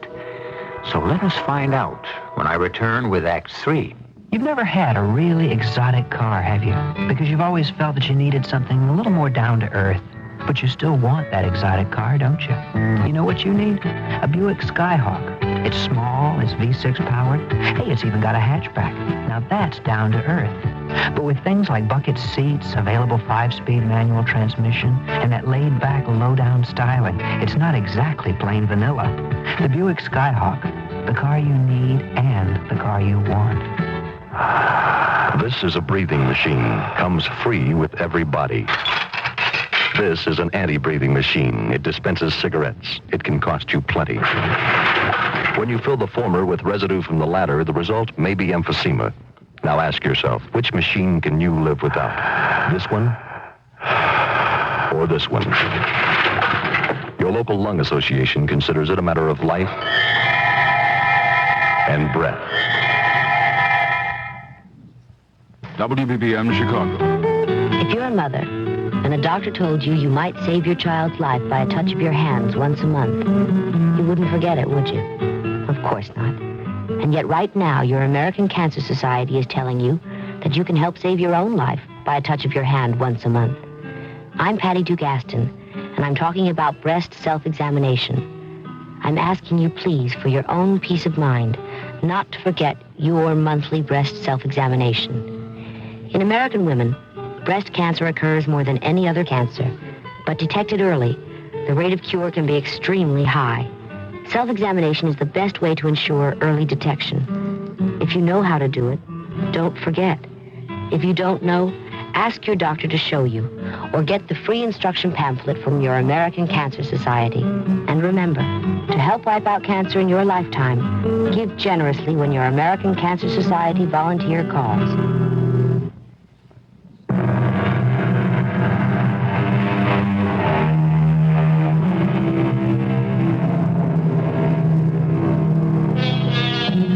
Once upon a time, there was a billionaire whose empire ranged from oil fields to art museums. He was Walter Telford. He was a difficult man to work for, demanding complete loyalty. His sense of humor was grisly, to say the least, like calling his private plane the Murder One. Unfortunately, fate sometimes plays its own little jokes, and Murder One is one of them. It is surprising how much arsenic the human body can tolerate. Not that I feel tip-top, but I have been gradually taking more and more, so that when I get Arthur to examine me, and he will discover it. And how can Arthur help but conclude that someone is trying to poison me? Who else could it be but Harriet?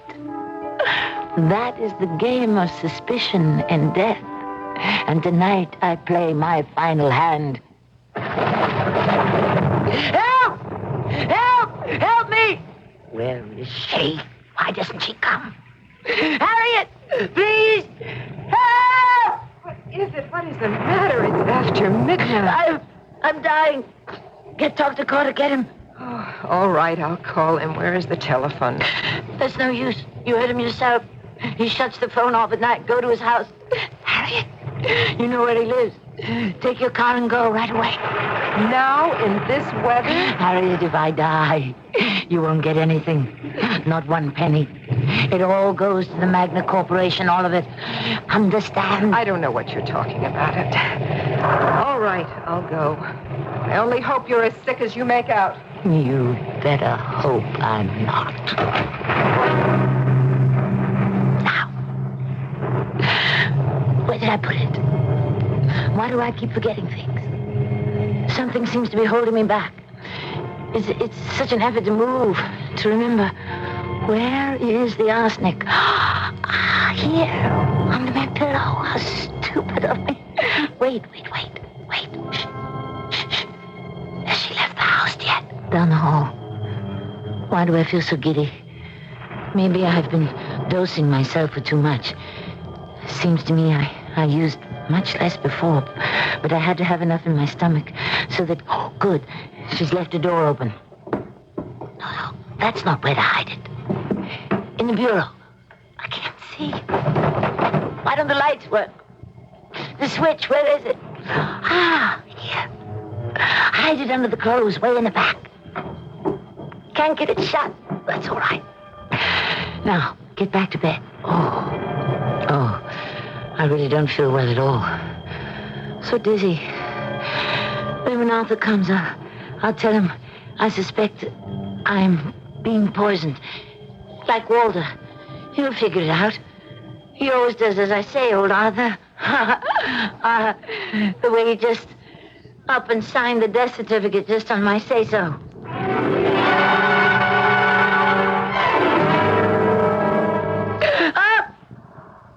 What is it? Oh, I must have been asleep. What time is it? Bedside clock. 2 o'clock. Where is she? Harriet!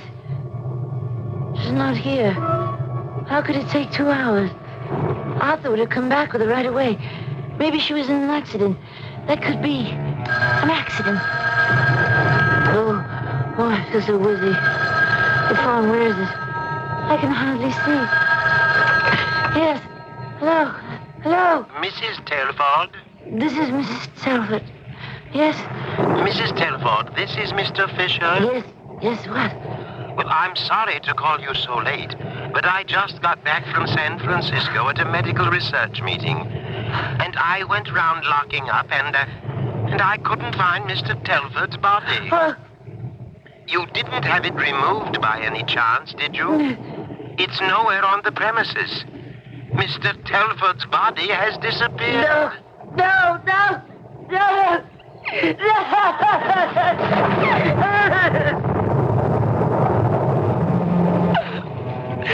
Something is closing on me. Get a hold of myself. Think clearly. Harriet is not here. Therefore, Harriet is in an accident. What do I have to do now? What do I have to do? Yes. Take my car and drive to Arthur's. Get dressed. It's raining so bad. No. That would be wrong. Put my robe on. Over my pajamas. No slippers. Bare feet.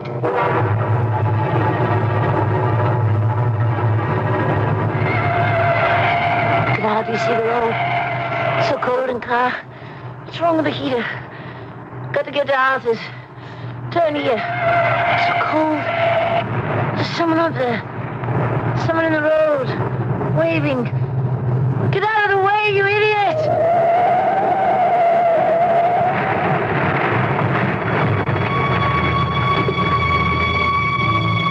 Am I alive? It hurts. Everywhere. What's that over there? Something moving. Help me, please. Over here. Help me. Harriet, is that you? Who are you? I can't see. Someone bending over me. Ah! Help! Walter! Is it you?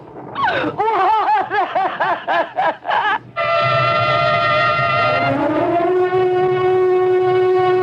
What's the matter with you, Arthur?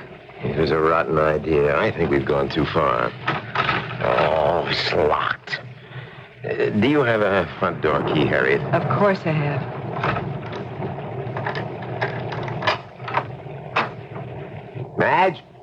Madge, it's me, Arthur. I'll go upstairs. You check all the rooms down here. We've got to find her. She's not in her bedroom. Not downstairs either. Did you look in your room? My room? Why would she be in there? Will you do as I say? Go look. All right. Stupid. Oh, because I thought Madge had made a fool of me, getting me to sign that death certificate without a...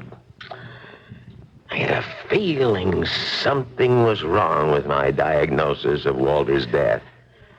But I never thought it could be poison. Well, she's not there. But my room is a shambles. Clothes all over the place, drawers pulled out like a cyclone hit it. And look, I want you to see what I found. Right. This powder. It's not mine, I swear it. Good Lord. What'll we do? Where is she? I'm responsible. I am responsible. Check the garage, will you, Harriet? See if her car is there. It isn't. I remember now seeing the garage was empty as we drove up. What are you doing? Calling the cops. Hello, police. This is Dr. Cotter. One of my patients may be driving around the Hollywood Hills. Yes, she's in no condition to drive. I want you to search Beverly Glen, Coldwater, that whole area. It's Mrs. Walter Telford. Yes, that Mrs. Walter Telford. I'd say she left here about an hour ago, and I'm afraid she isn't competent to drive. No, I don't know. Wait a minute, hold on. Why would she have gone out tonight? Oh, of course. She was going to my place. She was here waiting, and I called her pretending to be Fisher. I didn't show up here. Sergeant, send your men first along Mulholland Drive. Yep. Call me, I'll wait here. The number's 555-8601. Soon as you find out anything. Thank you. It's gone too far, Harriet. Too far.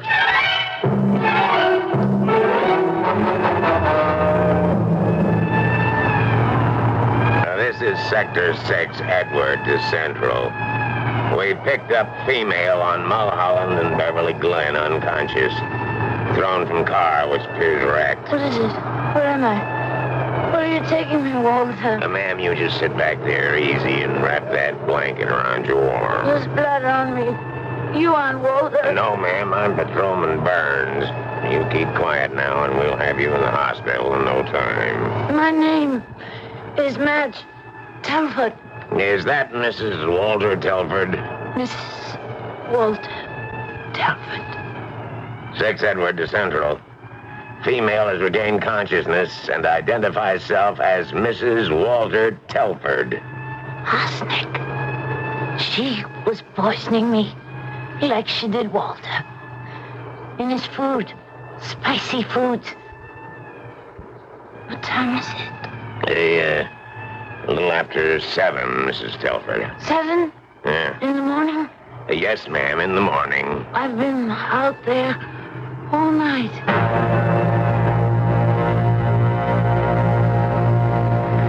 How is she? Not responding. I had no idea all this. Can she get better? It's too soon to say. Can't make out where I am. Right in front of me. White sheets. Funny high bed with white bars. People standing over me. I'm so cold. Chains. Heavy chains across my chest. Sleepy now. So tired. Go to sleep now. I don't know if she can pull out of this. She's lost a great deal of blood. But you know what she did. She killed... I'm still a doctor. A lifetime of money as a member of Magna doesn't... It can't stop my being a doctor. She brought it all on herself. I was out of my head to have listened to you. I only wanted to frighten her because she'd made such a fool of me. You were more convincing as Mr. Fisher than she was as Sister What's-Her-Name. I can tell you that. It's funny. There's Harriet. She won't have anything now. And there's Arthur. He won't either. They'll find out. I can see them performing the autopsy. Finding all that arsenic in me. No one will believe I could have done it to myself.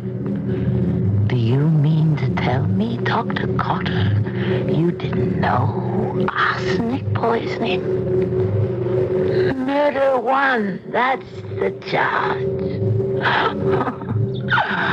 All I'm sorry about is I won't be around to have the last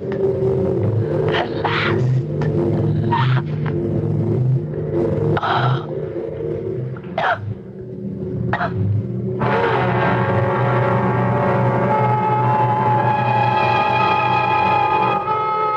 We have seen how fear follows crime and is its punishment.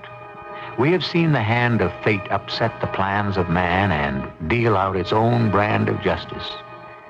What happened to Madge Telford? What happened to Dr. Arthur Cotter? Harriet? We'll find out in a very few minutes. How does your laxative work? Many brand name laxatives contain ingredients that expand in your stomach. That's how they work. We know a medicine that works differently. It's in the X-Lax pill.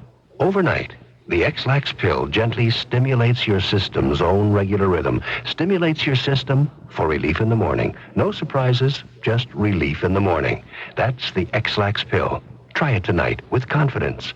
For occasional use only as directed, X-Lax pills. Loneliness. There's a cure for it in the strength that families offer, in values of love and helping. You're part of God's family, and you can find the strength of family values in your house of worship. When you work with others, you're giving of yourself. Find the strength of family values in your house of worship. A message from Religion in American Life, the Advertising Council, and this station. What kind of home are you looking for? Something simple. Like an island. An island? Yeah, life's too complicated. I want to get away to something simple. Well, we have a small island in the South Seas here. Well, keep it simple. It's just 500 feet long. All I need is enough bamboo and palm leaves for a simple lean-to. Well, this is it. Oh, and a 2-car garage. What? For the cars I just bought. I thought you were looking for simple. Hey, what could be more simple? I walked into my General Motors dealer, picked out a car, and wrapped it up right there in the showroom with GMAC financing. Real convenient, you know. GMAC? Available at Chevrolet, Pontiac, Oldsmobile, Buick, Opel, Cadillac, and GMC truck dealers. Now, about the money. Oh, see, the GMAC people are car financing specialists. I'm talking about terms That's here. what I'm talking about. Car financing terms to fit my budget. I meant... The GMAC plan is tailored for a person who's going to live on a simple island with a lean-to, attached garage, and maybe a pool. You didn't mention a pool. I mentioned it right after the patio. What patio? The one next to the guest house. Guest house? But not too close to the landing strip, because when that giant jet lands... It's only 500 feet long. Exactly. I don't want no grief from the people in their hotel. It's too complicated. GMAC Financing. We uncomplicate things.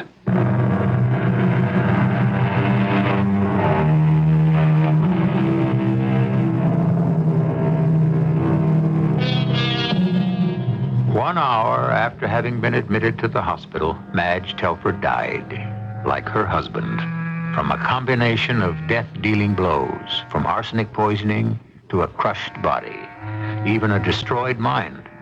Harriet was absolved of complicity, but her dreams of untold wealth came to nothing. Arthur Cotter has been suspended from the roster of doctors, expelled from Magna, and today awaits indictment. Perhaps it is true. Society prepares the crime. The criminal commits it. Our cast included Tammy Grimes, Terry Keane, and Leon Janney. The entire production was under the direction of Hyman Brown. Radio Mystery Theater was sponsored in part by Buick Motor Division and X-Lax.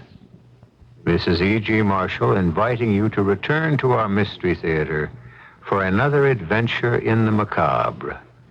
Until next time, pleasant dreams.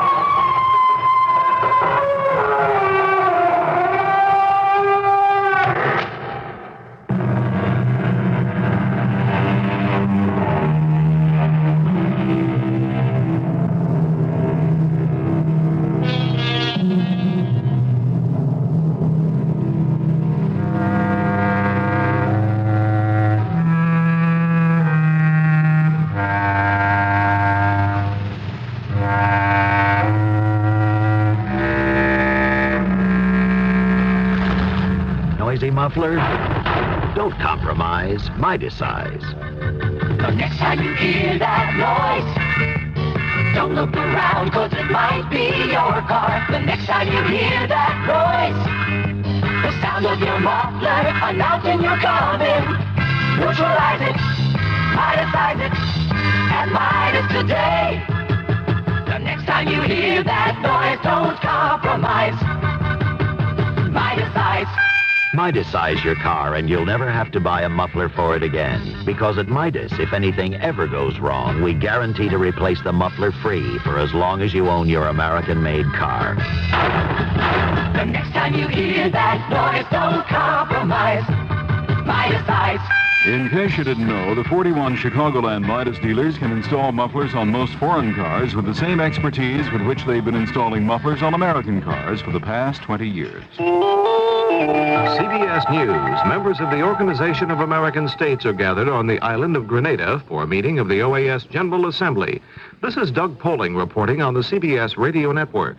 It's clear that the United States delegate will have much to say about his government's concern over the human rights issue. David Dow reports. Secretary of State Cyrus Vance arrived in this tiny island nation and immediately turned the focus of the Organization of American States meeting here to human rights. Addressing fellow leaders of delegations behind closed doors, Vance called for increasing the budget and powers of the Inter-American Commission on Human Rights and urged all member nations of the OAS to grant the Commission free access to their territory for on-site inspections, saying the U.S. would do so immediately. Vance noted that the signatories to the UN Charter agreed to promote respect for human rights among all nations. If terrorism and violence in the name of dissent cannot be condoned, he said, neither can violence that is officially sanctioned. The Secretary of State also called for a number of reforms of the OAS itself, including one which would reduce the U.S. share of its expenses, which currently are 66%. During his 48 hours here, Vance plans to meet individually with delegations from each of the other 24 OAS member nations. David Dow, CBS News, St. George's, Grenada. More news in a moment. Your body knows the difference between Anacin and other pain relievers like Tylenol and Datril. For pain other than headache, Anacin reduces the inflammation that often comes with pain. Those others cannot. With tooth extraction, muscle strain, backache, sprains, or where your doctor diagnoses tendinitis, neuritis, Anacin reduces inflammation as it relieves pain fast. Tylenol and Datril cannot. Adult strength Anacin. Take only as directed. Take 4 Spencer steaks, 1 pound of ground round, and Sue Cranwinkle seasoning recipe, and you've got the makings of a perfect barbecue. Ralph Story here, and tomorrow on Meet the Cook over many of these stations, Sue's going to tell us how to prepare and serve stuffed Spencer steak. It's a great change of pace from the usual outdoor cooking fare, something to surprise your patio guests this weekend. Join Sue Cranwinkle and me for Meet the Cook tomorrow on many of these CBS radio network stations. Henry Howell has upset Andrew Miller in the race for the Democratic nomination for governor of Virginia. Charles Robb, making his first run for public office, won the Democratic nomination for lieutenant governor. Robb is a son-in-law of the late President Lyndon Johnson. Early unofficial returns show United Mine Workers Union President Arnold Miller holding a slim lead over challengers in his bid to retain the leadership of the union. Roy Lee Patterson, a union board member from Western Kentucky, is running second, and UMW Secretary-Treasurer Harry Patrick is in third place. A professor of psychiatry and pharmacology has recommended that non-prescription sedatives and sleep aids be taken off the market. Dr. Carl Rickles of the University of Pennsylvania questioned whether such so-called tension relievers do more than make a person drowsy. They may not be effective as tension relievers during the day. Just because a drug makes you tired doesn't mean that it relaxes you. The most antihistamines are in pills for the common cold and medications for allergy, and one of their major side effects is that it makes you drowsy. But this doesn't really mean that it makes you feel more relaxed or calm. 18 months ago, Dr. Rickles recommended that over-the-counter tension and sleep aids be allowed pending further study. He says that during that period, industry has not initiated a single study proving such drugs either safe or effective. CBS News correspondent Ike Pappas quotes White House sources as saying President Carter has decided against the sale of one of America's most advanced computers to the Soviet Union. The computer, known as Cyber 76, is used by this country to plan space missions and to guide missiles. The Russians say they want it to help forecast the weather. The Reverend Jimmy Allen of San Antonio, Texas, has been elected president of the Southern Baptist Convention. The election came at the Kansas City convention of the denomination, which has 13 million members in the United States. Now this. If your child throws away the lunch you made today, send wonder. Kids eat it up. If he eats the bologna and throws the bread away, send wonder. Kids eat it up. There are cheaper breads, but they're not always as fresh and soft the way kids like bread. But sending lunch to camp or pool, make this your summer's rule, send wonder. Kids eat it up. Try Wonder Buns and rolls, too.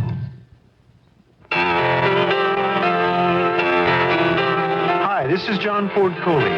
If you're looking for a great job with plenty to offer in the way of training, travel, and adventure, why not drop in on your local Navy recruiter or call toll-free 800-841-8000. Navy.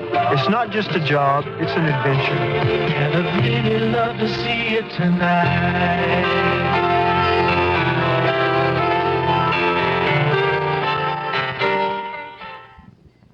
Attorney General Griffin Bell says the federal government has not yet decided whether to take custody of James Earl Ray. Tennessee Governor Ray Blanton requested that Ray become a federal prisoner following his recapture. After meeting with his client Tuesday, Ray's attorney says he will again try to get a new trial for the man convicted of killing Dr. Martin Luther King Jr. This is Doug Poling, CBS News. News Radio 78, WBBM, Chicago. 11:32 is the time. This is Alan Bickley on News Radio 78. News Radio 78, WBBM, Chicago.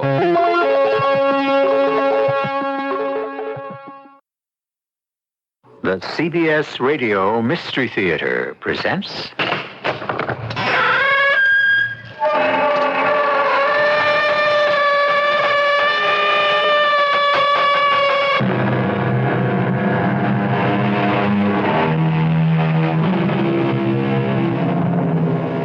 Come in.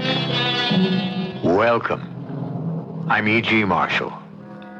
There's nothing so ridiculous or far-fetched that it hasn't already been said at some time in some place by some philosopher and been considered and debated and in many cases enshrined as immortal profundity, which proves what? That there is a thin line between wisdom and folly. But that's something you always knew, right? What's the matter, Tom? I just found out about the war. The war? What war? Now, you know what war, Helen. All right, Tom. There's a war. A war to the death. You understand? Oh, sure, I understand. And you're in it, too. Well, if you're in it, I want to be in it. But the trouble is, we're on opposite sides.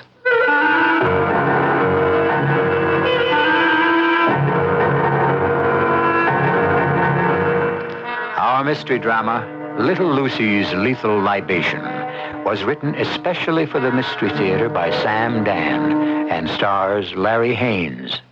It is sponsored in part by X-Lax and True Value hardware stores. I'll be back shortly with Act One. If you'd really like a big car, but you really think you ought to buy a small car, maybe what you ought to buy is a mid-size car. To be specific, a Buick Century Custom. The Century Custom, you see, offers a lot of the room and comfort you look for in a big car. And the trim size and the V6 engine give you a lot of the benefits of a small car. But the Century Custom has one more thing going for it. It's a Buick. And no matter what size car you're looking for, you just can't do much better than that. We're hearing a lot these days about productivity. A word that simply means doing things better than ever before. It means working smarter, getting more out of our scarce materials with less waste, doing more with less consumption of energy. Productivity is everybody's job because America works best when we all work together. This message from the National Center for Productivity and Quality of Working Life, brought to you by the Ad Council and this station. If you need a muffler, now you can Midasize your car in over 800 Midas shops in the United States. I got Midasized in Topeka, Kansas. It goes to prove you're never too old. I got Midasized in Brooklyn, New York. Words alone cannot express my satisfaction. Once we Midasize your car, you'll never have to buy a muffler for it again. Because at Midas, if anything ever goes wrong, we guarantee to replace the muffler free for as long as you own your American-made car. Noisy muffler? Don't compromise. Midasize at Midas. I got Midasized in Waco, Texas. You never seen a muffler that size before. The next time you hear that noise, don't compromise. Midasize. In case you didn't know, the 41 Chicagoland Midas dealers can install mufflers on most foreign cars with the same expertise with which they've been installing mufflers on American cars for the past 20 years.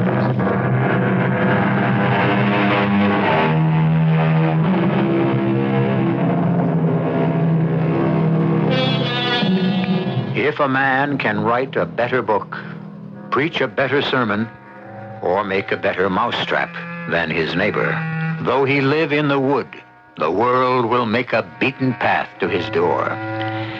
Unfortunately, Mr. Emerson's fine philosophic sentiment isn't exactly true. The world won't beat a path to his door unless somebody says to the world, "Hey, world, stop, look, listen. Here's the better book, the better sermon, the better mousetrap."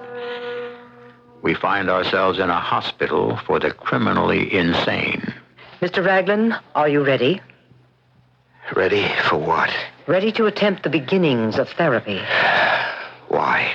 So that you may be restored to society. There's nothing wrong with me. Mr. Raglan, I can do nothing Dr. unless... Pascal, there's nothing you can do in any event. And why do you say that? Because you're a woman. I'm a doctor of medicine. Now, why can't I have a man doctor? Because none is available at this time. And why is that? I don't know. You would have to ask the managing director. The managing director is Dr. Ruth Harmon? Yes. Isn't that strange? She happens to be a woman? She was appointed by the governor. Governor Geraldine Mary McHugh. Yes. And you still say I'm crazy, huh? I never said you were crazy. Yes, I understand. You only said I'm disturbed, right? That's a euphemism, Doctor. Euphemisms. That's the opiate of America. Kids aren't stupid, they're underachievers. We no longer have criminals, we have people with social problems. People don't die, they go to their reward. Mr. Raglan, is it necessary to raise your voice? You mean shout? Sure. I know all about euphemisms, Doctor. That's how I make my living. Correction. Made my living. Before they got me. They? Oh, come on, get off it. You know who they are. You're one of them. Mr. Raglan, I wish you'd let me help you. Help me do what? What are your plans for us? Plans? Now, why do I ask? I know. You won't kill us off. You need us just as we needed you, for pleasure, for work. But you'll reverse the roles. Which roles? We shall tend the home and raise the children. Mr. Raglan, what is troubling you? Oh, my. Now, you haven't listened to a word I said. Could you make sense of what you've been saying? Now, why don't we try a calm, ordered, rational approach? You intend to play the game. Everything neat, precise, orderly. All right. I won't fight you. You insist there's some kind of plot. Tell me about it. Doctor, why are we wasting time? What else is there to do?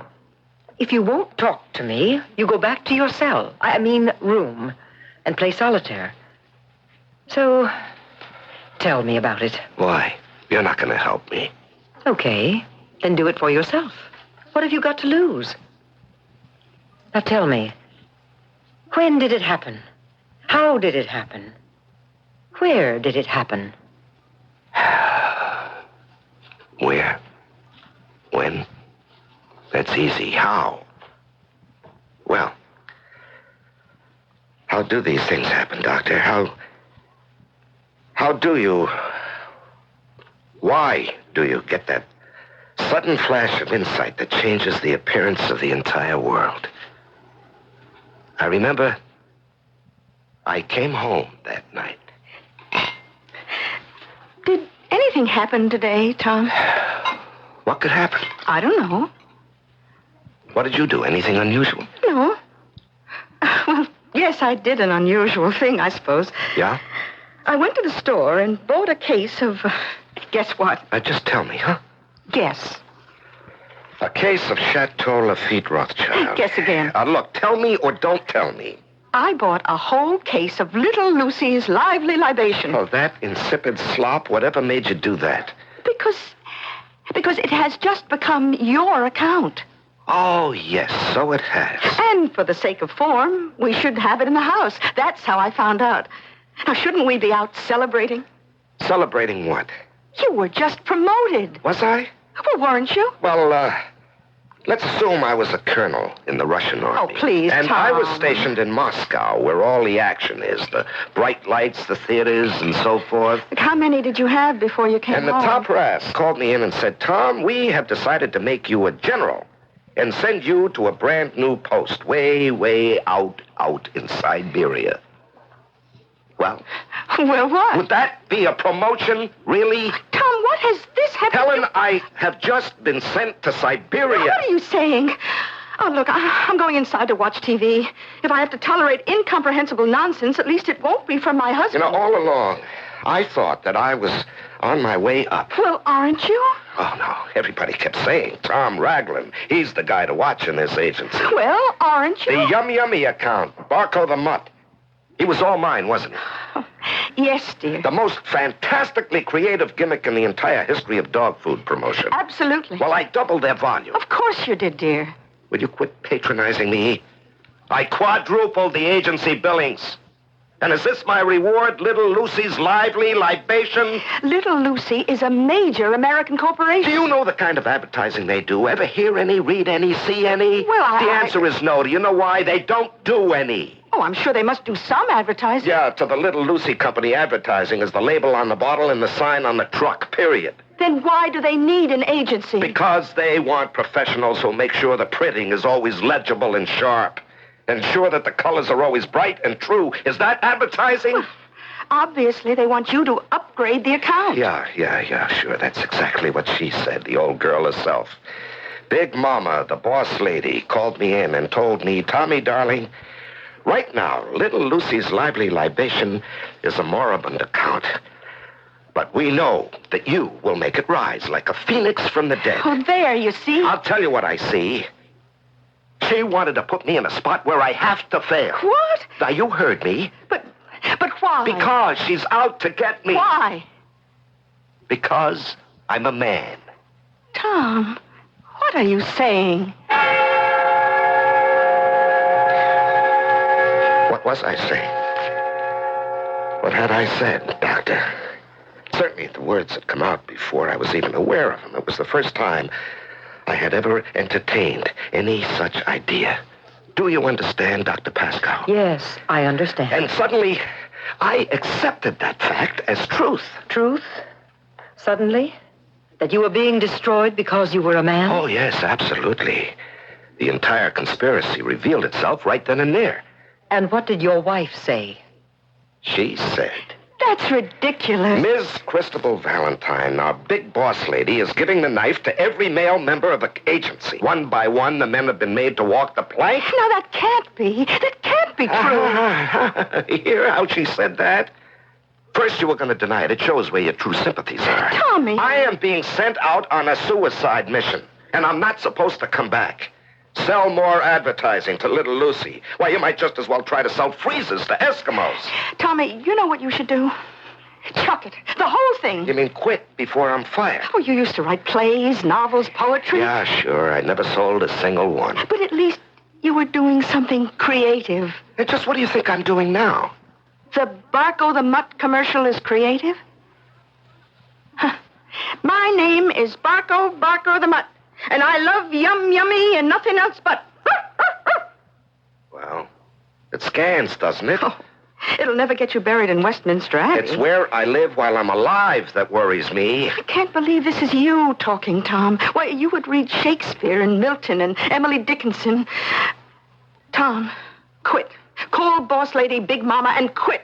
Now. Oh, sure. How will we pay the rent? Oh, I can get a job teaching. Oh, you can. I thought teaching jobs was scarce. Now, Martha Barley, who was Dean of Women when well, anyway, now she's president of the university, and So, you've had this all planned. Planned? You are going to support me. You supported me all the time we've been married. Oh, good Lord, it's worse than I thought. You're in on it, too. In on what? The plot. Don't ask me what plot. I will. The plot to take over. Oh, Tommy, you are not well. First, strip them of their jobs. Second, rob them of their manhood. I'm going to call a doctor. A woman doctor, no doubt. Tom, you've always liked Ursula Cardell. And third, destroy their sanity. Oh, no, Helen, it won't work. Because I'm going to fight back. We're all going to fight back.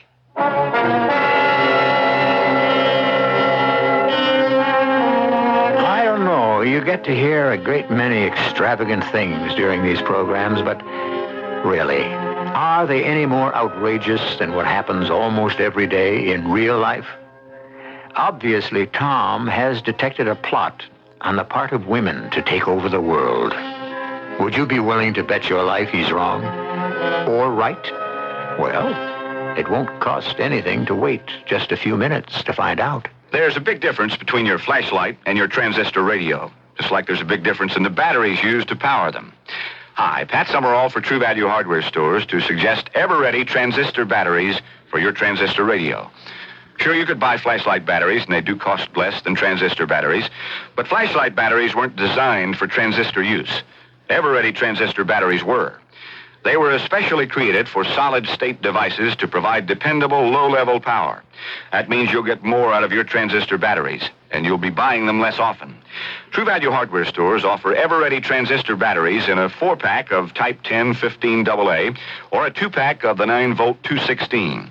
For batteries that last longer in your transistor radio, get ever-ready transistor batteries. You'll find them at participating True Value Hardware Stores. And remember that True Value is much more than just a name. It's always been their way of doing business. And when you go, don't forget to tell them that Pat Summerall sent you.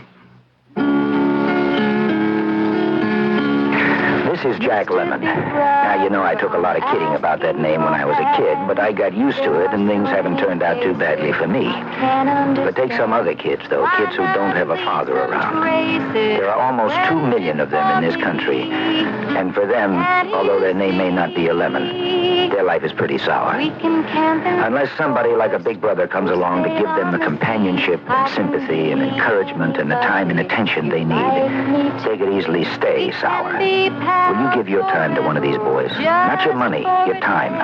And not much of that, maybe a night a week or a few hours on Saturday. Doing whatever the two of you cook up. One man, one boy. It's a formula that turns boys into men. So call your local big brothers. See what the both of you can get out of it. Find out how you can be a big brother. Call your local Big Brother's office today.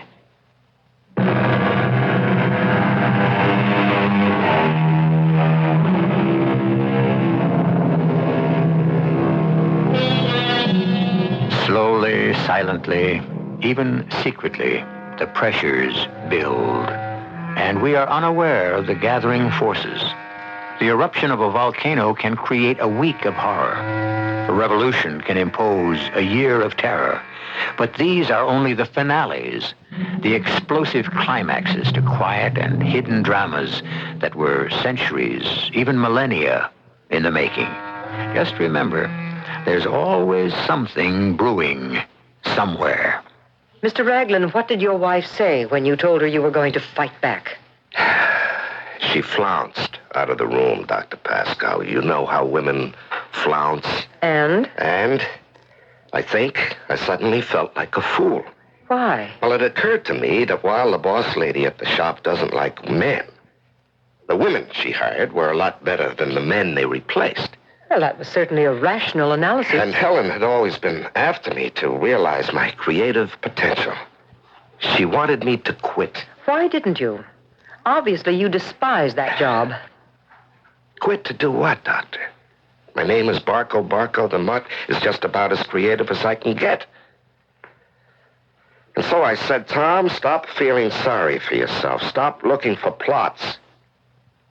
And the next morning, there was a note on my desk. Boss lady, Big Mama herself, wanted to see me. Mr. Raglan, I understand you're not happy. Well, why am I off yummy? You're too good for yummy. Well, look how I made it sound. That was yesterday. Today, I need more billings from little Lucy. Well, that account's been lying dead here for years. Why now, all of a sudden? I asked Joe Dunning why he couldn't move little Lucy in all this time, and he couldn't give me a satisfactory answer. And that's why he was fired? Well, now you have got the job. And if I can't push little Lucy? It's a hard life we lead here on Madison Avenue. Yes, and who've you got lined up to take my place? Well, I expect you to succeed. Who's waiting in the wings? What's her name? Her name? Now, boss lady, you don't hire guys, you only fire them. You've got a date today with little Lucy. Little Lucy? Yes, Tom. There is a real-life little Lucy. She mixes up each batch of little Lucy's lively libation with her own little hands. I want you to begin talking about an entire across-the-board media campaign. Well, when did I have a chance to work one up? Tom, you were notified of your promotion yesterday. You have had 24 hours. I see. So that's how it is. Now, Thomas, whatever are you talking about? I look into Boss Lady's eyes, and let me tell you, Dr. Pascoe, I read my fate. If I have any doubts at all, they vanish completely. I am being set up. Well, I'd make a fight out of it. Maybe I could just sell little Lucy on a huge multi-million-dollar campaign. I reported to a private secretary for a brief-up. I'm Peter Hatchett. You're from the agency? I believe Mrs. Merivale is expecting me. Oh, no, never say that. What? Mrs. Merivale. Now, everyone must call her Little Lucy. Oh? You see, she thinks of herself still as Little Lucy. Is that a fact? Well, you know the Little Lucy story, of course. No. So obviously you haven't done your homework, Mr. Raglan. Now, the material was sent to your office. Oh, is that so? Well, nobody gave... Yes? Sorry, I didn't have a chance. We have a beautiful book, which tells the inspiring story of little Lucy's lively libation. Yes, well, I must make sure to read it. Yes, well, over 60 years ago, when she was 12, little Lucy was playing in her mother's kitchen. Now, she wanted to make Mama a delicious glass of lemonade. Yeah. And she wanted to make it special. So she put in, a little of this and a little of that, Yes, I think so. And when her mother drank it, she exclaimed, "Oh, my, it's the best I ever tasted." And she offered some to her friends and said, "Here's little Lucy's lively libation."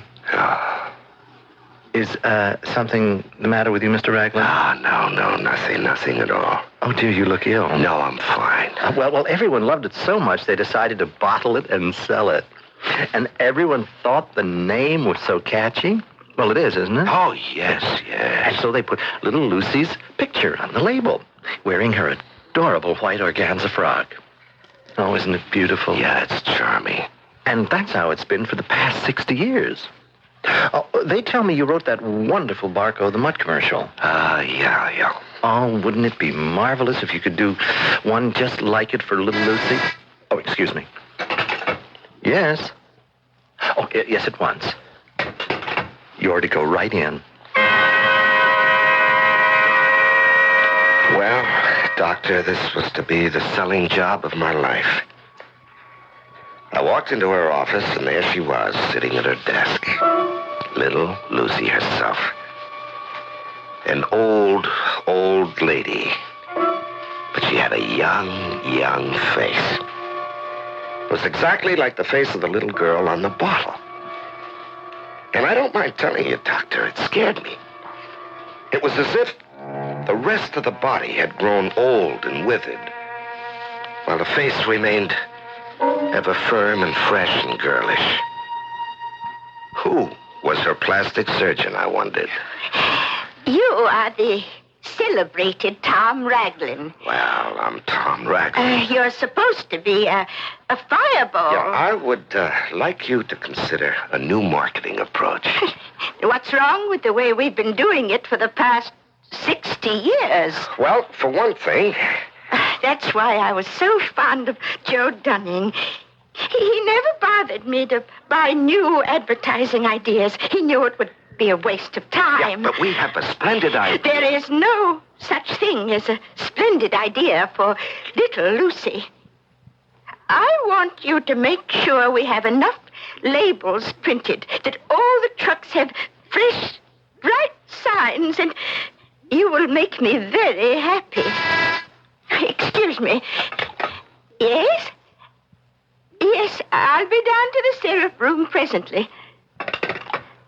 You see, Mr. Raglan, people buy little Lucy's lively libation because of the mystery. The mystery? You mean you haven't read the book? And you pretend to be my account executive? You see... Only I know the secret formulation. Only I regulate the equipment that makes the syrup concentrate, which is then shipped to our bottlers all over America. I see. Wouldn't that make a fantastic commercial from kitchen table? That will be enough, Mr. Raglan. Yeah, but the public will be fascinated. Mr. Raglan, if you ever attempt to sell me as much as 5 cents worth of advertising, I shall be extremely displeased. Now, I shall expect you here this time tomorrow for a report. A report? On the present state of the labels for the little Lucy's lively libation bottles. That will be all for today. That was it, Doctor. This old nut was going to make me lose my job. So, what did you do? Well, I called up a fellow I knew in another shop. He was always wanting me to come work over there. And did you get another job? Well, there was no other job, Doctor. You know, it's funny. While you're working, everybody has a spot for you. But when you really need something, everything seems to freeze up. Anyhow, he was on the way out himself. Oh? Oh, yeah. It seems his new boss had it in for him, so she was looking for an excuse to fire him. He wasn't long for the job. Notice I said she. What significance is there in that? Are you kidding, Doctor? I began noticing things. I was starting to see fewer and fewer men around the office. More and more women. Somehow the men seemed to be dropping out. Are you sure it wasn't your imagination? No, more and more women calling more and more shots. Oh, and talking about shots, I was being sniped at every day at the office. You wanted to see me, boss lady? Yes, Tom. I don't see any increase in billing for little Lucy. Well, she doesn't want to spend any money. Now, what kind of talk is this from you? Do any of them want to spend any money? That's what selling is all about. Well, nobody can sell little Lucy. What you're saying is you cannot sell her. Is that it? Well... Because if that's how you sincerely feel, maybe we ought to put someone in there that can. Now, think about it, Tom. I thought about it, Doctor. But I didn't know what I was going to do about it. And then one day I got a call from an old pal, Terry Ingram. I can say his name because everybody knows about him. He is also in this building, Doctor. Also a patient of yours, I believe. Well, we met for lunch. Terry had been the advertising director at Yum Yummy, who had bought my Barco the Mutt commercial. You mean you lost your job at Yum Yummy, Terry? Oh, yeah, I got canned. When was it? A week or so after you were taken off the account. Oh, what happened? You know my assistant, Penelope Maskill. She's in there now. Well, how'd that happen? And they got this new vice president of marketing, Barbara Yates. She shook the place up. Oh, another woman. Terry, isn't it obvious there's a kind of revolution taking place? Oh, like what? The women, Terry, are slowly but surely squeezing us out everywhere.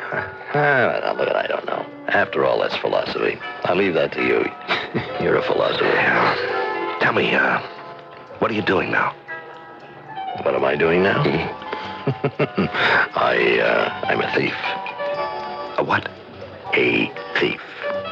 Come on, Terry, how can you say you're a thief? Because it's true. How could you become a thief? I couldn't get another job. I mean, My whole life was devoted to yummy. You know, I worked my way up to account executive. Hey, I thought I was set for life. And one fine day, I was out. Now, could I start all over again at the age of 47? Yeah, but a thief? It's the only way I could use my experience. I can't follow you, Terry. What experience? Look, I am a specialist, and now all professional thieves specialize. Did you know that? Well, I spent my life in private industry. And so I concentrate on stealing industrial and commercial and promotional secrets. Oh, a fantastic field. Now, you can make a fortune. Me? Absolutely. And that's what I wanted to talk to you about, Tom. No, I wouldn't be interested. Now, Tom, it's no secret. You're on your way out of the agency. Now, boss lady has a knife sharpened for you. Then you'll be pounding the pavements. I'm sure I'll find something. No, you won't. You've already been looking. You can't even get a nibble.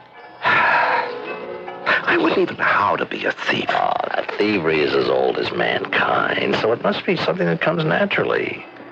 As a matter of fact, I have a proposition for you. You have? Mm-hmm. We could make $1 million.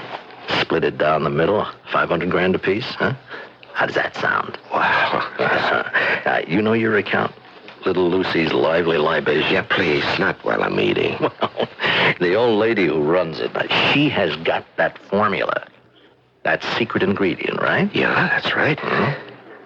It's what makes the drink. Yeah, not for me. Who are you? 50 million people have to pour down that belly wash every day, or else they'll beat their wives and kick the dog. Yeah, that's unfortunately true. So she has a competitor. Little Lucy does. And this competitor would love to get their hands on that formula. And I told him $1 million is the asking price. You mean you've been talking to people about it? Sure. It's all set. Now, with your help, there is absolutely no problem. With my help? Now, what makes you think I'm going to help? Oh, you will, Tommy. You will.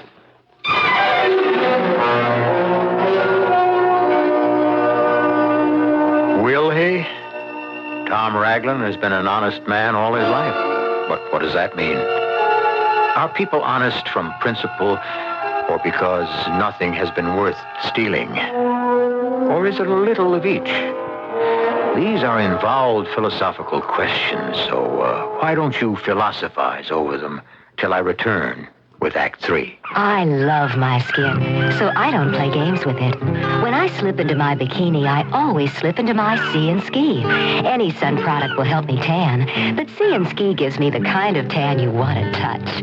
Sea & Ski penetrates, moisturizes, protects, helps your skin stay smooth and supple. So get the tan you want to touch with Sea & Ski, the sun specialists. We know your skin. Come on, sun, it's you and me and Sea & Ski.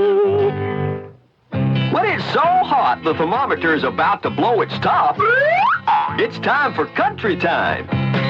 Country time, country time. Tastes like that good old-fashioned lemonade. Country Time lemonade flavored drink mix. Not too tart, not too sweet. Natural lemon flavor. Just right when you've got a thirst for the taste of good old-fashioned lemonade. Country time, country time. Tastes like that good old-fashioned lemonade.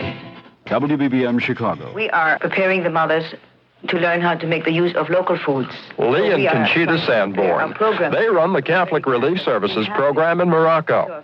They're working to improve the health and nutrition standards of Morocco's poor. We have 375,000 mothers and children now enrolled.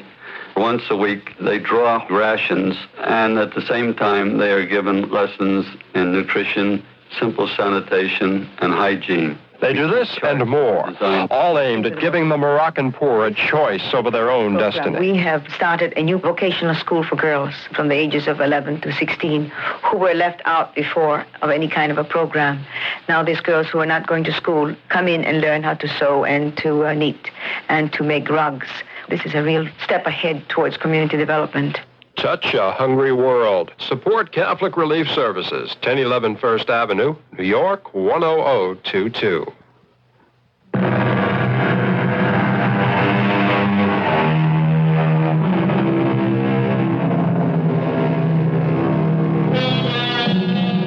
If a tree falls in a deserted forest and no one hears the crash, does that mean there has been no noise?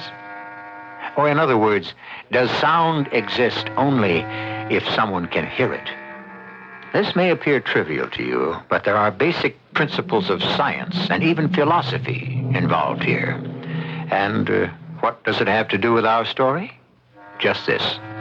Can a man be considered honest if he has never really been tempted? And you were tempted, Mr. Raglan? Oh, yes, Dr. Pascal. Of course, Terry was right. He said I would indignantly reject his proposition at first, but gradually. Yes? Well, Helen had already taken the job teaching at the university. And Boss Lady was cracking the whip. It was as if I had no choice, but how was I going to get my hands on that formula? How could I get it from little Lucy? Seduce her. Seduce her? The woman is going on 80.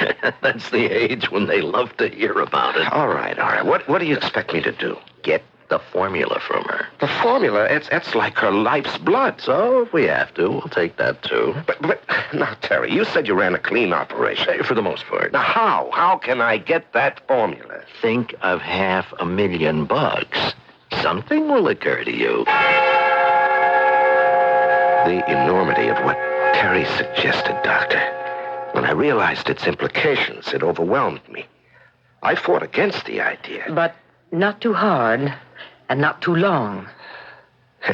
Hard, long. Those are relative terms, Doctor. Well, I finally decided to do it. Not for myself, but for a cause.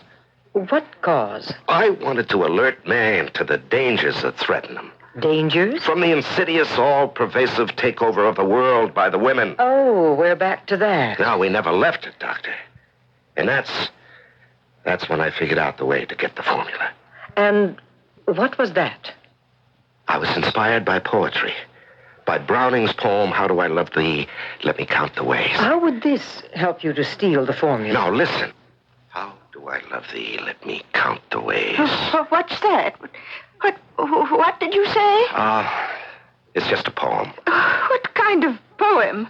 You're not here to recite a poem, just to report on labels. Yes, I know, but I couldn't help it. You couldn't help what? Something has happened to me. I'll wager. You see, I've come here to sell you. I know that. And instead, you have sold me. Sold you what? Well, you have sold me the concept of dignity, integrity. The truth.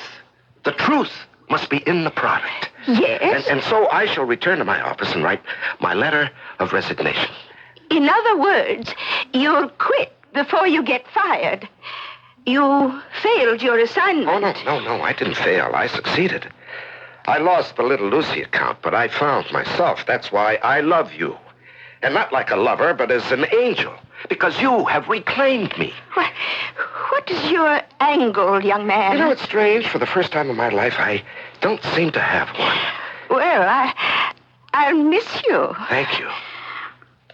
I'll think of you always as I see you going down to the syrup room where you mix the formula for Little Lucy.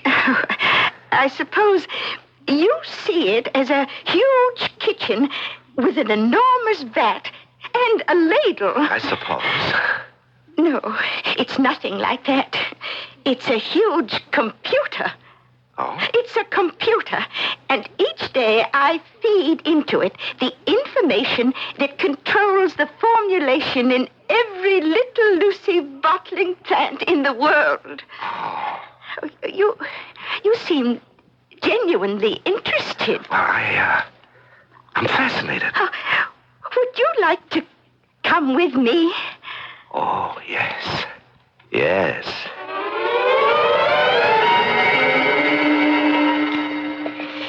Notice I have armed guards stationed along the corridor. And inside the walls are tear gas ducts. Yeah, what fantastic security. And here it is. This door. This little green door holds the secret, the great secret. You are the most romantic young man. It's all right, Felicia. This gentleman may come inside with me. Open the door. I just noticed all the guards are women. Step inside.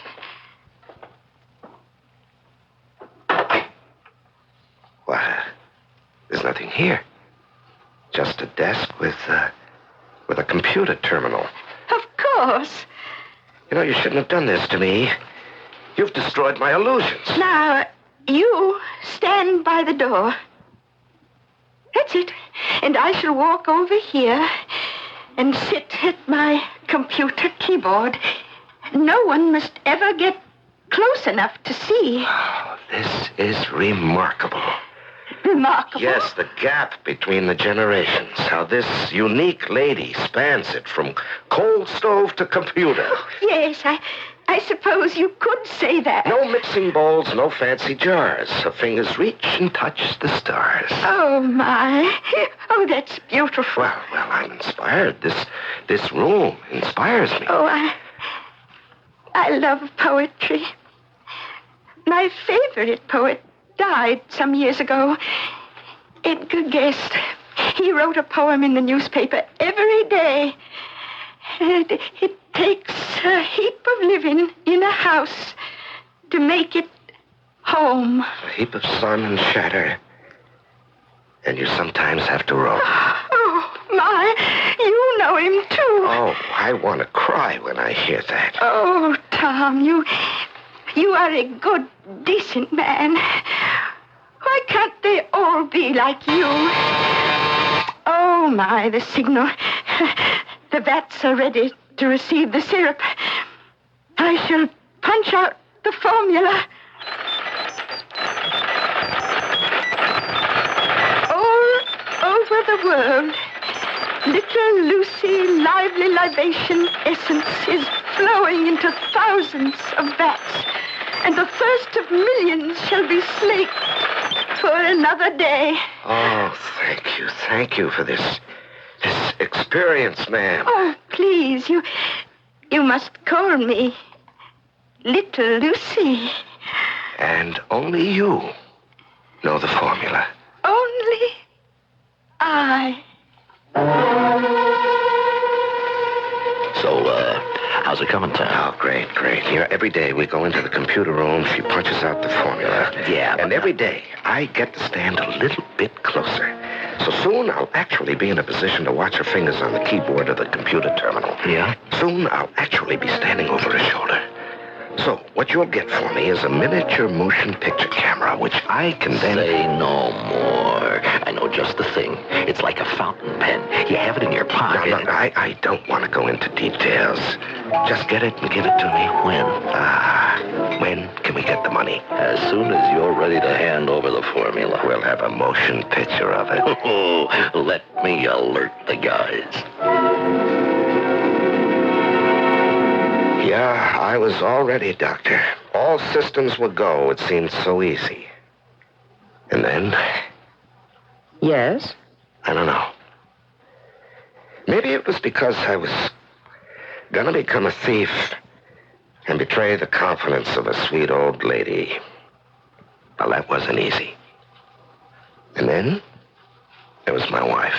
Your wife? Yes, we were very much in love. Yes? And that morning at breakfast, I happened to look at her. She'd asked me if I wanted a cup of coffee. Just that. Understand?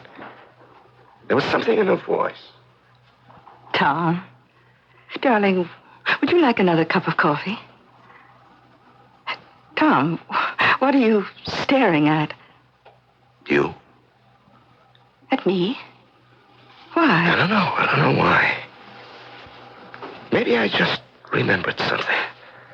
What? It's something I'll never forget.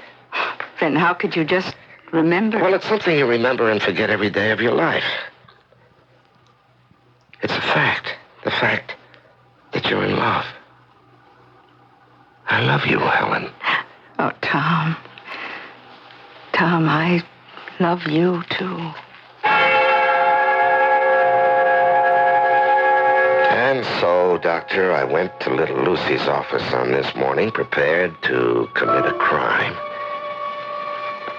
And as I drove there, I suddenly decided I wasn't going to do it. No, not for $500,000. I wasn't that kind of a guy. I just wasn't going to betray this wonderful old lady. I had to get this crazy thing, this weird idea out of my head that there was a plot on the part of the women to take over the world. Well, we were sitting in little Lucy's office waiting for the time to go into the computer room. All passion spent. It all should have come earlier when I could have enjoyed it. Well, your success came early in your life? Not success for me. Success for all women. Now, it doesn't matter. What doesn't matter? The revolution. What revolution? Well, you know what revolution. The women's revolution. I don't mean the generalities of women doing better. I mean the takeover. What takeover? The actual physical takeover. Tom, you're sensitive. You see it. You sense it. Everywhere the men are being forced out. Look at you. I think men and women of goodwill can resolve their difficulties. No. That's all gone, Tom. Helen and I will, always. Oh, no. That's gone, too. Helen chose the revolution over you. No, I can't believe that. The first day you came to my office, I disliked you. Why? Because of your attitude toward my libation. I told you you'd called it insipid slop. And you asked me how I knew. Well, how did you know? How could I know? Whoever heard you use that expression? Your wife. Oh, no. She phoned me and told me. Helen? She phoned you and told you why? Because I'm her regional commander.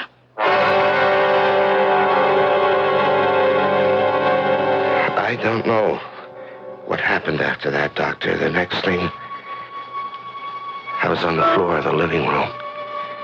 And a police officer was standing over me, and Helen was lying there, dead. They told me I killed her with my bare hands in a fit of fury. And here I am. Yes. May I give you my reaction, Mr. Raglan? You never realized your potential. Perhaps you never had one. You're a failed poet. You settled for advertising doggerel. After a while, you failed even at that. Your wife took over the support of the household. It was intolerable. You had to destroy her. You invented this entire justification, this idea of a woman's takeover of the world. But there are facts. There are facts to support anything and everything. You have found the facts to support your own concept of reality. Sooner or later, you must come to an acceptance of your own inadequacy. Accept it. Learn to live with it. Do you understand? Yeah, I think so. I'm tired. Rest now. We accomplished a great deal. We'll meet again tomorrow. Yeah. Tomorrow.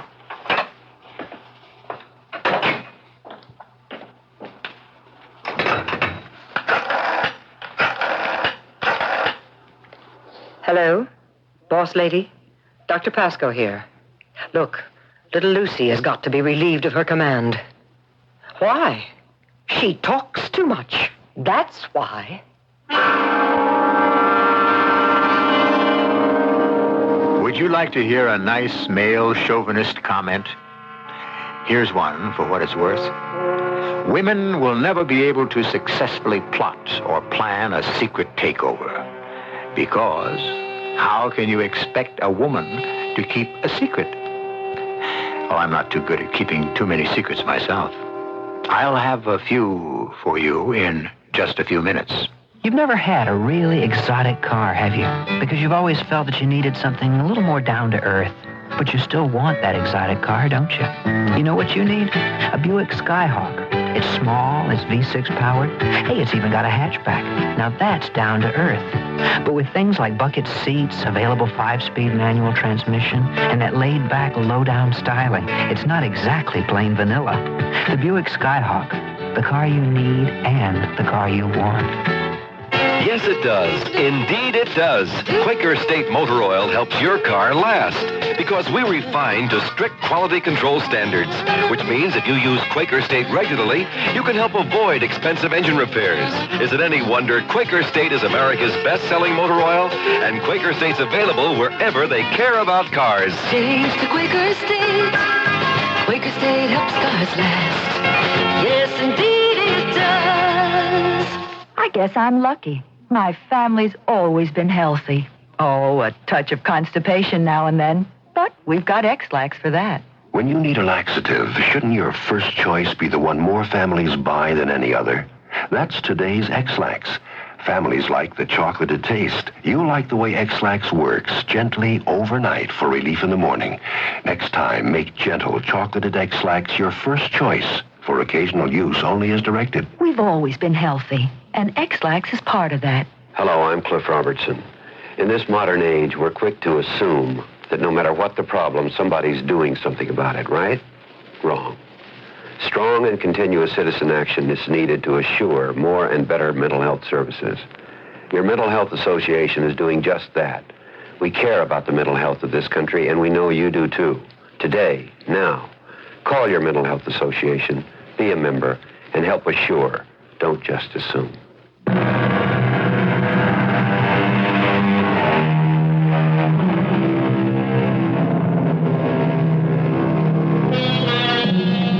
Is there a war between men and women? Probably. But if it's kept within proper bounds and carried on in a proper fashion, it can be the most delightful war there is. A war where even the losers are winners. And you can all also be winners if you listen 7 times each week. Our cast included Larry Haynes, Bryna Rayburn, Joan Shea, and Earl Hammond. The entire production was under the direction of Hyman Brown. Radio Mystery Theater was sponsored in part by Buick Motor Division. This is E.G. Marshall inviting you to return to our Mystery Theater for another adventure in the macabre. Until next time, pleasant dreams.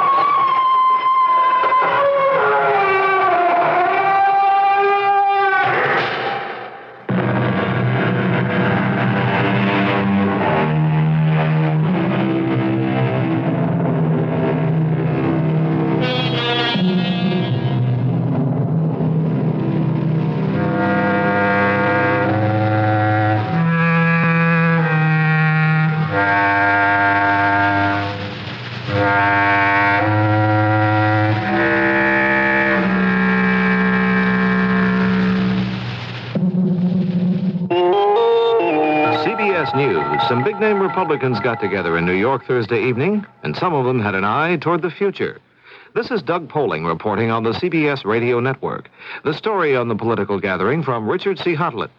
Nelson Rockefeller and the New York State Republican Party, his political base for a generation, bade each other a fond goodbye Thursday night. The occasion was a big fundraising dinner in New York. One accent was on the past. Rockefeller's old friends and associates were on hand, and the party presented him with a souvenir of his last dramatic political appearance. The telephone a Reagan fan ripped off the New York delegation's table at the 1976 National Convention after Rockefeller tore up a Reagan poster. But the dinner did not only look back. Former President Gerald Ford was there with his eye clearly on 1980. He urged the Republican Party to be a winner in the two-party system, but to be one, he said, it must open its doors to young people, establish a broad foundation in all segments of society, and dedicate itself to vigorous competition in the political arena. Said Gerald Ford, "I'm going to be around, Nelson." And he added, a bit enigmatically, "and so will you." Richard C. Huttle at CBS News, New York. More news in a moment.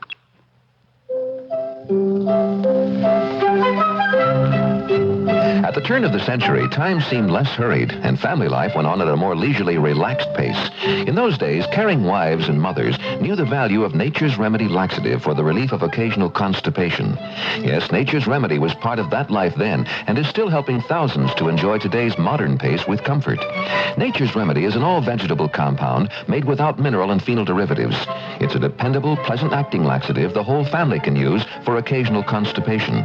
And NR is available in 3 convenient tablet forms: Nature's Remedy Regular, Nature's Remedy Candy Coated, Nature's Remedy Junior, 1/3 the strength of regular and candy coated. Since 1890, generations of satisfied customers have learned from experience just how good Nature's Remedy really works, making the family byword, NR tonight, tomorrow all right. The next time you're buying a laxative, remember Nature's Remedy from the makers of Tums for the Tummy. Take only as directed. NAACP officials Thursday testified before the Senate Judiciary Committee against a bill on school busing. It would set rules for the courts to follow when ordering busing. Among other things, the court would have to find a discriminatory purpose behind any violation for which busing is proposed as a remedy. Clarence Mitchell, Washington director of the NAACP, outlined some of his objections to the bill. This bill has the effect of reviving inflammatory considerations in the matter of pupil transportation. It is my opinion that things were beginning to cool down and return to normal. But the introduction of bills like this, these are the things that are reawakening the haters and reviving all of the anti-progress forces in this country. The NAACP says a study it conducted concludes the bill is either unnecessary or illegal. There were scattered disturbances throughout South Africa Thursday, the first anniversary of the Soweto riots. The worst incident was in Soweto, the segregated township outside Johannesburg. Riot police shot and wounded 11 blacks. Police said they fired after coming under heavy stoning attacks. Robert Hall, one of the nation's largest clothing chains, will be closed down or sold. That according to United Merchants and Manufacturers, the parent company. Robert Hall has recorded almost $100 million in losses in the last 3 years. 3 economists at the University of Pennsylvania's Wharton School say the American economy is improving in almost all sectors and will continue to do so over the next 18 months. The Senate has rejected attempts to impose tough preconditions on the normalization of relations between the United States and Cuba. Instead, the lawmakers voted to recommend a set of general goals to be worked for in any negotiations between the two governments. The resolution says, among other things, U.S.-Cuban talks should include attention to property rights of American citizens. Now this. Happy June 16, everybody. Ralph Story here with best wishes for all of you June brides-to-be. And if you're planning a home reception, you'll want to meet the cook and our recipe for June wedding punch. Oh, it's not one of those overly sweet fruit juice concoctions either. Caterer Jackie Olden of the CBS Radio Food family considers it one of her favorites, and she'll join me on the broadcast tomorrow to give you the recipe. Meet the cook and June wedding punch tomorrow on many of these CBS Radio Network stations. Hello, I'm Don Galloway, also known as Detective Sergeant Ed Brown on TV's Ironside series. On that show, we try to help all types of people in trouble. In real life, I'm interested in helping people, too, especially boys without fathers. The Big Brothers organization works exclusively with fatherless boys by matching men who are willing to share some of their time each week with one very special boy. Call Big Brothers today and show that you really care.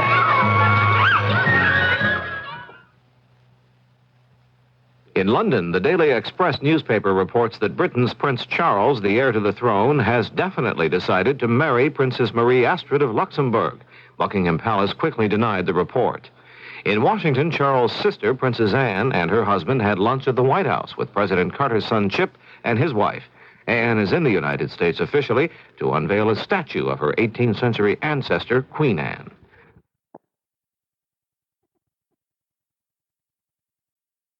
News Radio 78, WBBM, Chicago.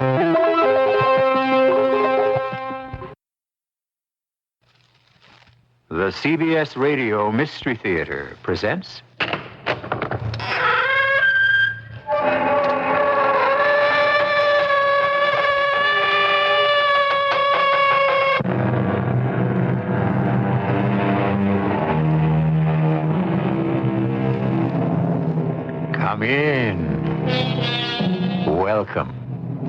I'm E.G. Marshall, ready to take you into the byways of human experience and sometimes even beyond. We are, after all, mysteries to each other. Control what I do, but not what I think. And every once in a while, what a person thinks rises to the surface and comes out, and then there's the devil to pay. Meaning, of course, that you have to pay him for whatever evil deed you have done. Not always. Sometimes evil goes unpunished. Evil and misfortune, however, are linked, as a young Miami stockbroker, William Davis, found out. I don't know what happened to the bonds, Mrs. Paul, but I didn't steal them. Then who did, William? Nobody. There's nobody in the office who'd steal your bonds. They've just been mislaid. Oh, you don't believe that. They were stolen, and somebody's got $100,000. The blame is yours, young man. You are the goat.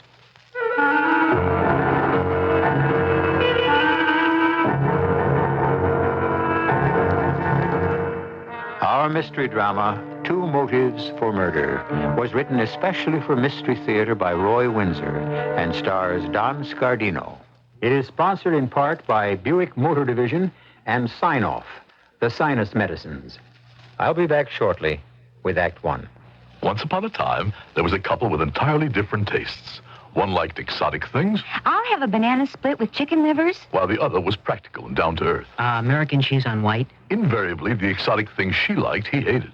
Oh, look at this, a corduroy rug. Don't you just love it? No, And the practical things he liked, she loathed. I love it. I hate it. This went on at length until one day, after disagreeing on how to get there, It's right. Left. they went to a Buick dealer and were invited to inspect a Buick Skyhawk.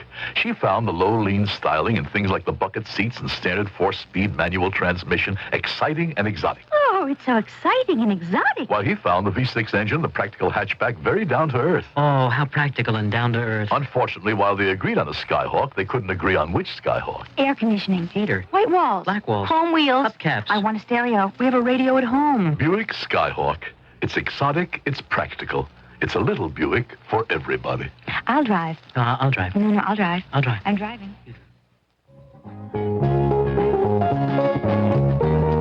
Northwest Federal presents some sound ideas for saving.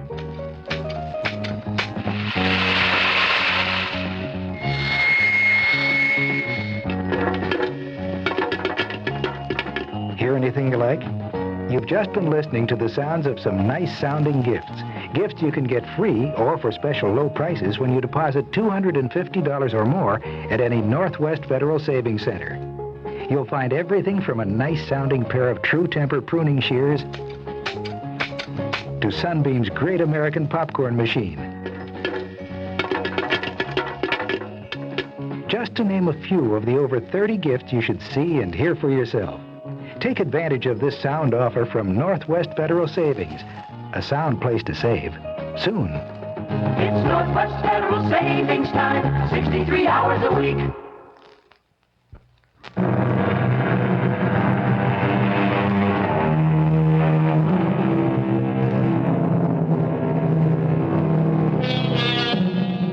Like a ship on a calm sea, life sails on an even keel until a wind comes up or destiny turns you upside down.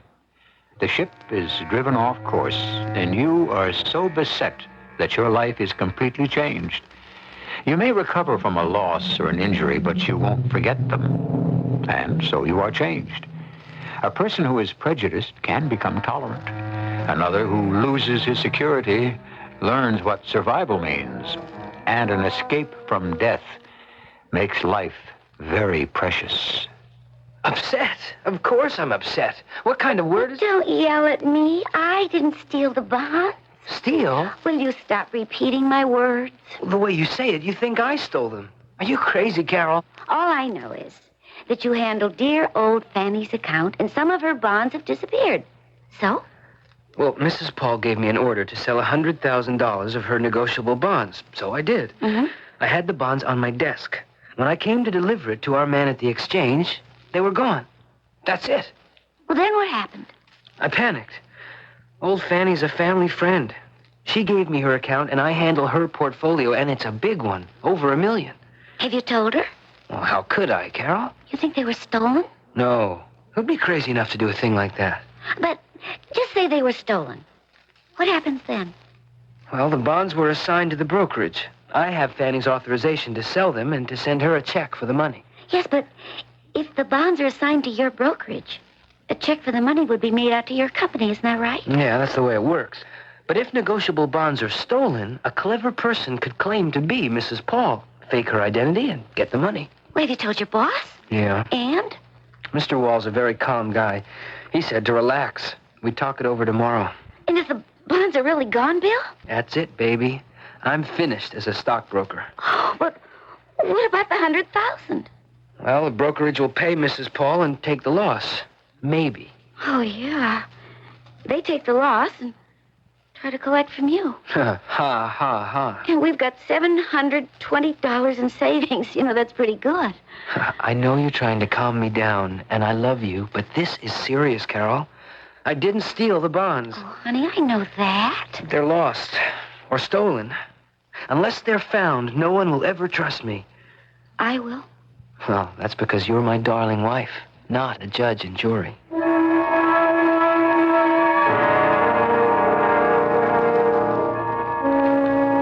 Sit down, Bill.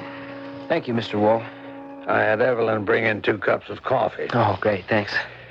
I spoke to the other partners last night by phone, and they insisted that I ask you the obvious question. You'll resent it, but did you steal Mrs. Paul's negotiable bonds? No, of course not.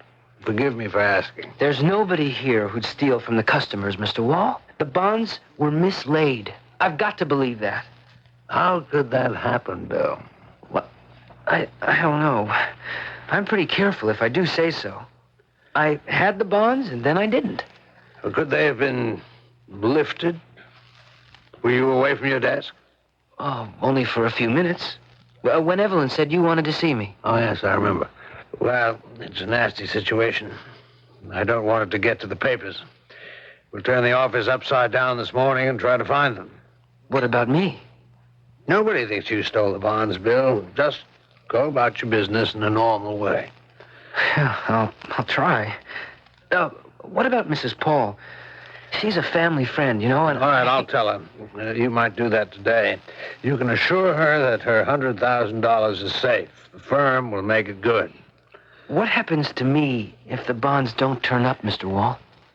If I have my way, you'll stay on. Mrs. Paul has a big portfolio, and you're her fair-haired boy. Yeah, I won't be after she learns what's happened. Well, with all her money, she won't lose, Bill. Now, I'd like to have you stay with us. I don't know about the other partners, and I only have 1 vote. Well, we can talk about it later. Yes, sir. Tell you what, how about coming out on my yacht tomorrow? Oh, I don't know. That's very kind, Mr. Wall. But... Oh, Bill, you're tied up in knots. You've got to relax. A day on the water will do you good. I'm playing golf in the morning, so meet me at the marina about 3 o'clock. And bring Carol if she'd like to come along. Gracious me. I don't know what more to say, Mrs. Paul. I wonder who's got the sticky fingers. Oh, I'd forget that idea, Mrs. Paul. The bonds are lost. But maybe they fell into a wastebasket and were thrown out. Oh, you don't believe that, William. You're a meticulous young man. Well, I didn't put you in charge of my portfolio just because of family friendship, young man. I'm not a sentimental old fool. You know your business, and your advice has been sound. Best I've had. Oh, thank you. Wastebasket. Fiddle. Those bonds didn't fall into a wastebasket and get thrown out. Somebody's got them. Stole them. And you've been chosen to look like the thief. But I just can't believe that. What about that oily Mr. Wall? Oh, God. He's not oily. Don't tell me that. He fawns over me. He knows I don't like him, but he likes my business. He's a hypocrite. Well, he's being very kind about the missing bonds. He invited me and Carol for a sail tomorrow afternoon. And you're going? Sure. Well, Carol won't go. Why not? Because your dear and pretty young wife can tell the difference between a four-flusher and an aristocrat. Why is he taking you for a sail? Well, to talk things over. My job. Don't worry about it, William. If you're blamed for somebody else's skullduggery, I'll switch my account. What? No, that's... Well, that's coercion, Mrs. Paul. No. Power, young man. I may be a skinny old lady, but I've got $1 million punch.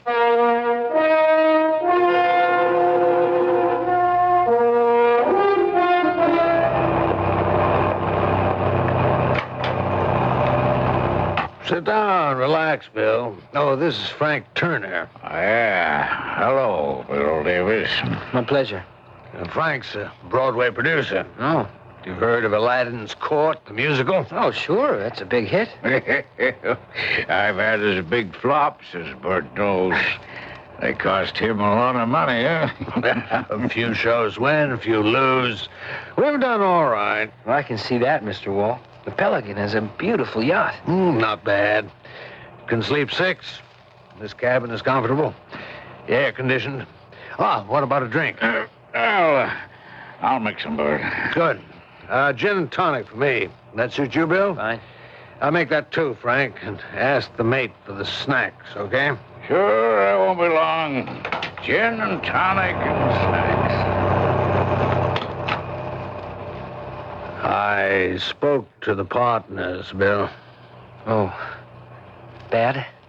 I'm afraid so. Well, that was to be expected, I guess. Well, they don't accuse you. They better not.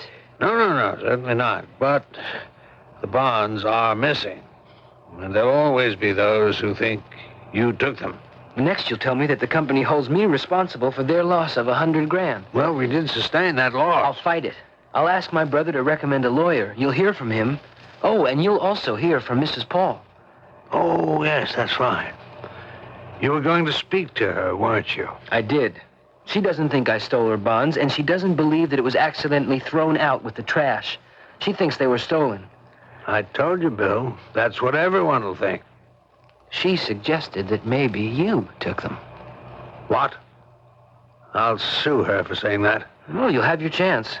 You'll hear from her if you fire me, and you have. And she will switch brokers. What? But her portfolio... Well, here are drinks. Snacks going up. Anything wrong here? Oh, no, nothing, Frank. That, business problem I told you about. Oh, yeah. Well, can we forget it and enjoy ourselves? Oh, here you are, Bill. Oh, thank you. Bert, could I, see you for a minute? Oh, sure. Excuse me, Bill. Oh, of course. Take your time. It's nice in here.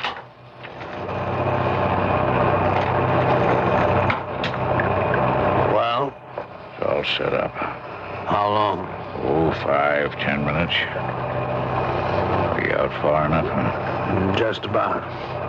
We'll wait till it's completely dark. Then we'll take care of him.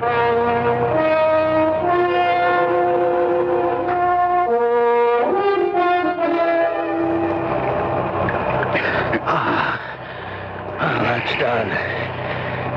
He's overboard. Yeah. You think the captain and the mate saw anything? They keep their eyes on the bow. So a guy could fall overboard and there'd be no wiser.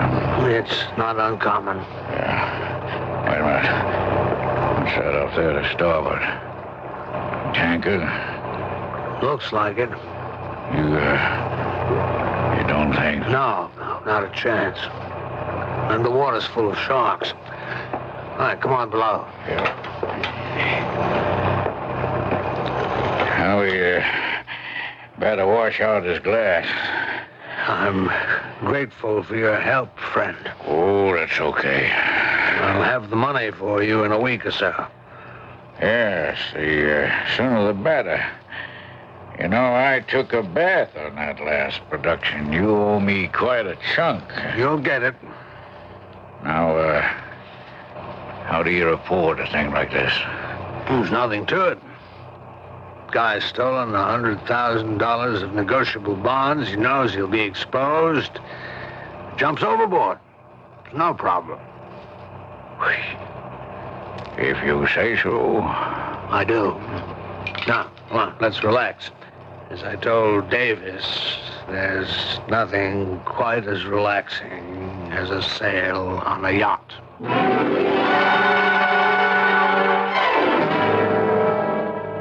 There are three all-powerful evils: lust, anger, and greed. That was written 400 years ago by a wise man from India. Greed clearly is the motive that has driven Mr. Wall to dispose of Bill Davis. The man needed money. Bankrupt, he would topple from his position of respect. Even worse, probably, he would lose his self-esteem. For a pretentious man, that would be intolerable. More when I return shortly with Act Two. I'm talking to Susan Handelman about Freedent, the great-tasting chewing gum that won't stick to most dental work.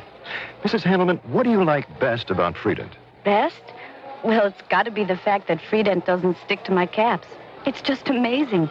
It really does what they say. What about Freedent's taste? Oh, it's delicious.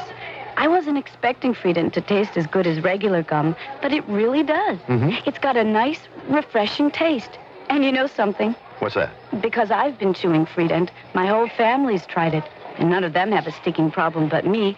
Well, they just like the taste. Would you recommend Freedent? Oh, I sure would. Well, that's how I found out about it. My neighbor brought some over one day and told me about how great it was. I tried Freedent, it didn't stick, and I liked the taste. So now I've been recommending it to everybody. Well, thanks very much for your time, Mrs. Handelman. Feel free to chew Freedent in both spearmint and peppermint flavors. It won't stick to most dental work. Freedent from Wrigley's. If you need a muffler, now you can Midas-size your car in over 800 Midas shops in the United States. I've got Midas-sized in Topeka, Kansas. It goes to prove you're never too old. I got Midas-sized in Brooklyn, New York. Words alone cannot express my satisfaction. Once we Midas-size your car, you'll never have to buy a muffler for it again. Because at Midas, if anything ever goes wrong, we guarantee to replace the muffler free for as long as you own your American-made car. Noisy muffler? Don't compromise. Midas-size at Midas. I got Midas-sized in Waco, Texas. You never seen a muffler that size before. The next time you hear that noise, don't compromise. Midas-size. In case you didn't know, the 41 Chicagoland Midas dealers can install mufflers on most foreign cars with the same expertise with which they've been installing mufflers on American cars for the past 20 years.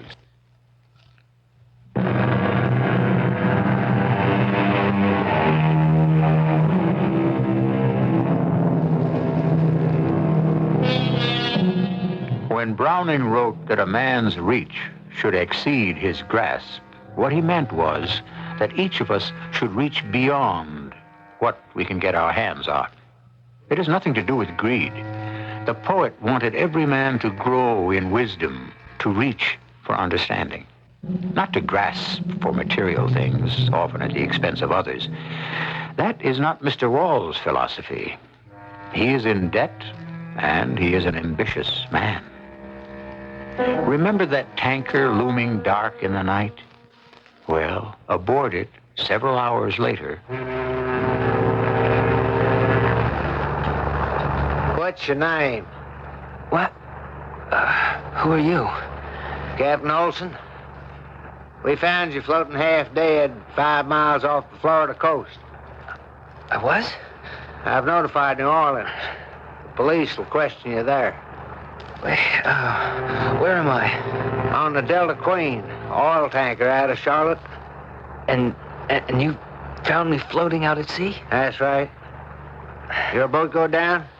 No, I don't think so. Could have, if the others were doped up like you. Huh? Doctor says you were doped up. I thought you was drunk. He says no. You got to have respect for the ocean, young man. I do. Waters around here are full of sharks. Yeah. Thanks. Thanks for rescuing me, Captain. Well, who are you? When we picked you up, your jacket was gone. Can I send a radiogram to tell my brother I'm safe? Well, sure. I still don't know who you are or what happened. I got to report it. I'm Al Faber. I'd like to notify my brother. My stepbrother, Stanley Davis, so he won't worry. Just write it out and I'll send it. Or give it to me now. Who were you with? Whose boat was it? I still feel so goofy. I can't remember. Yeah? Well, if the boat didn't go down, the owner will report you missing. You tell kind of a funny story, young man. Well, it may sound funny, but believe me, I don't know what happened. Send the radiogram or telephone the shore and have someone notify my stepbrother. He'll be worried stiff. Okay. Well, let's have it. Go slow now. It goes to Stanley Davis, 1516 Palm Circle, Miami. Okay. Go on. Picked up by Delta Queen. Docks, New Orleans. Pier... where and when do you dock, Captain? Monday morning, Pier 23. Good. Would you write that in, please? Anything else? Yeah. Meet me for police questioning. Tell Fanny not to worry. Love to Carol. Signed, Al Faber. Faber. All right, I got it. You want some grub? Oh, if it's not too much trouble, thank you. I'll see that you get some. Funny, you remember them names and addresses, and you don't know who took you for a boat ride. Well, maybe I don't want to remember. Like that, huh? Could be, Captain.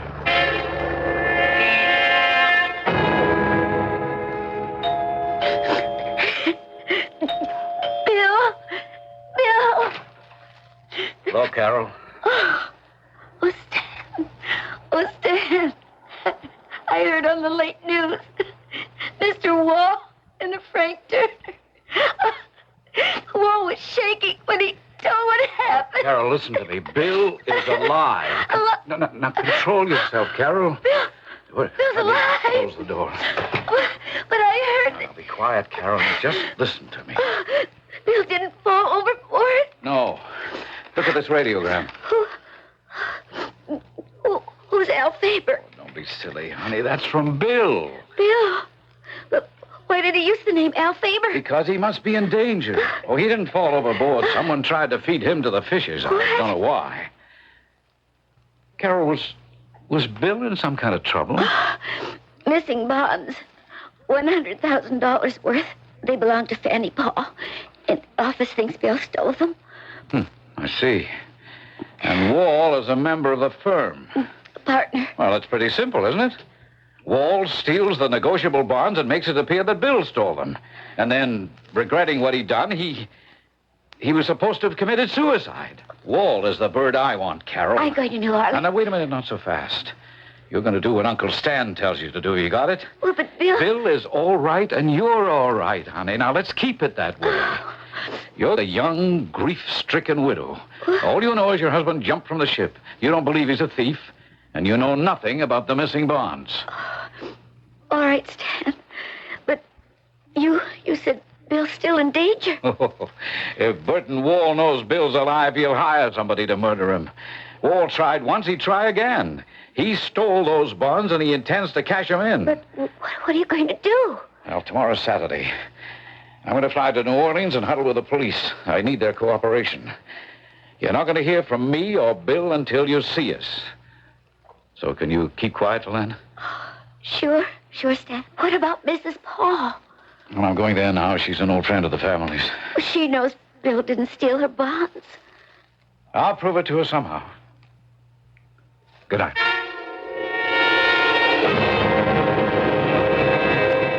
Fanny, just listen to my news. Bill was taken for a boat ride by Mr. Wall, all right. But he was rescued by a tanker heading for New Orleans. Oh, good heavens. Come in. Close the door. All right. Now, look, I won't stay a minute. Carol wanted you to know. She'll be Mum, and you must, too. This Wall meant trouble. Well, hypocrite. I knew he'd stolen the bonds. You'll bring him to justice, Stan. Bring him to justice. I'll send him to the chair if I can. Now, don't say a word to anyone about Bill being safe. Would you object to my seeing Wall at his office on Monday? What for? I am changing brokers. I don't know. That could be dangerous if he loses your account. I am not afraid of him. Well, I think you should be, but... All right, Fanny, it's up to you. Of course it is. I never trusted the man. And after attempted murder, I can't stand the thought of him. Give Bill my love.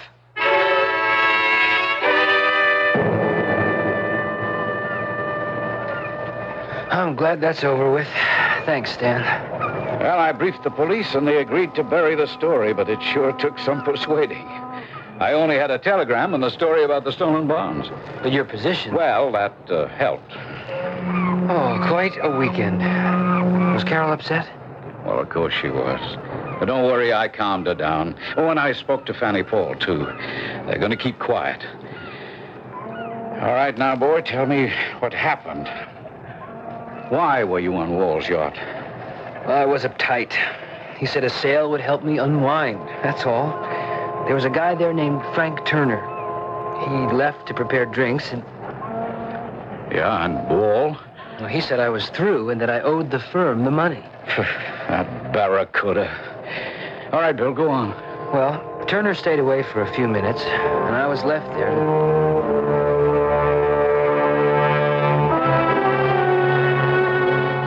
I share your grief, Carol. Thank you, Mr. Wall. I feel a deep sense of responsibility. It wasn't your fault. There's no chance that the body... No, I don't think so, Carol. I found the Coast Guard as soon as I discovered that Bill had jumped overboard. Jumped? Not fallen? He had a lot on his mind, remember? In my opinion... Not in mine. Bill would never have committed suicide. Well, for your sake, I hope the verdict will be accidental death. But you've read what the papers are saying. Because you were interviewed and said negotiable bonds worth $100,000 were missing. Well, they are, my dear. And the implication is that Bill stole them. Well, what happens now? Your firm is out a small fortune. I suspect that our lawyers may attach Bill's estate. Insurance and the few $100s I've got in the savings account. My dear Carol, I've got nothing to do with it. I've said I hope that the verdict will be accidental death. Because then the insurance will pay double indemnity, is that it?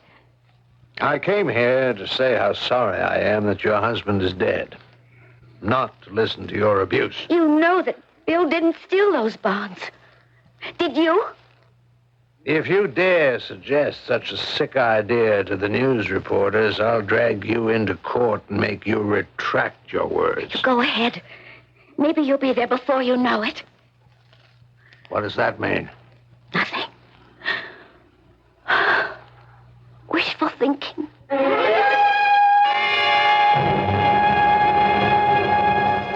How's the sorrowing widow, Bert? She said I'd stolen the bonds. Shrewd. Based on what? Who knows? The devil with her. Well, the newspapers have been digging into Bill Davis's past. He was sort of the all-American boy. There's a lot of feeling that he fell overboard accidentally, that he didn't jump. But one shower reporter wondered if he'd been pushed. And that interview with Mrs. Paul, that wasn't too good. Forget Chicken Neck.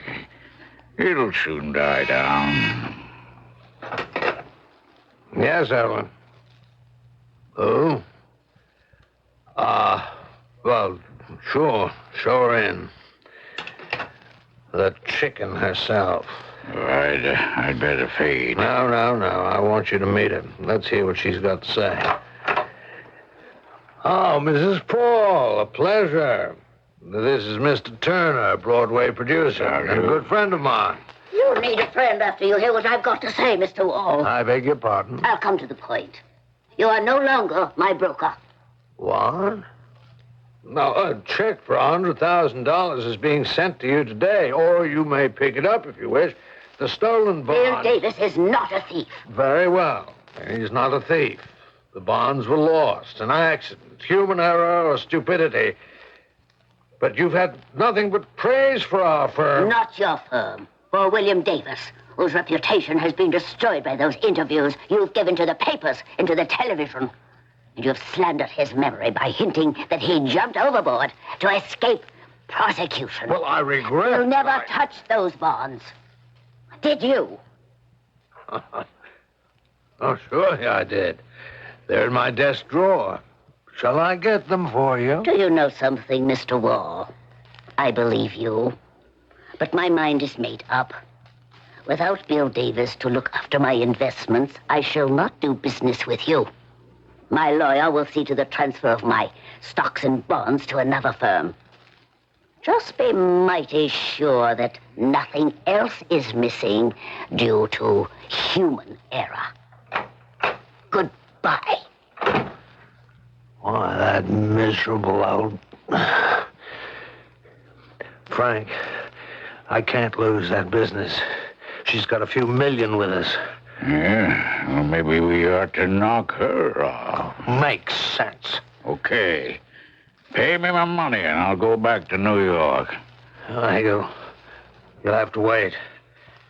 I can't touch those bonds right now. Maybe if I return them, say we found them. No. She'd still pull her account. Yes. Well, you've got to try. You'd return the bonds? I have to. If we lose her account, the firm could go under. The publicity would be terrible. I can't allow that. The old lady doesn't like you, chum. She won't change her mind.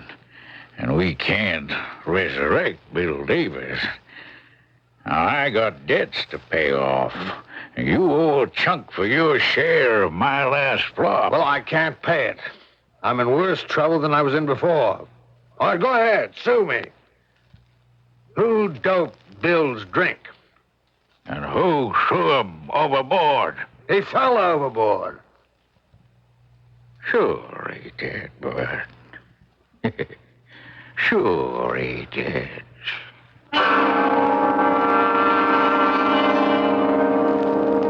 Not much is certain in life, but I think you'll agree that, given time, wickedness is exposed and destroyed. If we live long enough, we see the wicked for what they are. And that, without doubt, is what appears to be in store for Mr. Burt Wall. But we won't find out until I return with Act 3. You already know that True Value hardware stores are your hand and power tool headquarters. But think of them as your tool care centers, too. Hi, Pat Summerall to tell you they offer a complete selection of Sabre accessories you need to take care of your hardworking tools. For example, your hardworking chainsaw needs Sabre bar and chain lubricant. It minimizes wear on the bar and chain to keep your chainsaw running longer. Or get Sabre 2-cycle engine oil for your chainsaw or power more. It reduces carbon buildup and increases plug life for top performance. 1/2 pint is just 49 cents. True Value hardware stores also offer the Rayco 35-drawer utility cabinet. The enameled steel cabinet contains 35 clear plastic organizer drawers with 30 dividers for taking care of small parts. See the complete selection of Sabre accessories, Rayco storage cabinets at participating True Value hardware stores and home centers. True Value, more than just a name, their way of doing business. Tell them Pat Summerall sent you. WBBM Chicago. How do you say I love you to a teenager? Oh, believe me, it's not easy. Hi, Dad. Hi, Steve. You've got to find just the right moment, and so I made this plan. Dinner's ready, hon. Coming. Every night at supper, instead of talking about TV or who was going to do the dishes, I whipped out a little compliment like, Cindy, I really like the way your fingernails match. Oh. I started off easy. Well, finally, I figured it was time for the big one. Oh, boy, I didn't sleep much the night before, and I practiced all day, and when supper came, my heart was pounding, and my mouth was dry, and I should have waited for the right moment, but I was so nervous I just blurted it out. Steve and Cindy, I love you. George. I just wanted you to know that. Well, I guess I picked the wrong moment because just then Steve had trouble with his throat and Cindy got something in her eye. Excuse me. But you know, even so, things have been different around here lately. If you don't say it, how will they know? If you love them, tell them. A thought from the Church of Jesus Christ of Latter-day Saints, the Mormons.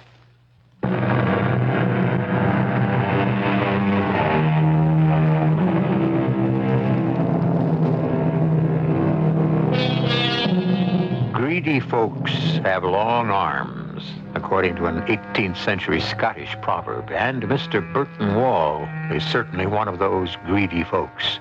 Driven to it, of course, by imprudence, but Mr. Wall gambled that he could steal negotiable bonds and have the blame fall on a man he pushed into the ocean, a man who he claims died from remorse.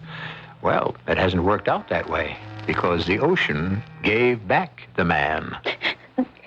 Don't cry, Carol. Oh, Bill, I thought you were dead. Well, I'm not. Oh, it must have been awful. Did you just float? I must have. I don't know. I just remember Captain Olson standing over me when I came to. Oh, blessed Captain Olson. Yeah, Carol, what I told you was right. Wall got him aboard the Pelican. He doped his drink and dumped him overboard. Bill would be dead, except for the Delta Queen. So that's it. Wall stole the bonds. And Stan's worked Sunday and today getting information only he could get about Wall. Income tax returns, debts, everything. Wall was desperate. I want Bill to hide out until I'm ready to have a showdown with Mr. Wall. Late tomorrow, maybe, or Wednesday. Well, why doesn't Bill just go to the police and tell them what happened? I can't prove anything, Carol. Wall and Turner say I fell overboard. How can I deny that? I was doped. That's what the ship's doctor said. Well, you leave it to me, Bill.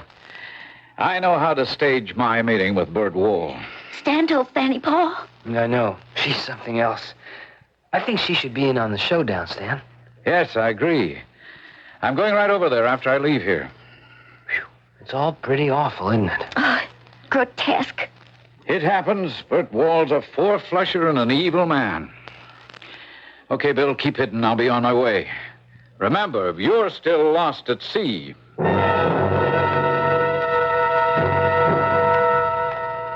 Fanny, you could be in danger. Now, I know you said you're not afraid of Wall, but you should be. He's homicidal. He wouldn't dare try to harm me. Fanny, he tried to murder Bill. Why shouldn't he murder you to stop you from transferring your account? That's why I want you to pack an overnight bag and... What? You're going to spend the night with me and my wife. But Stan, I'm you serious, know Fanny. Melodramatic foolishness. So maybe, but why take a chance? What's that slippery Mr. Wall got to be afraid of? He thinks Bill's dead. That's right. And maybe he's confident that he's gotten away with murder. But... And remember, I asked you to wait a few days before blasting him? Your threat has given him a new problem. If you move your account... Yes. There's something to what you say. I'm going to face him on Wednesday, maybe even tomorrow afternoon.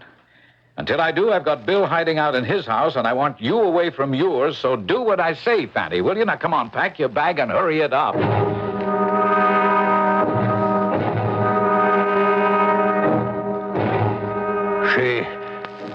She's disappeared? That's right. Well, he's got to find her, Frank. She's gone, I tell you. He went through the old lady's house and it's empty. The lights were on. He said it looked as if she'd packed a bag in a hurry and just left. What time did he break in? 2 in the morning. With the lights on, he was cautious. It's some bad break. You got any idea where she might have gone? Davis' house, maybe. The families and friends. Fanny Paul was his godmother. Well, I can't have a hired gun just kill her in broad daylight. Assuming the old lady's with Mrs. Davis. You know, Bert, I think you've had it. I can find out if she's there. What's your excuse for calling on Mrs. Davis? Why would you see her after you told her you'd attach the estate? Because I will tell her the bonds have been found. So what? 2 things. I'll find out if Mrs. Paul is staying there, and second, well, don't you see, of course, it proves that Davis' death was an accident. He didn't steal the bonds because they've been found. Yeah. Maybe that's worth a try, Bert. If it doesn't work, you might still find out what's happened to the old lady. Okay, I'll take care of the rest. She's got to go home sometime. Have that man of yours hide out in Fanny Paul's house and be waiting for her. Now, all this data I've dug up with the help of the IRS and the police Proves that he's so far in debt he's just about bankrupt. So he decided to steal. Mrs. Paul's 100,000 in my life. We've got enough to force a confession, I think. Do you have any doubts, Stan? Well, it's circumstantial evidence, and that's always tricky. We don't have enough hard, indisputable facts. It could be their word, Walls and Turner's, against yours. Because I can't prove what's happened to me. Well, that's right. You were drugged. How do you know you didn't fall overboard? When are you going to face him, Stan? Late this afternoon. Well, I'll be there. I want to see him squirm. Honey, I'm not so... Everyone out. Ask first who it is, Carol. Yes? Who is it? Mr. Wall, Carol. I have good news. It's Bert Wall. Okay, let him in. Yes? May I see you for a moment? After what you said to me the other day? Well, that was said without thinking. The firm has no intention of attaching Bill's estate, and there's no need to. The bonds have been found. Come in. The bonds have been found. Where? In the office. They slipped behind Evelyn's desk. My secretary. Her desk is flush with the wall. Why did she have the bonds? Because Bill gave her the bonds in a folder to place in a large envelope to deliver to the transfer agent. You see what this means? Oh, yes. It means my husband's name is cleared. But he's dead, Mr. Wall. Yes. And you know how all of us feel about that. Heartsick. You've destroyed his memory. Well, I intend to restore it. I'm calling a news conference this afternoon at 6. Does Mrs. Paul know that you found the bonds? I don't know where she is. I had a man call on her, but the house was closed and the lights were still on. I only hope she's all right. Why shouldn't she be? Well, she's an old woman, and accidents happen in houses. At her age, a stroke... Oh, she's fine. Is that all? Well, yes, that's all I have to say. Well, I have something to say, Mr. Wall. I am going to sue you and your firm for slander. Now, really, Mrs. Davis... Yes, really. Now, get out. Tell Mrs. Paul that we have her bond. And you'll still lose her account. Phew. Why didn't you just kick him in the seat? Uriah Heep. Mealy-mouthed bigot. Now, wait a minute. He's calling in the press at 6, huh? All right, let's pay him our visit at 5. And then they'll have a real story to tell.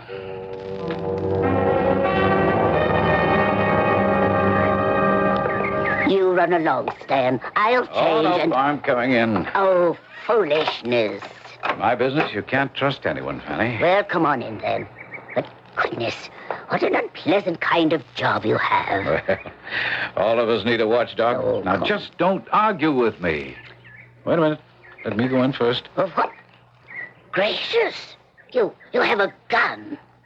All right, come on. Oh, my goodness. Close the door. Let me look around. Well, what in the name of heaven do you expect to find? Hopefully nothing. I just want to make sure that nobody's been here. Well, you're serious. You really believe somebody might try to kill me, Stan? Fanny, you just stay behind me as we go up the stairs and keep your head down. Now, let's see. Where's your bedroom? Right or left from the top of the landing? Across from it. There it is. Don't get down! Oh, you hurt. Oh, not bad. Oh, my goodness. I dropped him, all right. Fanny? Yes. Call the police. Well, what do you want me to do? Shoot myself? I can't pay you, Frank. I haven't got a cent. You know that. You have the bonds. I have to return them. We lose the old woman's account. You've lost it. Didn't Davis's wife say you'd never get it back? That bird brain. Keep the bonds, you'll still have $100,000. And the firm will fire me. If they get rid of me, maybe they can hold the account. If the old woman hadn't given us the slip. What's happening with that hoodlum you staked out in her house? He's still there. When she returns home, he'll take care of her. But you keep the bonds. Yes, Evelyn. Who? Bill Davis' brother. Well, I suppose so. Yes, send him in. I'll push along. I can't stand tearful scenes. Come in, Mr. Davis. I'll be here for the news conference, Bert. Don't leave, Mr. Turner. Do you mind if I, sit down? No. Go ahead. You look pretty pale. Well, I just had a .32 slug removed from my shoulder. What? I'll come to that. You'd better sit down, too, Mr. Wall. You're, pretty deep in debt, aren't you? What business is that of yours? A motive for murder? Now, look, Davis, I'm You busy have and I stock can't... on margin that you're going to lose. Who gave you that information? And your house is so heavily mortgaged, the bank will foreclose unless you pay them something. Your yacht... Get out of here. Frank, help me throw him out. I wouldn't try. See this? I used it once today. Oh, and I can assure you I know how to use a gun. Now then, Wall, you were desperate. You stole the bonds, attempted to murder my brother. He fell off my boat. Now, what do you mean, attempted to murder your brother? Just let me show you. Okay, come on in. Hello, Mr. Wall. Huh? Good Lord. Frank Turner drugged the drink he served to Bill, and the two of you dropped him overboard. Prove it. That might be hard to prove, but not what almost happened to me. Tell him, Stan. Well, you also planned to murder Mrs. Paul. Your hitman was waiting for her to return home, but I went in with her. He fired and hit me, but I shot him twice. Before he died, he confessed. That was your boy, Mr. Turner. Who are you? How did you get all that information about me? Department of Justice, Federal. Any other questions? All right, Carol. You can bring in the police. Shall I tell Mr. Wall what I'm planning to do, William? Sure. He'll like it. William is replacing you here as a partner, dear Mr. Wall. And I am leaving my account with the firm.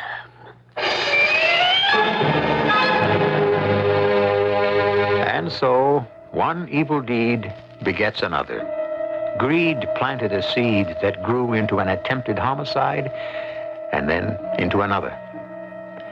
We tell lies, some for convenience, some for advantage, and we don't give them much thought. What they rob you of, however, is a little bit of integrity, and if too much of it is eroded, you begin to lose a sense of value. Eventually, deception will hurt you more than the person deceived. More when I return shortly. I want that sinus medicine. Headache tablet? No, it relieves headache and congestion, internal sinus pressure, and postnasal drip. And it has added strength. You mean added strength sign-off. Exactly. Added strength sign-off tablets give you pure aspirin plus 50% more sinus drainer. To help sinus pain while you drain. Right, and more sinus dryer for postnasal drip. Added strength sign-off. The sinus medicine in the bright red box. Take when needed, only as directed. SINEOFF. Sign-off. We're building a team, and we want you on that team. This is Cliff Robertson, and we're talking about a nationwide team fighting to win the big one. Victory over our #1 health problem, mental illness. The team is your Mental Health Association. The objectives, more and better services, improved attitudes, a better appreciation for good mental health, which affects us all. It's a big job, and we can't just assume it will get done. We need you as a member now. Call your Mental Health Association today.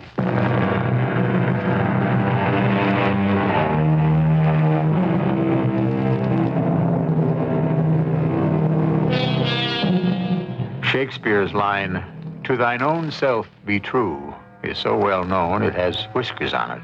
But you can't deceive yourself, and that's the person you have to live with. You've heard he's a born liar, and I know a few more. What about him? Even if he tells the truth, he won't be believed. Too bad, because what he has to say might save a life, might make you rich, even prevent a war. Our cast included Don Scardino, E.B. Juster, Bob Dryden, and Ian Martin. The entire production was under the direction of Hyman Brown. And now, now, a preview of our next tale. Oh, there are the Ledgers. I've got to greet them. Get some champagne. You've got to drink to our 25th anniversary. Well, I'll drink to that. I'll get some for us, Miriam. You circulate. I don't remember who was there that night, what we ate or drank, or when we got home. All I could think of were those fantastic earrings of Helene's. I simply had to have them. It wasn't just a case of admiration.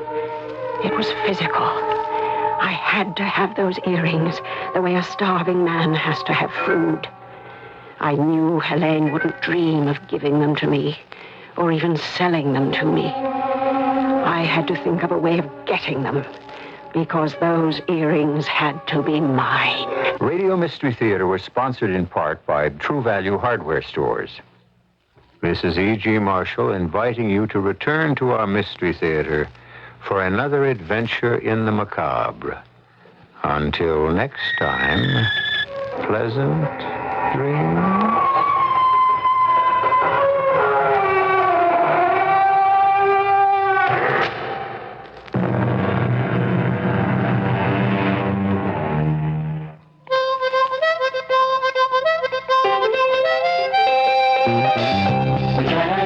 Right now, working for you. Got the people who know how, working for you. We're keeping this in you. In everything we do, we're working for you. We're working for you. Darkness is a burglar's best friend. That's why a house that's not well lit is ripe for picking. So keep a couple of lights on when you're away from home. Or get a timer that will turn your lights on automatically at different times each night. Commonwealth Edison knows that keeping your home safe and secure can be a problem. But it's less of a problem when you shed some light on it. We're working for you. We're working for you.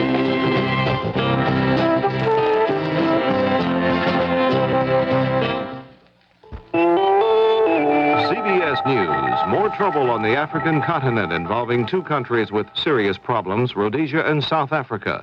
This is Doug Poling reporting on the CBS radio network. Mozambique, a neighbor of Rhodesia, says that Rhodesian troops have crossed the border for the second time this month and that fighting is still going on between troops of both nations. Mozambique claims the Rhodesians brought heavy artillery, armored cars, bombers, and helicopters, and that homes and a bridge have been bombed. 3 weeks ago, Rhodesia sent troops into Mozambique, which the Salisbury government claims is used by black guerrillas as a staging area for raids into Rhodesia. In South Africa, blacks rioted in two segregated townships Friday. Police report they shot and killed 6 people, wounded 33, and arrested 278. A wave of looting and arson seemed to be directed at government buildings. More news in a moment. When you've decided to buy a microwave oven, wouldn't it be nice if there was an easy way to be sure you're getting the right one? There is. Just go to your Amana retailer and see a demonstration of the fabulous Amana Touchmatic radar range, the first microwave oven with a memory.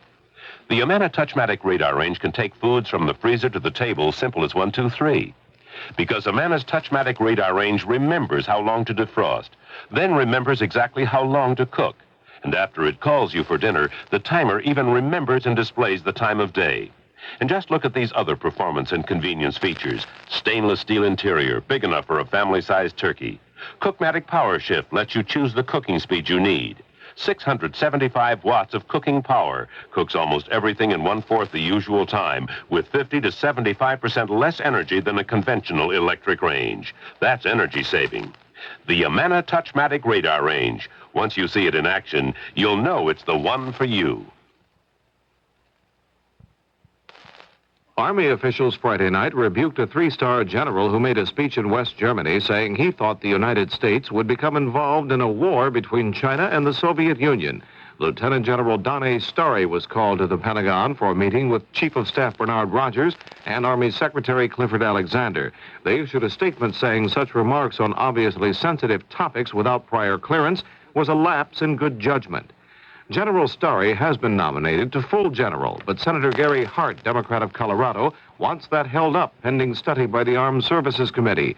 Hart says no one is trying to muzzle the general. Well, I don't think the issue is one of freedom of speech. There is another constitutional principle that's equally valid and important, and that is civilian control of the military. It's been a long tradition in this country, for 200 years, in fact, that military officers did not involve themselves in domestic politics or even international politics for that matter, and that's been a principle that the military services have followed very, very carefully for 2 centuries.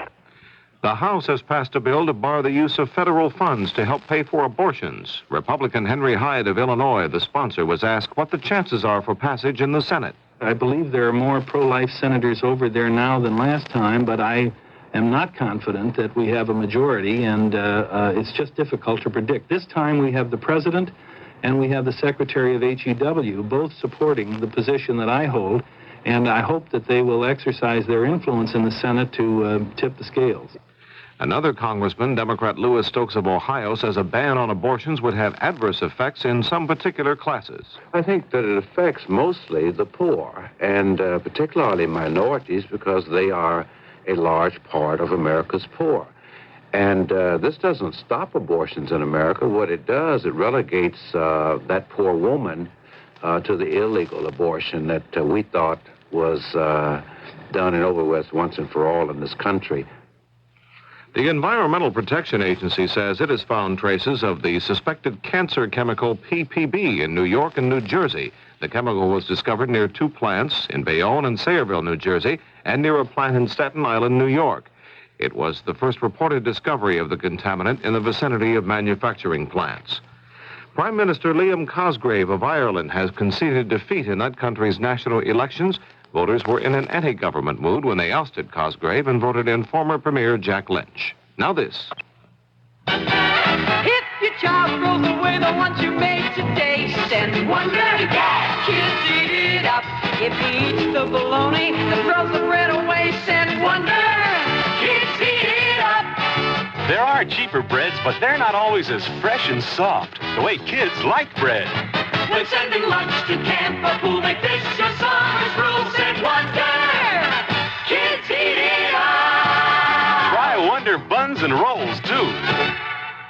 Honey, let's invite the Adams over for bridge tonight. Not on your life. They cheat. Oh, but they'll bring along their Fetters pickup air conditioner, and we can put it in our living room window. So, okay, they cheat a little. Don't cheat yourself out of the cool this year. Pick up a compact Fetters pickup. It's rotary-powered and so portable you can take it almost anywhere. And since it's so easy to put in a window, you can leave it where you're staying or take it where you're going. Pick up a Fetters pickup today. Speaking in San Francisco, Vice President Walter Mondale says Israel should not be asked to withdraw from occupied territory unless its Arab neighbors agree to genuine peace in the Middle East. Mondale also said that a Palestinian homeland should be associated with Jordan. Palestinian leaders have been demanding their own state. This is Doug Poling, CBS News. News Radio 78, WBBM, Chicago. The CBS Radio Mystery Theater presents...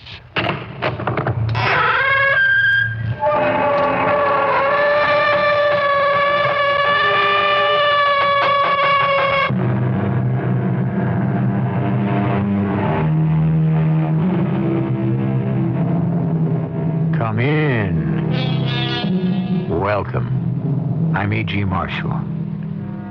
Most of us have read or at least heard of The Scarlet Letter by Nathaniel Hawthorne. But by the time it appeared in 1850, its author, then 46 years old, had been writing and publishing since his graduation from college collections of short stories. It is one of these that we are about to bring you, written long before The Scarlet Letter, and titled The Birthmark. Watch closely. The slender stalk shoots upward. The leaves unfold. And there, in the center, a perfect flower. Pluck it, my love. I dare not. I dare not touch it. It's magical.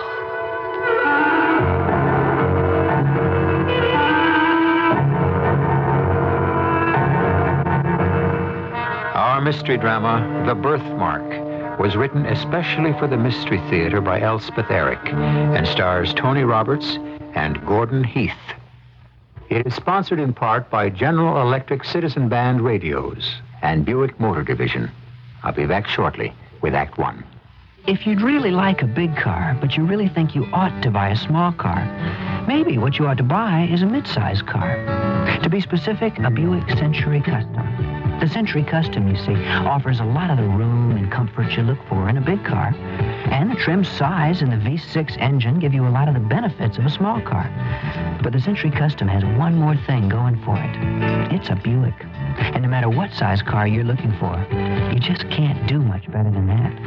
When it's so hot, stepping outside is like stepping into a blast furnace. That's the time for country time. Country time, country time. Tastes like that good old-fashioned lemonade. Country Time lemonade flavored drink mix. Not too tart, not too sweet. Natural lemon flavor when you've got a thirst for the taste of good old-fashioned lemonade. Country time, country time. Tastes like that good old-fashioned lemonade.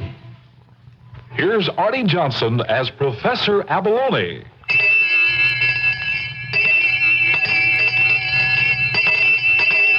Okay, kids, it's time for school again. Now, suppose you're out fishing in a boat and you fall overboard. What is the first thing you do? Get wet.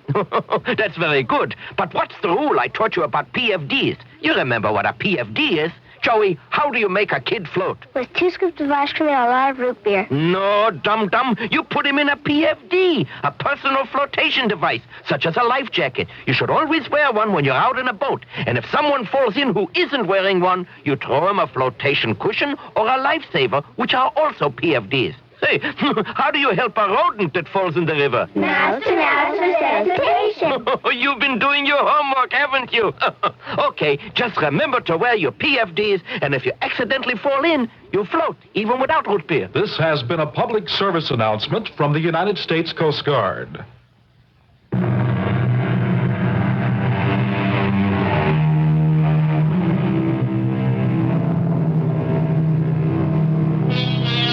In the latter part of the 18th century, when this country was being born and the recent discovery of electricity and kindred mysteries of nature seemed to open paths into the region of miracle, it was not uncommon for the love of science to rival the love of woman. This is the story of one such rivalry. The great man is late again. Late yesterday, late today, and probably late tomorrow. The laboratory awaits him. The distiller bubbles and waits. The retorts, the tubes, the cylinders, the crucibles, all are immaculate and sparkling, and waiting for him. Soon the glow of the furnace will be red as rubies. All attend upon the appearance of the great man. And where is he? Good morning, Aminadab. A fine morning to you, master. I'm a trifle late. A new bridegroom is permitted a little tardiness. And how is the bride? Georgiana is... Do you know her, Aminadab? How should such a one as I know such a one as she? Have you ever seen her? From a distance only. Ah.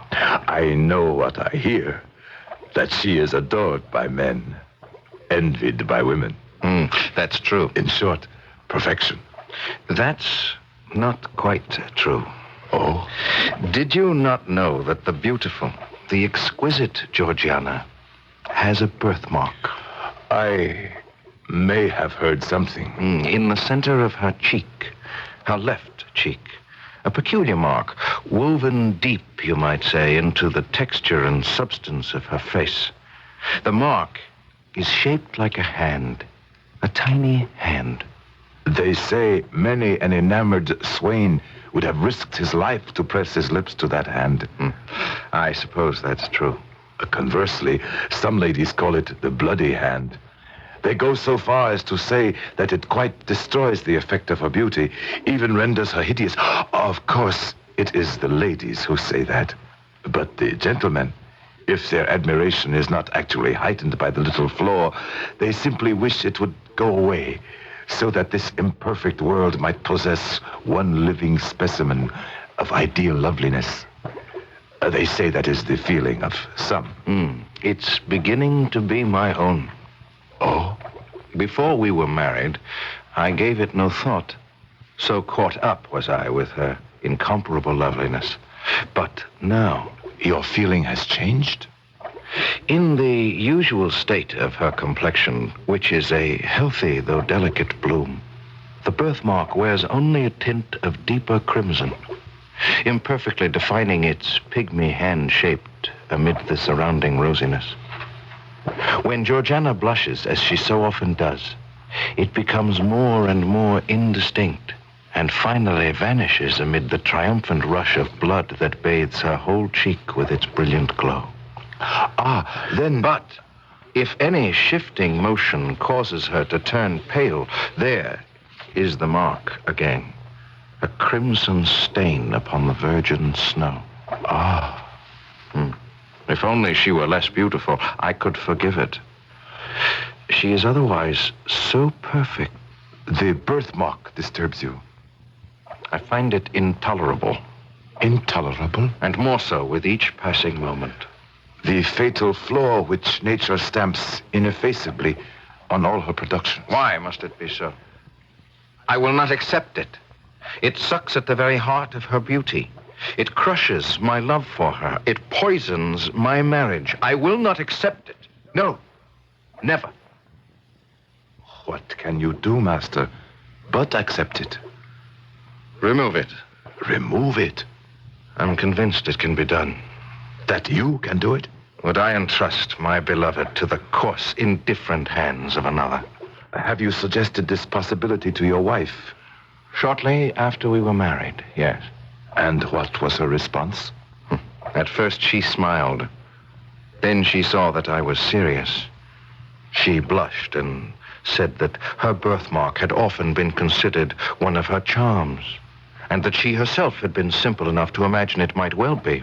And so it might. On another face than hers, it might indeed.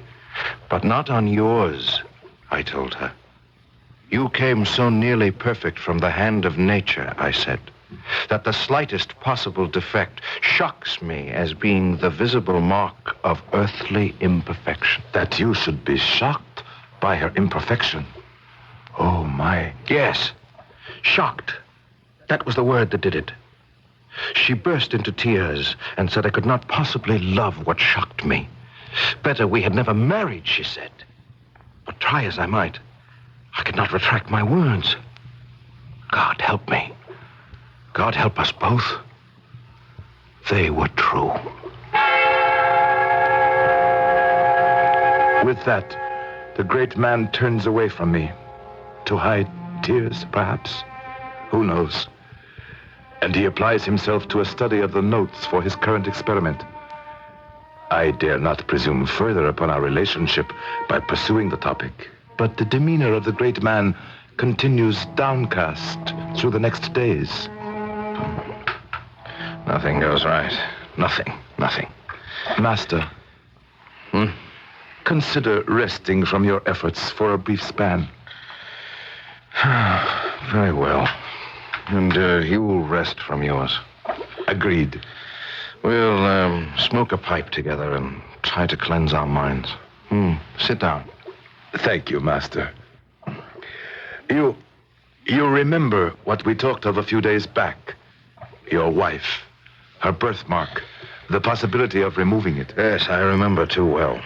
It occurs to me that things may be going poorly for you here in the laboratory because your mind is still occupied with that problem. My mind is obsessed with it. Consumed by it. You cannot believe how it has taken over my thoughts. I am destroyed by my obsession with my beloved's birthmark and how to be rid of it. Have you spoken of it further? To her? I cannot help it. I mean not to speak of it. Wrench my thoughts and my words away from it, firmly, purposefully. But no matter what my intent, what my effort, I revert inevitably to the subject of the birthmark. Aminadab, it has become the central point of my existence. With the morning light, I open my eyes to my wife's face and see immediately the sign of imperfection. When we sit together at the evening hearth, my eyes wander stealthily to her cheek, and behold, flickering with the blaze of the wood fire, the spectral hand. And is your young wife aware of your furtive spying? Unhappily, she is. Now she shudders at my gaze.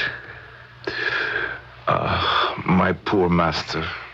The other night, I had a dream. You know, Aminadab, that I place great store by dreams and their meaning. Georgiana woke me and told me that I had cried out in my sleep, that I had shouted. It is in her heart now. We must have it out. She asked me, did I have any recollection of the dream that had caused me to utter those horrendous words. And did you? I told her no, and it was true. I had no remembrance whatsoever, though I might understandably have had a dream about the birthmark, since before I fell asleep it had taken a firm hold on my musings. And you cannot remember the dream? No. And yet... Yes? And yet? Speaking with you here, now, relaxed the way we are. Yes. There's a spark. There's a glimmer. Yes, master? You were in my dream, Aminadab. I, master? Yes. You and I were together. We were attempting an operation for the removal of the Crimson Hand. Oh, master. But the deeper went the knife, the deeper sank the little hand, until, at length, its tiny grasp caught hold upon her heart. Master, for the love of God. But even then, I was resolved, inexorably resolved, to cut it out or wrench it away. Oh, master. What's to be done? I must tell Georgiana the dream. Must you? Truth finds its way to the mind, close muffled in robes of sleep. Until now, I had not known of the absolute tyranny this one idea has had over my mind. Until now, I have not known the lengths I might go to give myself peace. Then you are determined. I am a scientist, Aminadab. I cannot think of myself as anything else. And science demands that we follow every scrap of revealed truth, no matter where it leads. The great man sits by the stove. His notebooks have not been opened. The tubes and retorts have not been touched. The chemicals sit upon the shelf. I move quietly about the laboratory. He seems not to know I am here. Master. Oh, Aminadab. You're not disposed to continue the experiment we started some weeks past? Oh, I cannot even remember it. Oh, Master. Aminadab, I have told Georgiana the dream. And what did she respond, if I may ask? She said, Aylmer, I know not what may be the cost to rid me of this fatal birthmark. Perhaps its removal may cause cureless deformity, or it may be that the stain goes deep as life itself. Besides, do we know that a possibility even exists of unclasping the grip of this little hand which was laid upon me before I came into the world? All true. What could you say? I said what I believe, that I am convinced of the perfect practicability of its removal. And then she said, Aylmer, let the attempt be made. Danger is nothing to me. Life is a burden, while this hateful mark makes me the object of your horror and disgust. Aylmer, she said, remove this dreadful hand, or take my wretched life. Brave woman. Spare me not, Aylmer, though you should find the birthmark in my heart. And so I kissed her on the cheek, her right cheek, not the cheek that bore the impress of the Crimson Hand. I tremble for my master. I tremble for his bride. I think I tremble for myself, for I am not of Aylmer's stature. I am but a poor clod, meant to serve, never to command, meant to assist, never to initiate. Yet, where he leads, I must follow.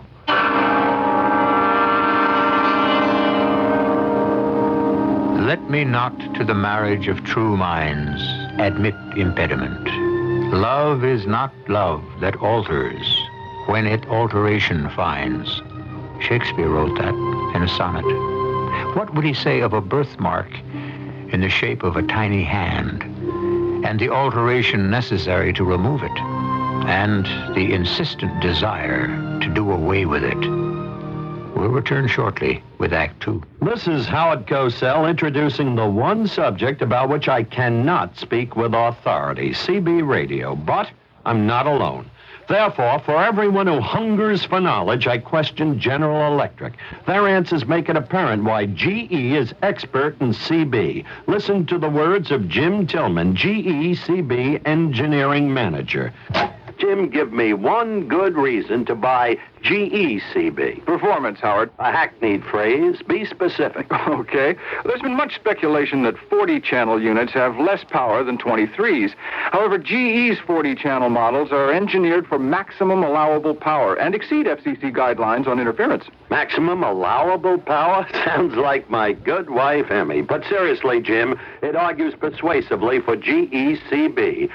Performance, another reason to buy GE CB. This is Howard Cosell saying GE, the name to buy in CB. Reaching for the dream that spells tomorrow. Tomorrow. Well, another generation's coming on. I see America working harder every day to educate her people to live a better way. Wouldn't you like to feel another show at the wheel? If you help me join the line, you pull your weight, I'll pull mine. The United Negro College Fund has succeeded in helping thousands of blacks fulfill their potential in walks of life where they couldn't walk before. And your contributions have made theirs possible. We want to give our best, please understand. Please understand. We're not asking for a handout, just a hand. I see No one can do it alone. Please give to the United Negro College Fund. A mind is a terrible thing to waste. A public service of this station and the Ad Council.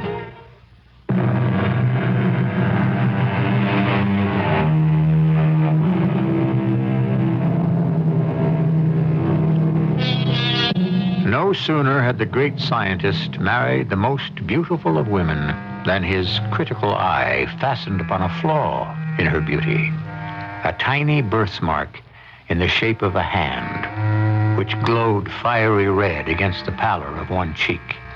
Haunted by the desire to erase the slight blemish, he has attained her consent to attempt the erasure himself, no matter what the consequence. All work on our current experiments has been suspended for a full 2 weeks. We are in a fever of remodeling and refurbishing. You must understand that before he married the lovely Georgiana, my master had occupied certain extensive inner chambers connected to his laboratory. Here he had lived during his toilsome youth, while he made those discoveries that had roused the admiration of all the learned societies in Europe. Now he proposed to use these apartments for another purpose. It's a perfect plan, Aminadab. It will give me the opportunity for the intense thought and constant watchfulness the coming operation will require. And Georgiana will enjoy the perfect repose essential to its success. You will bring her here? We will live in the inner chambers together, seclude ourselves there. She will not enter the working laboratory until the crucial day. But the adjacent rooms will be a sort of private paradise. I want the walls hung with the most gorgeous curtains. I shall select them myself, since you are scarcely capable. Quite so. It will be all grandeur and grace. The draperies will fall from ceiling to floor in rich and ponderous folds, concealing all angles and straight lines. The sunshine will be excluded, lest it interfere with my chemical processes. But there will be, instead, the most beautiful perfumed lamps, emitting flames of various hues, uniting all in a soft, impurpled radiance. You follow me? Yes, master. Those smoky, dingy, somber rooms will change to an exquisite abode for the loveliest of women. scarce contain my excitement. My palms sweat. My breath comes rapidly. My eyes are glazed with anticipation. For soon the door will open, and the fabled Georgiana will walk through it. I shall see her. Yes, I, the stunted, the ugly, the hairy, the grimy, the earthy, shall see her. I shall see her close. Enter, my love. What do you think of your new abode? Exquisite. My dear, you're trembling. It can't be helped. Noblest, dearest, tenderest wife, do not doubt my power. I have given this matter the deepest thought. I know. Then why do you tremble? Why are you so cold? Why so pale? You're white as a ghost, my love. Am I? Let me reassure you, dear heart. Come into my arms. Oh, Elmer. There now. No. Oh, do not turn away. Elmer. Aminadab, I'm right here, master. Take her to the boudoir. As Elmer moved close to take her in his arms, the birthmark glowed scarlet on her white cheek, and even as he tried to embrace her, so intense was the glow that he could not hold back a strong convulsive shudder. Seeing the revulsion on her husband's face, Georgiana had cried out and fainted. Now I pick up her still form, cradle it gently in my strong arms, and gently carry it to the boudoir. At last, I stare down into that ineffably lovely face. It is closer to mine than it will ever be again. And I drink in its beauty as I muse to myself, were she my wife, I should never part with that birthmark. Never. I have hardly left her bedside. Aylmer has been working feverishly in the laboratory proper, only summoning me when he needed my brute strength or my delicate accuracy. His slender finger and pale intellectual face bend over his notes, while I, bulky, ungainly, grimed with the vapors of the furnace, crouch in a corner of her boudoir. That is where I am when she wakes from her faint. Elmer. Oh, Elmer. Mistress. Well, Don't be frightened, mistress. Where's my husband? In his laboratory, hard at work. Oh, yes. The operation to remove this. Oh, mistress, fear not. Who are you? His servant, Aminadab. Privileged to be his assistant from time to time when he needs my mechanical readiness. But you must have more than that, Aminadab. I have a skill, an ability to execute the details of my master's experiments. But I assure you, mistress, I have not the wit to comprehend the slightest details of any of those experiments. But what do you think of this latest of his experiments? The removal of the little hand, you mean, that rests upon your cheek? And gives him no rest until he exorcises it. Well, tell me. I really want to know. Mistress, there is a truth which all seekers stumble upon sooner or later. And what is that? Our great creative mother, while she amuses us by apparently working in the broadest sunshine, is yet severely careful to keep her own secrets, and despite her pretended openness, shows us nothing but results. She permits us to mar, but seldom to mend, and on no account to make. I cannot tell if my words have meaning for her. Indeed, I do not know myself the precise significance of what I say. The days drag on, and I am living in a fever of dread and anticipation. I am living within the hearts of both my master and my mistress. In the intervals of study and experiment, he comes to her flushed and exhausted and speaks glowingly of the resources of his art. This small vial contains a gentle but powerful fragrance which can impregnate all the breezes that blow across a kingdom. And this gold-colored liquid in a crystal vial? Oh, that is the most precious poison ever concocted. By its aid, I could apportion the lifetime of any mortal at whom you might point your finger. The strength of the dose would determine whether he were to linger out years or drop dead in the midst of a breath. Elmer, you chill me to the marrow of my bones. Why do you keep such a fearful drug? Trust me, my beloved, trust me. I do trust you, but why Look do you... Here is a powerful cosmetic. With a few drops in a vase of water, freckles may be washed away as easily as the hands are cleansed. A stronger infusion would take the blood out of the cheek and leave the rosiest beauty a pale ghost. Is it with this lotion that you intend to bathe my cheek? Oh, no, my darling. No, this is only superficial. Your case demands a remedy that shall go deeper. Far deeper, my sweet girl. Far, far deeper. He has been locked in his laboratory for a full week now, absorbed in his labors. I am crouched in the corner of her boudoir, as I always am when not actively assisting him. She is reading. Beside her bed are ponderous volumes. I recognize them as coming from his scientific library. I dare to approach her where she lies. Have you finished with these books, mistress? Those? Oh, yes. Shall I return them to the shelves? If you like. Albertus Magnus, Cornelius Agrippa.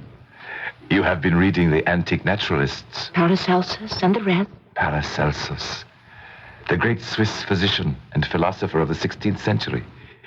He who speaks of the portals of man's deep within. When one is conquered or thrown off the thraldom of matter in his own body. You have studied him well, mistress. But this, the volume I am perusing now, this is my favorite. Why? Why, it is the master's own folio. He gave it to me to read. Oh, it's a rare privilege, mistress, to read in that folio. He has recorded there every experiment of his scientific career, its original aim, the methods for its development, and its final success or failure. It is the history and emblem of his life.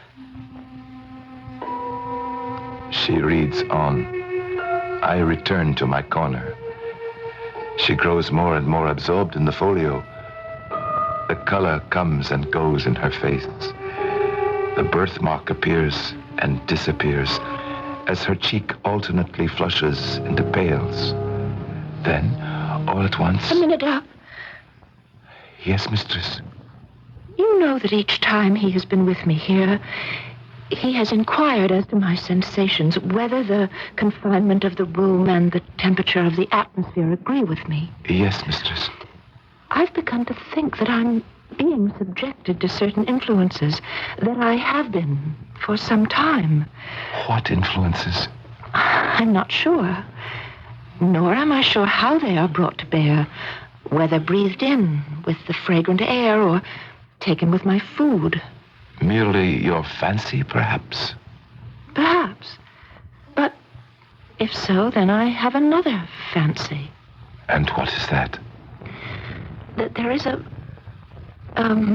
stirring in my system, a strange, indefinite sensation creeping through my veins, tingling, half painfully, half pleasurably, at my heart. Oh, mistress. Still, when I dare to look into the mirror, there I behold myself, pale as a white rose, still with the crimson birthmark stamped upon my cheek. And I hate it. I hate it. Not even my husband now hates it so much as I. Mistress, sweet mistress. And another thing, something I've told no one, not even Elmer. Yes, mistress. These past few hours, 2 or 3 perhaps, I've noticed a sensation in the awful birthmark itself. Is it painful? No, not painful.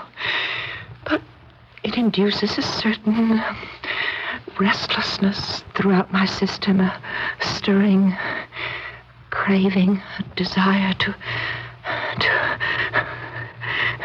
I'm going to venture into the laboratory where my husband works. Wait. Don't try to stop me. Don't interrupt him. I must.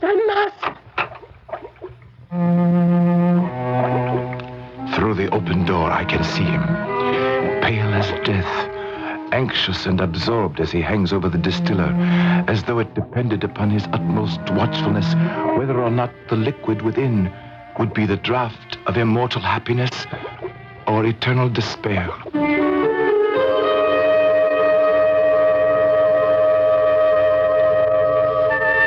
The world of science is one I know little of. The reasoning and the deductions of great scientists are beyond my comprehension. But this I do know. All their arduous journeys to logical deductions, all their fevered experiments along the way, all these descend directly from the ancient, fervid belief in magic. We shall return to you presently with the concluding act. Think of where we'd be without college-trained minds. It was college-trained minds that conquered polio, smallpox, diphtheria, tuberculosis, that gave you vitamins and X-ray and miracle drugs. But many colleges, unfortunately, are in deep financial trouble. They desperately need your help. So make America smarter. Give to the college of your choice. A public service message for the Council for Financial Aid to Education, presented by this station and the Advertising Council. Moog means mileage, mileage, mileage, mileage, mileage. Have you checked your tires lately for signs of uneven or excessive wear? Is your car pulling to one side? These are signs of misalignment and possible parts wear. Moog, a leading manufacturer of steering and suspension parts that hold alignment, suggests that you visit an alignment specialist at least twice a year to protect your tires and your own driving safety. Moog, the right name for wheel-to-wheel security.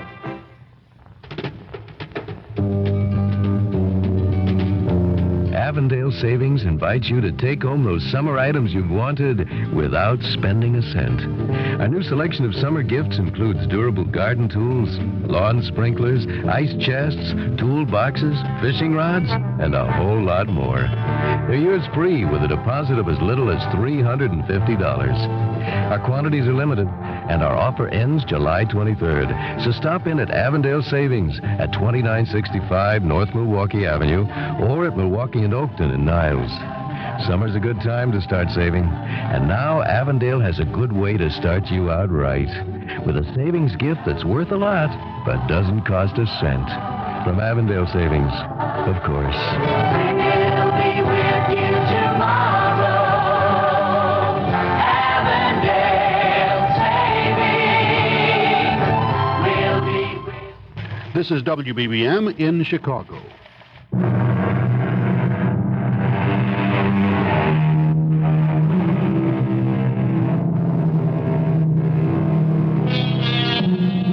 Aylmer has installed his young wife, Georgiana, in the inner chambers adjoining his laboratory. When, attempting to reassure her, he leaned to embrace her, he was struck afresh with horror at the sight of the little red birthmark that tainted the perfection of her cheek. Seeing his revulsion, Georgiana fainted, and it was Aylmer's servant Aminadab who carried her to the sumptuous boudoir so lovingly prepared for her. Since that moment, Aminadab has spent every free moment with Georgiana, until, at last... Aminadab, I'm venturing into the laboratory. Wait, mistress. Don't try to stop me. Don't interrupt I him. must. Elmer. What? Who dares? Georgiana, why have you come here? It was necessary. Have you no trust in your husband? Oh, Elmer. Will you throw the blight of that fateful birthmark over my labors? Elmer, no, never. Go, woman, go! I implore you. Tell me all the risk we run. No, Georgiana. Fear not that I shall shrink. My share in it is far less than your own. I can conceal nothing from you, nor will I. I asked no more than that, nor ever did. No, then. that this crimson hand upon your cheek, superficial as it seems, has clutched its grasp into your being with a strength of which I had no previous conception. I've already administered agents powerful enough to do everything but change your entire physical system. Only one thing remains to be tried. Only one? If that fails us, we are ruined. But why did you hesitate to tell me this? Because, Georgiana, there is danger. Danger? There is but one danger. That this horrible stigma shall be left upon my cheek. Remove it. Whatever the cost, remove it, or we shall both go mad. Heaven knows your words are true. Now, my dear one, return to your boudoir. In a short while, all will be tested. All this I watch from the door of the boudoir. Now he conducts her to her bed, and I watch this too. He takes leave of her with a solemn tenderness which speaks far more than words. How much is now at stake? Aminadab. Aminadab, are you here? I am here, mistress. What is this that hangs over my head? A mirror, mistress. But it is a scant meter from my face. It is a mirror, mistress. The master bade me place it there. Oh, I see now. I see my face, and I see the despicable birthmark as well. Do not dwell upon it. No. I shall muse upon more easeful things. My husband, for example. A great man. His character. His love for me. He does indeed love you. I never knew till now how much he loves me. My heart is exultant, Aminadab, even though it trembles, at the purity, the loftiness of his love. It will accept nothing less than perfection. Oh, mistress. With my whole soul, I pray that for a single moment I may satisfy his highest and deepest conception. Longer than a moment I know it not possible to be, for his spirit is ever on the march, ever ascending, each instant requiring something that lies beyond the scope of the instant before. Georgiana. My dear. Elmer? The concoction of the draft has been perfect. Unless all my science has deceived me, it cannot fail. Were it not for you, my dearest husband, I might wish to put off my birthmark of mortality by relinquishing mortality itself. Life is a sad possession to those who have attained the degree of moral advancement at which I stand. Were I weaker and blinder, it might be happiness. Were I stronger, it might be endured. But being what I find myself to be, methinks I am of all mortals the most fit to die.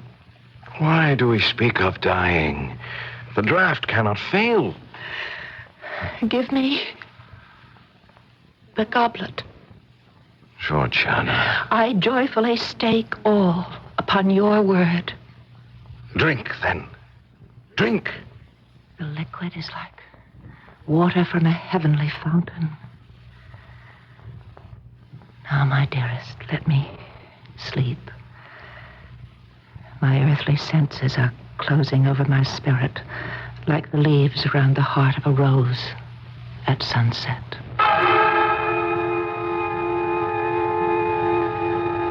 Aminadab. Yes, master. Oh, there you are. Come here. Yes, master. Fetch me my folio volume. It is right there, master, by her bed. She was reading in it. You will inscribe in it what I dictate. I shall watch her for symptoms and relay them to you. Yes, master. I am ready. Her cheeks are flushed. Cheeks flushed. Be sure to note down the precise time of each entry. Yes, master. Breath is slightly irregular. Slightly irregular breath. Left eyelid quivers. Left eyelid A tremor barely perceptible, but a tremor through the frame. All the while, the great man fails not to gaze at the fatal crimson hand, and not without a shudder of disgust. You mean it, Ab? Do my eyes deceive me? Is the crimson hand more faintly outlined? It has faded a trifle, Master. Yet she is pale as ever. But the birthmark is less distinct. I shall conquer. I shall conquer. I know it. I shall conquer. The presence of the scarlet hand has been awful, God knows. But its departure is more awful still. Watch the stain of a rainbow fade out of the sky, and you will know of the passing of the birthmark. By heaven, it is well nigh gone. I can scarcely trace it now. Success! Success! Yes, success. Now it is like the faintest rose color. The lightest flush of blood across her cheek would overcome it. But she is so pale. Draw the window curtain. Suffer the light of natural day to fall into the room and rest upon her cheek. Yes, Master. I mean it, Ab. You'll serve me well. You and I, matter and spirit, earth and heaven, both have done their part in this. Laugh, you thing of the senses. You have earned the right to laugh, and so have I. Success is ours, yours and mine. His wild exclamations break her sleep. Slowly she uncloses her eyes and gazes into the mirror above her face, which he has arranged for and I have set up. A faint smile flits over her lips when she recognizes how barely perceptible is now the crimson hand which had once blazed forth with such disastrous brilliance as to frighten away their happiness. But now her eyes seek his face with a look of trouble and anxiety. My poor Aylmer. Poor? Nay, richest, happiest, most favored. Dear love. My peerless bride, it is successful. Dearest husband. You are perfect. You have aimed loftily. You have done nobly. Georgiana, my precious wife. Oh, Aylmer. Dearest Aylmer. I am dying. Alas, it is too true. The fatal hand has grappled with the mystery of life, had been the bond by which an angelic spirit kept itself in union with a mortal frame. The last crimson tint of the birthmark, that sole token of human imperfection, fades from her cheek. My master stares with eyes that seem to see nothing save the spot where it had been and is no more. He is still staring down into her face when something causes me to glance upward to a spot just above her recumbent form. A puff of smoke, a fragment of cloud vapor. What is it that seems to rise from her body, linger a moment near him, then take its flight toward heaven? She's dead. She's lost to me forever. Where did I fail? Where did I go astray? How can you laugh? You lump of earth. You mass of clay. Oh, man of intellect. Oh, great man of science. Oh, eminent philosopher who seeks to penetrate every secret of our great mother. You see before you the last result of your impudence. Thus ever does the gross fatality of earth exult in its invariable triumph over the immortal essence. I only tried.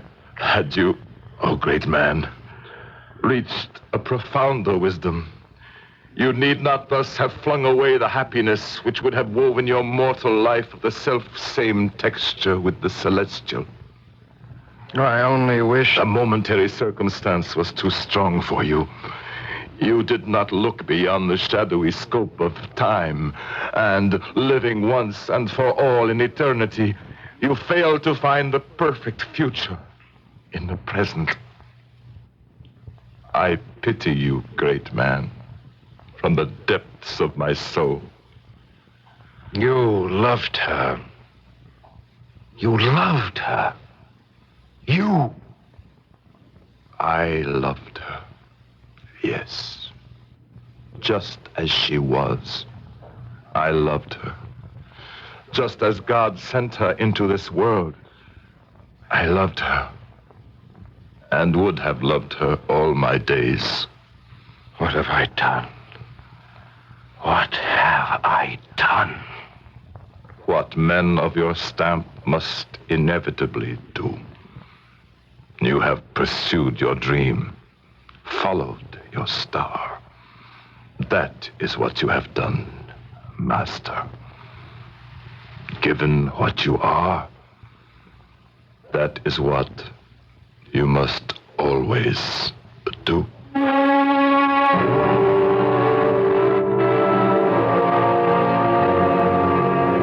The story of the birthmark was written over 100 years ago, at a time when the worship of science was sweeping over the world. In the last century, this worship has grown to a frenzy. We bow before its power. We refuse to believe that it cannot resolve all our woes. When will we learn that science is not a god? That it was never meant to be worshipped? That it is our servant only, never our master? I'll be back shortly. You've never had a really exotic car, have you? Because you've always felt that you needed something a little more down to earth. But you still want that exotic car, don't you? You know what you need? A Buick Skyhawk. It's small, it's V6 powered. Hey, it's even got a hatchback. Now that's down to earth. But with things like bucket seats, available 5-speed manual transmission, and that laid-back, low-down styling, it's not exactly plain vanilla. The Buick Skyhawk, the car you need and the car you want. I want that sinus medicine. Sinus in the summer? You must want headache tablets. I want that sinus medicine. You mean sign-off. Exactly. Are you the 1 person in 4 who gets summer sinus? Then take Sign-Off. Added strength Sign-Off tablets give you a full dose of pure aspirin plus extra sinus dryer and drainer. Sign-Off helps summer sinus pain while you drain. Sineoff. Sign-Off. The sinus medicine in the bright red box. Take only as directed. You worked hard to buy your car, so don't let it age too fast. Change to Quaker Estate. Quaker Estate helps cars last. Yes, it does. Yes, it does. Yes, indeed it does. Quaker State has been helping cars last for more than 60 years. But now we believe your car needs extra protection. So now America's best-selling motor oil has Quaker State filters for your car. Quaker State oil, air, and fuel filters, plus Quaker State motor oil. Now, doesn't that sound like good value? Indeed it does. The quality combination to help your car last. You worked hard to buy your car, so don't let it age too fast. Change to Quaker Estate. Quaker Estate helps cars last. Yes, it does. Yes, it does. Yes, indeed it does.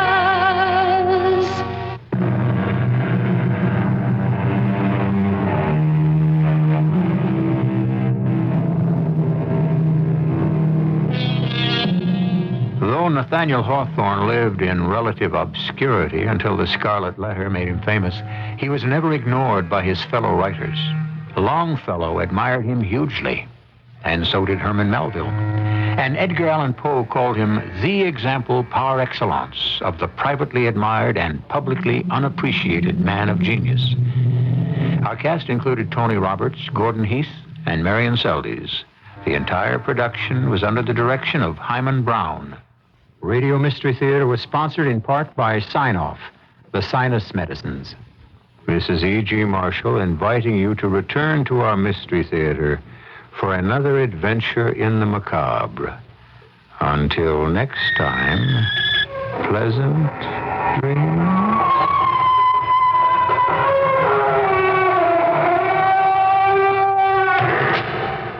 Is your bank open when you're busy and closed when you're not? Northwest Federal Savings knows that a good place to save is ready for you when you're ready. So Northwest Federal Savings is open 63 hours a week in all the places you might be.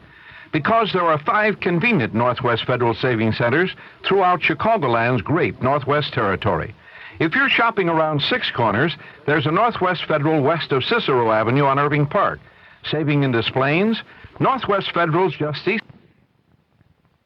of the Tri-State on Dempster. Cashing a check in Norridge. Northwest in the Harlem Irving Shopping Center. Live near Edison Park? Save at Northwest just east of the train station. Looking for a loan in Arlington Heights? We're at Algonquin and Gulf. 5 convenient Northwest Federal Savings locations for all of your savings needs. Open 63 hours a week to satisfy them all. Northwest Federal Savings keeps the best hours yours. Northwest Federal Savings Time, 63 hours a week. The midway temperature is 62 degrees. WBBM News Time is 11:24. CBS News. Forest fires continue to cause big problems in the West, but in some areas, firefighters are starting to win their battles. This is Doug Poling reporting on the CBS radio network. Officials say it'll be sometime Tuesday until they can contain a 10,000-acre blaze in northern New Mexico. 30-mile-an-hour winds are making the job more difficult. In Arizona, firefighters have brought under control a 4,600-acre fire near Flagstaff. Another fire covering 9,000 acres near the Mexican border is spreading. In southwestern Colorado, about 120 men have contained a 600-acre grassland fire, but again, high winds have thwarted efforts to put it out. President Park Chung-hee of South Korea told his country's National Assembly Tuesday that South Korea must accept President Carter's plan to withdraw American ground troops in 4 to 5 years. Park says he believes the U.S. should maintain its present strength until peace is firmly established or the danger of renewed hostilities with North Korea markedly decreases. More news in a moment. If your child throws away the ones you made today, send Wonder to Dad. Kids eat it up. If he eats the bologna that throws the bread away, send Wonder. Kids eat it up. There are cheaper breads, but they're not always as fresh and soft, the way kids like bread. When sending lunch to camp or pool, they fish your summer's rules, send Wonder. Kids eat it up. Try Wonder buns and rolls, too. Hello there, Ralph Story here, and tomorrow we'll be wearing of the green and watering the shamrocks on Meet the Cook. Well, we're just getting ready for our CBS Food Family member, Don Fitzgerald, and his exciting recipe for St. Patrick's Lamb Stew. It's a one-dish meal that goes great on a Saturday night or any other time you want to prepare things ahead and then relax. St. Patrick's Lamb Stew from Food and Beverage Editor Don Fitzgerald tomorrow on Meet the Cook over many of these CBS radio network stations. The 800-mile, $8 billion Alaska oil pipeline went into operation Monday. A report from Dennis Cook of CBS affiliate KBYR in Anchorage. Oil is flowing smoothly along the Trans-Alaska pipeline, and only a few gallons have spilled, mostly because of leaky valves. The president of Alyeska Pipeline Service Company, Dr. William Darch, expressed pleasure with the first day's operation. Currently, we are routing all the oil from the producers, which is being produced at the rate of 120,000 barrels a day, directly into the pipeline. So the producers' pumps, in fact, are sending the oil down the line. It will take the oil about 30 days to reach Valdez. It is now moving at about 1 mile per hour. Dennis Cook for CBS News in Anchorage. An earthquake shook the San Francisco Bay Area Monday night, but there are no reports of damage or casualties. The quake measured 4.7 on the Richter scale, strong enough to cause damage. It was centered 6 miles east of the city of Livermore. In New York State, an interesting tax battle continues. Residents of the small Catskill hamlet of Hardenburg have been protesting rulings which exempt 40% of the town's property as religious or nonprofit. That puts a heavier tax burden on them. In what appears to be an if you can't lick 'em, join 'em strategy, the people have been signing up to become ministers in the Universal Life Church and get the same tax exemption. The state has now obtained a court order to curtail this, but George McLean, a plumber who is also a church cardinal, says that won't stop the people. That as of today, the town of Hardenberg is the most religious community in the whole world. And by tomorrow, they will still be the most religious community in the whole world. And by Friday, I dare say that the courts in the state, upon going upon the legalities of our church and the proof that our people are what they do say indeed they are, we will remain the most religious community in the entire world. So far, some 211 Hardenberg residents have become ordained universal life ministers. Menachem Begin won a vote of confidence in Israel's newly elected parliament and was sworn in as the nation's 6th prime minister. This capped an election victory for Begin and Israel's right-of-center Likud bloc after nearly 30 years of rule by the Labor Party. Now this.